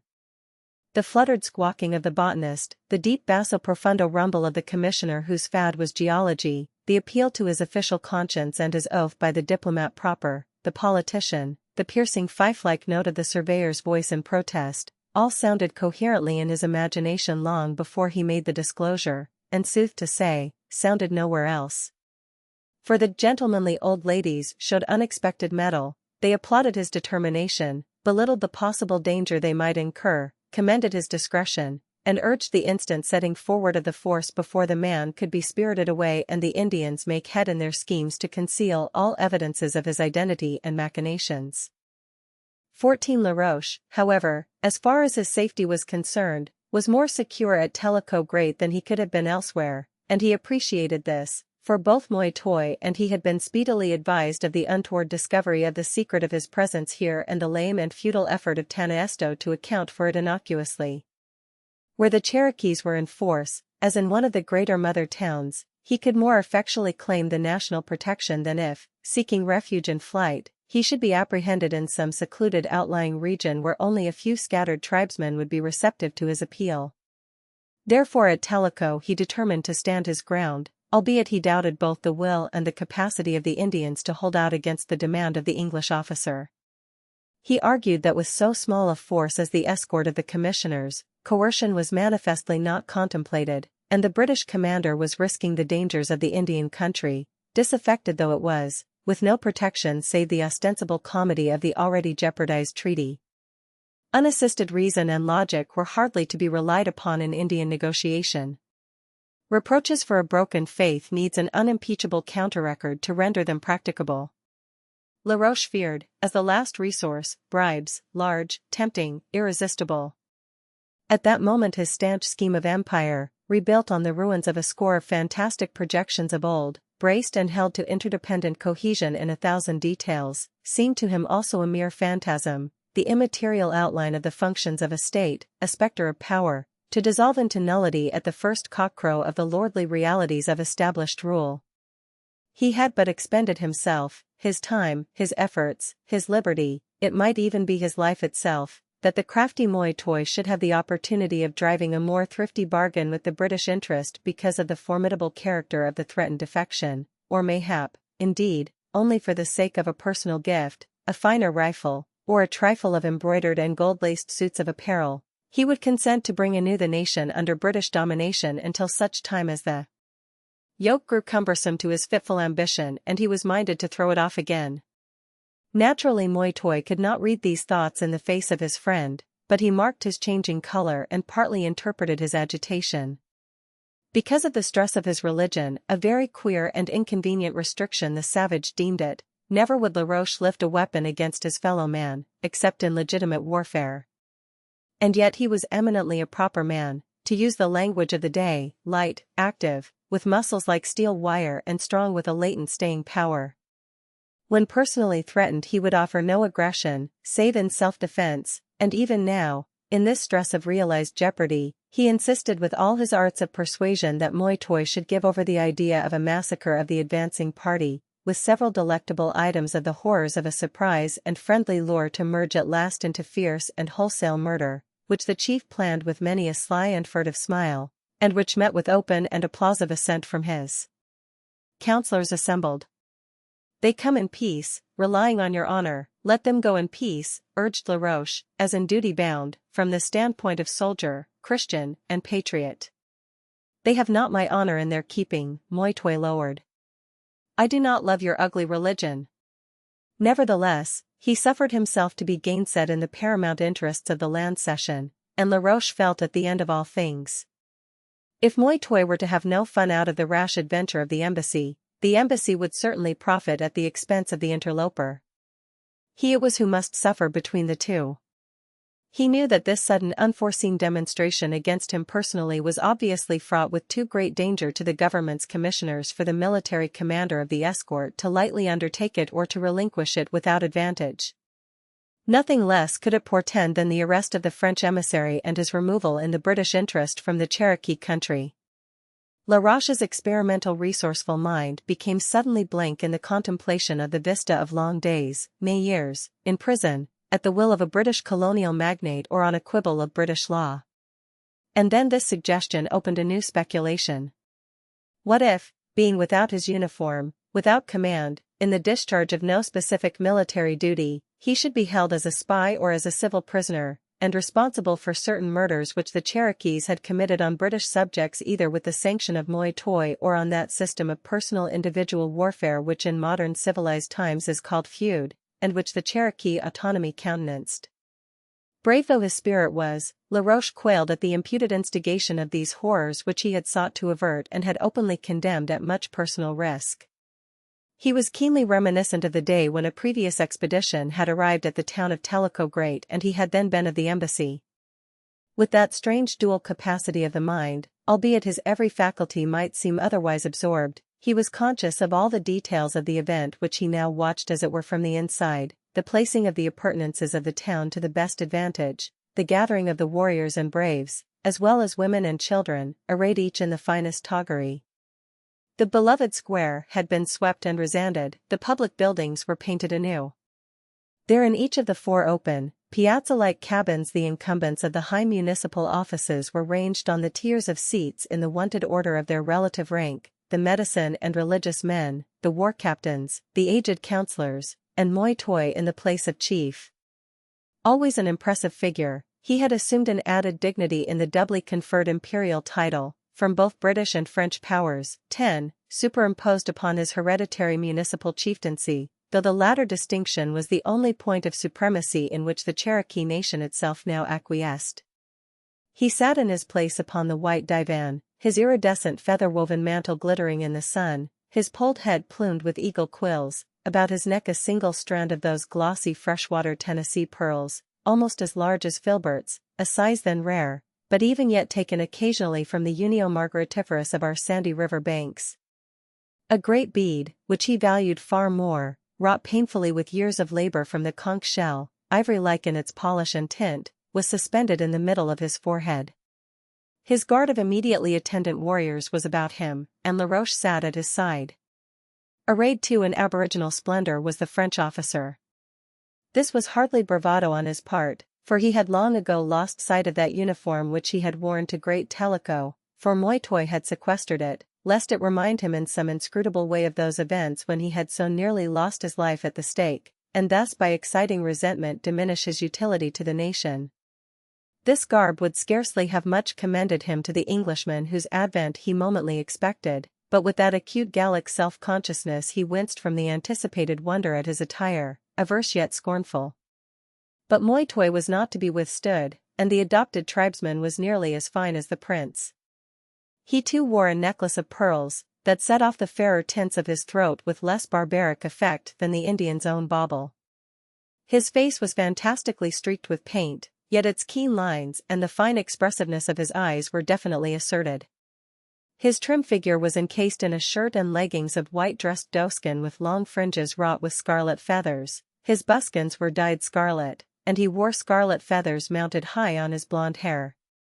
It seemed to him now, as he sat silent thus and waited, that the agonies of suspense were decreed to him as a portion. He could hear the beating of his heart in the absolute stillness of the assemblage as, with the stoicism of Indian patience and endurance, the Cherokees, motionless and silent, awaited the appearance of the commissioner's party. The bland blue sky seemed waiting too, so still it was. Here and there were cloud masses of a dazzling whiteness and variant density and depth of tone, as if to illustrate the infinite scope of the possible interpretations of this tint, technically an absence of color.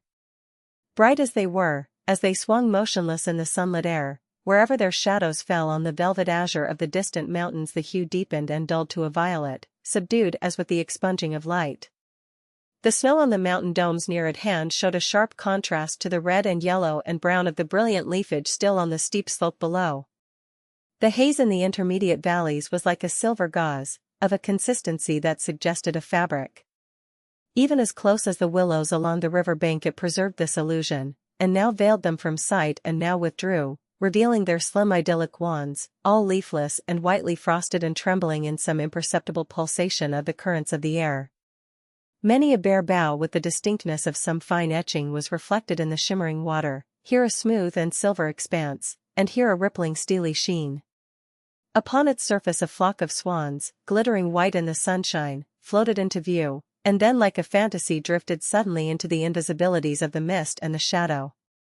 Far away the booming note of a herd of buffaloes came to the ear and was silent, and again one could not so much as hear the throng of waiting Cherokees draw a breath. It might seem that a spell had fallen upon the town, the silent assemblage, the loitering clouds, the still mountains, and that they had thus stood waiting for unnumbered ages till some magic sound should break their bonds. It came suddenly. The dreaming swans lifted their heads to listen, then with an abrupt unmusical cry began to swim swiftly down toward the confluence with the Tellico River. A dog barked and was silent once more. Then, distant though it was, indeterminate, merely a pulsing throb in the air, Laroche recognized the far-away beating of a drum, and could hardly distinguish it, save by its steadier, more rhythmic throb, from the agitated beating of his own heart. Perhaps it may have been due to the influences of mental solitude, as it were, and much introspective brooding, always averse to the prosaic mundane atmosphere, perhaps to that undefined fascination which the life of the Cherokees of the earlier epochs of our knowledge of them exerted upon certain temperaments among the strangers who sojourned with them, perhaps merely to personal antagonism and national prejudice, but the sound of the British fife and drum, now distinct, playing a foolish air. The sight of the British flag, the appearance of the embassy, half military, half civilian, some mounted, some afoot, partly English, partly Scotch Highlanders, the progress accommodated ill enough to the beat of the quickstep, affected Laroche as singularly crass and uncouth.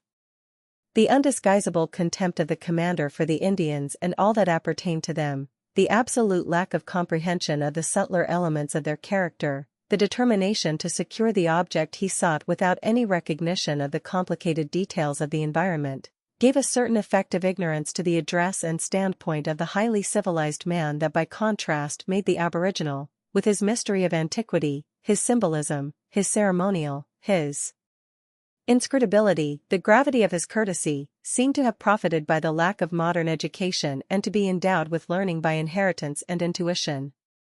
Without any embellishment of ceremony in his presence, Everard sauntered casually across the beloved square toward the Indian chief, wreathing his unwilling features into such a smile as he deemed might answer for the occasion, but he stretched out his hand benignly. In the service of the king it could not hurt his dignity to shake hands with an Injin. Moitoy, his beaded and bracelet arms folded across his bosom, took no notice of the proffered hand, but bowed halfway to the ground.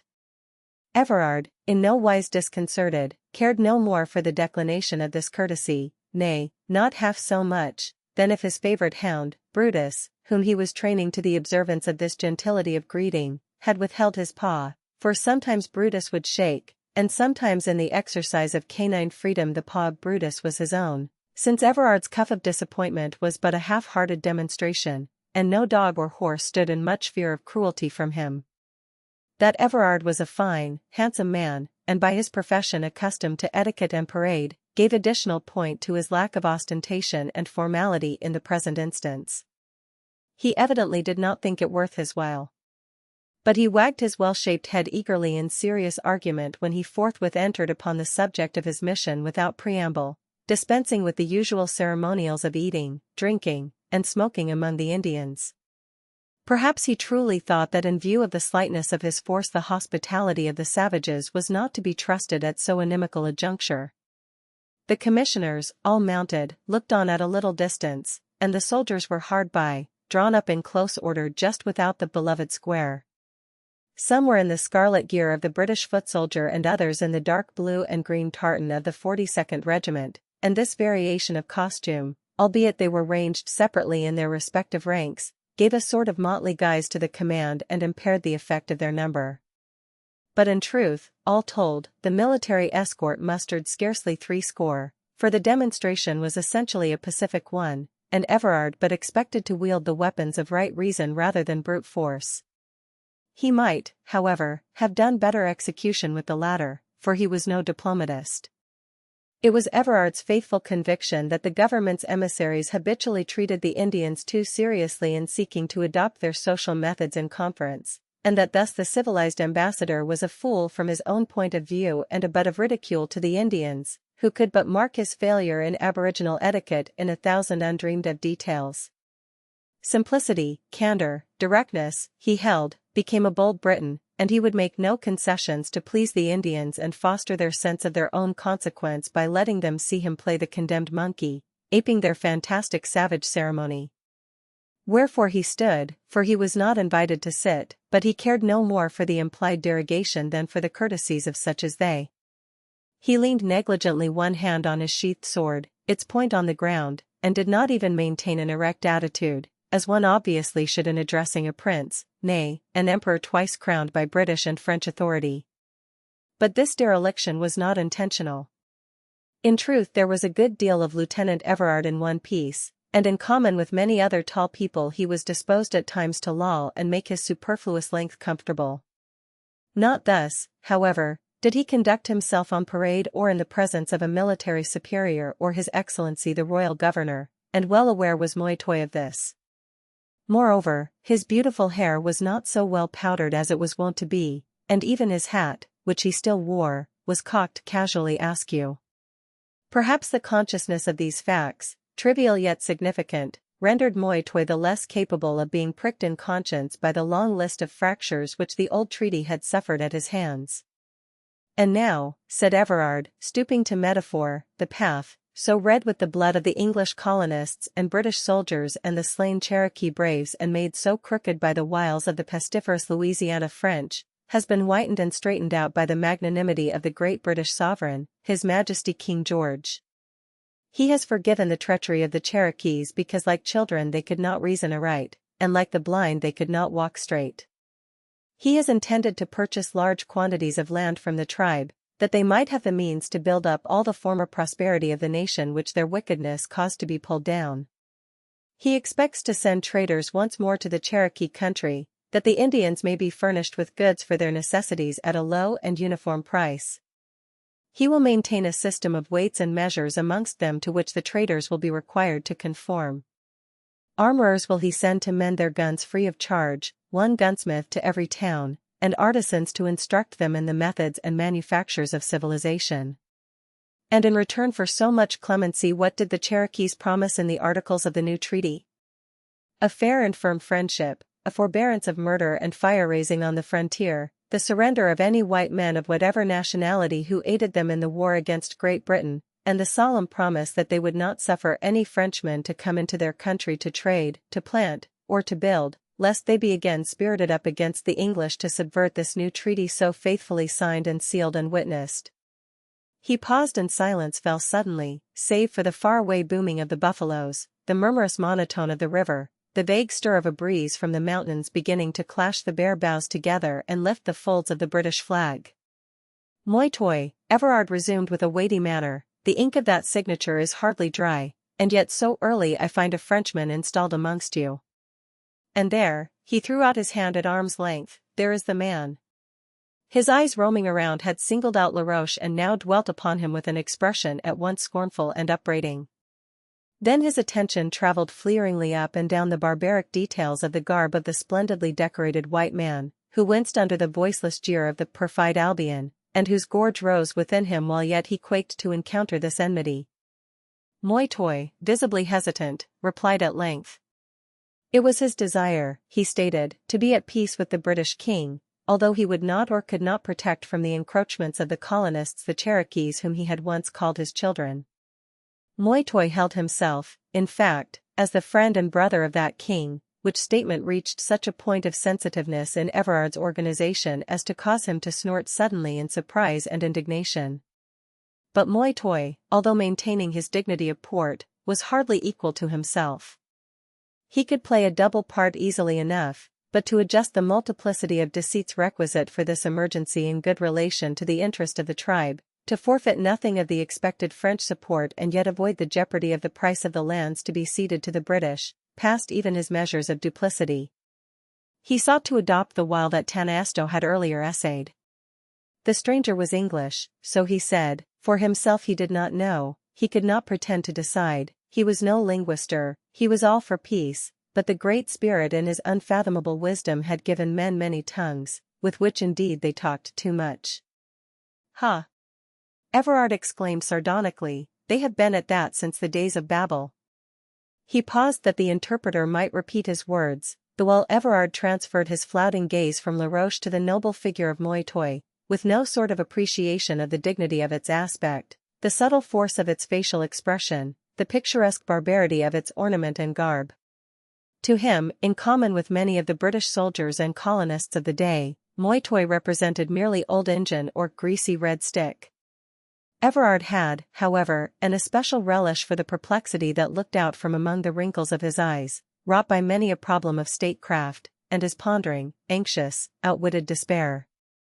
The officer waited for a moment, expectant that Moi toi would advance a new argument, then, as the chief remained silent, Everard proceeded with his own solution of the problem. "Perhaps in Charlestown they may know how to tell a Frenchman from an Englishman. If this man is a loyal subject of King George he will not grudge the detention in so good a cause, and I pledge my honor that he shall be put to no charges for the expense of the journey. If a Frenchman, the colonial authorities may take him in hand then and I shall be free of him." Whatever his deficiencies as a diplomat, Lieutenant Everard certainly did not lack courage. He lifted his head suddenly, his sword swung back with his left hand on its hilt, tense, erect, he strode forward a dozen resolute paces, and, that the intention of the act might be obvious to all who witnessed it, struck the cowering Laroche on the shoulder with the stern cry, "In the king's name." The sound seemed a spell to raise the devil withal. Elicited like an echo, dependent on the tone, yet magnified 1,000-fold, an inarticulate cry broke forth from the tribesmen, protesting, frantic, but menacing. The crowd surged this way and that, and Lieutenant Everard, suddenly mindful of the safety of his soldiers, turned, his chin high in the air, and his head still haughtily posed, to glance where they stood, a thought more compact than before, a scant 30, with the savages circling in hundreds tumultuously about them. "You would not dispute His Majesty's authority?" Everard stiffly held his ground, for Moi toi, irate, commanding, although visibly agitated, ordered him in no set phrase to desist. "He is a Frenchman and an enemy," urged Everard. He is no Cherokee. He has been made a great beloved man, protested Moi Toi. He is a Cherokee by adoption. The words roused the populace to renewed clamors. No heed took the mad young men of the frowning faces of their elders, the silent gestures of Moi Toi beseeching a hearing. There is in that inarticulate murmur of the wrath of a mob something so menacing, so daunting, so indefinably terrible, that even Everard was receptive to an admonition so growlingly enforced. He took his hand from the Frenchman's shoulder lest in having it removed for him he might be torn in pieces. The implacable murmur still rose, the crowd still surged, and Laroche, half ashamed yet wholly reassured, feared that he looked as smug as he felt, while a glitter of satisfaction and triumph shone in Moi Toi's eyes. They narrowed as he gazed steadily, threateningly, with a latent devilish thought, at Everard, so entirely at his mercy.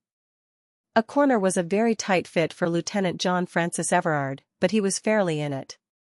He was accustomed to disport himself freely in the open, and the wriggles incident to a confined space did not suit his muscles, his size, or his temper. He made an effort to wrench himself from it. "Mighty fine. Mighty fine," he said sneeringly to the Frenchman.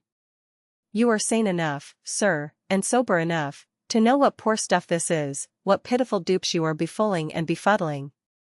Faugh! Your deceits sicken me." He looked with a snarl, which he designed to be a withering smile, over the fantastic apparel of the Frenchman, but Lieutenant Everard was as much out of countenance as a man of his stamp could well be. "Zounds," he resumed, still seeking to recover the control of the situation, and shaking off Moi Toi's restraining hand laid upon his arm, "we'll hear the fellow himself. Since you are English, give us your name, sirrah." He was consciously and blatantly rude, rejoicing in his capacity to be independent of the varnish with which such occasions are sleeked over. Laroche's blood began to rise, his eye to sparkle. Despite his awful, imminent jeopardy, for who could say how the scene might even yet result, the spirit of the fray quivered through his blood. "If it may please your Excellency," he said in his usual clear tones and precise enunciation, "yonder stands a man in your ranks to whom I am personally known. Your Excellency might prefer to believe his account of me rather than my own." Everard stared blankly and secretly winced. The man's politeness had a whetted edge, that cut like ridicule. The title of Excellency, so far above the usage of the lieutenant's rank in deserts, might have been conferred in ignorance or propitiation, but taken in conjunction with his own rude address seemed as apt as a fleer. Everard was at once doubtful and bewildered. The stranger's English, so far as the construction of his sentences and choice of words went, was perfect. There was, however, something in his intonation which grated on the Briton's ear. Nevertheless, there were many variations of provincial accent, especially in the colonies. Everard, in fact, believed that no one here could speak the language with purity, as if it had suffered a sea change in coming over the water. Turning toward the ranks, he perceived a touch of consciousness on Callum McIlvestie's face, and was startled to remember that it was his original intention to confront the two, that Callum might identify this man as the French-speaking familiar of the ancient warrior of Chilhowie. By a gesture he summoned the Highlander to his side, and simultaneously the Frenchman stepped forth and stood beside Moi Toi. The Indian's eyes were all a-glitter, and a tremor agitated the feathers stiffly upright on his polled head. "McIlvestie, did you ever before see this man?" demanded the officer, while the two eyed each other. "Aye, sir, mony a time," replied Callum McIlvestie. Everard stared. "And where?" "At one Jock Leslie's trading house at Ioko town, sir." Whither was this tending? The expression of the officer's face became amazed, concerned, intent. The flutter among the head feathers of Moi Toi was suddenly stilled. "When was this?" the military catechist demanded. "Nigh on a year ago come Easter, sir." The triumph in the man's face, its suggestion of covert ridicule, nettled Everard. Into what fool's play had he been lured? "Why, Callum," he said in a reproachful murmur aside, then aloud, "what's his name?" Callum shook his head. "I dinna ken, sir, I misdoubt." "What was he called?" The lieutenant mended the phrase. Tam Wilson." "Oh Callum Bain," once more the officer's admonitory whisper reached him. "And where was he said to hail from?" Everard added aloud. Virginia, sir, faltered the Highland soldier.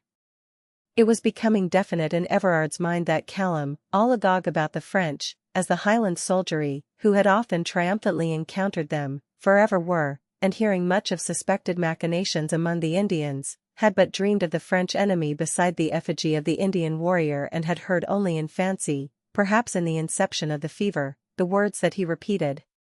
For evidently this man was not only well known to him, but was also long a familiar of the English trading station in the Cherokee Nation. Perhaps even yet the young fellow's mind was not quite clear.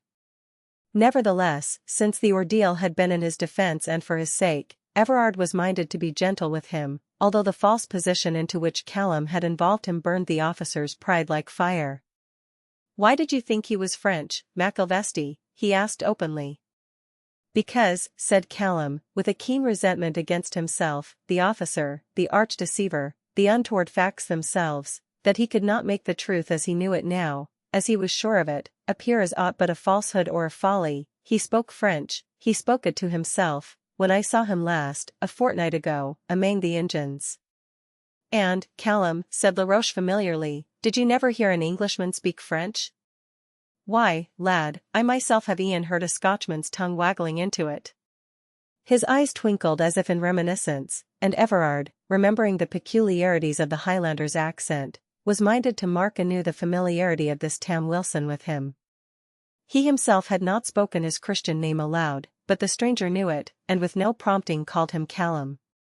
Bewildered, raging internally, humiliated, Callum was ordered to his former place in the ranks, having only succeeded, because of the artifice of this arch-strategist and the intractability and paucity of the perverse facts, in identifying this Frenchman as an Englishman, to the satisfaction, or rather dissatisfaction, of his superior officer. Of all people incompetent to use power without its abuse, the Cherokees were preeminent. The turbulent mob had been quick to discern in the result of the conference that their adopted tribesman, the French officer, was obviously triumphant, that Moitoy, although standing like a statue, was overjoyed, with gleaming wide eyes and an elated port. They could ill afford magnanimity toward these people, so many grudges as a nation and as individuals did they owe the English, consequent on the slaughters and fire-raising and punitive famine they had suffered at the hands of the British troops in the warfare of the preceding years. Their note of comment had lost its tone of appeal, of indignation, of protest. It was swelling now and again into a savage roar of awful import, of reprisal, of scorn, of eager brutality. Laroche heard in it the knell of all his hopes. This precipitate action would forever frustrate the fruition of his work here, the gathering and organization of the tribal forces, the transportation of supplies, the plan of his campaign, and with this, his success, his promotion, his hard-earned guerdon, for which he had labored so diligently, so discreetly, so valiantly.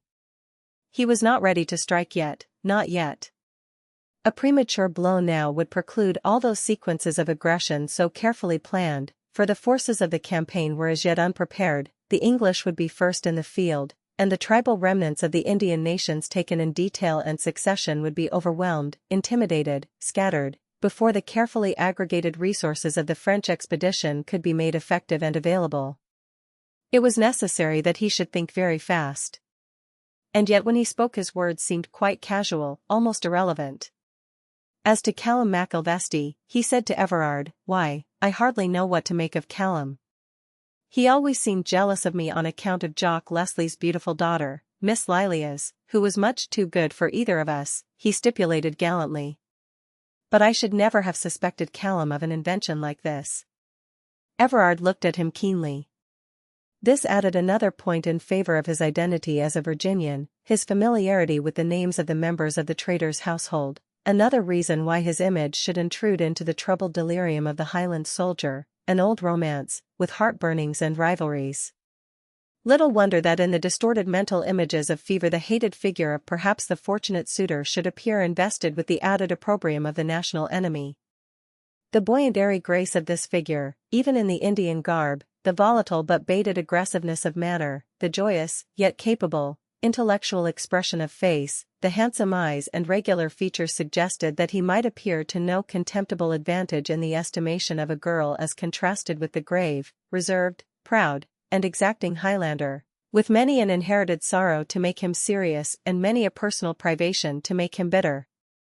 With his youth and strength and the natural amiability of his nature, Callum could on occasion throw off the consciousness of these weights and be merry. But this fellow's element was the air itself, and the necessity to be serious was like the clipping of wings. "Come, sir, let us have an end of this," said Everard. "Being English, you cannot object to go to Charlestown and make your standing clear to the authorities. I pledge my honor that you shall be put to no expense and shall be indemnified for any financial loss you may sustain by reason of your absence." "If I should agree, these people would regard it as if I were taken by force," Laroche protested. "Your life would be the forfeit. Indeed, I am already concerned for your safety. I cannot control the Cherokees. You know what they are. You must admit that your errand here is futile." It was so contrary to Everard's temperament to accept defeat in any form that he could only accede metaphorically. "I'm not half blind," he said. Laroche pressed the point. "The effusion of blood is threatened. You must perceive it." "The knife is at my throat," assented Everard debonairly, as if scornful of his peril. Laroche tried him on a more vulnerable topic. "The commissioner's party would never get out of the country. But to save the lives of your brave soldiers and the civilian commissioners, who have no quarrel with anyone, if you will at once draw off your force, I will use what influence I have with Moytoy to let you go scot-free through the country." The eyes of Everard were large, but the astonished white showed all around the iris. He gasped once or twice and caught his breath, that the man whom he had come to arrest under the authority of the British government and bear away captive should engage to see him clear of the Cherokee country.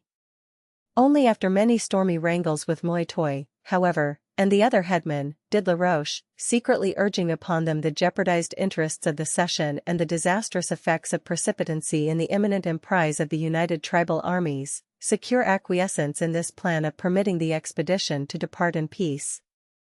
It was, nevertheless, a perilous time. The air seemed freighted with treachery.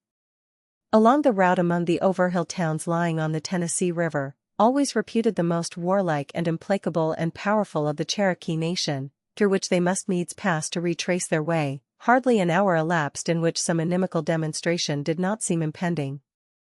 Now the march was checked by a deputation from some more remote town desiring to send by their hand a memorial or a present to Governor Boone. Now a formidable group of savages, splendidly armed and mounted, rejoicing in the terrible suspicions of sinister designs and lurking ambuscades in force, which their presence must foster, begged to take personal and individual leave of the notables of the expedition. Everard, in all his military experience, had never known such anxiety. He could not have watched a father's danger with more tender and self-reproachful solicitude than he felt for the elderly civilians, with their wrinkled countenances and bewigged heads wagging affably under the ceremonious ordeal of parting from these friends, who might at a wanton blow bloody the one and break the other, and account the deed righteousness and patriotism. Alas, for the point of view! "I can never forgive myself for extending and increasing your jeopardy," Everard said to them in uncharacteristic dismay one night, as he sat with the commissioners around the campfire, each man with a sort of automatic motion of looking over the shoulder at intervals, to descry, perchance, in the shadow something more dangerous than the green shining of a panther's eyes or a wolf crouched ready to spring. The sound of the sentry's tramp, as unmolested he walked his beat hard by, was a reassurance that naught else could bestow. "I ought to be court-martialed, I ought to be broke, I vow and protest." He cared little for the military views of the polite and ladylike old men, but the chorus of indignant negation that rose upon the suggestion was a salve to a wound. He had moved with the entire sanction of the commissioners themselves, one of them argued. And if the man had been that fellow Laroche or Louis Ladinac, think of the repose his capture would have ensured the frontier, exclaimed the member of the council, the diplomat. "Either one is worth a regiment to the French cause," growled the basso profundo of the geologist. The mere chance was not to be neglected. "We are not required to achieve the impossible. We are all held down to metes and bounds, course and distance," said the surveyor. "And the best of us are subject to mistakes." "Think of me," exclaimed Mr. Taviston, fitting together his waxen white, knuckly fingers and casting an aquiline smile at Everard, on one side of the fire. "I actually sent a misdescription of a specimen to the Botanical Society, and the mistake, when discovered, so overwhelming, so important, so humiliating, I took to my bed." Lieutenant Everard did not in his contrition seek this refuge in recumbency, but as Mr. Taveston entered upon a long, minute, and learned account of how the error had occurred, and the exact points of difference, and all the bewigged heads leaned together to hear, to compare, to comment, to condole, Everard, on the pretext of visiting the guards, which he did himself at close intervals, quitted the group. He looked back at them once as they sat around the flare in the darkness, oblivious for the time of danger, regardless of night, impervious to cold, eager, agitated, curious, utterly absorbed, and yet the point of interest, as well as he could make out, was that Mr. Taveston had actually said by strange inadvertence filiform instead of filamentos. But, he commented to himself, if a gang of Cherokees should tomahawk that party, strange as it may seem, brains would be spilt as well as blood. Among those denizens of the nation who took ceremonious farewell of the Commissioner's expedition was gay Tam Wilson, arrayed still in white dressed deerskin with its flaring fringes, wrought with scarlet feathers, all floating to the breeze, gallantly mounted, fully armed, and with a crest of scarlet feathers on his curling light brown hair. This demonstration impressed Everard as only another intimation that Tam Wilson was not but what he seemed, some colonial white who had rather idle and hunt and play among the Indians than work at a more suitable vocation at home. Callum, however, accounted it the height of insolent bravado. Albeit his conviction was not susceptible of proof, he had no doubt that this was the long-sought French emissary who fomented the discontents of the Cherokees. He was sure that trouble indeed would soon be brewing along the frontier. Laroche had perceived at a glance that the situation was a revelation to Callum McIlvesty, who had no thought to find Tam Wilson a French emissary. Lilias had indeed kept her promise. It was not she who had betrayed his secret, but only through his own inadvertence had the Highlander been permitted to discover it. He read in Callum's face the proud indignation that he felt in the knowledge that for this man, this arch-deceiver, his love had been scorned, his loyal heart cast aside, this man, who had accepted their tendance which brought him back from the verge of the grave, and who yet burned, by the hand of his myrmidons, the kindly roof that had sheltered him, this man, who won a woman's love under a false name, a false semblance, a false nationality, a false tongue, idly, purposelessly, to beguile the tedium of convalescence, slipping cannily back to his old life again and leaving her to pine, this man, their old familiar Tam Wilson, the French emissary who with wily and wicked instigation spirited up the mischievous Cherokees against the British colonists. The change in his position here, his acceptance of the customs of barbarism, his amity with the Indians, his adoption into the tribe, his assumption of the Cherokee garb, had always impressed Laroche as a military necessity, but he winced as he fancied how the grave, deliberative, listening face of Lilias would relax to scornful laughter and contemptuous pity when Callum McIlvesty should detail to her these grotesque details in the discovery of Tam Wilson's identity with the malignant destroyer of the peace with the Indian tribes. He had never been so conscious of the tawdry savage foolery of beads and feathers and paint as when the party were all climbing a steep ascent afoot to rest the hard-travelled horses, and chance brought him near to Callum McIlvesty. Yet it was in bravado, as he strode along with the reins of his steed thrown over his arm, that he greeted the Highlander. "Barley! Barley," he quoted, smiling. "A truce, lad. Be sure that you remember, when you tell Miss Lilias of how you found me here still, the same yet not the same, and of my high place in the esteem of the imperial Moitoi, and of my suspected efforts to shake the footstool of the British throne, to tell her also that but for me you and your blundering braggadocio of a lieutenant would never have got home alive. So between us it is even, a life for a life. Maester Wilson, though that is not your name, you may e'en find some other to bear your messages. I shall tell that young leddy naething, and but for that you do bestir yoursel to save the lives of the commissioners, I wad strike ye on the mouth for so much as calling her name." Laroche winced as from a veritable blow, then, with one of his sudden, mercurial reactions, he cried impulsively, "Tell her all, Callum. Let her know how it stands now. It will make it the better for you. For myself, I never hope to see her again." The Highlander doggedly trudged along the verge of the steeps, his shadow gigantic in the leafy valley below, his picturesque figure with kilt and plaid and bonnet and long firelock imposed on the varying azure of the ranges of mountains that she had so loved.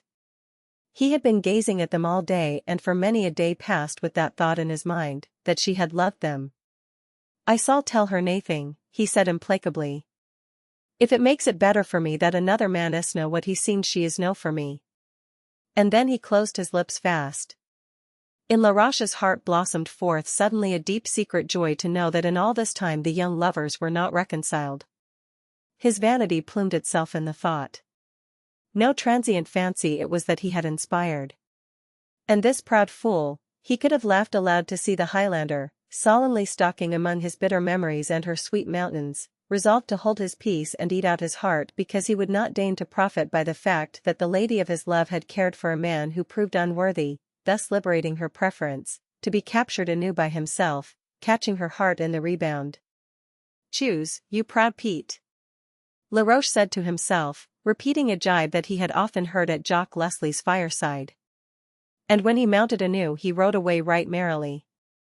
15. The method in which Lieutenant Everard had compassed his retreat from the Cherokee country gave rise to much discussion in that day, especially among military and quasi-military men.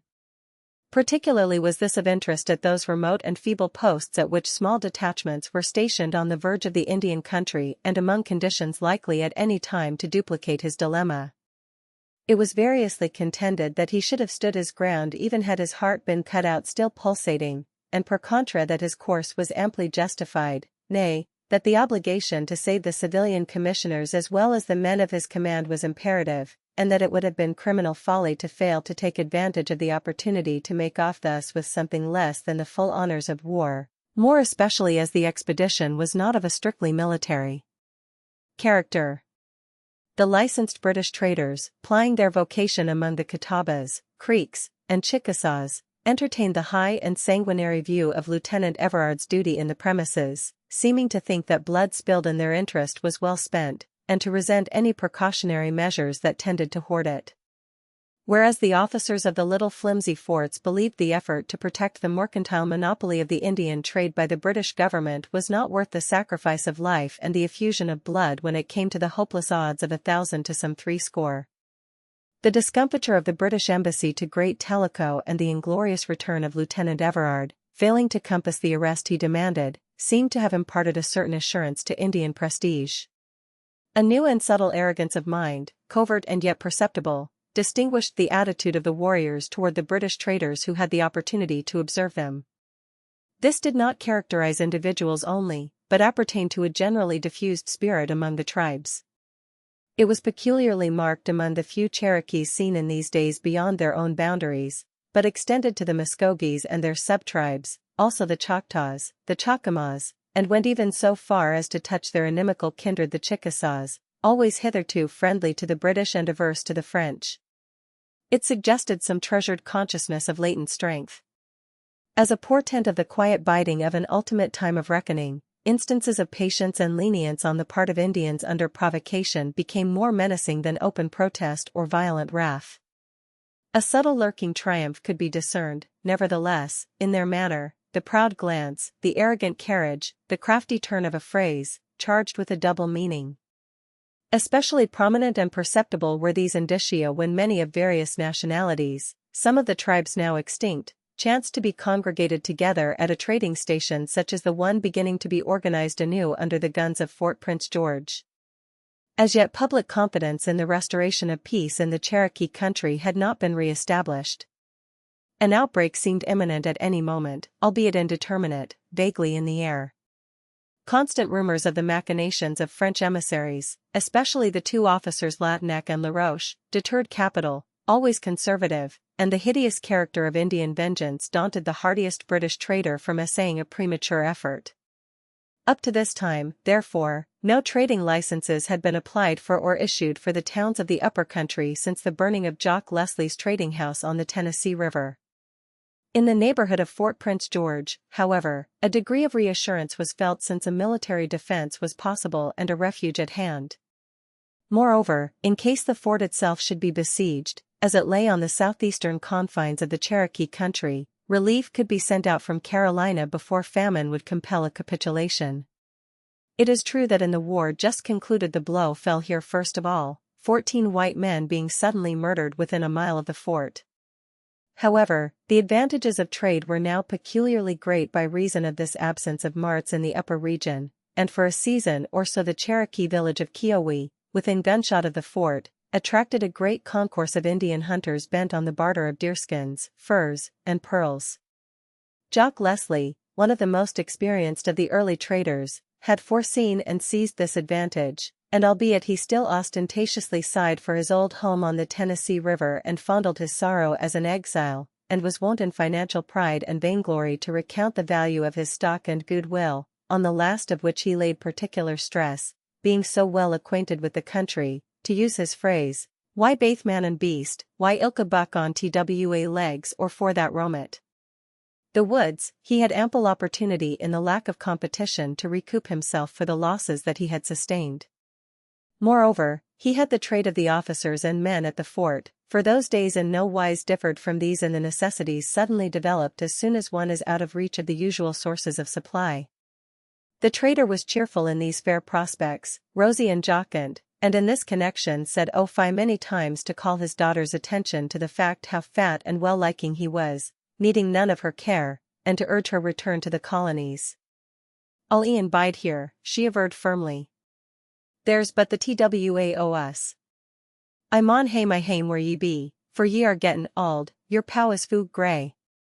Ye are a graceless bairn to say as muckle, oh fie, I was born wi' a tow head," exclaimed Jock Leslie, who although flattered by her filial affection felt that she would be safer in Charlestown. "I to be seaed grey and auld, when I hae ne'er been sae weel-favoured, comelier, I trow, than ony o' the young lads at the fort, though addressed out in their flimjiskies." He sometimes wondered vaguely if any of them could be the attraction that held her here, and then reflected sagely that there were more lads still in Charlestown. He had experienced a vague regret to notice, and he had often tried to recall when it had first arrested his attention, that there had been a gradual averse change in her manner toward Macilvesti and a certain glum dourness in his reception of it. "That's no the way to win a high-spirited lass like Lilia's," he reflected impatiently. "I wonder that the callant has na mair sense. He suld be sunsy and gay, and mak a bra show why his Hieland coats and kilts that he thinks sae fine, and that set off sae weel his birdly round handsome legs. Sic a spindleshanks as that chiel Tam Wilson now wad I be glad o' the fringed leggings." And then he paused again. For why must he be always thinking of Tam Wilson presently when his mind was busy with the subject of the differences which he vaguely perceived had arisen between Callum and Lilias? He frowned heavily to note anew the connection of ideas. Surely, the Highlander could not think that she preferred this man, this stranger, of whom they knew naught save that his name was Tam Wilson, and that he hailed from some faraway region of Virginia. Adventurous, experimental himself, Jock Leslie, in common with many of the empiric temperament, was the most conservative of men in his views controlling others. He had scorned and contemned a title as fitten neither to eat nor drink, but he was exceedingly tenacious of the fact that he himself came of good honest folk, who could trace their ancestors, although of humble station, farmers, fishers, and traders, for many and many a generation without a reproach or blemish, and thus he had perceived no incongruity that Callum Macilvesti with his gentle blood should become the husband of Lilias. He knew, of course, that the Highlanders' inherited right to lands and lineage was in these days of attainder and forfeiture absolutely valueless, disregarded, and forgotten, but it was a secret delight to him that these immaterial honors should elevate and embellish the young soldier's attachment to Lilias and render him in her father's eyes more worthy of her.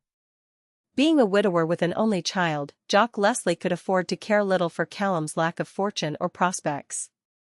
As he was fond of saying to himself, "All Jock hinna worked for naething, the little lassie isna sae talkerless," and in this view he would redouble his haste to be rich in the increasing opportunities of the Indian trade. It was this belated realization of a change in the sentiments of Callum and Lilias that made Jock Leslie observe the young fellow somewhat keenly when Callum returned from the upper country with the commissioner's force and found that she had been domiciled here with her father.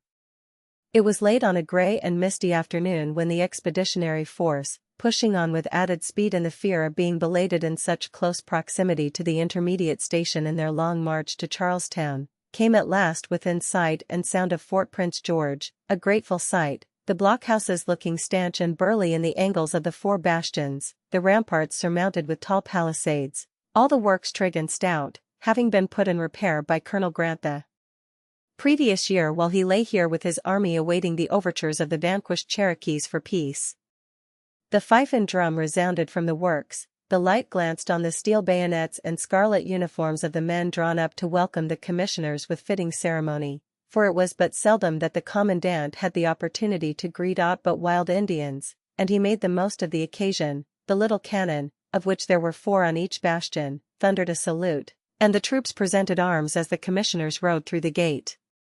The honors concluded, the escort and the soldiers of the garrison, breaking ranks, surged this way and that about the parade, interchanging the news from Charlestown for reports from the Tennessee River, and the gossip of the barracks for the details of the various chances of the march, while the officers of the fort, with evident convivial intent, took charge of the commissioners and Lieutenant Everard.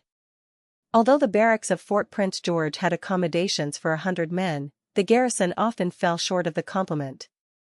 Therefore it was no surprise to Everard to meet here orders, in view of the disquiet of the upper country, to leave to reinforce the garrison such men as he could spare from his command, since the commissioners were now on the border of the frontier, and the region through which they were yet to pass was more or less settled with a white population and with friendly Indian tribes, the Chickasaws and Catawbas. Everard was instructed to select for this purpose those of the soldiers who could not soon rejoin their regiments from which they had been detached for service in the Cherokee country. Into this category fell the Highland contingent, for the 42nd had just landed in New York. A winter in garrison at Fort Prince George seemed a bitter contrast. Everard was reminded of Callum and his equivocal position as he was going over the roll, and he felt a qualm of regret. It was not merely because of that partisan Damon Amphitheus-like friendship to which young men are prone, soldiers most of all, and that this change would necessitate their parting, but that upon the lieutenant's restoration to the fitting companionship of his brother officers the man of the ranks had of course sunk back out of notice and into his proper place. Everard could not feel himself to blame, yet the incongruity pained him. Despite Callum's intrinsic equality with the best of the officers, Everard knew that it would be futile to urge upon them his own example in the exceptional circumstances, and indeed this had been fraught with much discomfort not to say danger in his instance. Nevertheless, recollecting the episode of the ancient warrior's disguise and the tender solicitude which the soldier had shown for his friend's safety at so great a jeopardy of his own, risking not only death but the torture, the lieutenant felt very kindly to Callum and was minded to bestow upon him some parting gift. As he was canvassing in generous thoughts the character of this testimonial, he was beset by a sudden monition of the concomitant pride and penury of the Highlander. Everard would not wound him on either account for the world. He congratulated himself as on an escape, and as he was strolling from his quarters to the mess hall, suddenly meeting Callum, he abruptly turned about and passed his arm fraternally through the soldiers. "Come, Callum Bain," he said gaily. "I'm off tomorrow. Let's go to the trader's and get a keepsake. I'll give you an Indian pipe if you will give me one, and as long as the Nicotiana Tabacum holds out to burn we will never forget the big engine at Chilhowie." Callum had no sense of supersedure or resentment upon his sudden dismissal from his friend's society. He was too entirely the soldier to cavil at the obligations which the gradations of rank necessarily impose. He had himself some sharp experience that these restrictions cannot be ignored without involving a corresponding subversion of military subordination. Therefore he was not grudging nor envious, but accepted as the natural sequence of events the fact that Everard should be happily carousing with the young officers of the garrison while he, so lately the lieutenant's chosen friend, stood guard on the ramparts in the chill midnight. Hence he cordially and smilingly assented, and the two, arm in arm, set forth together. The weather still held lowering and gloomy. On the rampart at Fort Prince George one could scarce see through the chill mists, and beyond the bare space encircling the works, to the dense, leafless wilderness. At the verge of these woods, and looking backward, one could only make out the fort like a sketch in sepia, with its shadowy blockhouses, its blurred barrack roofs sleek with sleet, its tall palisades surmounting the rampart with their pointed summits serrating the grey sky. The only note of color amidst all the dreary neutral tints was the red uniform of a squad of soldiers returning with several deer from the hunt that kept the post in fresh meat. The trading house was well within sight of the works and close on the river bank. The boughs of several leafless trees, white with the morning's rime, although it was now past noon, swayed above its high-peaked roof. Within this seemed to hold great merchandise and store of shadows, for however the light might stream in at the broad barn-like door, or the fire flare on the hearth at the further extremity, only vague outlines of struts and rafters and interdependent timbers could be seen, while from the beams below swung various goods appropriate to the time and trade. Saddles, bridles, ropes, chains, blankets, cloths of various bright tints of red and yellow, all interwoven and rich of effect. Arms glittered on the shelves and racks below, and axes, hatchets, knives, all sending out a metallic glitter here and there as the firelight flickered. Always about this fire stood or crouched at least half a dozen braves of various tribes, reveling in its luxury, albeit so well inured to the cold elsewhere, their presence necessitating cautious surveillance from the under-traders. For the Indians of the lower grades, it is said, considered it no derogation to steal, but infamy to be caught in stealing. A variety of articles calculated to attract the favorable regards of the officers and men at the fort were displayed: buttons, hose, buckles, brushes, snuff-boxes, ribbons, candlesticks and snuffers, mirrors, gambados, even books, over the slow sale of which Jock Leslie often shook his head. The carles at the fort are no readers. Some exquisite feather-wrought mantles, Indian baskets, hemp-woven rugs, and quaint pottery were offered. There were a number of stone pipes showing an extraordinary skill in carving, for the material, soft when quarried, hardened on exposure to the air. The Cherokees excelled all other tribes in this branch of aboriginal art, and some of their work of this date may now be seen in museums or decorating the rooms of historical societies. Before the trader's collection of pipes the two friends paused. Jock Leslie had met Callum with no apparent diminution of their earlier cordiality when first he had returned to the fort. But it nettled the proud Highlander now to observe how obsequious was the trader's manner to Everard, taking scant notice of his far-awa kinsman. And why indeed should he not be attentive to the officer? Jock Leslie cared not for him but to sell him an Indian pipe, and if the one found for him did not please him to diligently persuade him that it did. Surely, sir, a bonny bauble. Here, sir, is a fearsome curiosity if you favour the heejess in Injun carving. That, sir, why it stays in a corner, bein' broken. And here, sir, look at this, a braw specimen, a real bit of sculpture. As far as Jock Leslie was concerned, John Francis Everard was born and brought into this world expressly to buy that pipe, for Jock Leslie was essentially a trader, so superior a salesman, in fact, with an eye so keenly and accurately adjusted to the main chance, that without the least ceremony he abruptly deserted them for a matter of more moment, and Callum, angered but an instant since by the adroit pressure of these small wares by a man able to care not whether the sale was made or lost, was inconsistently irritated, affronted, when Jock Leslie's attention wavered. A couple of Indians bargaining their peltry for gear had become embroiled in rancorous words with the under-trader, who was about to lose his temper under great provocation and, what was worse in the estimation of Jock Leslie, the advantages of the trade. As he stepped swiftly to the rescue, suavely inquiring into the point at issue, the Cherokee words embellished with his Scotch accent, the two military men at the counter where the pipes were laid out, in the design of which they each sought something reminiscent of their experiences together, hesitated, at a loss, and a trifle out of countenance. Callum trembled lest by reason of this cavalier treatment aught disrespectful of all Jock Leslie passed the lips of the officer, who he supposed to be entirely ignorant of any concern or interest that he had in the trader's household. But Jock Leslie was amply competent to maintain his own standing, and Everard, exacting as he might be, was no man to quarrel with a trader for postponing the sale of a trifle lest he lose the bargain for 100 of choice peltry. As they idly waited, the firelight flickered in their faces, the steel of the weapons in the racks flashed in long, slender lines about the building, the wind, wet, fragrant with the odor of bark and dead leaves, came in from the wilderness without at the open door, and set all the gloomy dusk a-wavering, and suddenly, as if evolved from the necromancy of these immaterial elements, a slight shape compounded of light and shadow, of the sheen of golden hair and a dull brown dress, a pink and white face, with dark blue eyes and eyelashes still darker, stood on the other side of the counter with a submissive "What's your wool?" Everard stared speechless. Doubtless the girl was uncommonly pretty, but it had been full 3 months since he had seen a fair white brow in a woman, a blue eye, and a wealth of curling blonde hair. She looked in the shadow an angel for beauty, a princess for dignity, and a nun for ascetic gravity. Yet she was only the trader's daughter, ably seconding her father, whose heart she knew must be fairly rent for failure of the opportunity to sell the pipes. John, Duncan, Malcolm, he had roared, and they came not, therefore gliding out from some hidden recess appeared Lilias. Once more Callum trembled for the false position, for instantly the handsome Everard must needs seek to commend himself personally, and essay the language of gallantry.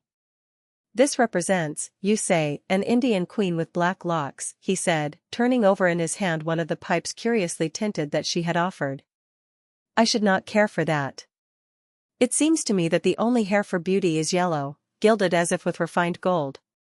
He boldly lifted his handsome eyes to her fair tresses devoid of the concealing cap of the fashion and rolled, richly waving, high up from her forehead and held with a blue ribbon. She did not even change color. It seemed that the image carved on the stone pipe might have smiled as readily. She only laid it aside with supreme gravity as a rejected commodity, and he was at once ill at ease, for he would have liked well to own it. "May I ask you to choose one for me and one for my friend?" he persisted in the personal note, partly to cover his confusion. Then he added, "You understand the degree of aboriginal art they represent and what is most worthwhile." If he had expected to prolong the interview by reason of her vacillations in the discharge of this commission, he was mistaken. In 2 minutes he was furnished with an effigy of the head of a warrior crowned with a war bonnet. Through its rudely simulated circle of feathers the smoke would curl as if merely an extension of their flamboyant glories. Callum had assigned to him a similitude of a bird, curiously wrought and with an elaborately decorated stem. Then she suddenly vanished, as if a vision of such delicate consistency could hardly withstand the freshening of the breeze. As it came in, flaring the fire and fluttering the fine show of fabric swinging from the beams and circling about the building, it seemed as if it had extinguished the fair and dainty fancy that she must have been. "The trader's beautiful daughter, Miss Lilias, no doubt," said Everard to Callum in a low voice, as they turned to settle for the pipes with Jock Leslie. Although so low a voice, her father heard it. "And I should be glad to know, sir, from whom you had her name so pat upon your tongue?" he demanded surlily. He could not have said why, but he was angered by the phrase, "the trader's beautiful daughter," although he was not expected to overhear it. With his mind averse to Callum as it had lately grown, he speculated upon the possibility that it was he who had descanted upon her beauty to this young lordling, and that Everard, perhaps, had caused himself to be brought here that he might judge for himself. For once Callum subjected himself to no misapprehension. "I hae never mentioned her name," he said stiffly. "No, no, indeed," protested Everard hastily, for although he revolted at the pother over so slight a matter as he esteemed it, he wished to occasion no awkwardness to Callum, whose position seemed to bristle with unexpected difficulties. "I never heard of her from Callum, nor from anyone at the fort. She, your daughter, Miss Lilias, was mentioned to me by a Virginian whom we saw in the Overhill towns, who claimed to be well acquainted with you. His name was, Tam Wilson, was it not, Callum?" "I dinna ken his name," said the dour Callum shortly.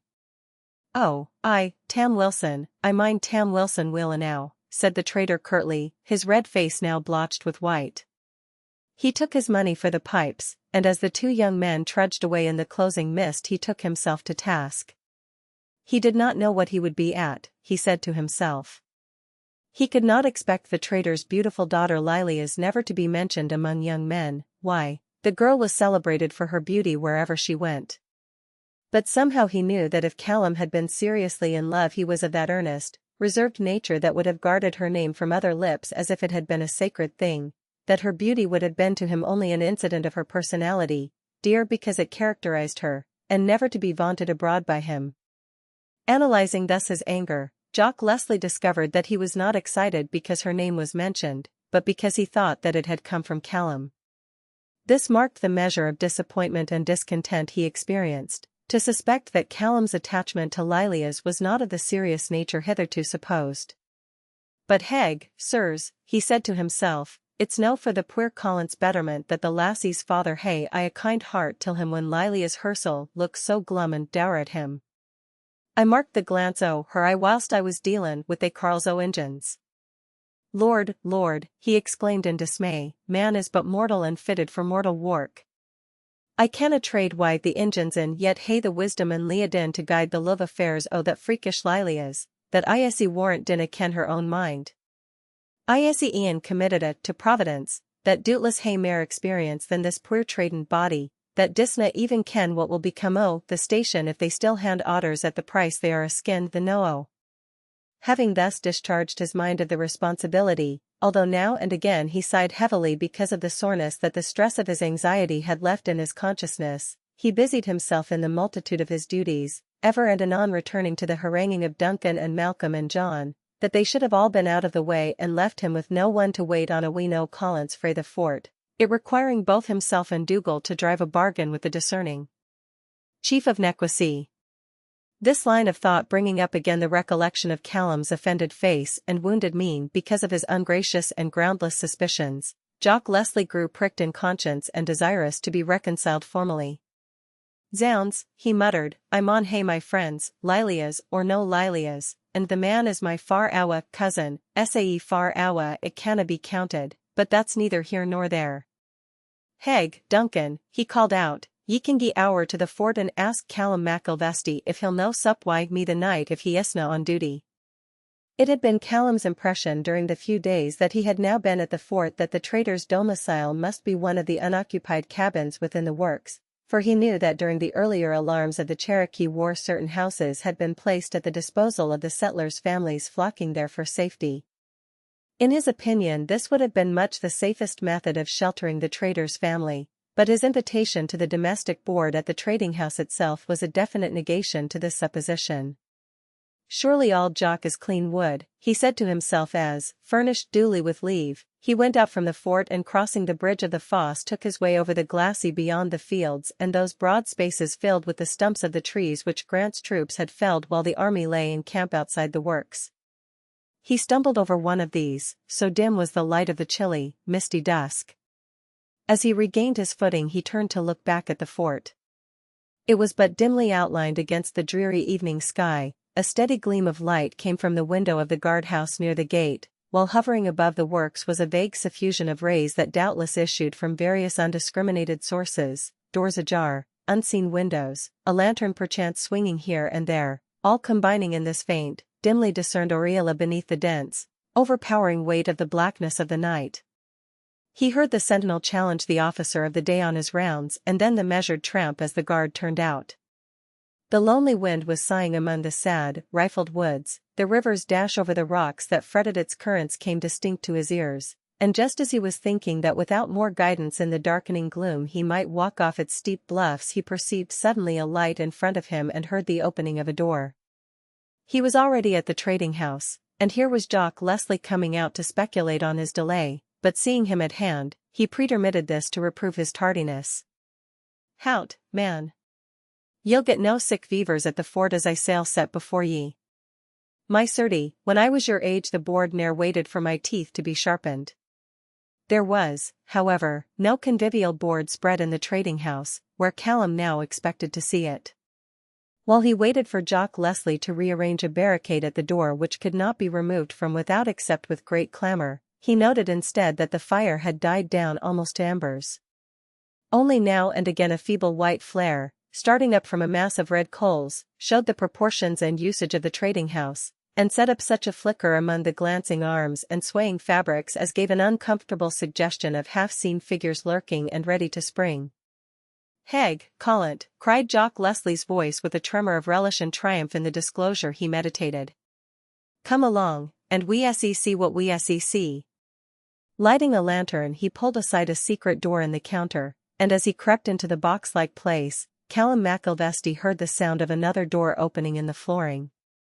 The swaying light in the hand of the host began to slowly descend, and the young Highlander, following closely, bidden to slam the door of the counter behind him, found with his feet the rungs of a ladder but dimly discerned as the lantern swung. Presently, however, there was scant need of this humble illumination. A gush of red light from below revealed the long extent of the ladder, a stone floor at the bottom, the walls of a grotto of impenetrable unbroken rock, and naught besides. A projection of the rugged wall like a buttress shielded the apartment from view, while they themselves were fully visible throughout their descent. Jock Leslie barely gave the young fellow time to leap down without touching the last half-dozen rungs, and lowered the ladder swiftly by means of a rope and pulley. The door which it had held open shut quickly, and if a man should seek to lift it or to descend thence, he could be picked off by a rifle from below before he could gain a glimpse of the place beneath or the group in the chamber beyond. If an intrusive foot should be placed on the ladder when in position, a mere touch from below would dislodge that structure, and the invader, falling from the great height, pay for his temerity with his life. This was a device put into practice by those constrained to dwell among the inimical Indians in Tennessee, both before and afterward, but to Callum it was an undreamed-of expedient, and he must needs pause to admire the completeness of its features before Jock Leslie, pointing them out in detail, would permit him to turn to survey the subterranean home. "The conies are but a feeble folk, yet make they their houses in the rock," the trader quoted. A lofty but narrow chamber had its elements of comfort.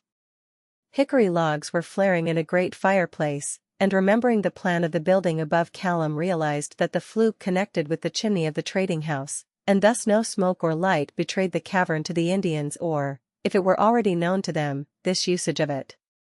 The walls, roof, and floor, of rock of unimaginable thickness, were without a break, save that on the side next the river, in a passage like an anteroom, was a series of apertures high among the shadows and round like portholes, affording ample ventilation, a curiosity that occurs here and there among the bluffs of this region, relics of some forgotten cataclysmal period when the outbursting waters sculptured the rocks. Beyond another arch or tunnel seemed a more limited chamber adjoining the main grotto, whence a golden glow of lamplight betokened occupation, and a wooden partition and door added to its seclusion. A cubby hole yon where Lilia sleeps and keeps her bit duds, and rins awa to sulk, and here on this end is a passage where the gillies foregather and ane always is on watch to guard the door. And this big room is the parlor, and we sit here to receive our company like gentles. Heg, Collint, if we had only had sic a house on the sweet Tennessee river. Before the fire now Lilia sat as if she were indeed in some safely guarded and softly lined parlor. She was arrayed in a brilliant yet dainty gown of striped sarcenet, blue and white, with pink roses scattered at intervals down the white stripe. Her shining golden hair was rolled high from her forehead and a long thick curl hung to her shoulder at one side. An embroidered cape of sheer cambric made visible the white neck that it affected to shield.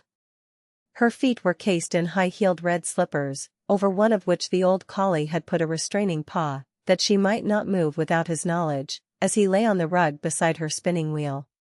She was now busy with this little flax wheel, while the supper was cooking under the ministrations of an elderly wrinkled Scotch dame, the mother of one of the gillies, who officiated in the household in many capacities, cook, laundress, dairy woman, and not the least valued by Jock Leslie as his adviser how to manage the fractious Lilias, whose nurse she had been. "Good guide us," she would exclaim. "Maun ye always be harrying the bairn's life out? Let her alane. Let her alane. Or else since ye are sae cruel just tak your big fist and knock her harns out at ance." Thus berated Jock Leslie would feel that he was indeed a disciplinarian and must needs moderate his severities, or Lucky Meg, as she was called, would be telling at the fort and elsewhere how he tyrannized over his household. Here Lilias, in the unbounded wisdom of 18 years, had elected to set up her staff, and hither had she transported the bulk of her effects. She ordered her life much as she would if yet in Charlestown, and seemed incongruously content.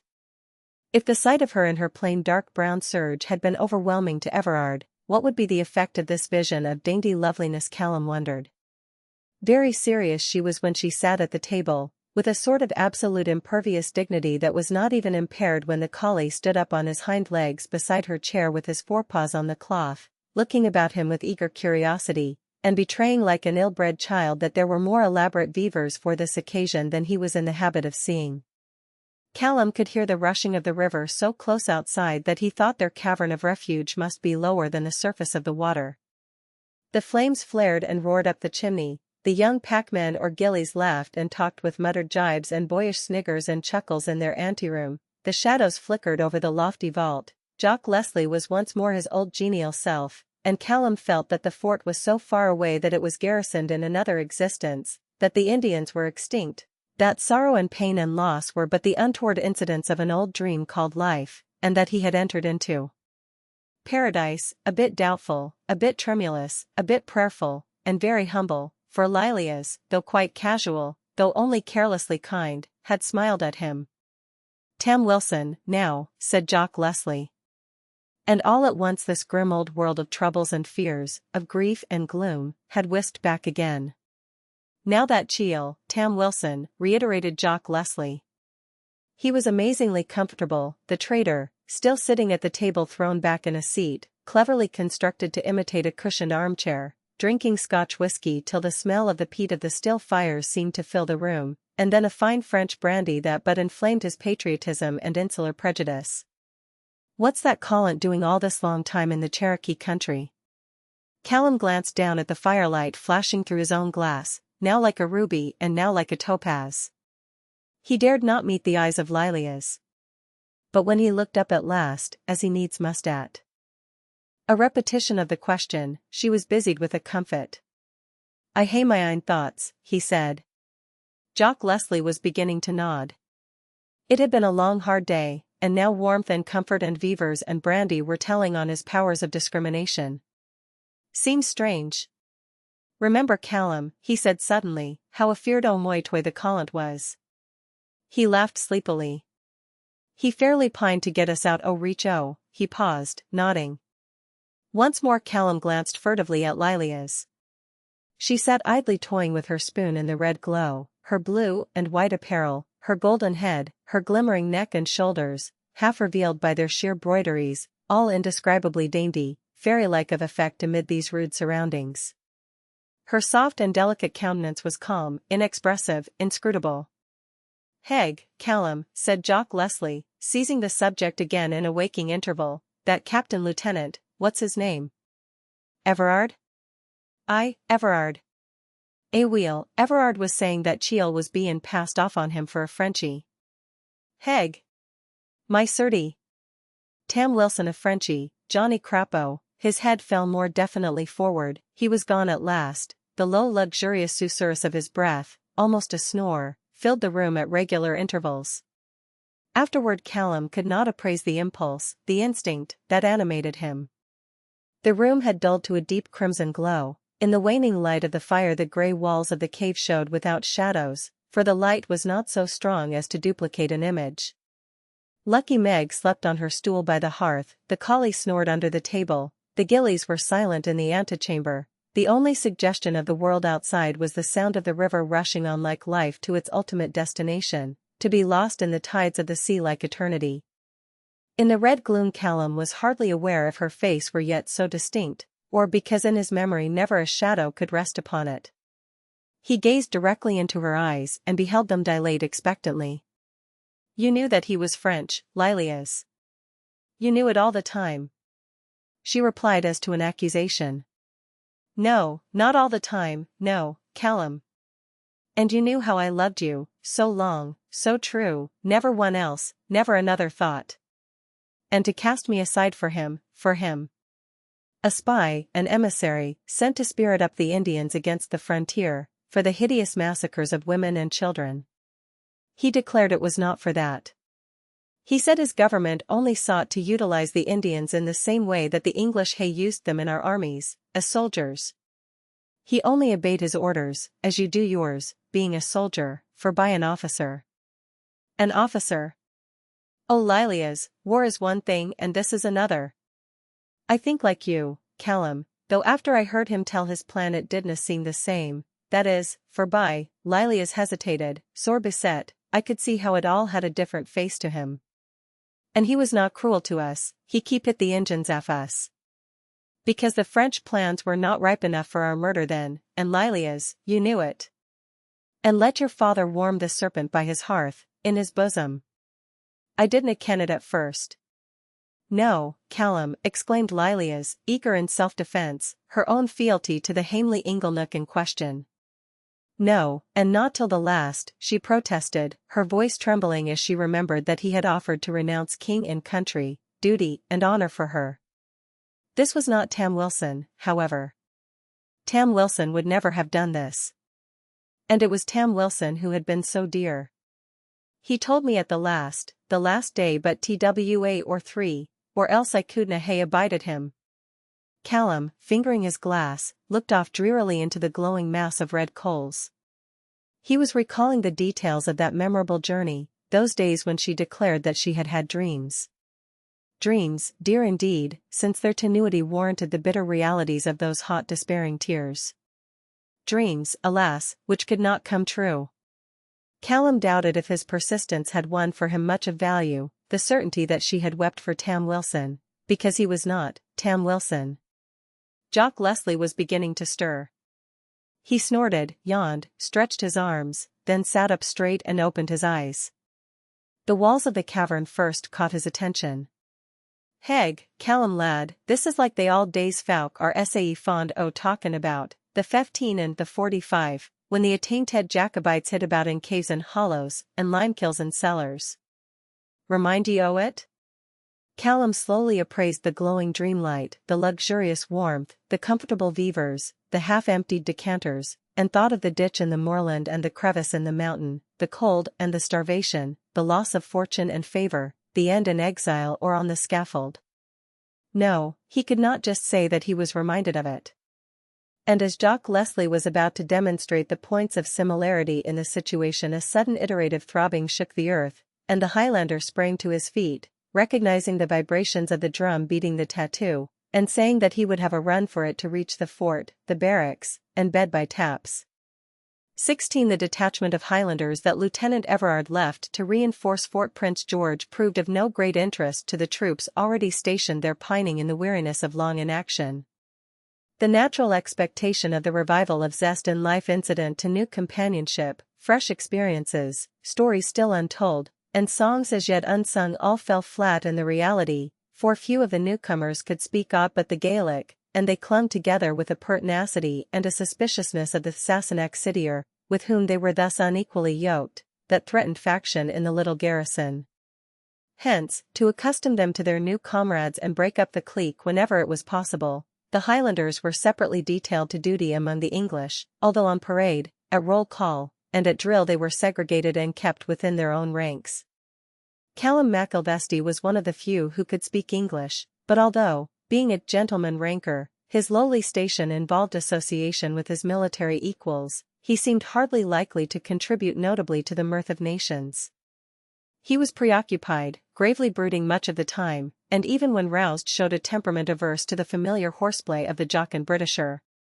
Among his Scotch comrades he was little subject to the irksome constraints of his position as a common soldier. They could gauge and realize his claims to a higher station, and, more than conceding them, showed him a consideration and respect to which he had been accustomed from his earliest youth. He returned their kindness, which thus manifested a touch of the magnanimous, with earnest fellow-feeling, and his relations with them were affectionate and even fraternal.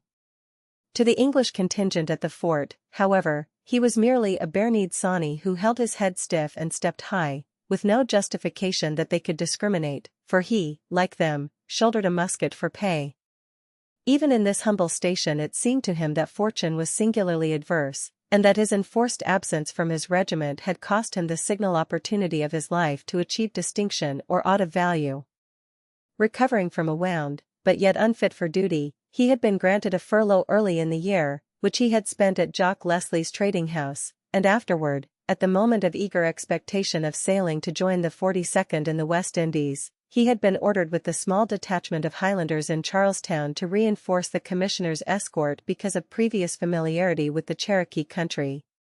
While he was engaged in this distasteful Pacific duty, Morro Castle had been carried by storm and the city of Havana had capitulated, and the 42nd, returning to America, was flushed with victory and elated with glory. There was to be no more fighting, it seemed, and in this tame inaction the winter at Fort Prince George was but a dreary prospect. The inglorious return of the commissioner's force from the Cherokee country, and the futile arrest which Everard had attempted, were matters of great moment to the garrison, lying as it did within the borders of the Cherokee possessions, but since the event had been all bloodless, the defeat had been esteemed something of a farce. The English soldiers of the escort, who could understand the fun poked at them, one of the essential constituents of mirthful ridicule, had been mercilessly guyed before their departure for Charlestown, and one memorable night the subject came up anew in the guardroom, when, in pursuance of the plan of detailing the Highlanders to duty separately among the English, Callum chanced to be one of the main guard. The firelight from the great stone chimney place flashed on the whitewashed walls and with a metallic glitter was reflected from the stack of arms, in the center of the puncheon floor, ready for instant use, although the cry "Guard, turn out!" seemed many hours distant down the watches of the night, unless indeed some unforeseen chance should betide. There were several bunks against the wall, which were somewhat superfluous at this hour, for at night the guard were not permitted to seek repose thereon, although not a vigilant eye should be closed. A large door led without to the parade, and a smaller one gave upon an inner apartment which bore the huge lock common to that day and a curiosity in this. The key was evidently turned upon some wight who had found liberty joyous while it lasted, and who now and again sent forth drunken snatches of song, occasionally varied with vociferous affectations of woe, weeping and sniffing and groaning by merry turns, till a fresh and joyous impulse would set the catch trolling once more. The group about the guardroom fire took slight note of these aberrations from the regulation deportment appropriate to the role of melancholy prisoner. They were all used to these frequent incarcerations of their jolly comrade, and realized that the rigor of his punishment would befall him when he should be sober enough to profit by it. A heavy rain beating tumultuously against the walls and splashing from the eaves added zest to the luxury of the great blazing logs, and the talk of the group ranged around on the broad hearth of flagstones. "And do ye mean to say, Callum," began a leathern-visaged, weather-beaten soldier, the corporal of the guard, leaning his elbows on his knees as he sat on a great billet of wood, "that as soon as old Moytoy sneezed 3 times your Lieutenant Everard give the word double quick while ye can. Ferrard, by the rear," and the whole command faced right about and footed it out of the Cherokee country? He winked jovially at the others as the big Highlander, half reclining on the floor at one side of the hearth, turned his head slowly and came gradually to a realization of his surroundings. "I said naething o' the sort, and ye ken it full weel," Callum replied gruffly. "That's not the way to answer your superior officer," the jolly corporal admonished him, with a leer. "Ye never asked no sic a fuel question as my superior officer," Callum deigned to respond after a pause. "Ask me now if my firelock is clean and my cartouch box is ready, and ISEGIE ye a civil answer, but my superior officer hae naught to do wi' Moytoy's sneeshin'. There," exclaimed the corporal with the affectation of delighted triumph and discovery. "He have said it. He said that Moytoy sneezed and fairly fright Lieutenant Everard out of the Cherokee country." A roar of laughter rewarded this pleasantry, and hearing the gay sound, the incarcerated soldier struck up with rather a dreary quaver, "I'll ride a cock horse to Banbury Cross." "You will ride a wooden horse as soon as you are sober enough to mount one," called out the corporal. A great whining and wheezing and affectations of lamentation ensued on the other side of the door, at which all the guard laughed uproariously. One of the English contingent, a short, stocky fellow, who had been carefully greasing a pair of feet always kept in the prime order for marching essential to the regular infantryman, now presented those members glistening and perfect on the edge of the hearth, that the unguents might take full effect by aid of the heat of the fire. He had just been admonished by the corporal of that regulation which forbids the guard to lay aside any of their clothing or accoutrements. He first argued that stockings were neither arms nor garments, then pleaded with the corporal for a momentary respite that the grease might soak into the flesh instead of the fabric of his hose. To take full advantage of the official clemency, he sought to create a diversion by resuming with animation the previous subject. "I wonder," he said, "if that foreigner up there in the Cherokee country is French or a Spaniard. When I was stationed at Gibraltar I learned a deal o' the lingo of that country." A long silence ensued. No surprise was intimated at the extent of the soldier's service, for so often had he recounted the details of his experiences at Gibraltar and the observations he had collated from Spain that they had grown a burden and had earned for him the sobriquet of the Seigneur, appropriately, perhaps, mispronounced the sinner. The recent hostilities between England and Spain gave additional and phenomenal interest to his prelections now. The Spaniards are a great people for all that's come and gone, he resumed presently. 'Twas them strengthened the fortifications at Gibraltar, so they are now what they be, he added significantly. They did so. And they done it well, begorra, retorted a big Irishman. And, with a rollicking laugh from his full red lips, bedad, by the same token we tuck it away from The sinner took no notice of this pertinent corollary of his proposition. He was looking reflectively at his feet, stretched out straight before him as he sat flat on the hearth. His hair stood up straight from his brow and was tied in a thin queue behind. He had small bright eyes, heavy-lidded and downcast now. His face was clear and youthful, with a large jowl that narrowed toward the mouth, and a short blunt nose. He was a good soldier by line and rule, and of a particularly clean aspect. In fact, he had so fresh, scraped, washed an appearance that with his porcine resemblance he suggested, as he sat with his plump pink and white feet and shins bare of hose to the knee, some punctual pig that had accommodatingly cleaned and scalded himself, if such a process were ever possible in the lifetime of swine. The flames flared furiously up the chimney. Outside, the roar of water that intimated the swift flow of the Kiowa River could be differentiated from the sound of the rain in a fusillade on the roof and its splashing sweep from the eaves. A roll of thunder far away shook the earth, unseasonable, seemingly irrelevant to the occasion, hardly appurtenant to this steady torrent of wintry rain. If that furriner is one of them dons, said the sinner, resuming his speculations, his eyes critically on the contour of his great toe, he knows what's what. He ain't there among them Injuns for nothin'. They are the strategists, them Spaniards. Arrah, exclaimed the Irishman, blowing out his contempt with a cloud of strong tobacco as he smoked his little cutty pipe, it is just as well, thin, that they have got nothin' I want. Cubia will content me, that is, for the present, he added, with a bland air of moderation. For this was before the treaty restoring the Havana to Spain. I'm talkin' about the hold they are talking on this country, argued the sinner.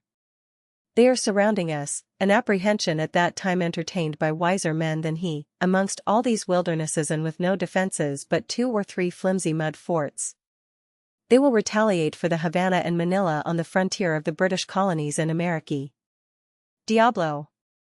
I tell you now, if that man in the Cherokee country is one o' them caballeros, what between the Spaniard and the French and the Injuns the southern colonies is crushed. He brought his 2 shining feet together with a clap, the smart impact denoting the small chance that aught intervening would have of escape. The other men looked reflectively at the fire. They were as brave as soldiers need to be, but the conditions of the frontier were of various adverse interpretations. While they could march against an open enemy readily enough, the chances of traps and massacres, of torture and slavery in captivity, supplemented by the wiles of a civilized power coalescing with the savages, and the ever-recurrent doubt of the ability of distant superior officers to cope with these untoward circumstances so far removed from their observation, all combined to give the soldiery many a more serious thought than appertained to their humble functions as the hands that execute, rather than the brain that devises. The corporal eyed the sinner rancorously. "You must be gettin' them feet ready to gallopade up and down on extra drill," he said. "I'll report you for spreading discontent among the troops with your tomfool talk about them dons." "Why," said the sinner, with a look of innocent surprise, "I was just thinkin' about all this talk o' silkworms in Carolina and Georgia, when in Spain, why you ought just to see the worm farms amongst the mulberries on the—" No, you were talkin' about that fellow up in the Cherokee country," persisted the corporal. "Oh, yes," admitted the wily sinner, perceiving the evasion was useless. "I was wonderin' if the lad was a Spaniard to be stirrin' up such a commotion. There's a deal too many o' them on the continent now to make it a prison if he is one too. I'll tell ye, thin, me by, 'tis Irish he is," declared the Hibernian genially. "One o' me own pattern. Whenever ye meet a distinguished compatriot and don't know where he comes from, set him down for an Irishman, bein' a man o'ganius."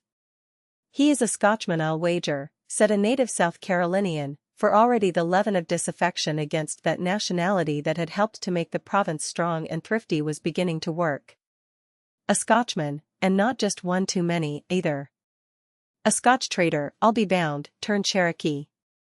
Some o' the French get regularly adopted into the tribes. I know some Scotch fellows among the Chickasaws that are trying it, to trade them more handily, and I dare be sworn that this makebate among the Cherokees is another Injun Sawney. This stirred Callum's patriotism, the master key of a Scotchman's heart. The man's a Frenchman, he said curtly. Did he sneeze in French? Demanded the jocose corporal. Callum did not laugh. His eyes were fixed on the masses of red coals beneath the flames of the fire that cast their continual flicker over his dreamy retrospective face. I wad hae thought missile he had been an Englishman, that is, a Virginian, he said reflectively, as if speaking to himself. But no, the man is French. The corporal scarce drew a breath. Hey, Callum lad, he contrived to say with a casual intonation, had ye ever seen him afore that day?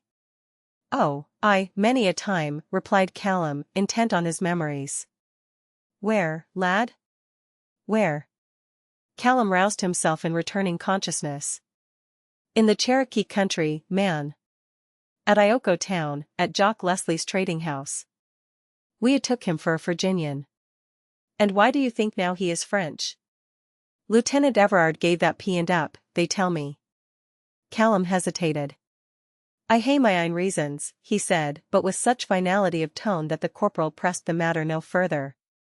When the guard was relieved the next morning, the officer of the day found a point of importance noted in the written report of the officer of the guard, and as a consequence Callum was surprised by a summons to the presence of the commandant of the fort, to reply to a very queer and childish question, as it seemed to him.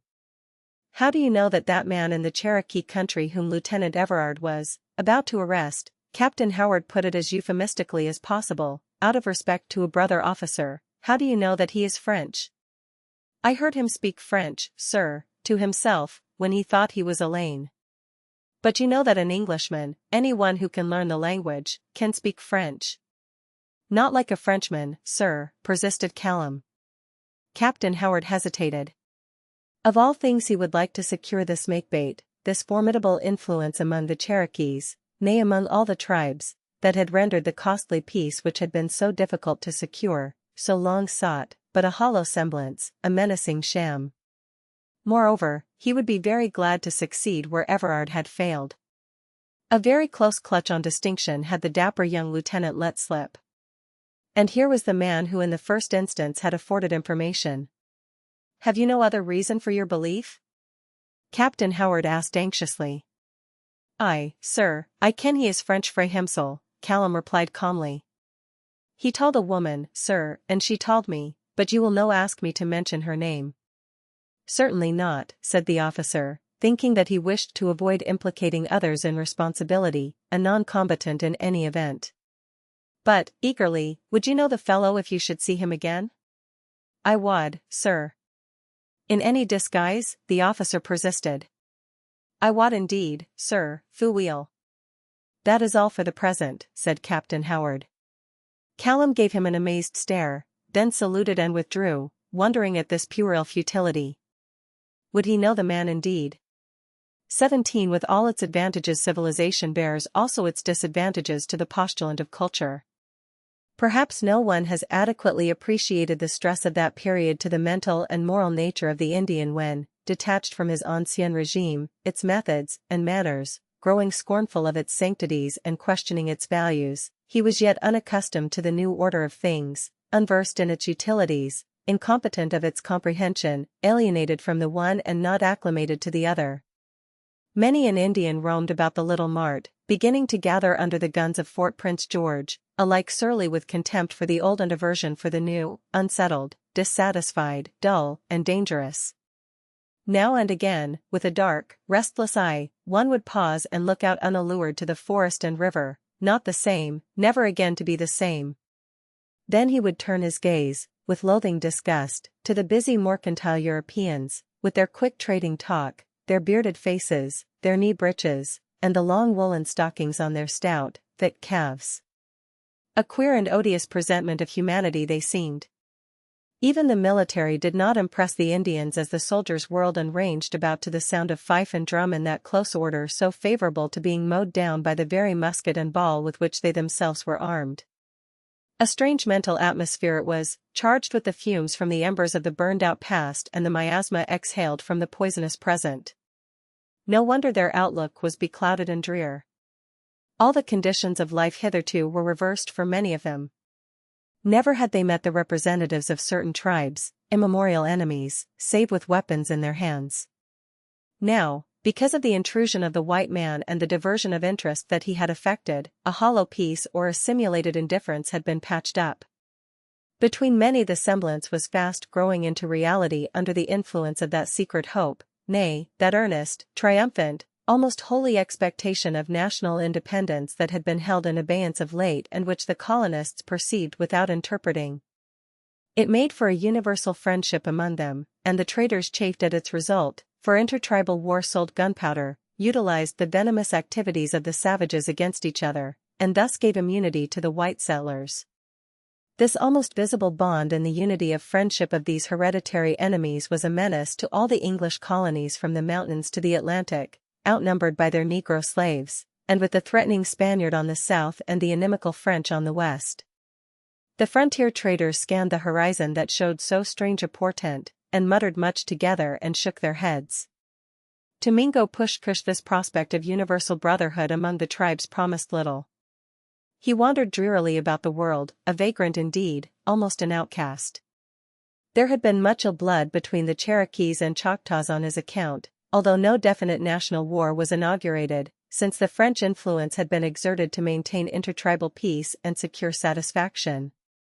However, sundry individual reprisals for the iniquities that celebrated the congé of Mingo Push-Kush at Great Tellico had resulted in counter-reprisals till, when two braves of the respective factions chanced to meet in the settlement about Fort Prince George, nervous people instinctively dodged in expectation of the smartly sped arrow or the impulsively hurled tomahawk, and prudent people sought the nearest shelter. Indeed, Mingo Push-Kush would not have ventured here within the borders of the Cherokee country but for the protection of the guns of the British fort. He was not safe inside the French boundaries, his wonted sphere, for he had been bereft of all the honors and privileges he had once enjoyed. In fact, he had been sought with a view to condign punishment, a price being placed on his head when the authorities at New Orleans had learned of his betrayal of trust and desertion of La Roche, leaving him after the massacre in the hands of the Cherokees, which must have proved fatal to him and the interests he represented but for his own perseverance and address. An exile thus, Mingo Push-Kush affected the English settlements, an avowed deserter to the British interest, protesting that his eyes were open to the French wiles and that the French spoke with the tongue of a snake Saint Soulish, the mere sound of which made his heart weigh very heavy within him. These statements were received with a certain indifference, for by reason of his exile he could not bring any great personal following to the English flag, in fact, but for the hope that his presence might decoy others of his tribe to imitate his example, Mingo Push-Kush, 11, would scarcely have been regarded at all. Proud and ambitious, he realized the necessity of pressing more efficaciously his own cause, and would have embraced the opportunity of any military service, but how? And whither? Poor Push-Kush! Disregarded by the English, and in actual danger from the French, the pompous Prince Baby had now not in hand of more import than the mercantile venture of selling a dozen or so fine horses, which he had caused to be driven from his old home at Yawan, through the southern country, to Jock Leslie, who desired them for use in his pack trains to Charlestown in the spring, laden with the skins from this winter's hunt. The sale accomplished today, Mingo Push-Kush strolled about, forlorn, friendless, among the boxes and bales on the platform of Jock Leslie's trading house at Kiowa town. His thick long hair floated in the breeze, his silver armplates and headband were as bright as of yore, but a deep dejection showed in his large surly eyes, and he had the effect of a drooping crest, albeit the flamingo feathers still flaunted high. Ishlachu, Alnona? Are you come, friend? A Chickasaw who passed offered the conventional salutation, knowing of the Choctaws' defection from the French interest, for the subtribes, including the Chocamaw, of the ancient Chisimecas have almost a common language. Araro Alnona. I am come indeed, friend. Push-Kush replied, although he could hardly refrain from springing upon the Chickasaw as he passed and tearing the scalp from his head with his teeth, if need were. The incident concluded, he continued to idle about the trading house, standing on the platform and gazing at the gray river under a gray sky. The water was dark, all the light in the landscape seemed concentrated in the icy flicker in the leafless forests near the Indian town of Kiowa which lay on both banks. Then he shifted his position and stood on the other end of the platform and gazed silently at the bastions of the fort. Whenever he saw the British flag he could not refrain from spitting his disdain openly, obviously, on the ground. Fearing lest this demonstration be observed, as the flag flaunted from the fort, he once more turned impatiently and changed his position to the other end of the platform, as before. He was absorbed in the reflection that the great coalition of Indian tribes would at last become a triumphant fact and that he would have no share in it. This fair prospect he had forfeited, with the favor of the French. As for the English, they would have none of him, would trust him with no opportunity of value. So long he stood there that the under-trader grew a trifle solicitous as to his designs. The degenerate among the Indians had become most expert thieves, and it is recorded that while engaged in conversation with the merchant they could abstract what articles they would from under his eyes. Alas, poor Push-Kush, whose thoughts were of empire! Dougal Micklin, the under-trader, a pursy, unimaginative man, all of whose mental processes could be discerned in his round face and his merry dark eyes, with his round, burly body encased in buckskins and wearing a coonskin cap set rather far back from his placid brow, was loath to take his eyes from the Choctaw, visible through the wide barn-like door, and therefore mentioned his identity to Captain Howard, the commandant of the fort, who chanced to be in the house purchasing some buttons for his own personal use.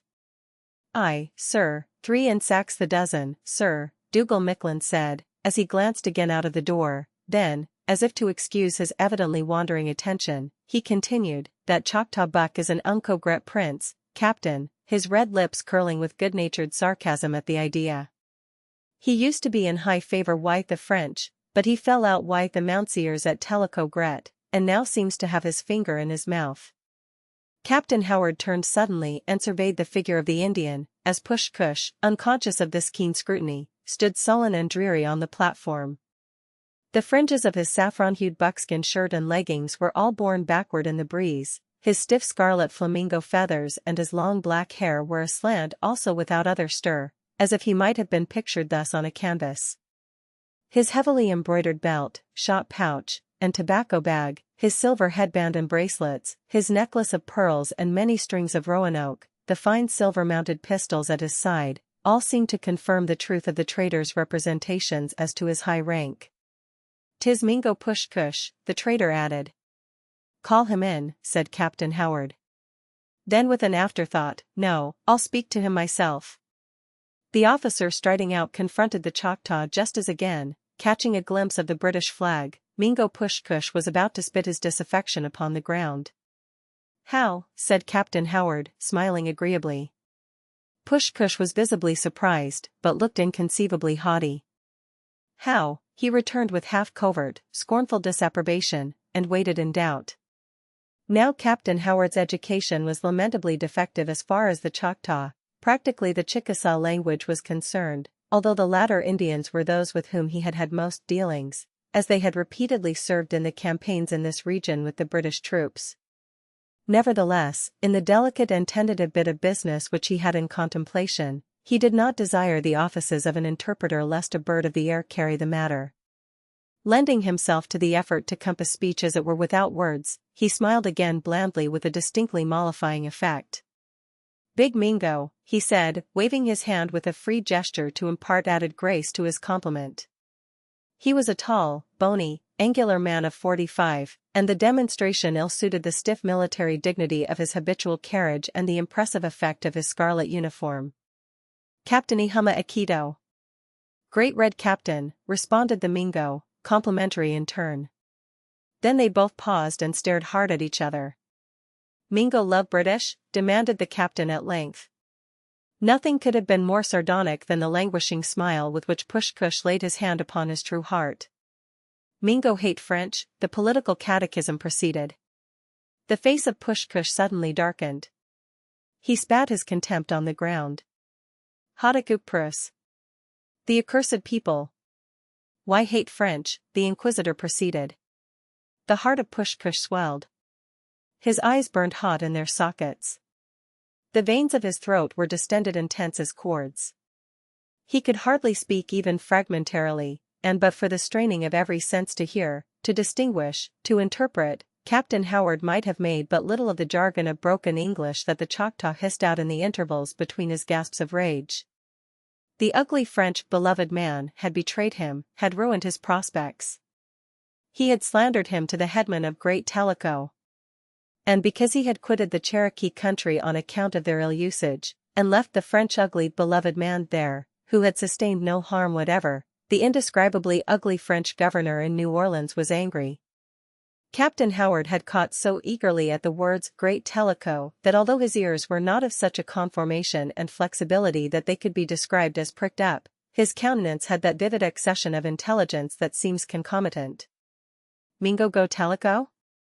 Pushkush's face, gradually brightening in the expectation of a commission of some important sort, fell suddenly.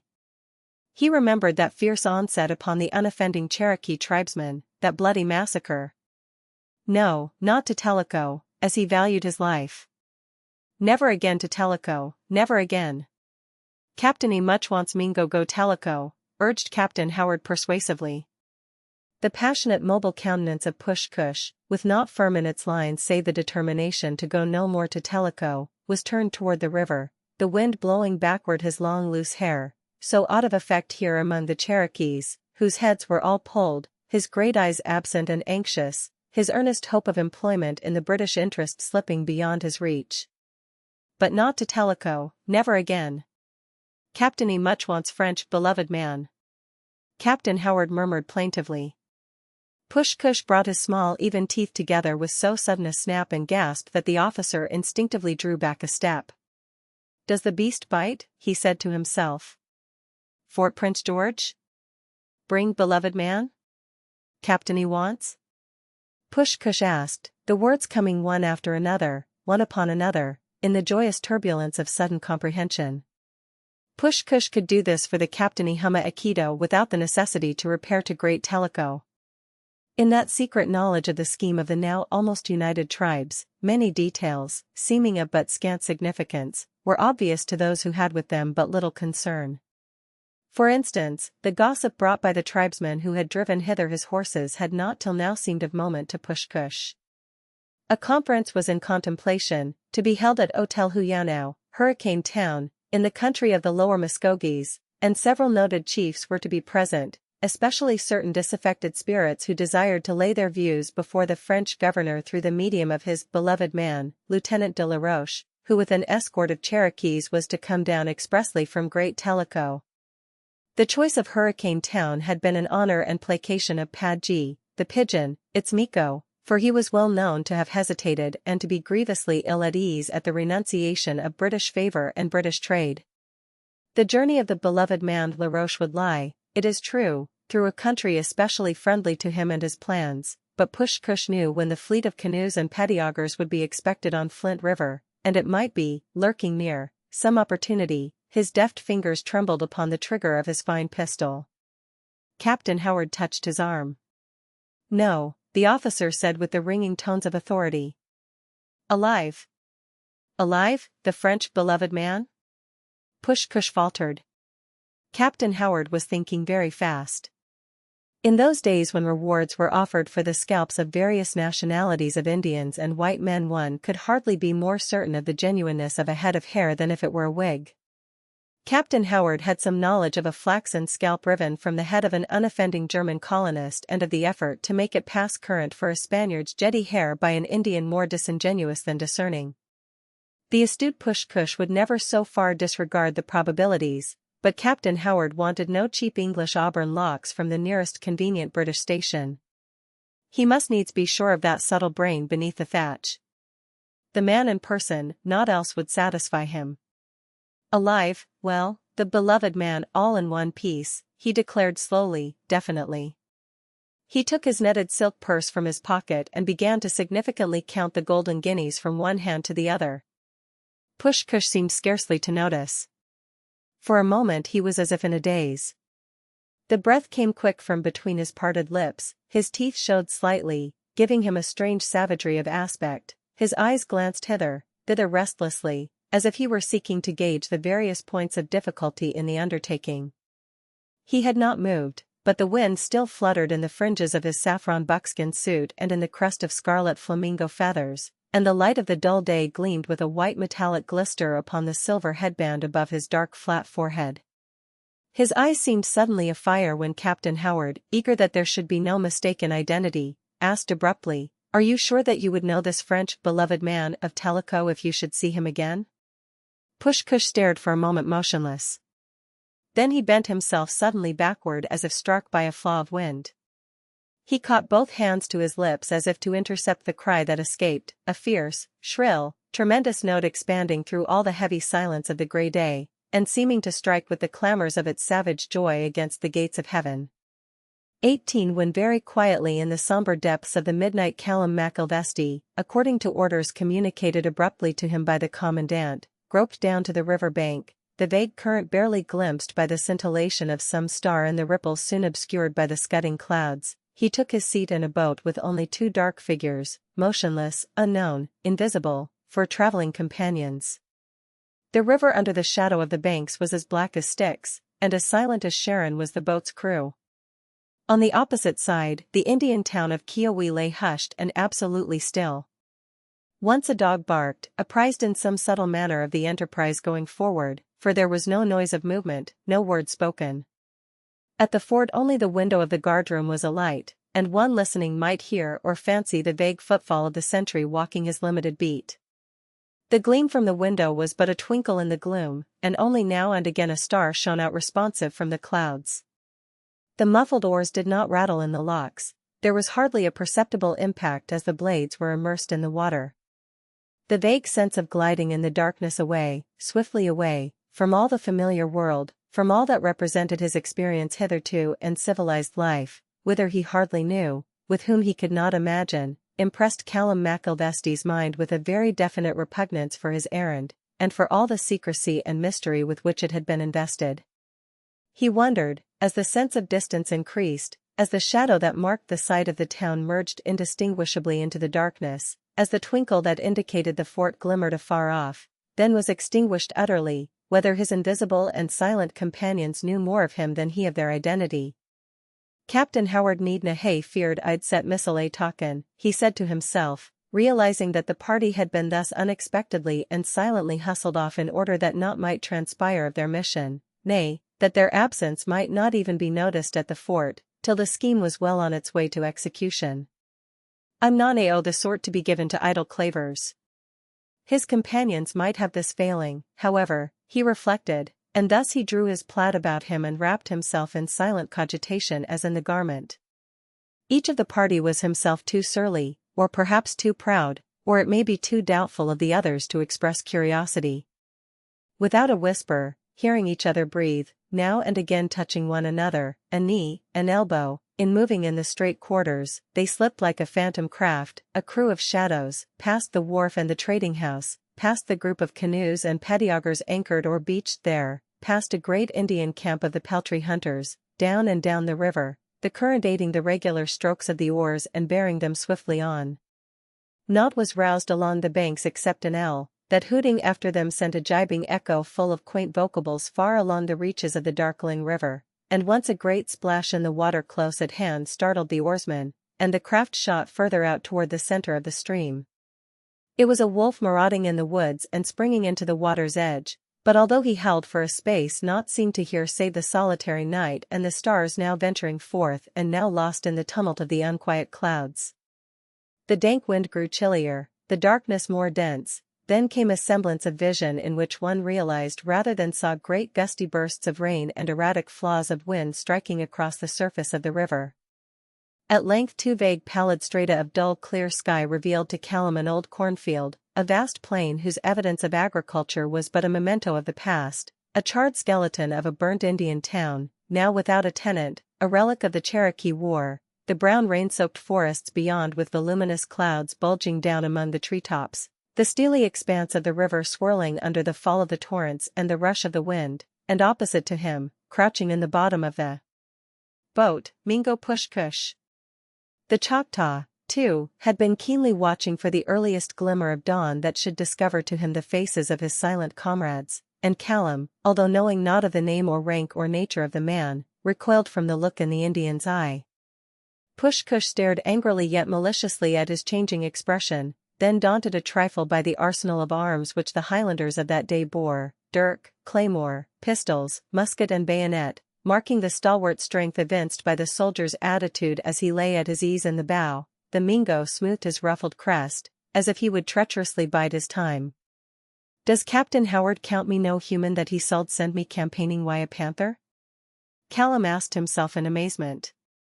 "The big captainy thinks the two white men will make short work of poor Prince Baby," Pushkush reflected, and when he addressed himself to rearranging his arms, as he shortly did on the pretext of protecting them from the weather, he reloaded his pistols with balls previously dipped in poison and thus rendered deadlier than before, by reason of the extraordinary aptitude which the Indians possessed in toxicology. Only one other was of the party, the English soldier floutingly called, from his oft-told experiences in Spain, the Señor, Sinner Kenny. To him the Highlander seemed hardly less savage than the Choctaw.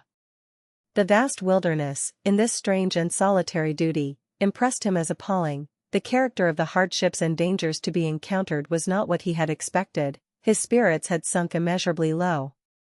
All day long they held their course in the chill invisibilities of the mist and rain, two now rowing continually, with the third to lighten the labor by alternating regularly with the others. The night passed in the same dreary fashion, each sleeping by turns, that the craft might make all the speed possible. Little good fellowship prevailed. The Choctaw hated them both alike with the rancor of his race and his prejudice against aught that was British, which he had acquired from his service with the French, and yet they were formidable soldiers, and their prowess awed him. The Sinner scorned the Choctaw as altogether beneath his notice, although he repented swiftly any word or act that might be accounted overt aggression, for the Indian was obviously dangerous. Connected conversation was practicable only between the two white men, but Sinner Kenny resented the Highlander's repute of superiority to his station, and was by turns flippantly offensive in manner or surlily rude. There being no solid substratum of good-heartedness and comradeship in him, Callum felt that there was no pulse in common between them that might atone for the English soldier's boorishness and coarse manners, repugnant to a man of refined breeding. Macavesti therefore had little or nothing to say except as regarded the expediting of their progress, and the Sinner's alternating jocularities and impertinences failed for the most part to take effect by reason of the impassiveness of the Highlander and the lack of comprehension on the part of the Choctaw. After they had entered the Savannah River, the Sinner began to flatter himself with the prospect of meeting other river craft, this broad stream being a highway of trade, and of seeing denizens of the world hailing from the region below, but his hopes of social interest and cheery converse were dashed by the rain and the mist which closed down impenetrably. More than one settlement they passed wrapped in invisibility in the cloud, as if they themselves were some undiscriminated element of the atmosphere. When at last the vapors began to shift and the sun to shine with a warmth all at variance with the calendar, as it was interpreted at Fort Prince George, where November, chill and drear, had worn away, they were once more in the density of the wilderness, and suddenly one day, Pushkush, who was steering, gave the boat a deft turn, sent it swiftly shooting into the bank, letting it run up a little inlet. Then he sprang out, and as it was lightened of the weight of Callum, who had stepped on shore, the Choctaw pulled the craft up on land with the amazed Sinner sitting in it. He protested. "Diablo! Are we to leave the boat here?" he cried aghast, looking about him at the pathless subtropical wilderness.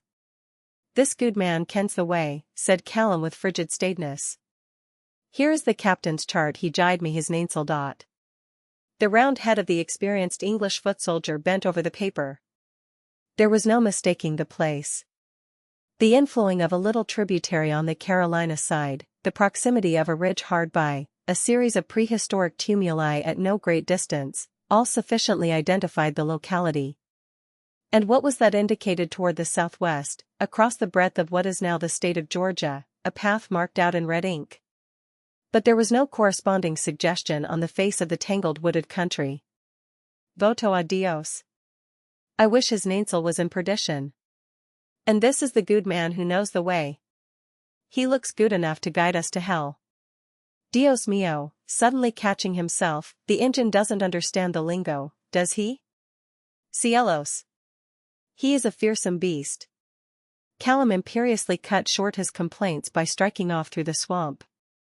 Push-Cush, whose outlook at life had brightened since discovering that his comrades were each as obnoxious to the other as to him, and that all three were of a mind only in antagonism to the personnel of the expedition, did not hesitate to imitate the example. With the peculiar easy gait of the Choctaw, he set out at a speed that bade fair to try the mettle of the tall Highlander. Sinner Kenny lingered. He looked up the broad, sunny expanse of the brimming river, then over to the Carolina side, noting the bright, soft aspect of the wintry world that would fain emulate the tender, restful peace of early spring. The flowers were not dead, it seemed to say, only asleep, and this bland zephyr might well rouse them with its sweet blandishments. The ripples played within an oar's length of the boat. He could with his single strength slide it down into the water and in 5 minutes be rowing briskly on his return trip to Fort Prince George. He would doubtless be able to devise some plausible explanation that would pass muster, for instance, that he had been accidentally separated from his companions, that the Highlander carried the chart and compass, that thus lost in the trackless wilderness his only possibility of extrication had been to take the boat and forthwith return up the river to Fort Prince George. And indeed, as he gazed down the shadowy region of the swamp on the Georgia side, he thought it looked much like a country in which a man might easily disappear never to return. Albeit heavily wooded, it was in great part submerged with water of varying depth. At the nearest verge he marked a long log-like protuberance, which he realized was an alligator half sunken in mud and ooze. A white heron gleamed amidst the dusky aisles, standing motionless among those curious roots of the cypress called knees, which projected high above the dim surface of the black water wherein they grew. The long stately stems of the tall trees themselves were reflected, pallid and columnar, by myriads from the glimmering dark expanse of the swamp, thus duplicating the densities of the half-submerged forests, funereally draped with hanging gray moss in endless festoons. It seemed to stretch out illimitably, this nondescript world that was neither navigable nor yet practicable as dry land. And what might be the result of a failure to compass a fair passage, and what were the conditions of the region on the other side? All were dependent upon the accuracy of Captain Howard's chart of this untried, unknown world, and the good faith and fair dealing of Mingo Push-Cush. And still gazing, motionless, intent, the sinner hesitated. Down the vistas of the forest the soldiers I was suddenly caught by the vanishing figures of the Highlander and the Choctaw, and the extraordinary speed and ease of their gait struck his attention and roused his emulation. Do they think they can beat me on a forced march, that Sawney, stepping like a crane, and the Choctaw with his little bandy dog trot? He critically appraised their powers. His professional pride was enlisted. He suddenly set his hands one on each side of his trig little body, and like machinery fell the short even lengths of the military double quick, and so, speedily overhauling his companions, he went with them down into the depths of the dank forests. The sun rose high above the river and gilded the tip of every lustrous dark wavelet and illumined the live oaks with an emerald splendor. In the shadowy swamp where the snowy heron stood among the cypress knees, the hanging wealth of gray moss caught the enriching beams and glistered, fibrous and silver, from the branches of the tall white marble-like pillars of the trees. The little boat still lay empty, motionless, within an oar's length of the dancing water.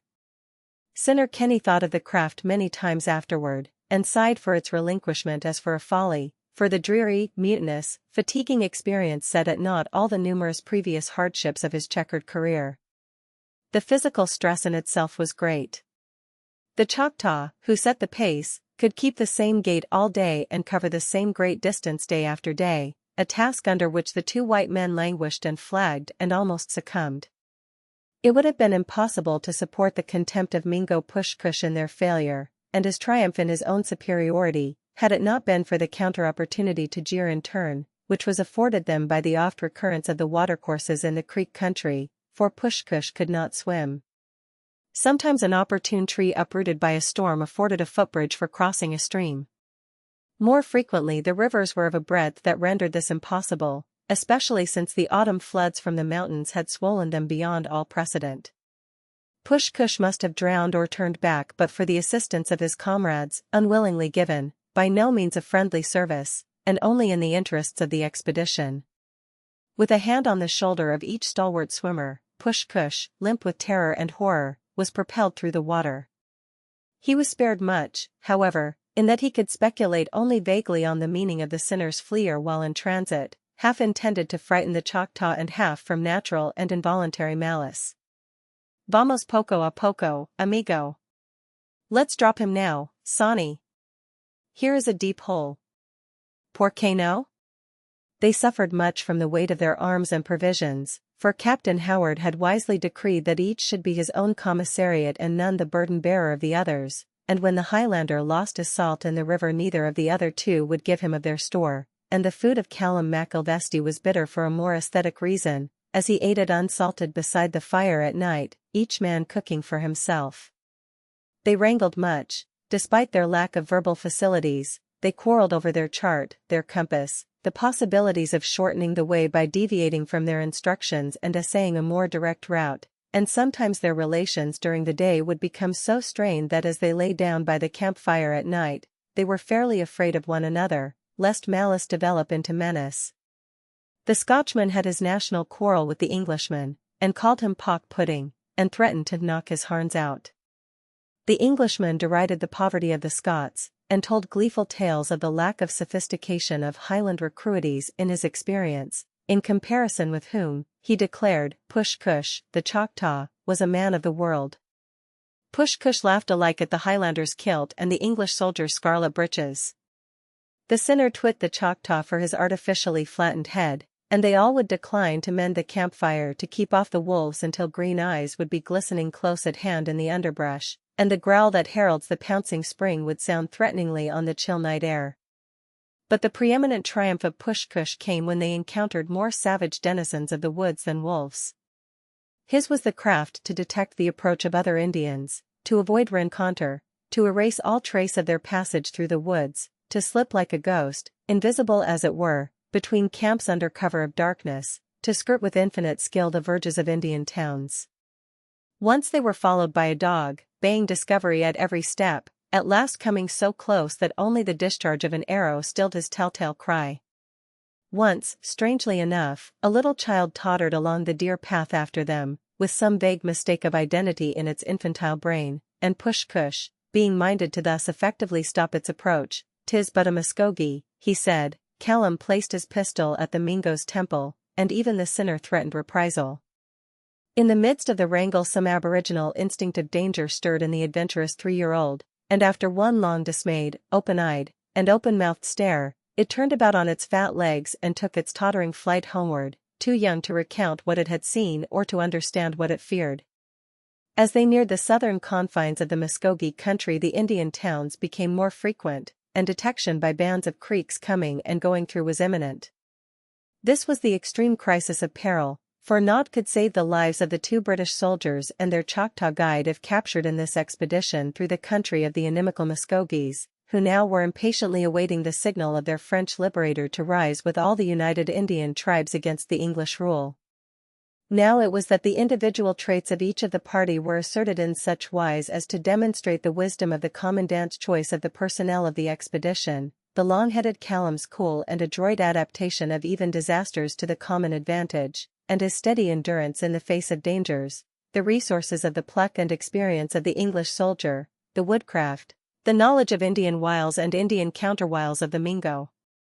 The hardy, invincible courage of all three animated them like a common pulse, and they clung together now with a unanimity of sentiment that might hardly have been expected from their earlier lack of all the sterling qualities that make up good comradeship.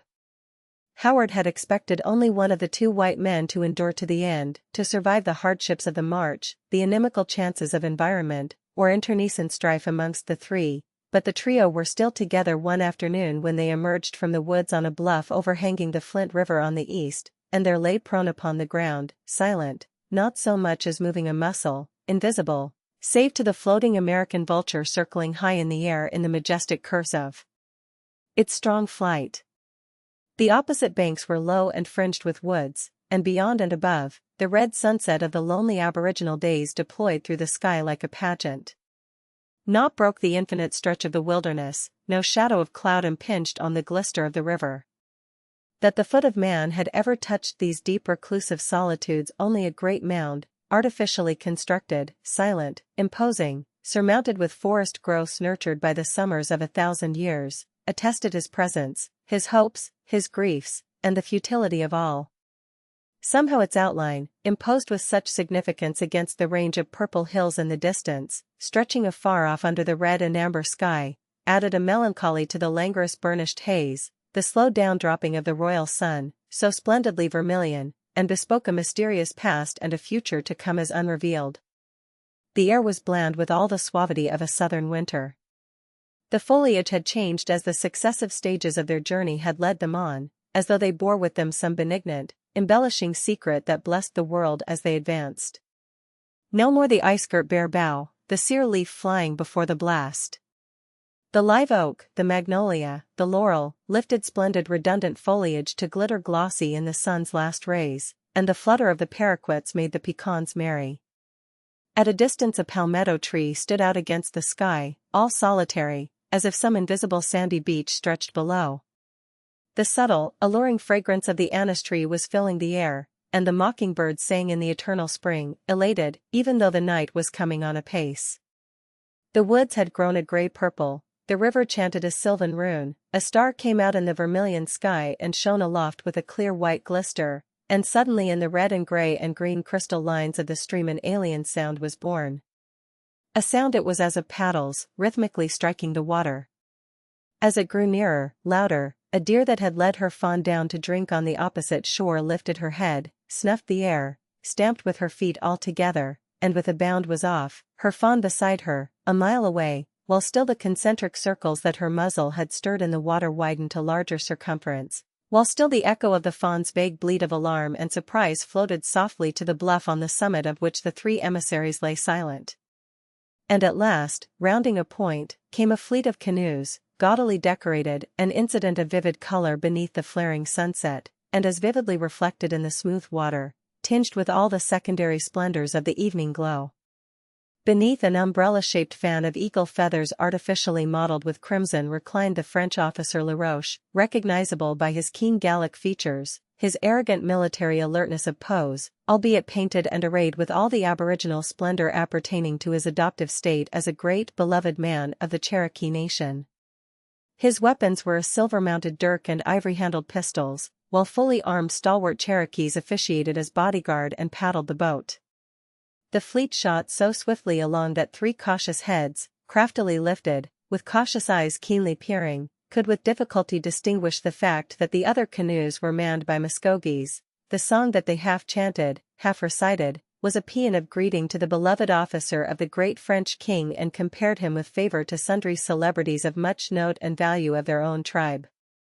The three barely waited till this incident of the sunset was past, seeming in its swiftness, its unreality, some shimmering illusion of the haze-freighted air, in its wild chromatic grotesquerie, some necromancy of the gorgeous zenith of amber and red, and the responsive dream of the mirroring water. Then without one word they rose, struck off by a short cut through the dank and darkening woods, and night had hardly fallen before the chief of Hurricane Town, individually averse to the French interest, was amazed by the trooping in of these incongruous and irrelevant figures announcing themselves as the accredited emissaries of Captain Richard Howard, and producing letters from that officer in support of their assertion, duly confirmed when read by the interpreter. 19 The crash seemed afterward to Laroche like the fall of a castle of cards, like the wreck wrought by the wind in the gossamer symmetries of a cobweb, like a sudden awakening to the conditions of reality from the allurements of a dream, so potent seemed the force, so tenuous the fine-spun scheme when all its fibers were rent apart. So unprescient had he been. It was at Hotel Uyauno, Hurricane Town, that he met his fate.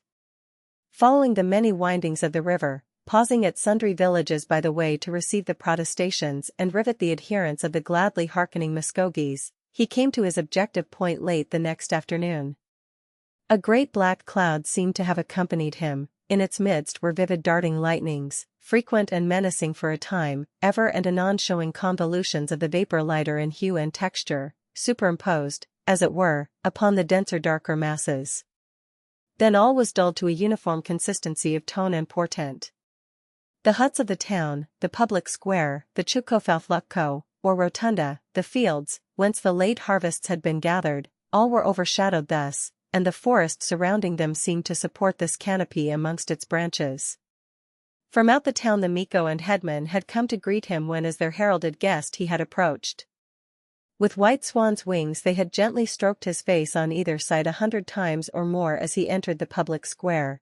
They had placed him beside the Miko on the great white seat of the chief's council room, Michael G. and Tupau. They had smoked with him the friend pipe, and the kakina was brewed.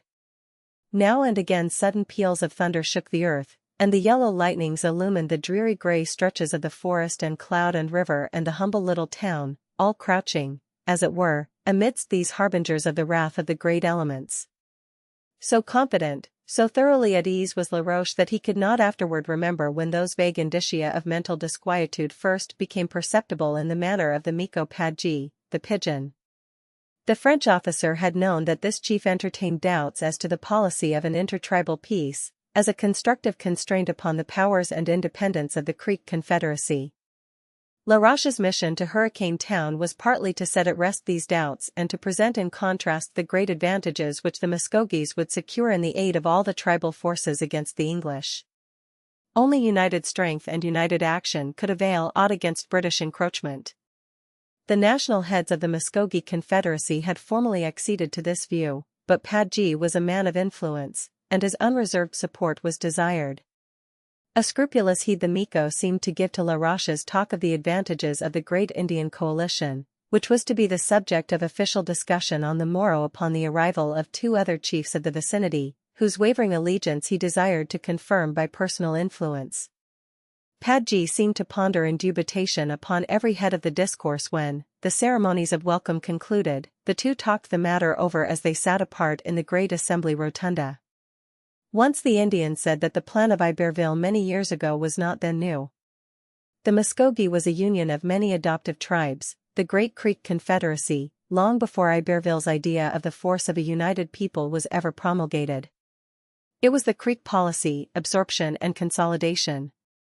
It was also the policy of the 6 Nations, the Long House.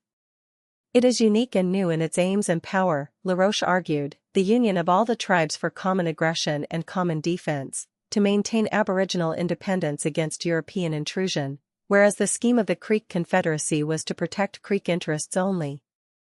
Padji made haste to nod his feathered head with a mutter of acquiescence, then he fixed his eyes attentively upon the circling figures of the tadpole dance, Takkoyulagao, performed by 4 Indian braves and 4 squaws on the hard-trodden floor of the great assembly rotunda. The shadows duplicated their feathered heads upon the red-painted earthen walls, and beyond the mad whirl of substance and semblance Laroche could look forth through the great portal opposite and see the night lowering, purple and black, and note how the storm gathered and bided its time, while the yellow lightnings now and again keenly flashed. He began to fancy that some deft hand had sown seeds of dissatisfaction more formidable in their upspringing than dragon's teeth. He was sure some English suggestion had drawn the parallel between the limited policy of the Creek Confederacy and the universal brotherhood promised by the union of all tribes. Still more definite was the echo of an intrusive voice in the councils when Padji opined, with many an involution, that he loved old times and old ideas best. Said they of earlier years, wiser than the men of today, that it was well that the British and French should fight each other. Thus the Muskogees between, courted by both, had much peace, except when it pleased them to conquer and absorb smaller tribes. This was impossible now, Laroche argued, since the Cherokees had joined fortunes once and for all with the French, who also commanded the Choctaw allegiance. The Muskogees could not alone maintain neutrality. He spoke sharply, and then checked himself that he should be so definitely nettled. Hurricane Town was at best inconsiderable. Padji was not a representative man. Tomorrow would bring the important chiefs whose suspected dissatisfaction could be obviated by conceding their reasonable desires. This was no official occasion, and Padji doubtless was taking advantage of the tete-a-tete to bring forward his discontents that he might be remembered when lubricating presents were in order, to make the project run the more smoothly. He was obviously talking to hear himself talk.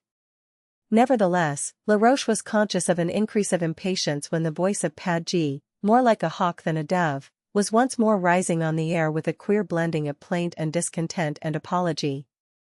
"He meant no harm," said Padgy. "He loved the officer of the great French king like a brother. But the British goods were well named, being good." And he sighed, as being loath to relinquish the values of a trade so long enjoyed. Floutingly, as if he hardly cared to reply at all, Laroche averred that French merchandise was famous for its quality all the world over, and more than that, it was cheap. Once more Padgy caught himself and protested that it was not for him to say. The Creek national headman would decide the question. "They have decided it long ago," Laroche interrupted him. Certainly, Padgy was aware of that, but he felt the loss. Now, Hurricane Town, had been a favorite stand of the British traders in times past, and the people loved them. The long serpentine lines of the lighted cane burning upon the floor were growing dim, flickering, dying out gradually. The dreary night without and the quick keen flashes of the lightning was brighter, more distinct, than the dome-shaped rotunda sinking into shadow. The dance was over, the place nearly empty of people. Laroche rose suddenly with a more indubitable monition of treachery. He looked about him for his Cherokee bodyguard. Secure among friends, he had dismissed them to enjoy the hospitalities and return the courtesies of their coadjutors of the new alliance. Padgy, noting the movement, rose too, speaking very rapidly, as if there were scant time to be lost, while the great spaces of the Chocofalflucco darkened yet more duskily and the vague lights of the cane trembled to extinction. Outside, the lightning unsheathed its vivid blades, flashing athwart the sky, and the thunder pealed and burst explosively and rolled away, muttering, to the further hills. It was a long time, said Padgy plaintively, since a British trader had been able to ply his kind and beneficent vocation in Hurricane Town for fear of the martial French at Fort Toulouse, and since the French sent no traders to the villages, save now and then a mere peddler, slipping back and forth from his fort, afraid of his shadow. The Indians of Hurricane Town were often utterly destitute of all those artificial supplies which they needed, so civilized had they come to be.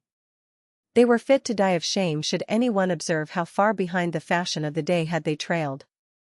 Only very recently a Chickasaw chief had come to Hurricane Town in a splendid embroidered suit from a British trader, and he, the great Miko, Padgy, had naught in which to meet him that was of European manufacture but a cocked hat and a pair of silver shoe buckles. He paused impressively. Doubtless he felt, as one might say in the artistic jargon of this day, that these articles did not compose well with the rest of his attire, a shirt of bead-wrought buckskin and leggings decorated with turkey-cock spurs and fawn's trotters. Laroche made no reply. Somehow the crisis tingled in his nerves like some electrical current before the event was precipitated. Therefore, Padgy resumed very swiftly, some folk of a town far off, he could not just say where, had come up tonight to meet the great French officer and confer with him concerning the condition of the British trade. Laroche turned upon him. "Padgy," he exclaimed, "is this well? I have eaten your bread, I have eaten your salt." The Miko hesitated at the last moment, but half-hearted in his deceit. Perhaps the appeal to the sanctions of his rude hospitality might have availed even now, but its force was abrogated by the possibilities. The British soldiers awaited no longer the preconcerted signal. Military figures, barely distinguishable in the gloom from other shadows of the darksome place, were climbing down from behind the tiers of seats of the primitive amphitheater, and although one, the sinner, lost his footing and fell rolling down the descent with great thumps, the Highlander was upon Laroche so quickly, so powerfully, that his strong hand stifled the cry for help. It was managed with infinite address and secrecy, for the two British soldiers would have fallen victims to their own temerity had they dared to show themselves openly and alone, among the Indians, if unprotected and at their mercy. As to the Choctaw, the mere revelation of his personality, with a price upon his head, would have meant his death. Therefore Padgy, armed with his authority as Miko, headed the guard of Muskogee braves, his own attendants, whom he designed to send with the captors to Fort Prince George, and accompanied them several miles on the return march. As he had long been inimical to the coalition so earnestly advocated by the French, this fact was the reason that Laroche had appointed Hurricane Town as the rendezvous of the lukewarm, that he might be sure of gaining the ear of Padji and confirming his allegiance by argument and the example of others. It had needed but a word from Pushkush to acquaint Captain Howard with this important circumstance, and the British officer entreating with the chief of Hurricane Town had held out prospects of high advancement. Thereafter Padji had no need to complain of the lack of gold and European gewgaws when visited by strangers. In fact, he was in case to disport himself with a pride and apparel that might better befit a peacock than the humble pigeon whose name he bore.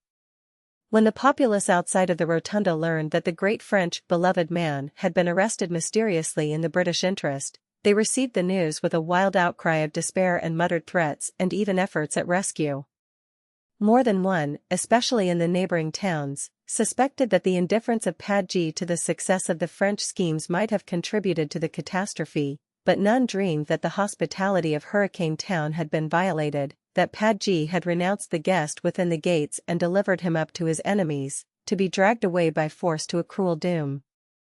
Hours had passed, indeed it was near day, before the news transpired, and although the Cherokee bodyguard set out at once upon the trail of the captors, they soon found that time itself could not overtake the party. For themselves they were few, unprepared, in a country bristling with hostile conditions, for the commandant at Fort Toulouse, as soon as apprised of the catastrophe, sent out a detachment to attempt a rescue, and the Cherokees feared to be held accountable for the capture of the French officer as for a lapse of vigilance. They therefore relinquished the effort, took moodily to their boat, refusing the tearful condolences of Hurricane Town, and pulled up the Flint River again, lamenting loudly all the way, to the Cherokee country. What thoughts came to Laroche that stormy night as he half toiled and was half dragged among his captors through the tangled ways of the wilderness? 1,000 vain regrets tortured him. The recapitulation of events that might have been ordered otherwise trailed in long sequences through his mind. A vision constantly recurred of a result so different, seeming so real, that only a slight wrench of will would be requisite to tear him from this oppressive dream which surely must needs presently dissolve in obvious fact. Nevertheless his intellectual faculties, heedful of cause and effect, perceived that the flight was ordered with a craft that bade fair to eliminate all chance of rescue or escape. That they should take their way to the north or diagonally across Georgia was so obviously their proper policy that Padji turned their steps directly to the south, whence none would dream of following. To increase the distance more effectually and obliterate the traces of their passage through the country, he availed himself of his own boat, hidden among the sawgrass of the marshy borders of a neighboring watercourse, down which they rode and drifted out of all calculations of pursuit. Indeed this deviation took them so far to the south that they could discern the tang of salt water on the breeze, and hear the voice of the surf singing the iterative song of the sea. Only then did they disembark and take up the line of march toward the Savannah River once more. Their progress was infinitely laborious, the weather had clouded, and rain filled the marshes and overflowed the streams. Often a fire was impracticable, and without shelter, short of food, in terror of capture, and now and again endangered by faction, the sufferings of the captors were hardly discounted by the anguish of the prisoner. Only once did a chance of escape present itself. Laroche had observed that the Highlander, now taking command of the party, according to his orders, studiously prevented any opportunity for the prisoner to speak apart with any single individual. Macilvesti had of course disarmed Laroche and taken from him all such valuables as might tempt the integrity of the others. "Is this a your gowd?" he asked. "Untie my hands and receive my parole, or else run your own risks," retorted the French officer. "And fine what I like to do that, but it is contrary to my orders," said Callum kindly. "Sae I maun and look to you missile. This he did with a vigilance that showed no possibility of relaxation till one stormy night when they gained once more the banks of the Savannah River and found their further progress barred, for their boat, left there, to serve their return, had vanished. It was near dawn when they made this discovery. The rain had ceased at last, though the clouds were still scudding through the gusty sky. A late waning moon showed in the east, infinitely melancholy in the cloud-rack of the tempest. The simple voices of the denizens of the swamp, overawed to silence by the violence of the storm, resumed their vague indiscriminate nocturne, the shrilling of a screech owl, at intervals the noisy clangor of cranes, and once the blood-curdling scream of a catamount. The party had halted on the crest of a ridge overlooking the swollen watercourse, lashed to a swifter current by the turbulence of the wind. The boat, which they had left with every security in this solitary place, had been yet more definitely concealed. A tricksy gust had upset it, and in the glimmering light, as it floated bottom upward, it was not recognized. As the two British soldiers patrolled the banks, and now consulted together, and again hastily resumed the search, Push-Kush, standing near the prisoner, looking backward over his shoulder again and again, murmured against this loss of time. Then once more he scanned the woodsy track by which they had come, all glistening with moisture, and illumined by the drear light of the waning moon. He so obviously feared a rescue, that Laroche's heart could but plunge at the prospect. A heron cried out dismally from the dense cane and marshy tangles beside the river, attesting the solitude. If but the rope that bound his hands were cut. The two men on the margin below passed the boat and repassed it, as held by its sheet chain tangled about the submerged roots of a tree. Its capsized bottom seemed but a boulder washed by the ripples as it lay in the shadow. As once more Push-Kush glanced warily, impatiently, over his shoulder, Laroche suddenly bethought himself of the peculiarities of his character and the details of their long service together. There was no mistaking his identity, it was sufficiently attested by the contour of his head, with the silver band on his flat forehead, the red flamingo feathers all tipped with silver by the moon, and the beautiful tones of his velvet voice as he muttered his Choctaw imprecations. "Ah, Push-Kush," cried Laroche softly, a vibration of hope and joy in his tone, "Mon bébé, mon petit chou. Je reconnais bien ton bon cœur." Push-Kush turned instantly and looked straight at the French officer. The moonlight was full in the Indian's dark inscrutable eyes. "There is gold in the bottom of my tobacco bag, Prince Baby, much gold. Cut this rope and it is yours." An instant of doubt, and then the Choctaw approached with that sly supple motion so like the step of a catamount. One stroke of his knife and Laroche would be free to flee through the marshy forests, while the two British soldiers and the Muskogee tribesmen hunted for the boat that was before their eyes, and wrangled till the echoes were loud and discordant. The Choctaw's touch was laid, not upon the pouch with its treasure amidst the tobacco that had escaped the search of the Highlander, but upon the bound hands held out to him with a piteous eagerness of entreaty. Then looking the captive directly in the eye, Push-Kush said with an indescribable fullness of significant reminder, "Eho Chukoma. The beautiful woman." XX The snow lay deep at Fort Prince George when they returned. 12. The air was now clear of flakes, invested with that strange absolute funereal stillness characteristic of the muffled world, but the sky was still darkly gray and with a menace in its motionless solemnity. The roofs of the blockhouses and barracks showed densely white against the slate-colored clouds, not even about the great smoking chimneys was a trace of thaw. The palisades that surmounted the unbroken white walls of the rampart upheld fluffy drifts lodged among the sharp-pointed stakes. The glacis was only such a faint outline as might remain in vague traces of a prehistoric work. The prickly branches of a strong abatis on two sides of the fort thrust out darkly from the overwhelming banks like the protest of a buried forest. The thousand stumps, relics of the encampment of Colonel Grant's army here the preceding year, were utterly submerged, and gave more than one of the approaching party a headlong fall as the two British soldiers, the Choctaw Mingo, and the Muskogee Guard, with their prisoner, all half frozen, dead beat, and nearly starved, came within view from the gates. The ditch was half full of ice, solid as a rock, but the heart of the sentry was all aglow to behold them at a distance, and his jubilant call, "Corporal of the Guard," reached them as they struggled across the intervening spaces with the grateful realization that they were not to be kept waiting for identification, while the last resources of endurance gave way at the moment of rescue and the portal of refuge. A clangor of weapons, keen and clear on the icy air, the tramp of marching feet, the glitter of steel and scarlet cloth, came to them through the great gate, following hard on the cry to turn out the guard. In less than 5 minutes the red glow of great fires, ardent spirits unsparingly administered, hot food, and the comforts of beds and blankets invested the recollection of the struggle through the snow, the tramp of more than 200 miles, the dangers and vicissitudes of the journey with a certain unreality, seeming rather something they had wildly dreamed, were it not for the testimony of each to reinforce the memory of the others. Exhaustion limited their capacity for expression, but the whole fort rejoiced in their stead. The news flew abroad like the flocks of snowbirds all undaunted by the temperature. The tale of the notable capture was told over and again in the guardroom, in the officers' mess room, in the barracks, and the farrier's smithy, over the making of the clumsy cartridges of that day for the little cannon on the bastions, and around the mending of guns in the armorer's forge, in the wigwams of the Indian hunters and camp followers of whatever sort whose temporary habitations were on the outside of the works, in the Cherokee town of Kiowa, hard by, and at Jock Leslie's trading house.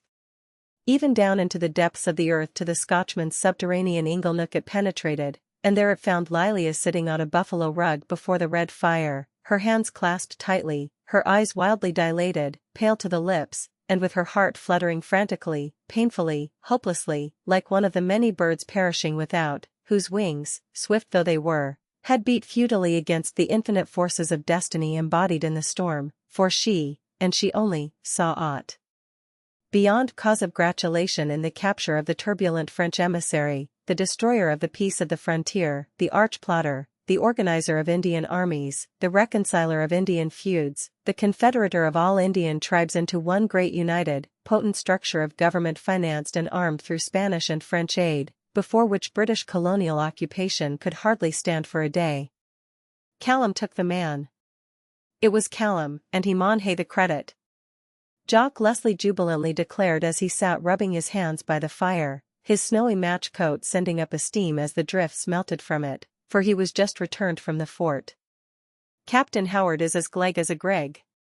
He hae won his majority by this bit o' wark, I mak nae doubt. What will be the Frenchman's name? Demanded Lilias, her lips dry as she stared, dismayed, startled, forlorn, into the fire. Aweel, hinny. And that's the curious part of it.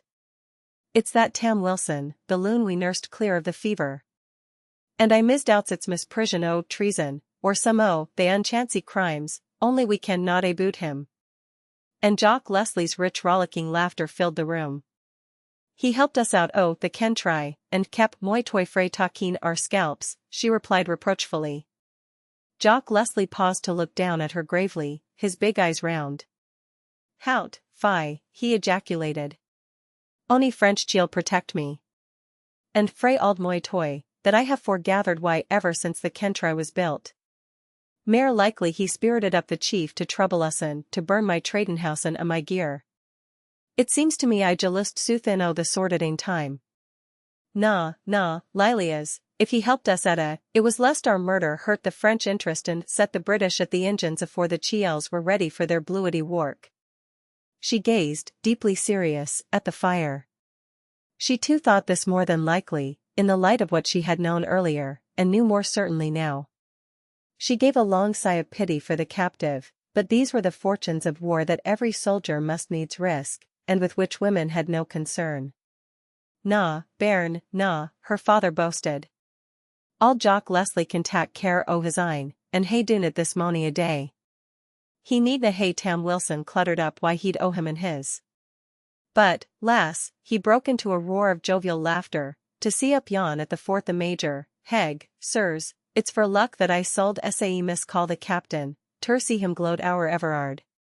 He canna be quit o' glorifying that he tuck him in sae hard a measure when Everard had him like a bird in a trap. What for did Lieutenant Everard let him slip? She asked, turning her head upward to look at her father's face. A fuel needs no reason, lass, for bein' a fuel, but he wadna believe Callum, because the lad could urge naething except that the man spoke French, which Callum himsel can do, though that wad never prove him a toad. And how is it that this captain was sae muckle wiser? Persisted Lilias. Lieutenant Everard is a finer looking man than Captain Howard, and his hair curls amaist as weel as mine.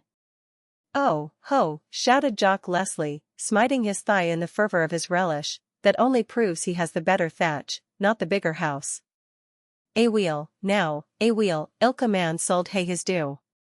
'Twas not till lately, and Lieutenant Everard was gone, that Callum learned for sure that the man is French, for you see the fellow himsel, and he is a fuel too, for all his hair curls. He told a woman that he is French and gave her his name and employ, and the woman told Callum. My certie, in ilka mischief there's a woman at work. Then with a changed note, heg, Lilias, he exclaimed sharply. For Lilias, screaming, had sprung to her feet. It was she, and she saw it now, who had delivered him bound and helpless into the hands of his enemy. She cared not for him now as Tam Wilson, but for the awful responsibility she had taken. Her habitual candor was beaten back upon her lips by the untoward effects of her recent disclosure. She restrained with difficulty the childlike impulse to reveal the mystery to her father, who was alarmed, amazed, agitated. She protested that the fire had burned her, flinging out a spark, and demanded peevishly why he must needs be always sending such crackling and splitting varieties of wood to their hearth in the cave-house. With wisps of his frowsy light hair falling over his florid face as he bent his head, he was presently stepping about to find the blazing splinter in the buffalo rug, and although he now and again desisted, with the comment "Aweel, it will no set this biggin in a low," he shortly, with the force of habit, commenced the search anew. It was the custom of Lilia's to avoid the trading house, for she was more fastidious and exacting than her simple opportunities might seem to imply. But Jock Leslie was by no means poor, and it had been his delight to lavish such luxuries as in his limited apprehension he accounted desirable upon his only child, and thus she had been reared in a degree beyond her station. Today, however, she was here, there, and everywhere, listening to the loud jocular comments of a few of the soldiers from the fort, who were now and again in the store and disposed to talk of the capture. The transition thence was obviously to gossip about the prisoner. A hearty, well-favored lad he was, so they understood from the detail that had captured him. He had given them little trouble, and they liked him well. He was a proper lad and active afoot, and bore the hardships of the march finely. They hardly knew what to do with him at the fort till he could be sent forward to Charlestown. They thought Captain Howard himself was puzzled as to the method of his disposition. Certainly, in reply to a question from Jock Leslie, military prisoners, that is, French officers, had been in times past kept in the hospital, and giving their parole had been permitted occasionally the freedom of the parade ground. This fellow, however, was captured out of uniform and without ostensible military employ, and would be held as a civil prisoner, though they had him now hard and fast in the guard-house. The talk of peace negotiations with France would do him no good, the stir-up of savages on the frontier, just subdued by the English at so great a cost of blood and treasure, and at peace with the colonies, would never lack for a charge in Charlestown that would stick. He would be accused of murders, and of the instigation of those massacres that had already violated the peace negotiated with the Cherokees. And then one of the soldiers passed his hand across his throat with an ugly gesture, rolled up his eyes with a leer, and gave a click of the tongue inexpressibly loathsome, at which, unaccountably, they all laughed. Lilias, hovering about among the swaying fabrics depending from the beams, turned sick and faint. She it was who had done this, in her foolish inadvertence thinking that all was now known to Callum, she, who had the man's secret that she had promised never to tell, nay, he had voluntarily trusted himself to her honor. Her face was drawn and white. The chill of the day was in her heart. As one of the Indians whisked a hand mirror into which he was gazing with gurgling rapture at his hideous countenance, she caught sight of her own reflection, so wan, so appealing, so agonized, that she braced her nerves anew that her face might not betray her grief, although she felt at the end and hoped not.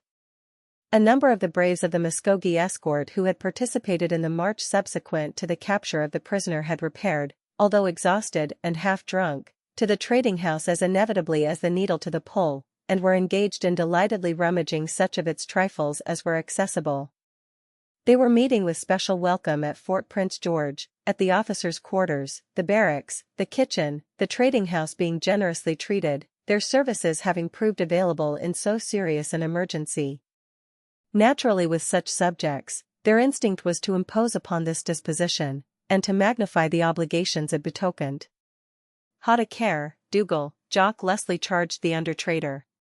"They chiels covet ilka bobby's worth in the house, and Providence permit tin I sold like fine to save the roof." Perhaps it was this absorption that caused him to be more oblivious of Lilias today than usual, though even in its midst he had a heedful notice of her. "Heg, lass," he stopped her once in passing, "but ye hae the snaw in your face the day, and your bonny blue Ian are a wee dreary. I misdouts the climate here why its changes in cantrips isna suited to ye like Charlestown.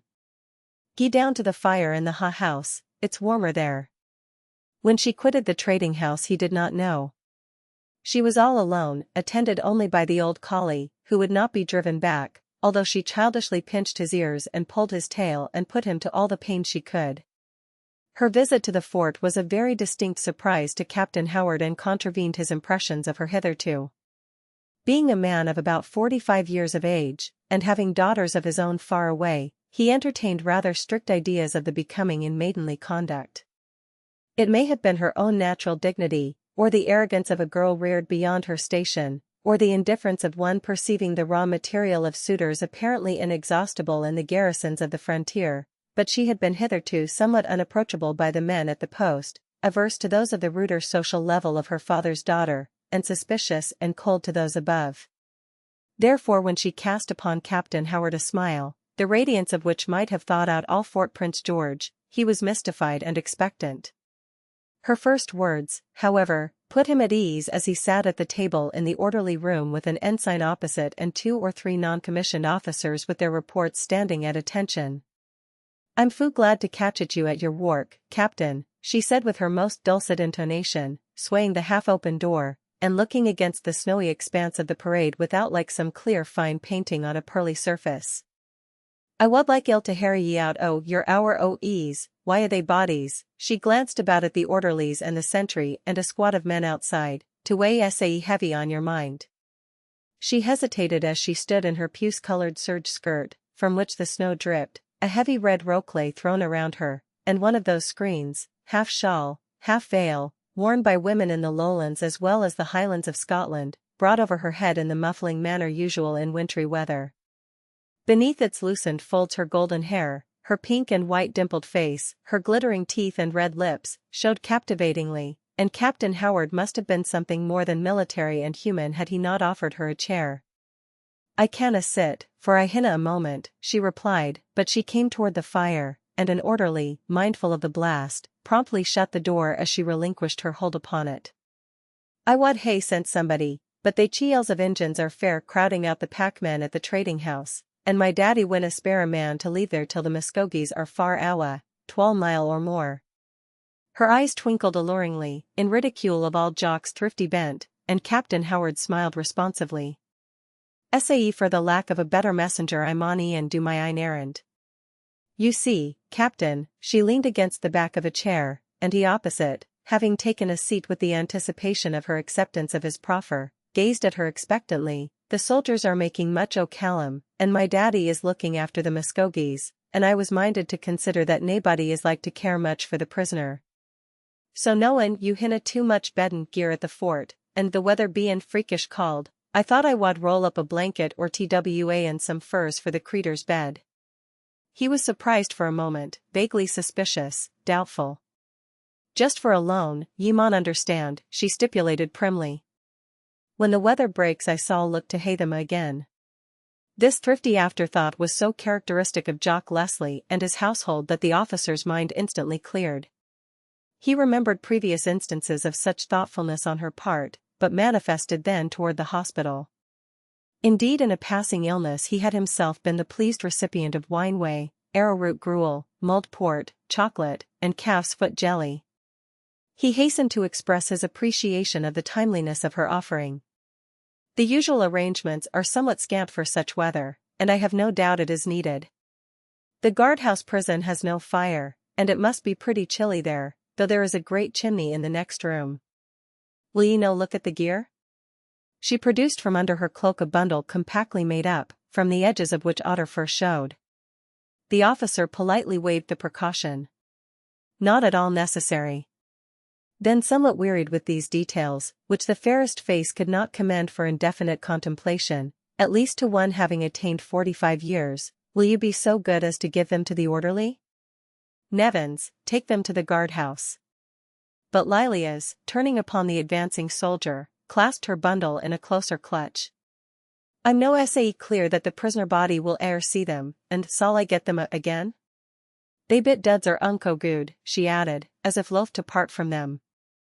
The soldier reddened to the eyebrows under this imputation, and the officer, disillusioned of his admiration by this crafty, untimely, ignoble, unfounded suspiciousness, sought to rid himself of the whole affair.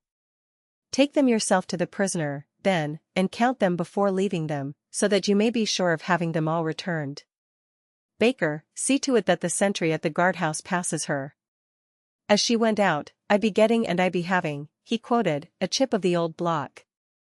He said this as if to himself, but aloud, partly to assuage the lacerated feelings of the man whom he had called Nevins, and as if her suspiciousness were not a personal flout, but merely appertained to the cautious thrift of her canny Scotch nature. The guard had turned out upon the advance from the woods of a considerable body of Indians, who, however, proved to be only neighboring tribesmen without organization, but eager and curious concerning the excitements at the fort, of which they had heard in the adjacent Cherokee town of Kiowa. They were not to be permitted to enter, as they evidently desired, but their pertinacity to this end detained the officer of the guard for a few minutes, while he sought to pacify them by giving them authentic details on those points about which they were most inquisitive. Meantime the guard, lined up, stood in a glittering rank of scarlet and steel on the snowy spaces just in front of the gate. The guardroom was thus empty when Lilias, admitted by the sentry at the outer door of the building, made her way with hasty, disordered steps through the apartment.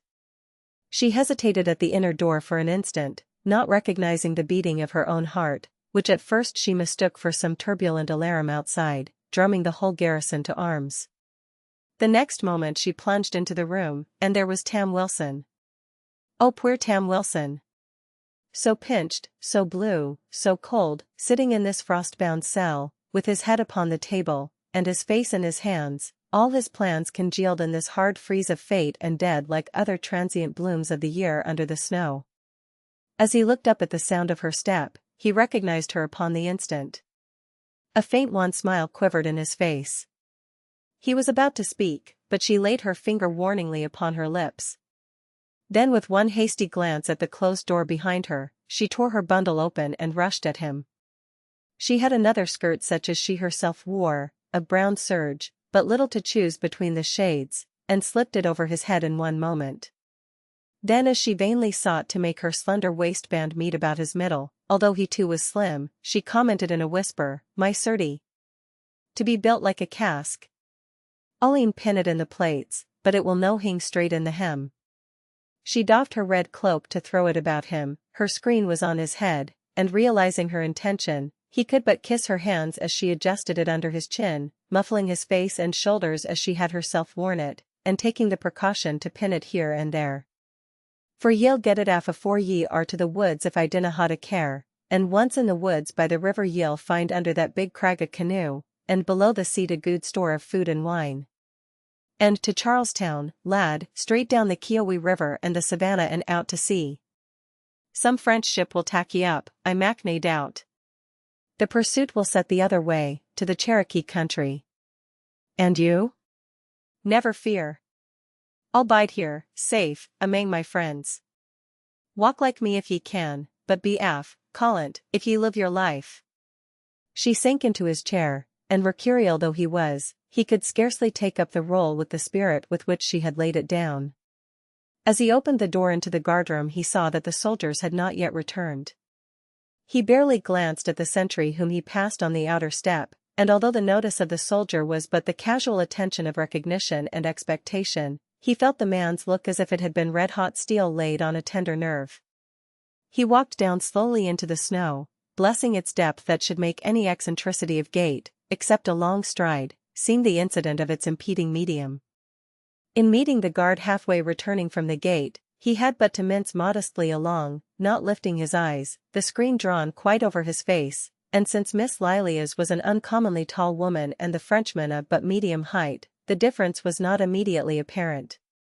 A sudden swift rush behind him just before he reached the gate, that great envious portal that barred him from all his world, from safety, from life itself, and he felt that he must drop here in the snow and die, if so happy a fate as a death thus he might crave.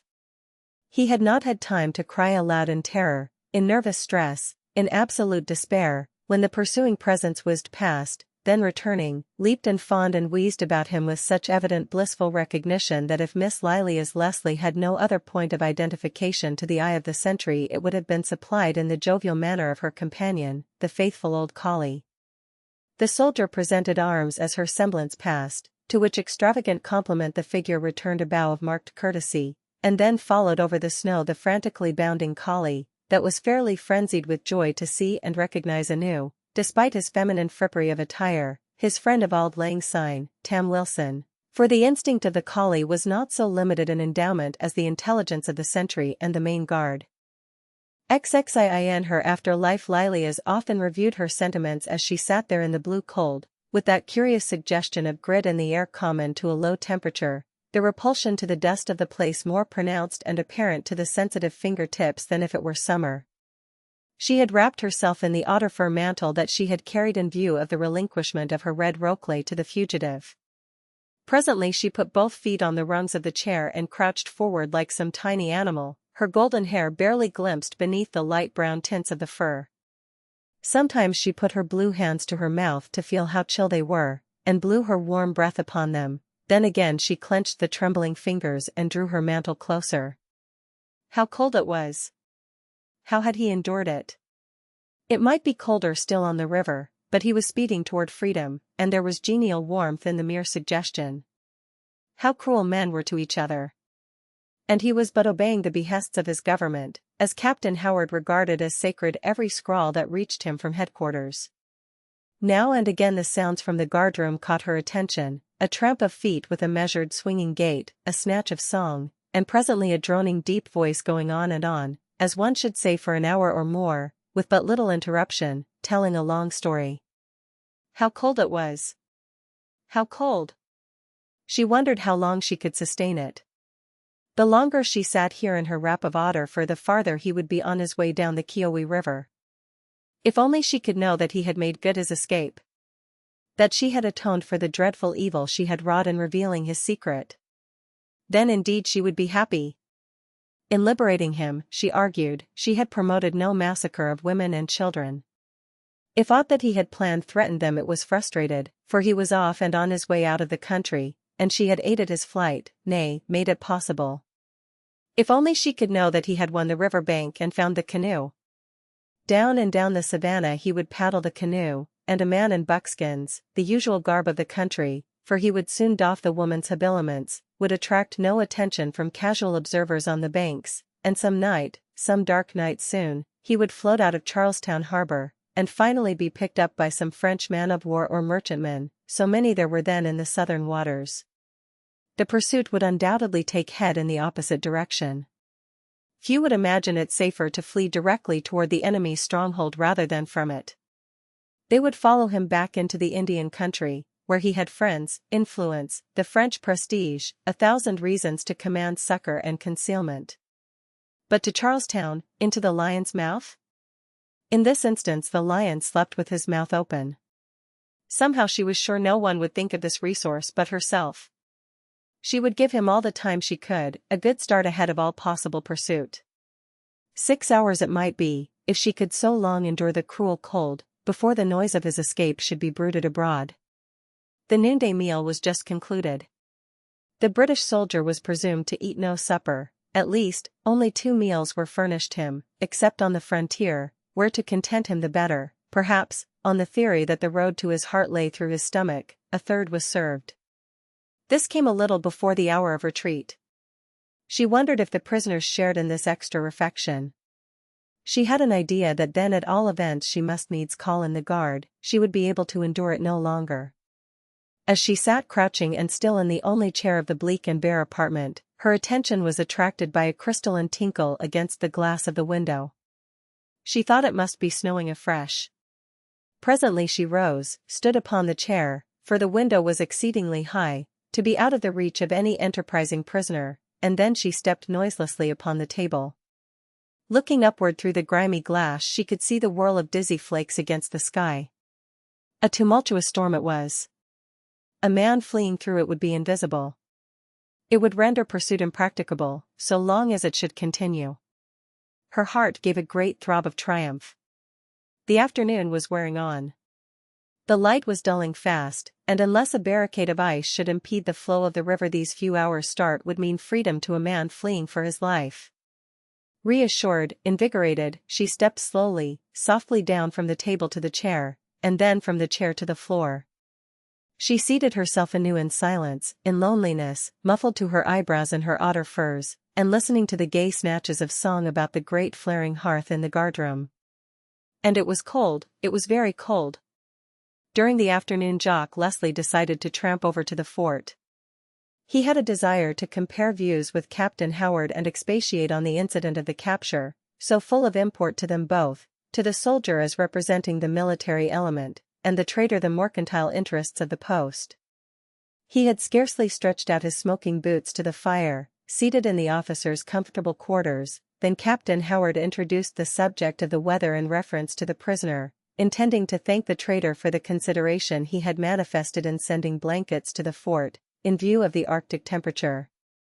"We ought to consider our obligations to the helpless," said the officer, "but, as far as I am concerned, gad, sir, I'm kept so short for funds that it is often like letting a faithful soldier and servant of the king go cold in order to house and blanket and warm some miscreant enemy to the whole community."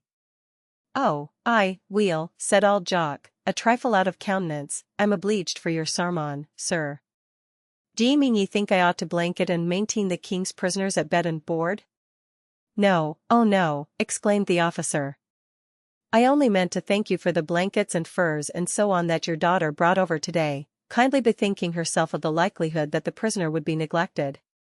In truth we have been surprisingly short, and if the soldiers were not young and strong and had not a good deal of red blood in their veins, I should expect to hear that some of them had frozen stiff. Wow, man, to be plain, I never heard o' they blankets afore," Jock Leslie confessed. "The lassie help hit her mains'l, as she has a perfect right to do, and I sall ne'er say her nay. All my gear and hoardings will be hers ain day. And I doubt not she'll find some feckless ne'er do weel of a husband ter fling it at awa. But it's hers, it's a hers. I work for none else, but," with an anxious pause and a keen glance, "did ye notice whether it was the lamb's wool or the ewe's wool blankets that the bairn had?" "I did not see them at all," said the officer hastily. "I only assured her that she should have them all back safe, and bade her distribute them to her own satisfaction." Jock Leslie rose to his feet. This was a topic on which he could not rest in uncertainty. She might give away the blankets as she would, but his curiosity as to which quality she had seen fit to take actually burned him. He presently went tramping across the parade, and Captain Howard, looking after him smilingly, little dreamed of the errand that was to bring him back again. The dull dreary evening, with the snow still dizzily whirling, was closing in. Indeed, but for the ghastly illumination of the reflection from the snow on the ground, it would now be dark. The peaked roof of the trading house looming up among the flakes before Jock Leslie knew that he was near it, so stanchly he strode through the deep drifts, was of a benignant aspect to his mind, and he loved it. As he sounded a whistle, that Duncan or Dougal or whatever henchman awaited his coming should perceive his arrival and admit him to the domestic fortress, he noticed how the smoke was flaring up from that flue of the chimney devoted to the hearth so craftily hidden below. His heart warmed at the thought of his Ingleside in his subterranean home. "I hinna seen my bairn of the day but by a wee gliff here awa and there awa. If the lassie were in Charlestown now I couldna believe it," he said to himself as he heard the clatter of the bars falling within. "I'll mak her sing some o' they auld sangs the nicht, when her voice sounds sae like her mither's, and then me and the gilly packman and Lucky Meg will sing the chorus and drink some flip. And it can snaw and sleet, and the wind can blaw and bleat, and awa down there by the red inglenook we never ken it at a dot." Nevertheless, when he was inside and the door secured anew, he said to the under-trader, who stood swinging the lantern, "Dougal, whilk o' they bales o' blankets did Miss Lilias open the morn, the lamb's wool or the ewe's wool? And how mony did she send to the fort?" Dougal Micklin opened his eyes wide. "Neither the ane nor the t'other," he exclaimed jealously. "And what for suld she send blankets to the fort?" But Jock Leslie would not believe this. Had he not the word of the recipient of her bounty, that is the commandant of the fort, and he truly thought that Howard must have suggested it, that she had given him the trader's blankets to wrap up his prisoner?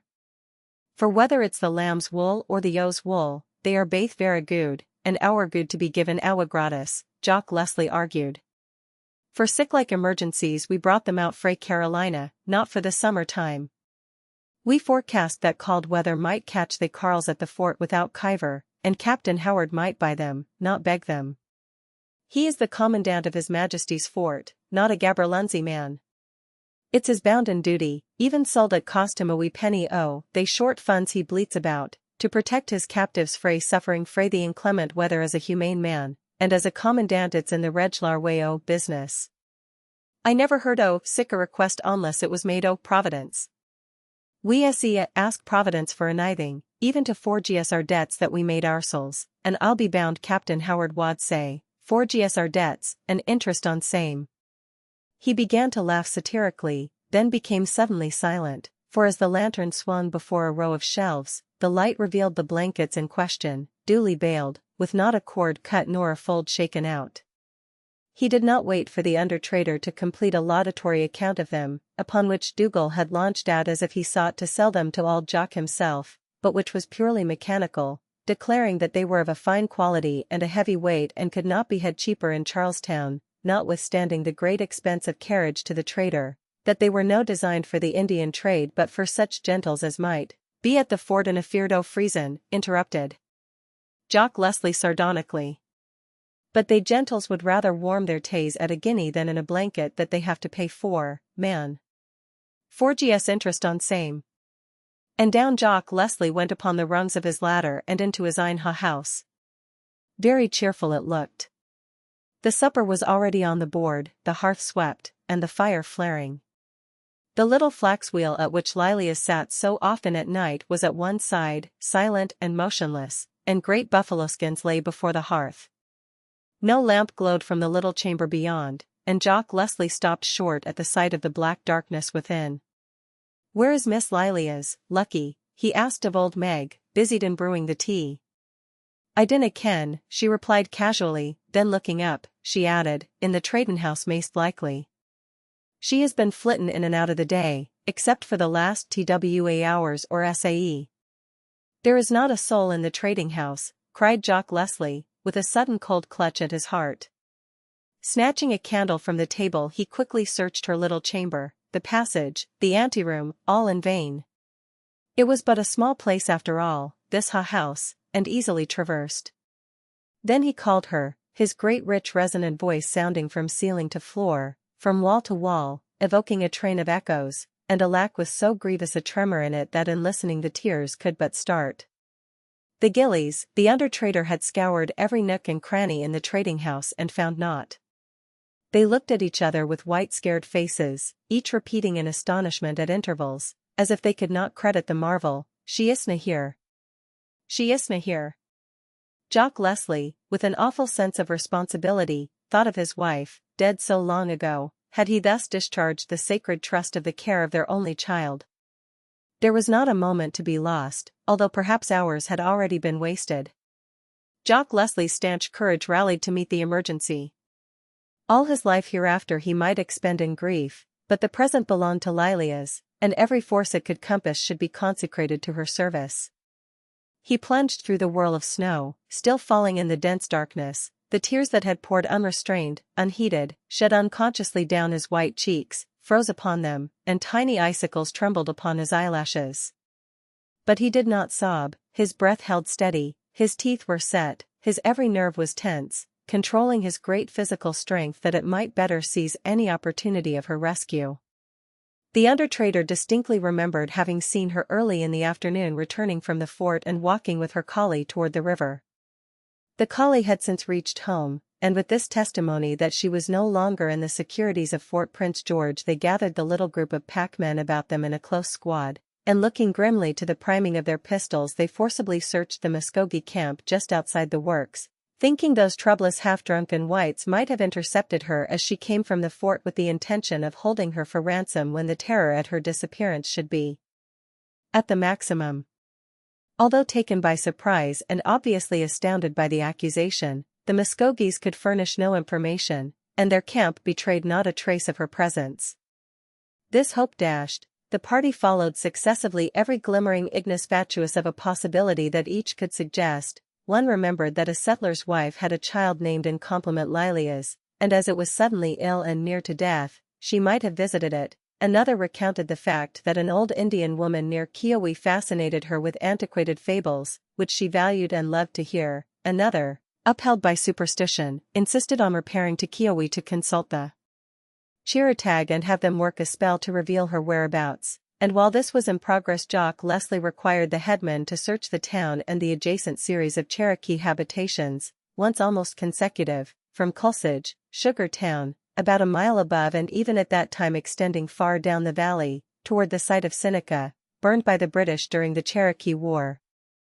Hours passed in these fruitless efforts, and at last, when each lure had finally flickered out in the darkness of despair, Jock Leslie turned again as a final hope to the fort.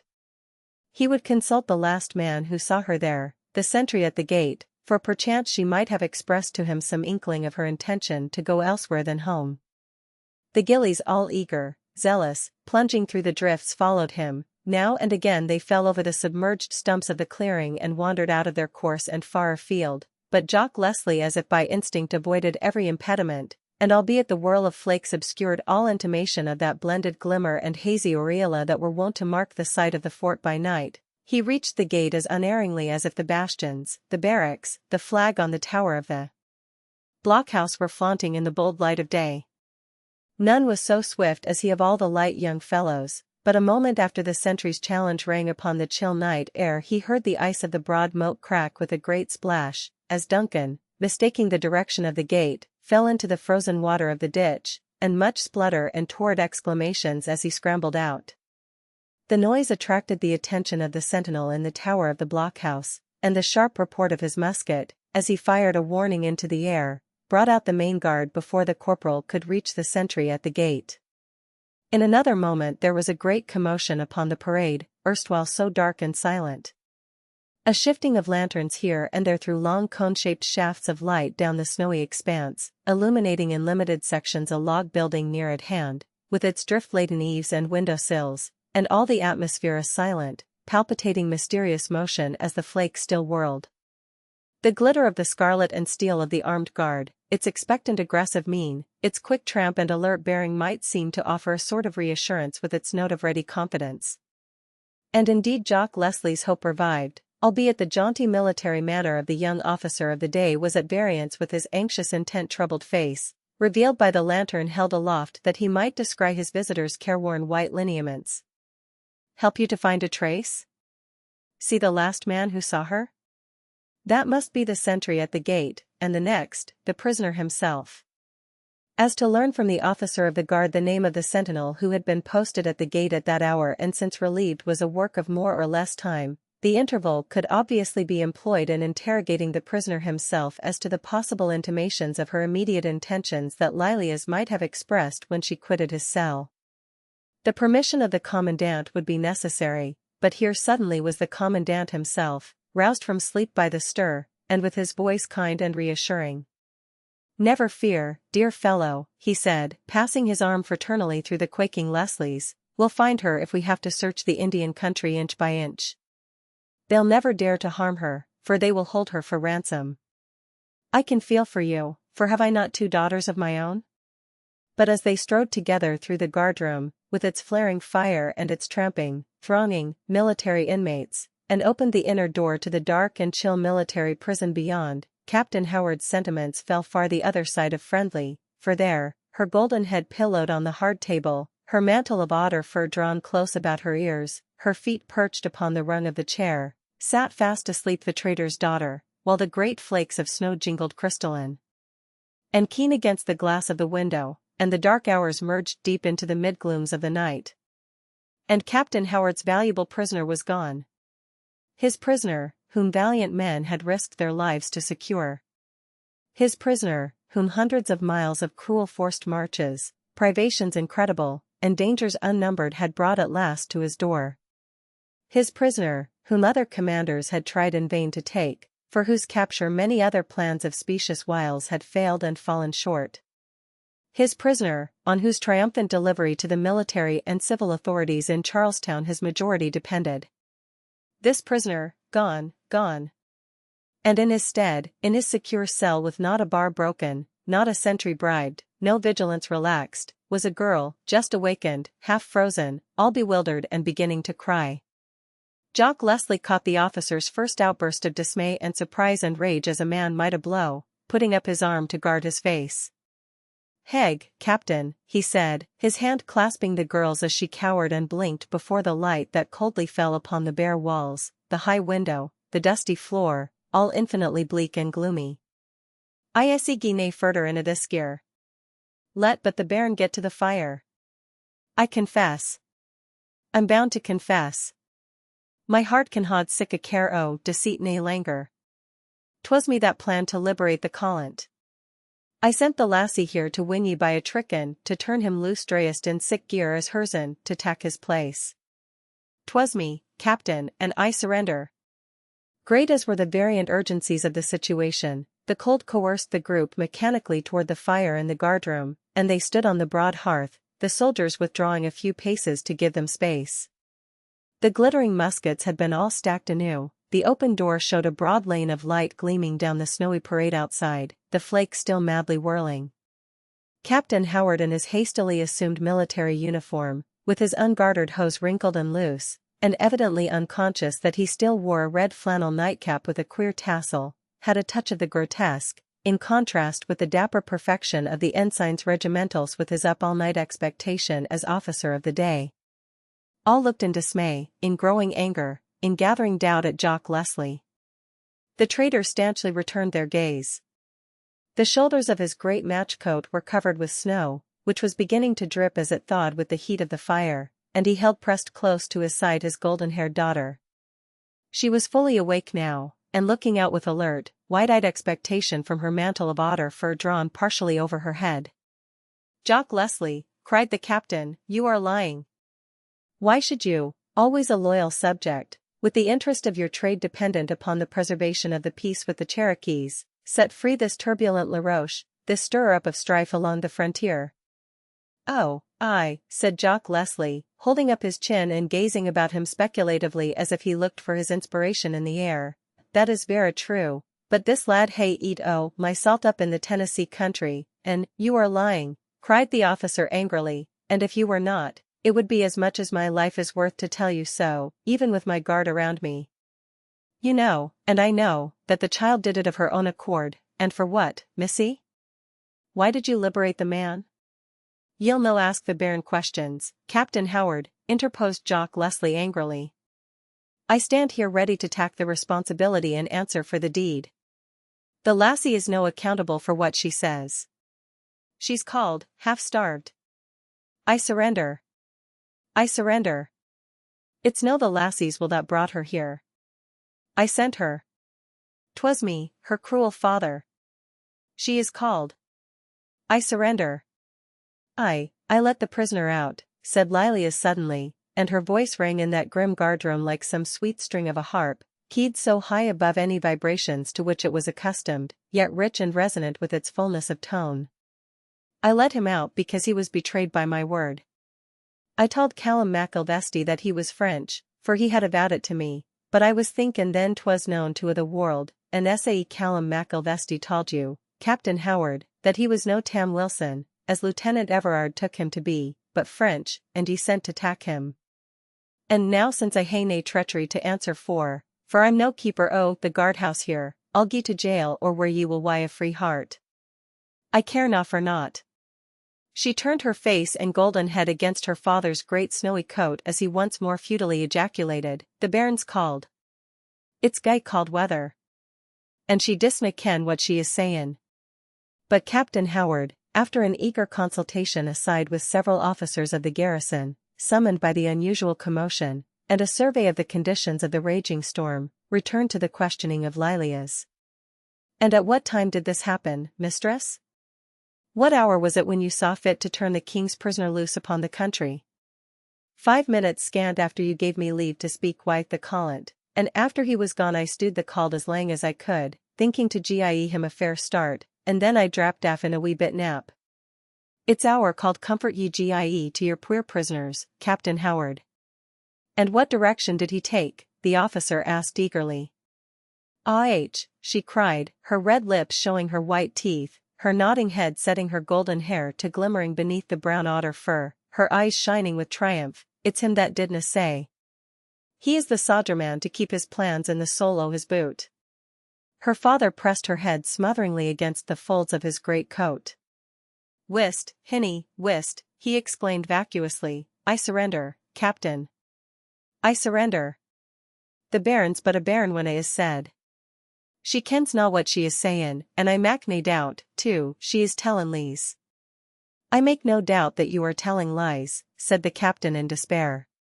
For with full 10 hours' start, the escaped prisoner, himself a military man of much experience, of tried courage, of crafty resource, and moreover singularly well acquainted with the conditions of the country, could set at defiance any pursuer who should enter upon the chase in darkness, in intense cold, in a furious snowstorm, and in absolute ignorance of the direction which the fugitive had taken. The passage of the night with the late wintry dawn would add some 7 hours to the fair start she had contrived for him.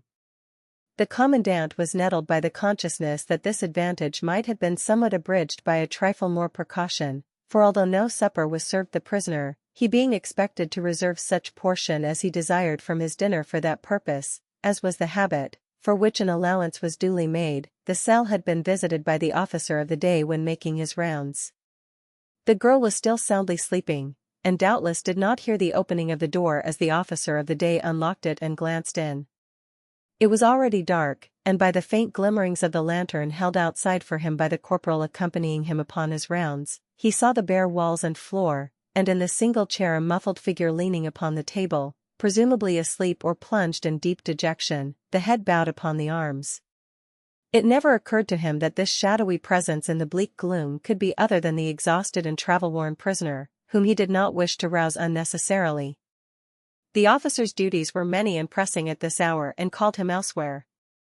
Therefore, closing the door and turning the key, he thought no more of the captive till he saw the golden head of the changeling when the mystery was revealed. Captain Howard, who had given the girl access to the cell, could ill accuse the subaltern of neglect of duty, and the commandant himself could hardly have been expected to guard against masterly strategy in the quarter whence it had emanated. Messengers were presently ready to start out with the first intimation of a lull in the storm or the peep of day to warn all the Cherokee towns of reprisal should they dare to harbor the fugitive, for that Laroche would return to the friendly Cherokee strongholds hardly admitted of a doubt in the mind of Captain Howard. He had not sufficient troops at command to awe the Indians into surrendering the fugitive, but he hoped that the passive force of the treaty and its advantages, otherwise annulled, might avail. Captain Howard was a man of magnanimity. Even with the cup of well-earned success dashed from his lips he had the good feeling to pity the father. His own daughters were far away in England, as Jock Leslie continually ejaculated, I surrender, Captain. The weent's no responsible. I surrender. Jock, he said, you need not forswear yourself. We all know that you would not have jeopardized the fair interests of the Indian trade for all the Johnny Crappos who ever passed the tongue of a buckle through a sword belt. Not even if instead of your salt he had eaten your whole station. Miss Lilias Leslie here, for reasons seeming to herself good and fitting, he cast upon her an acrid glance, set the man free, for which she is under arrest.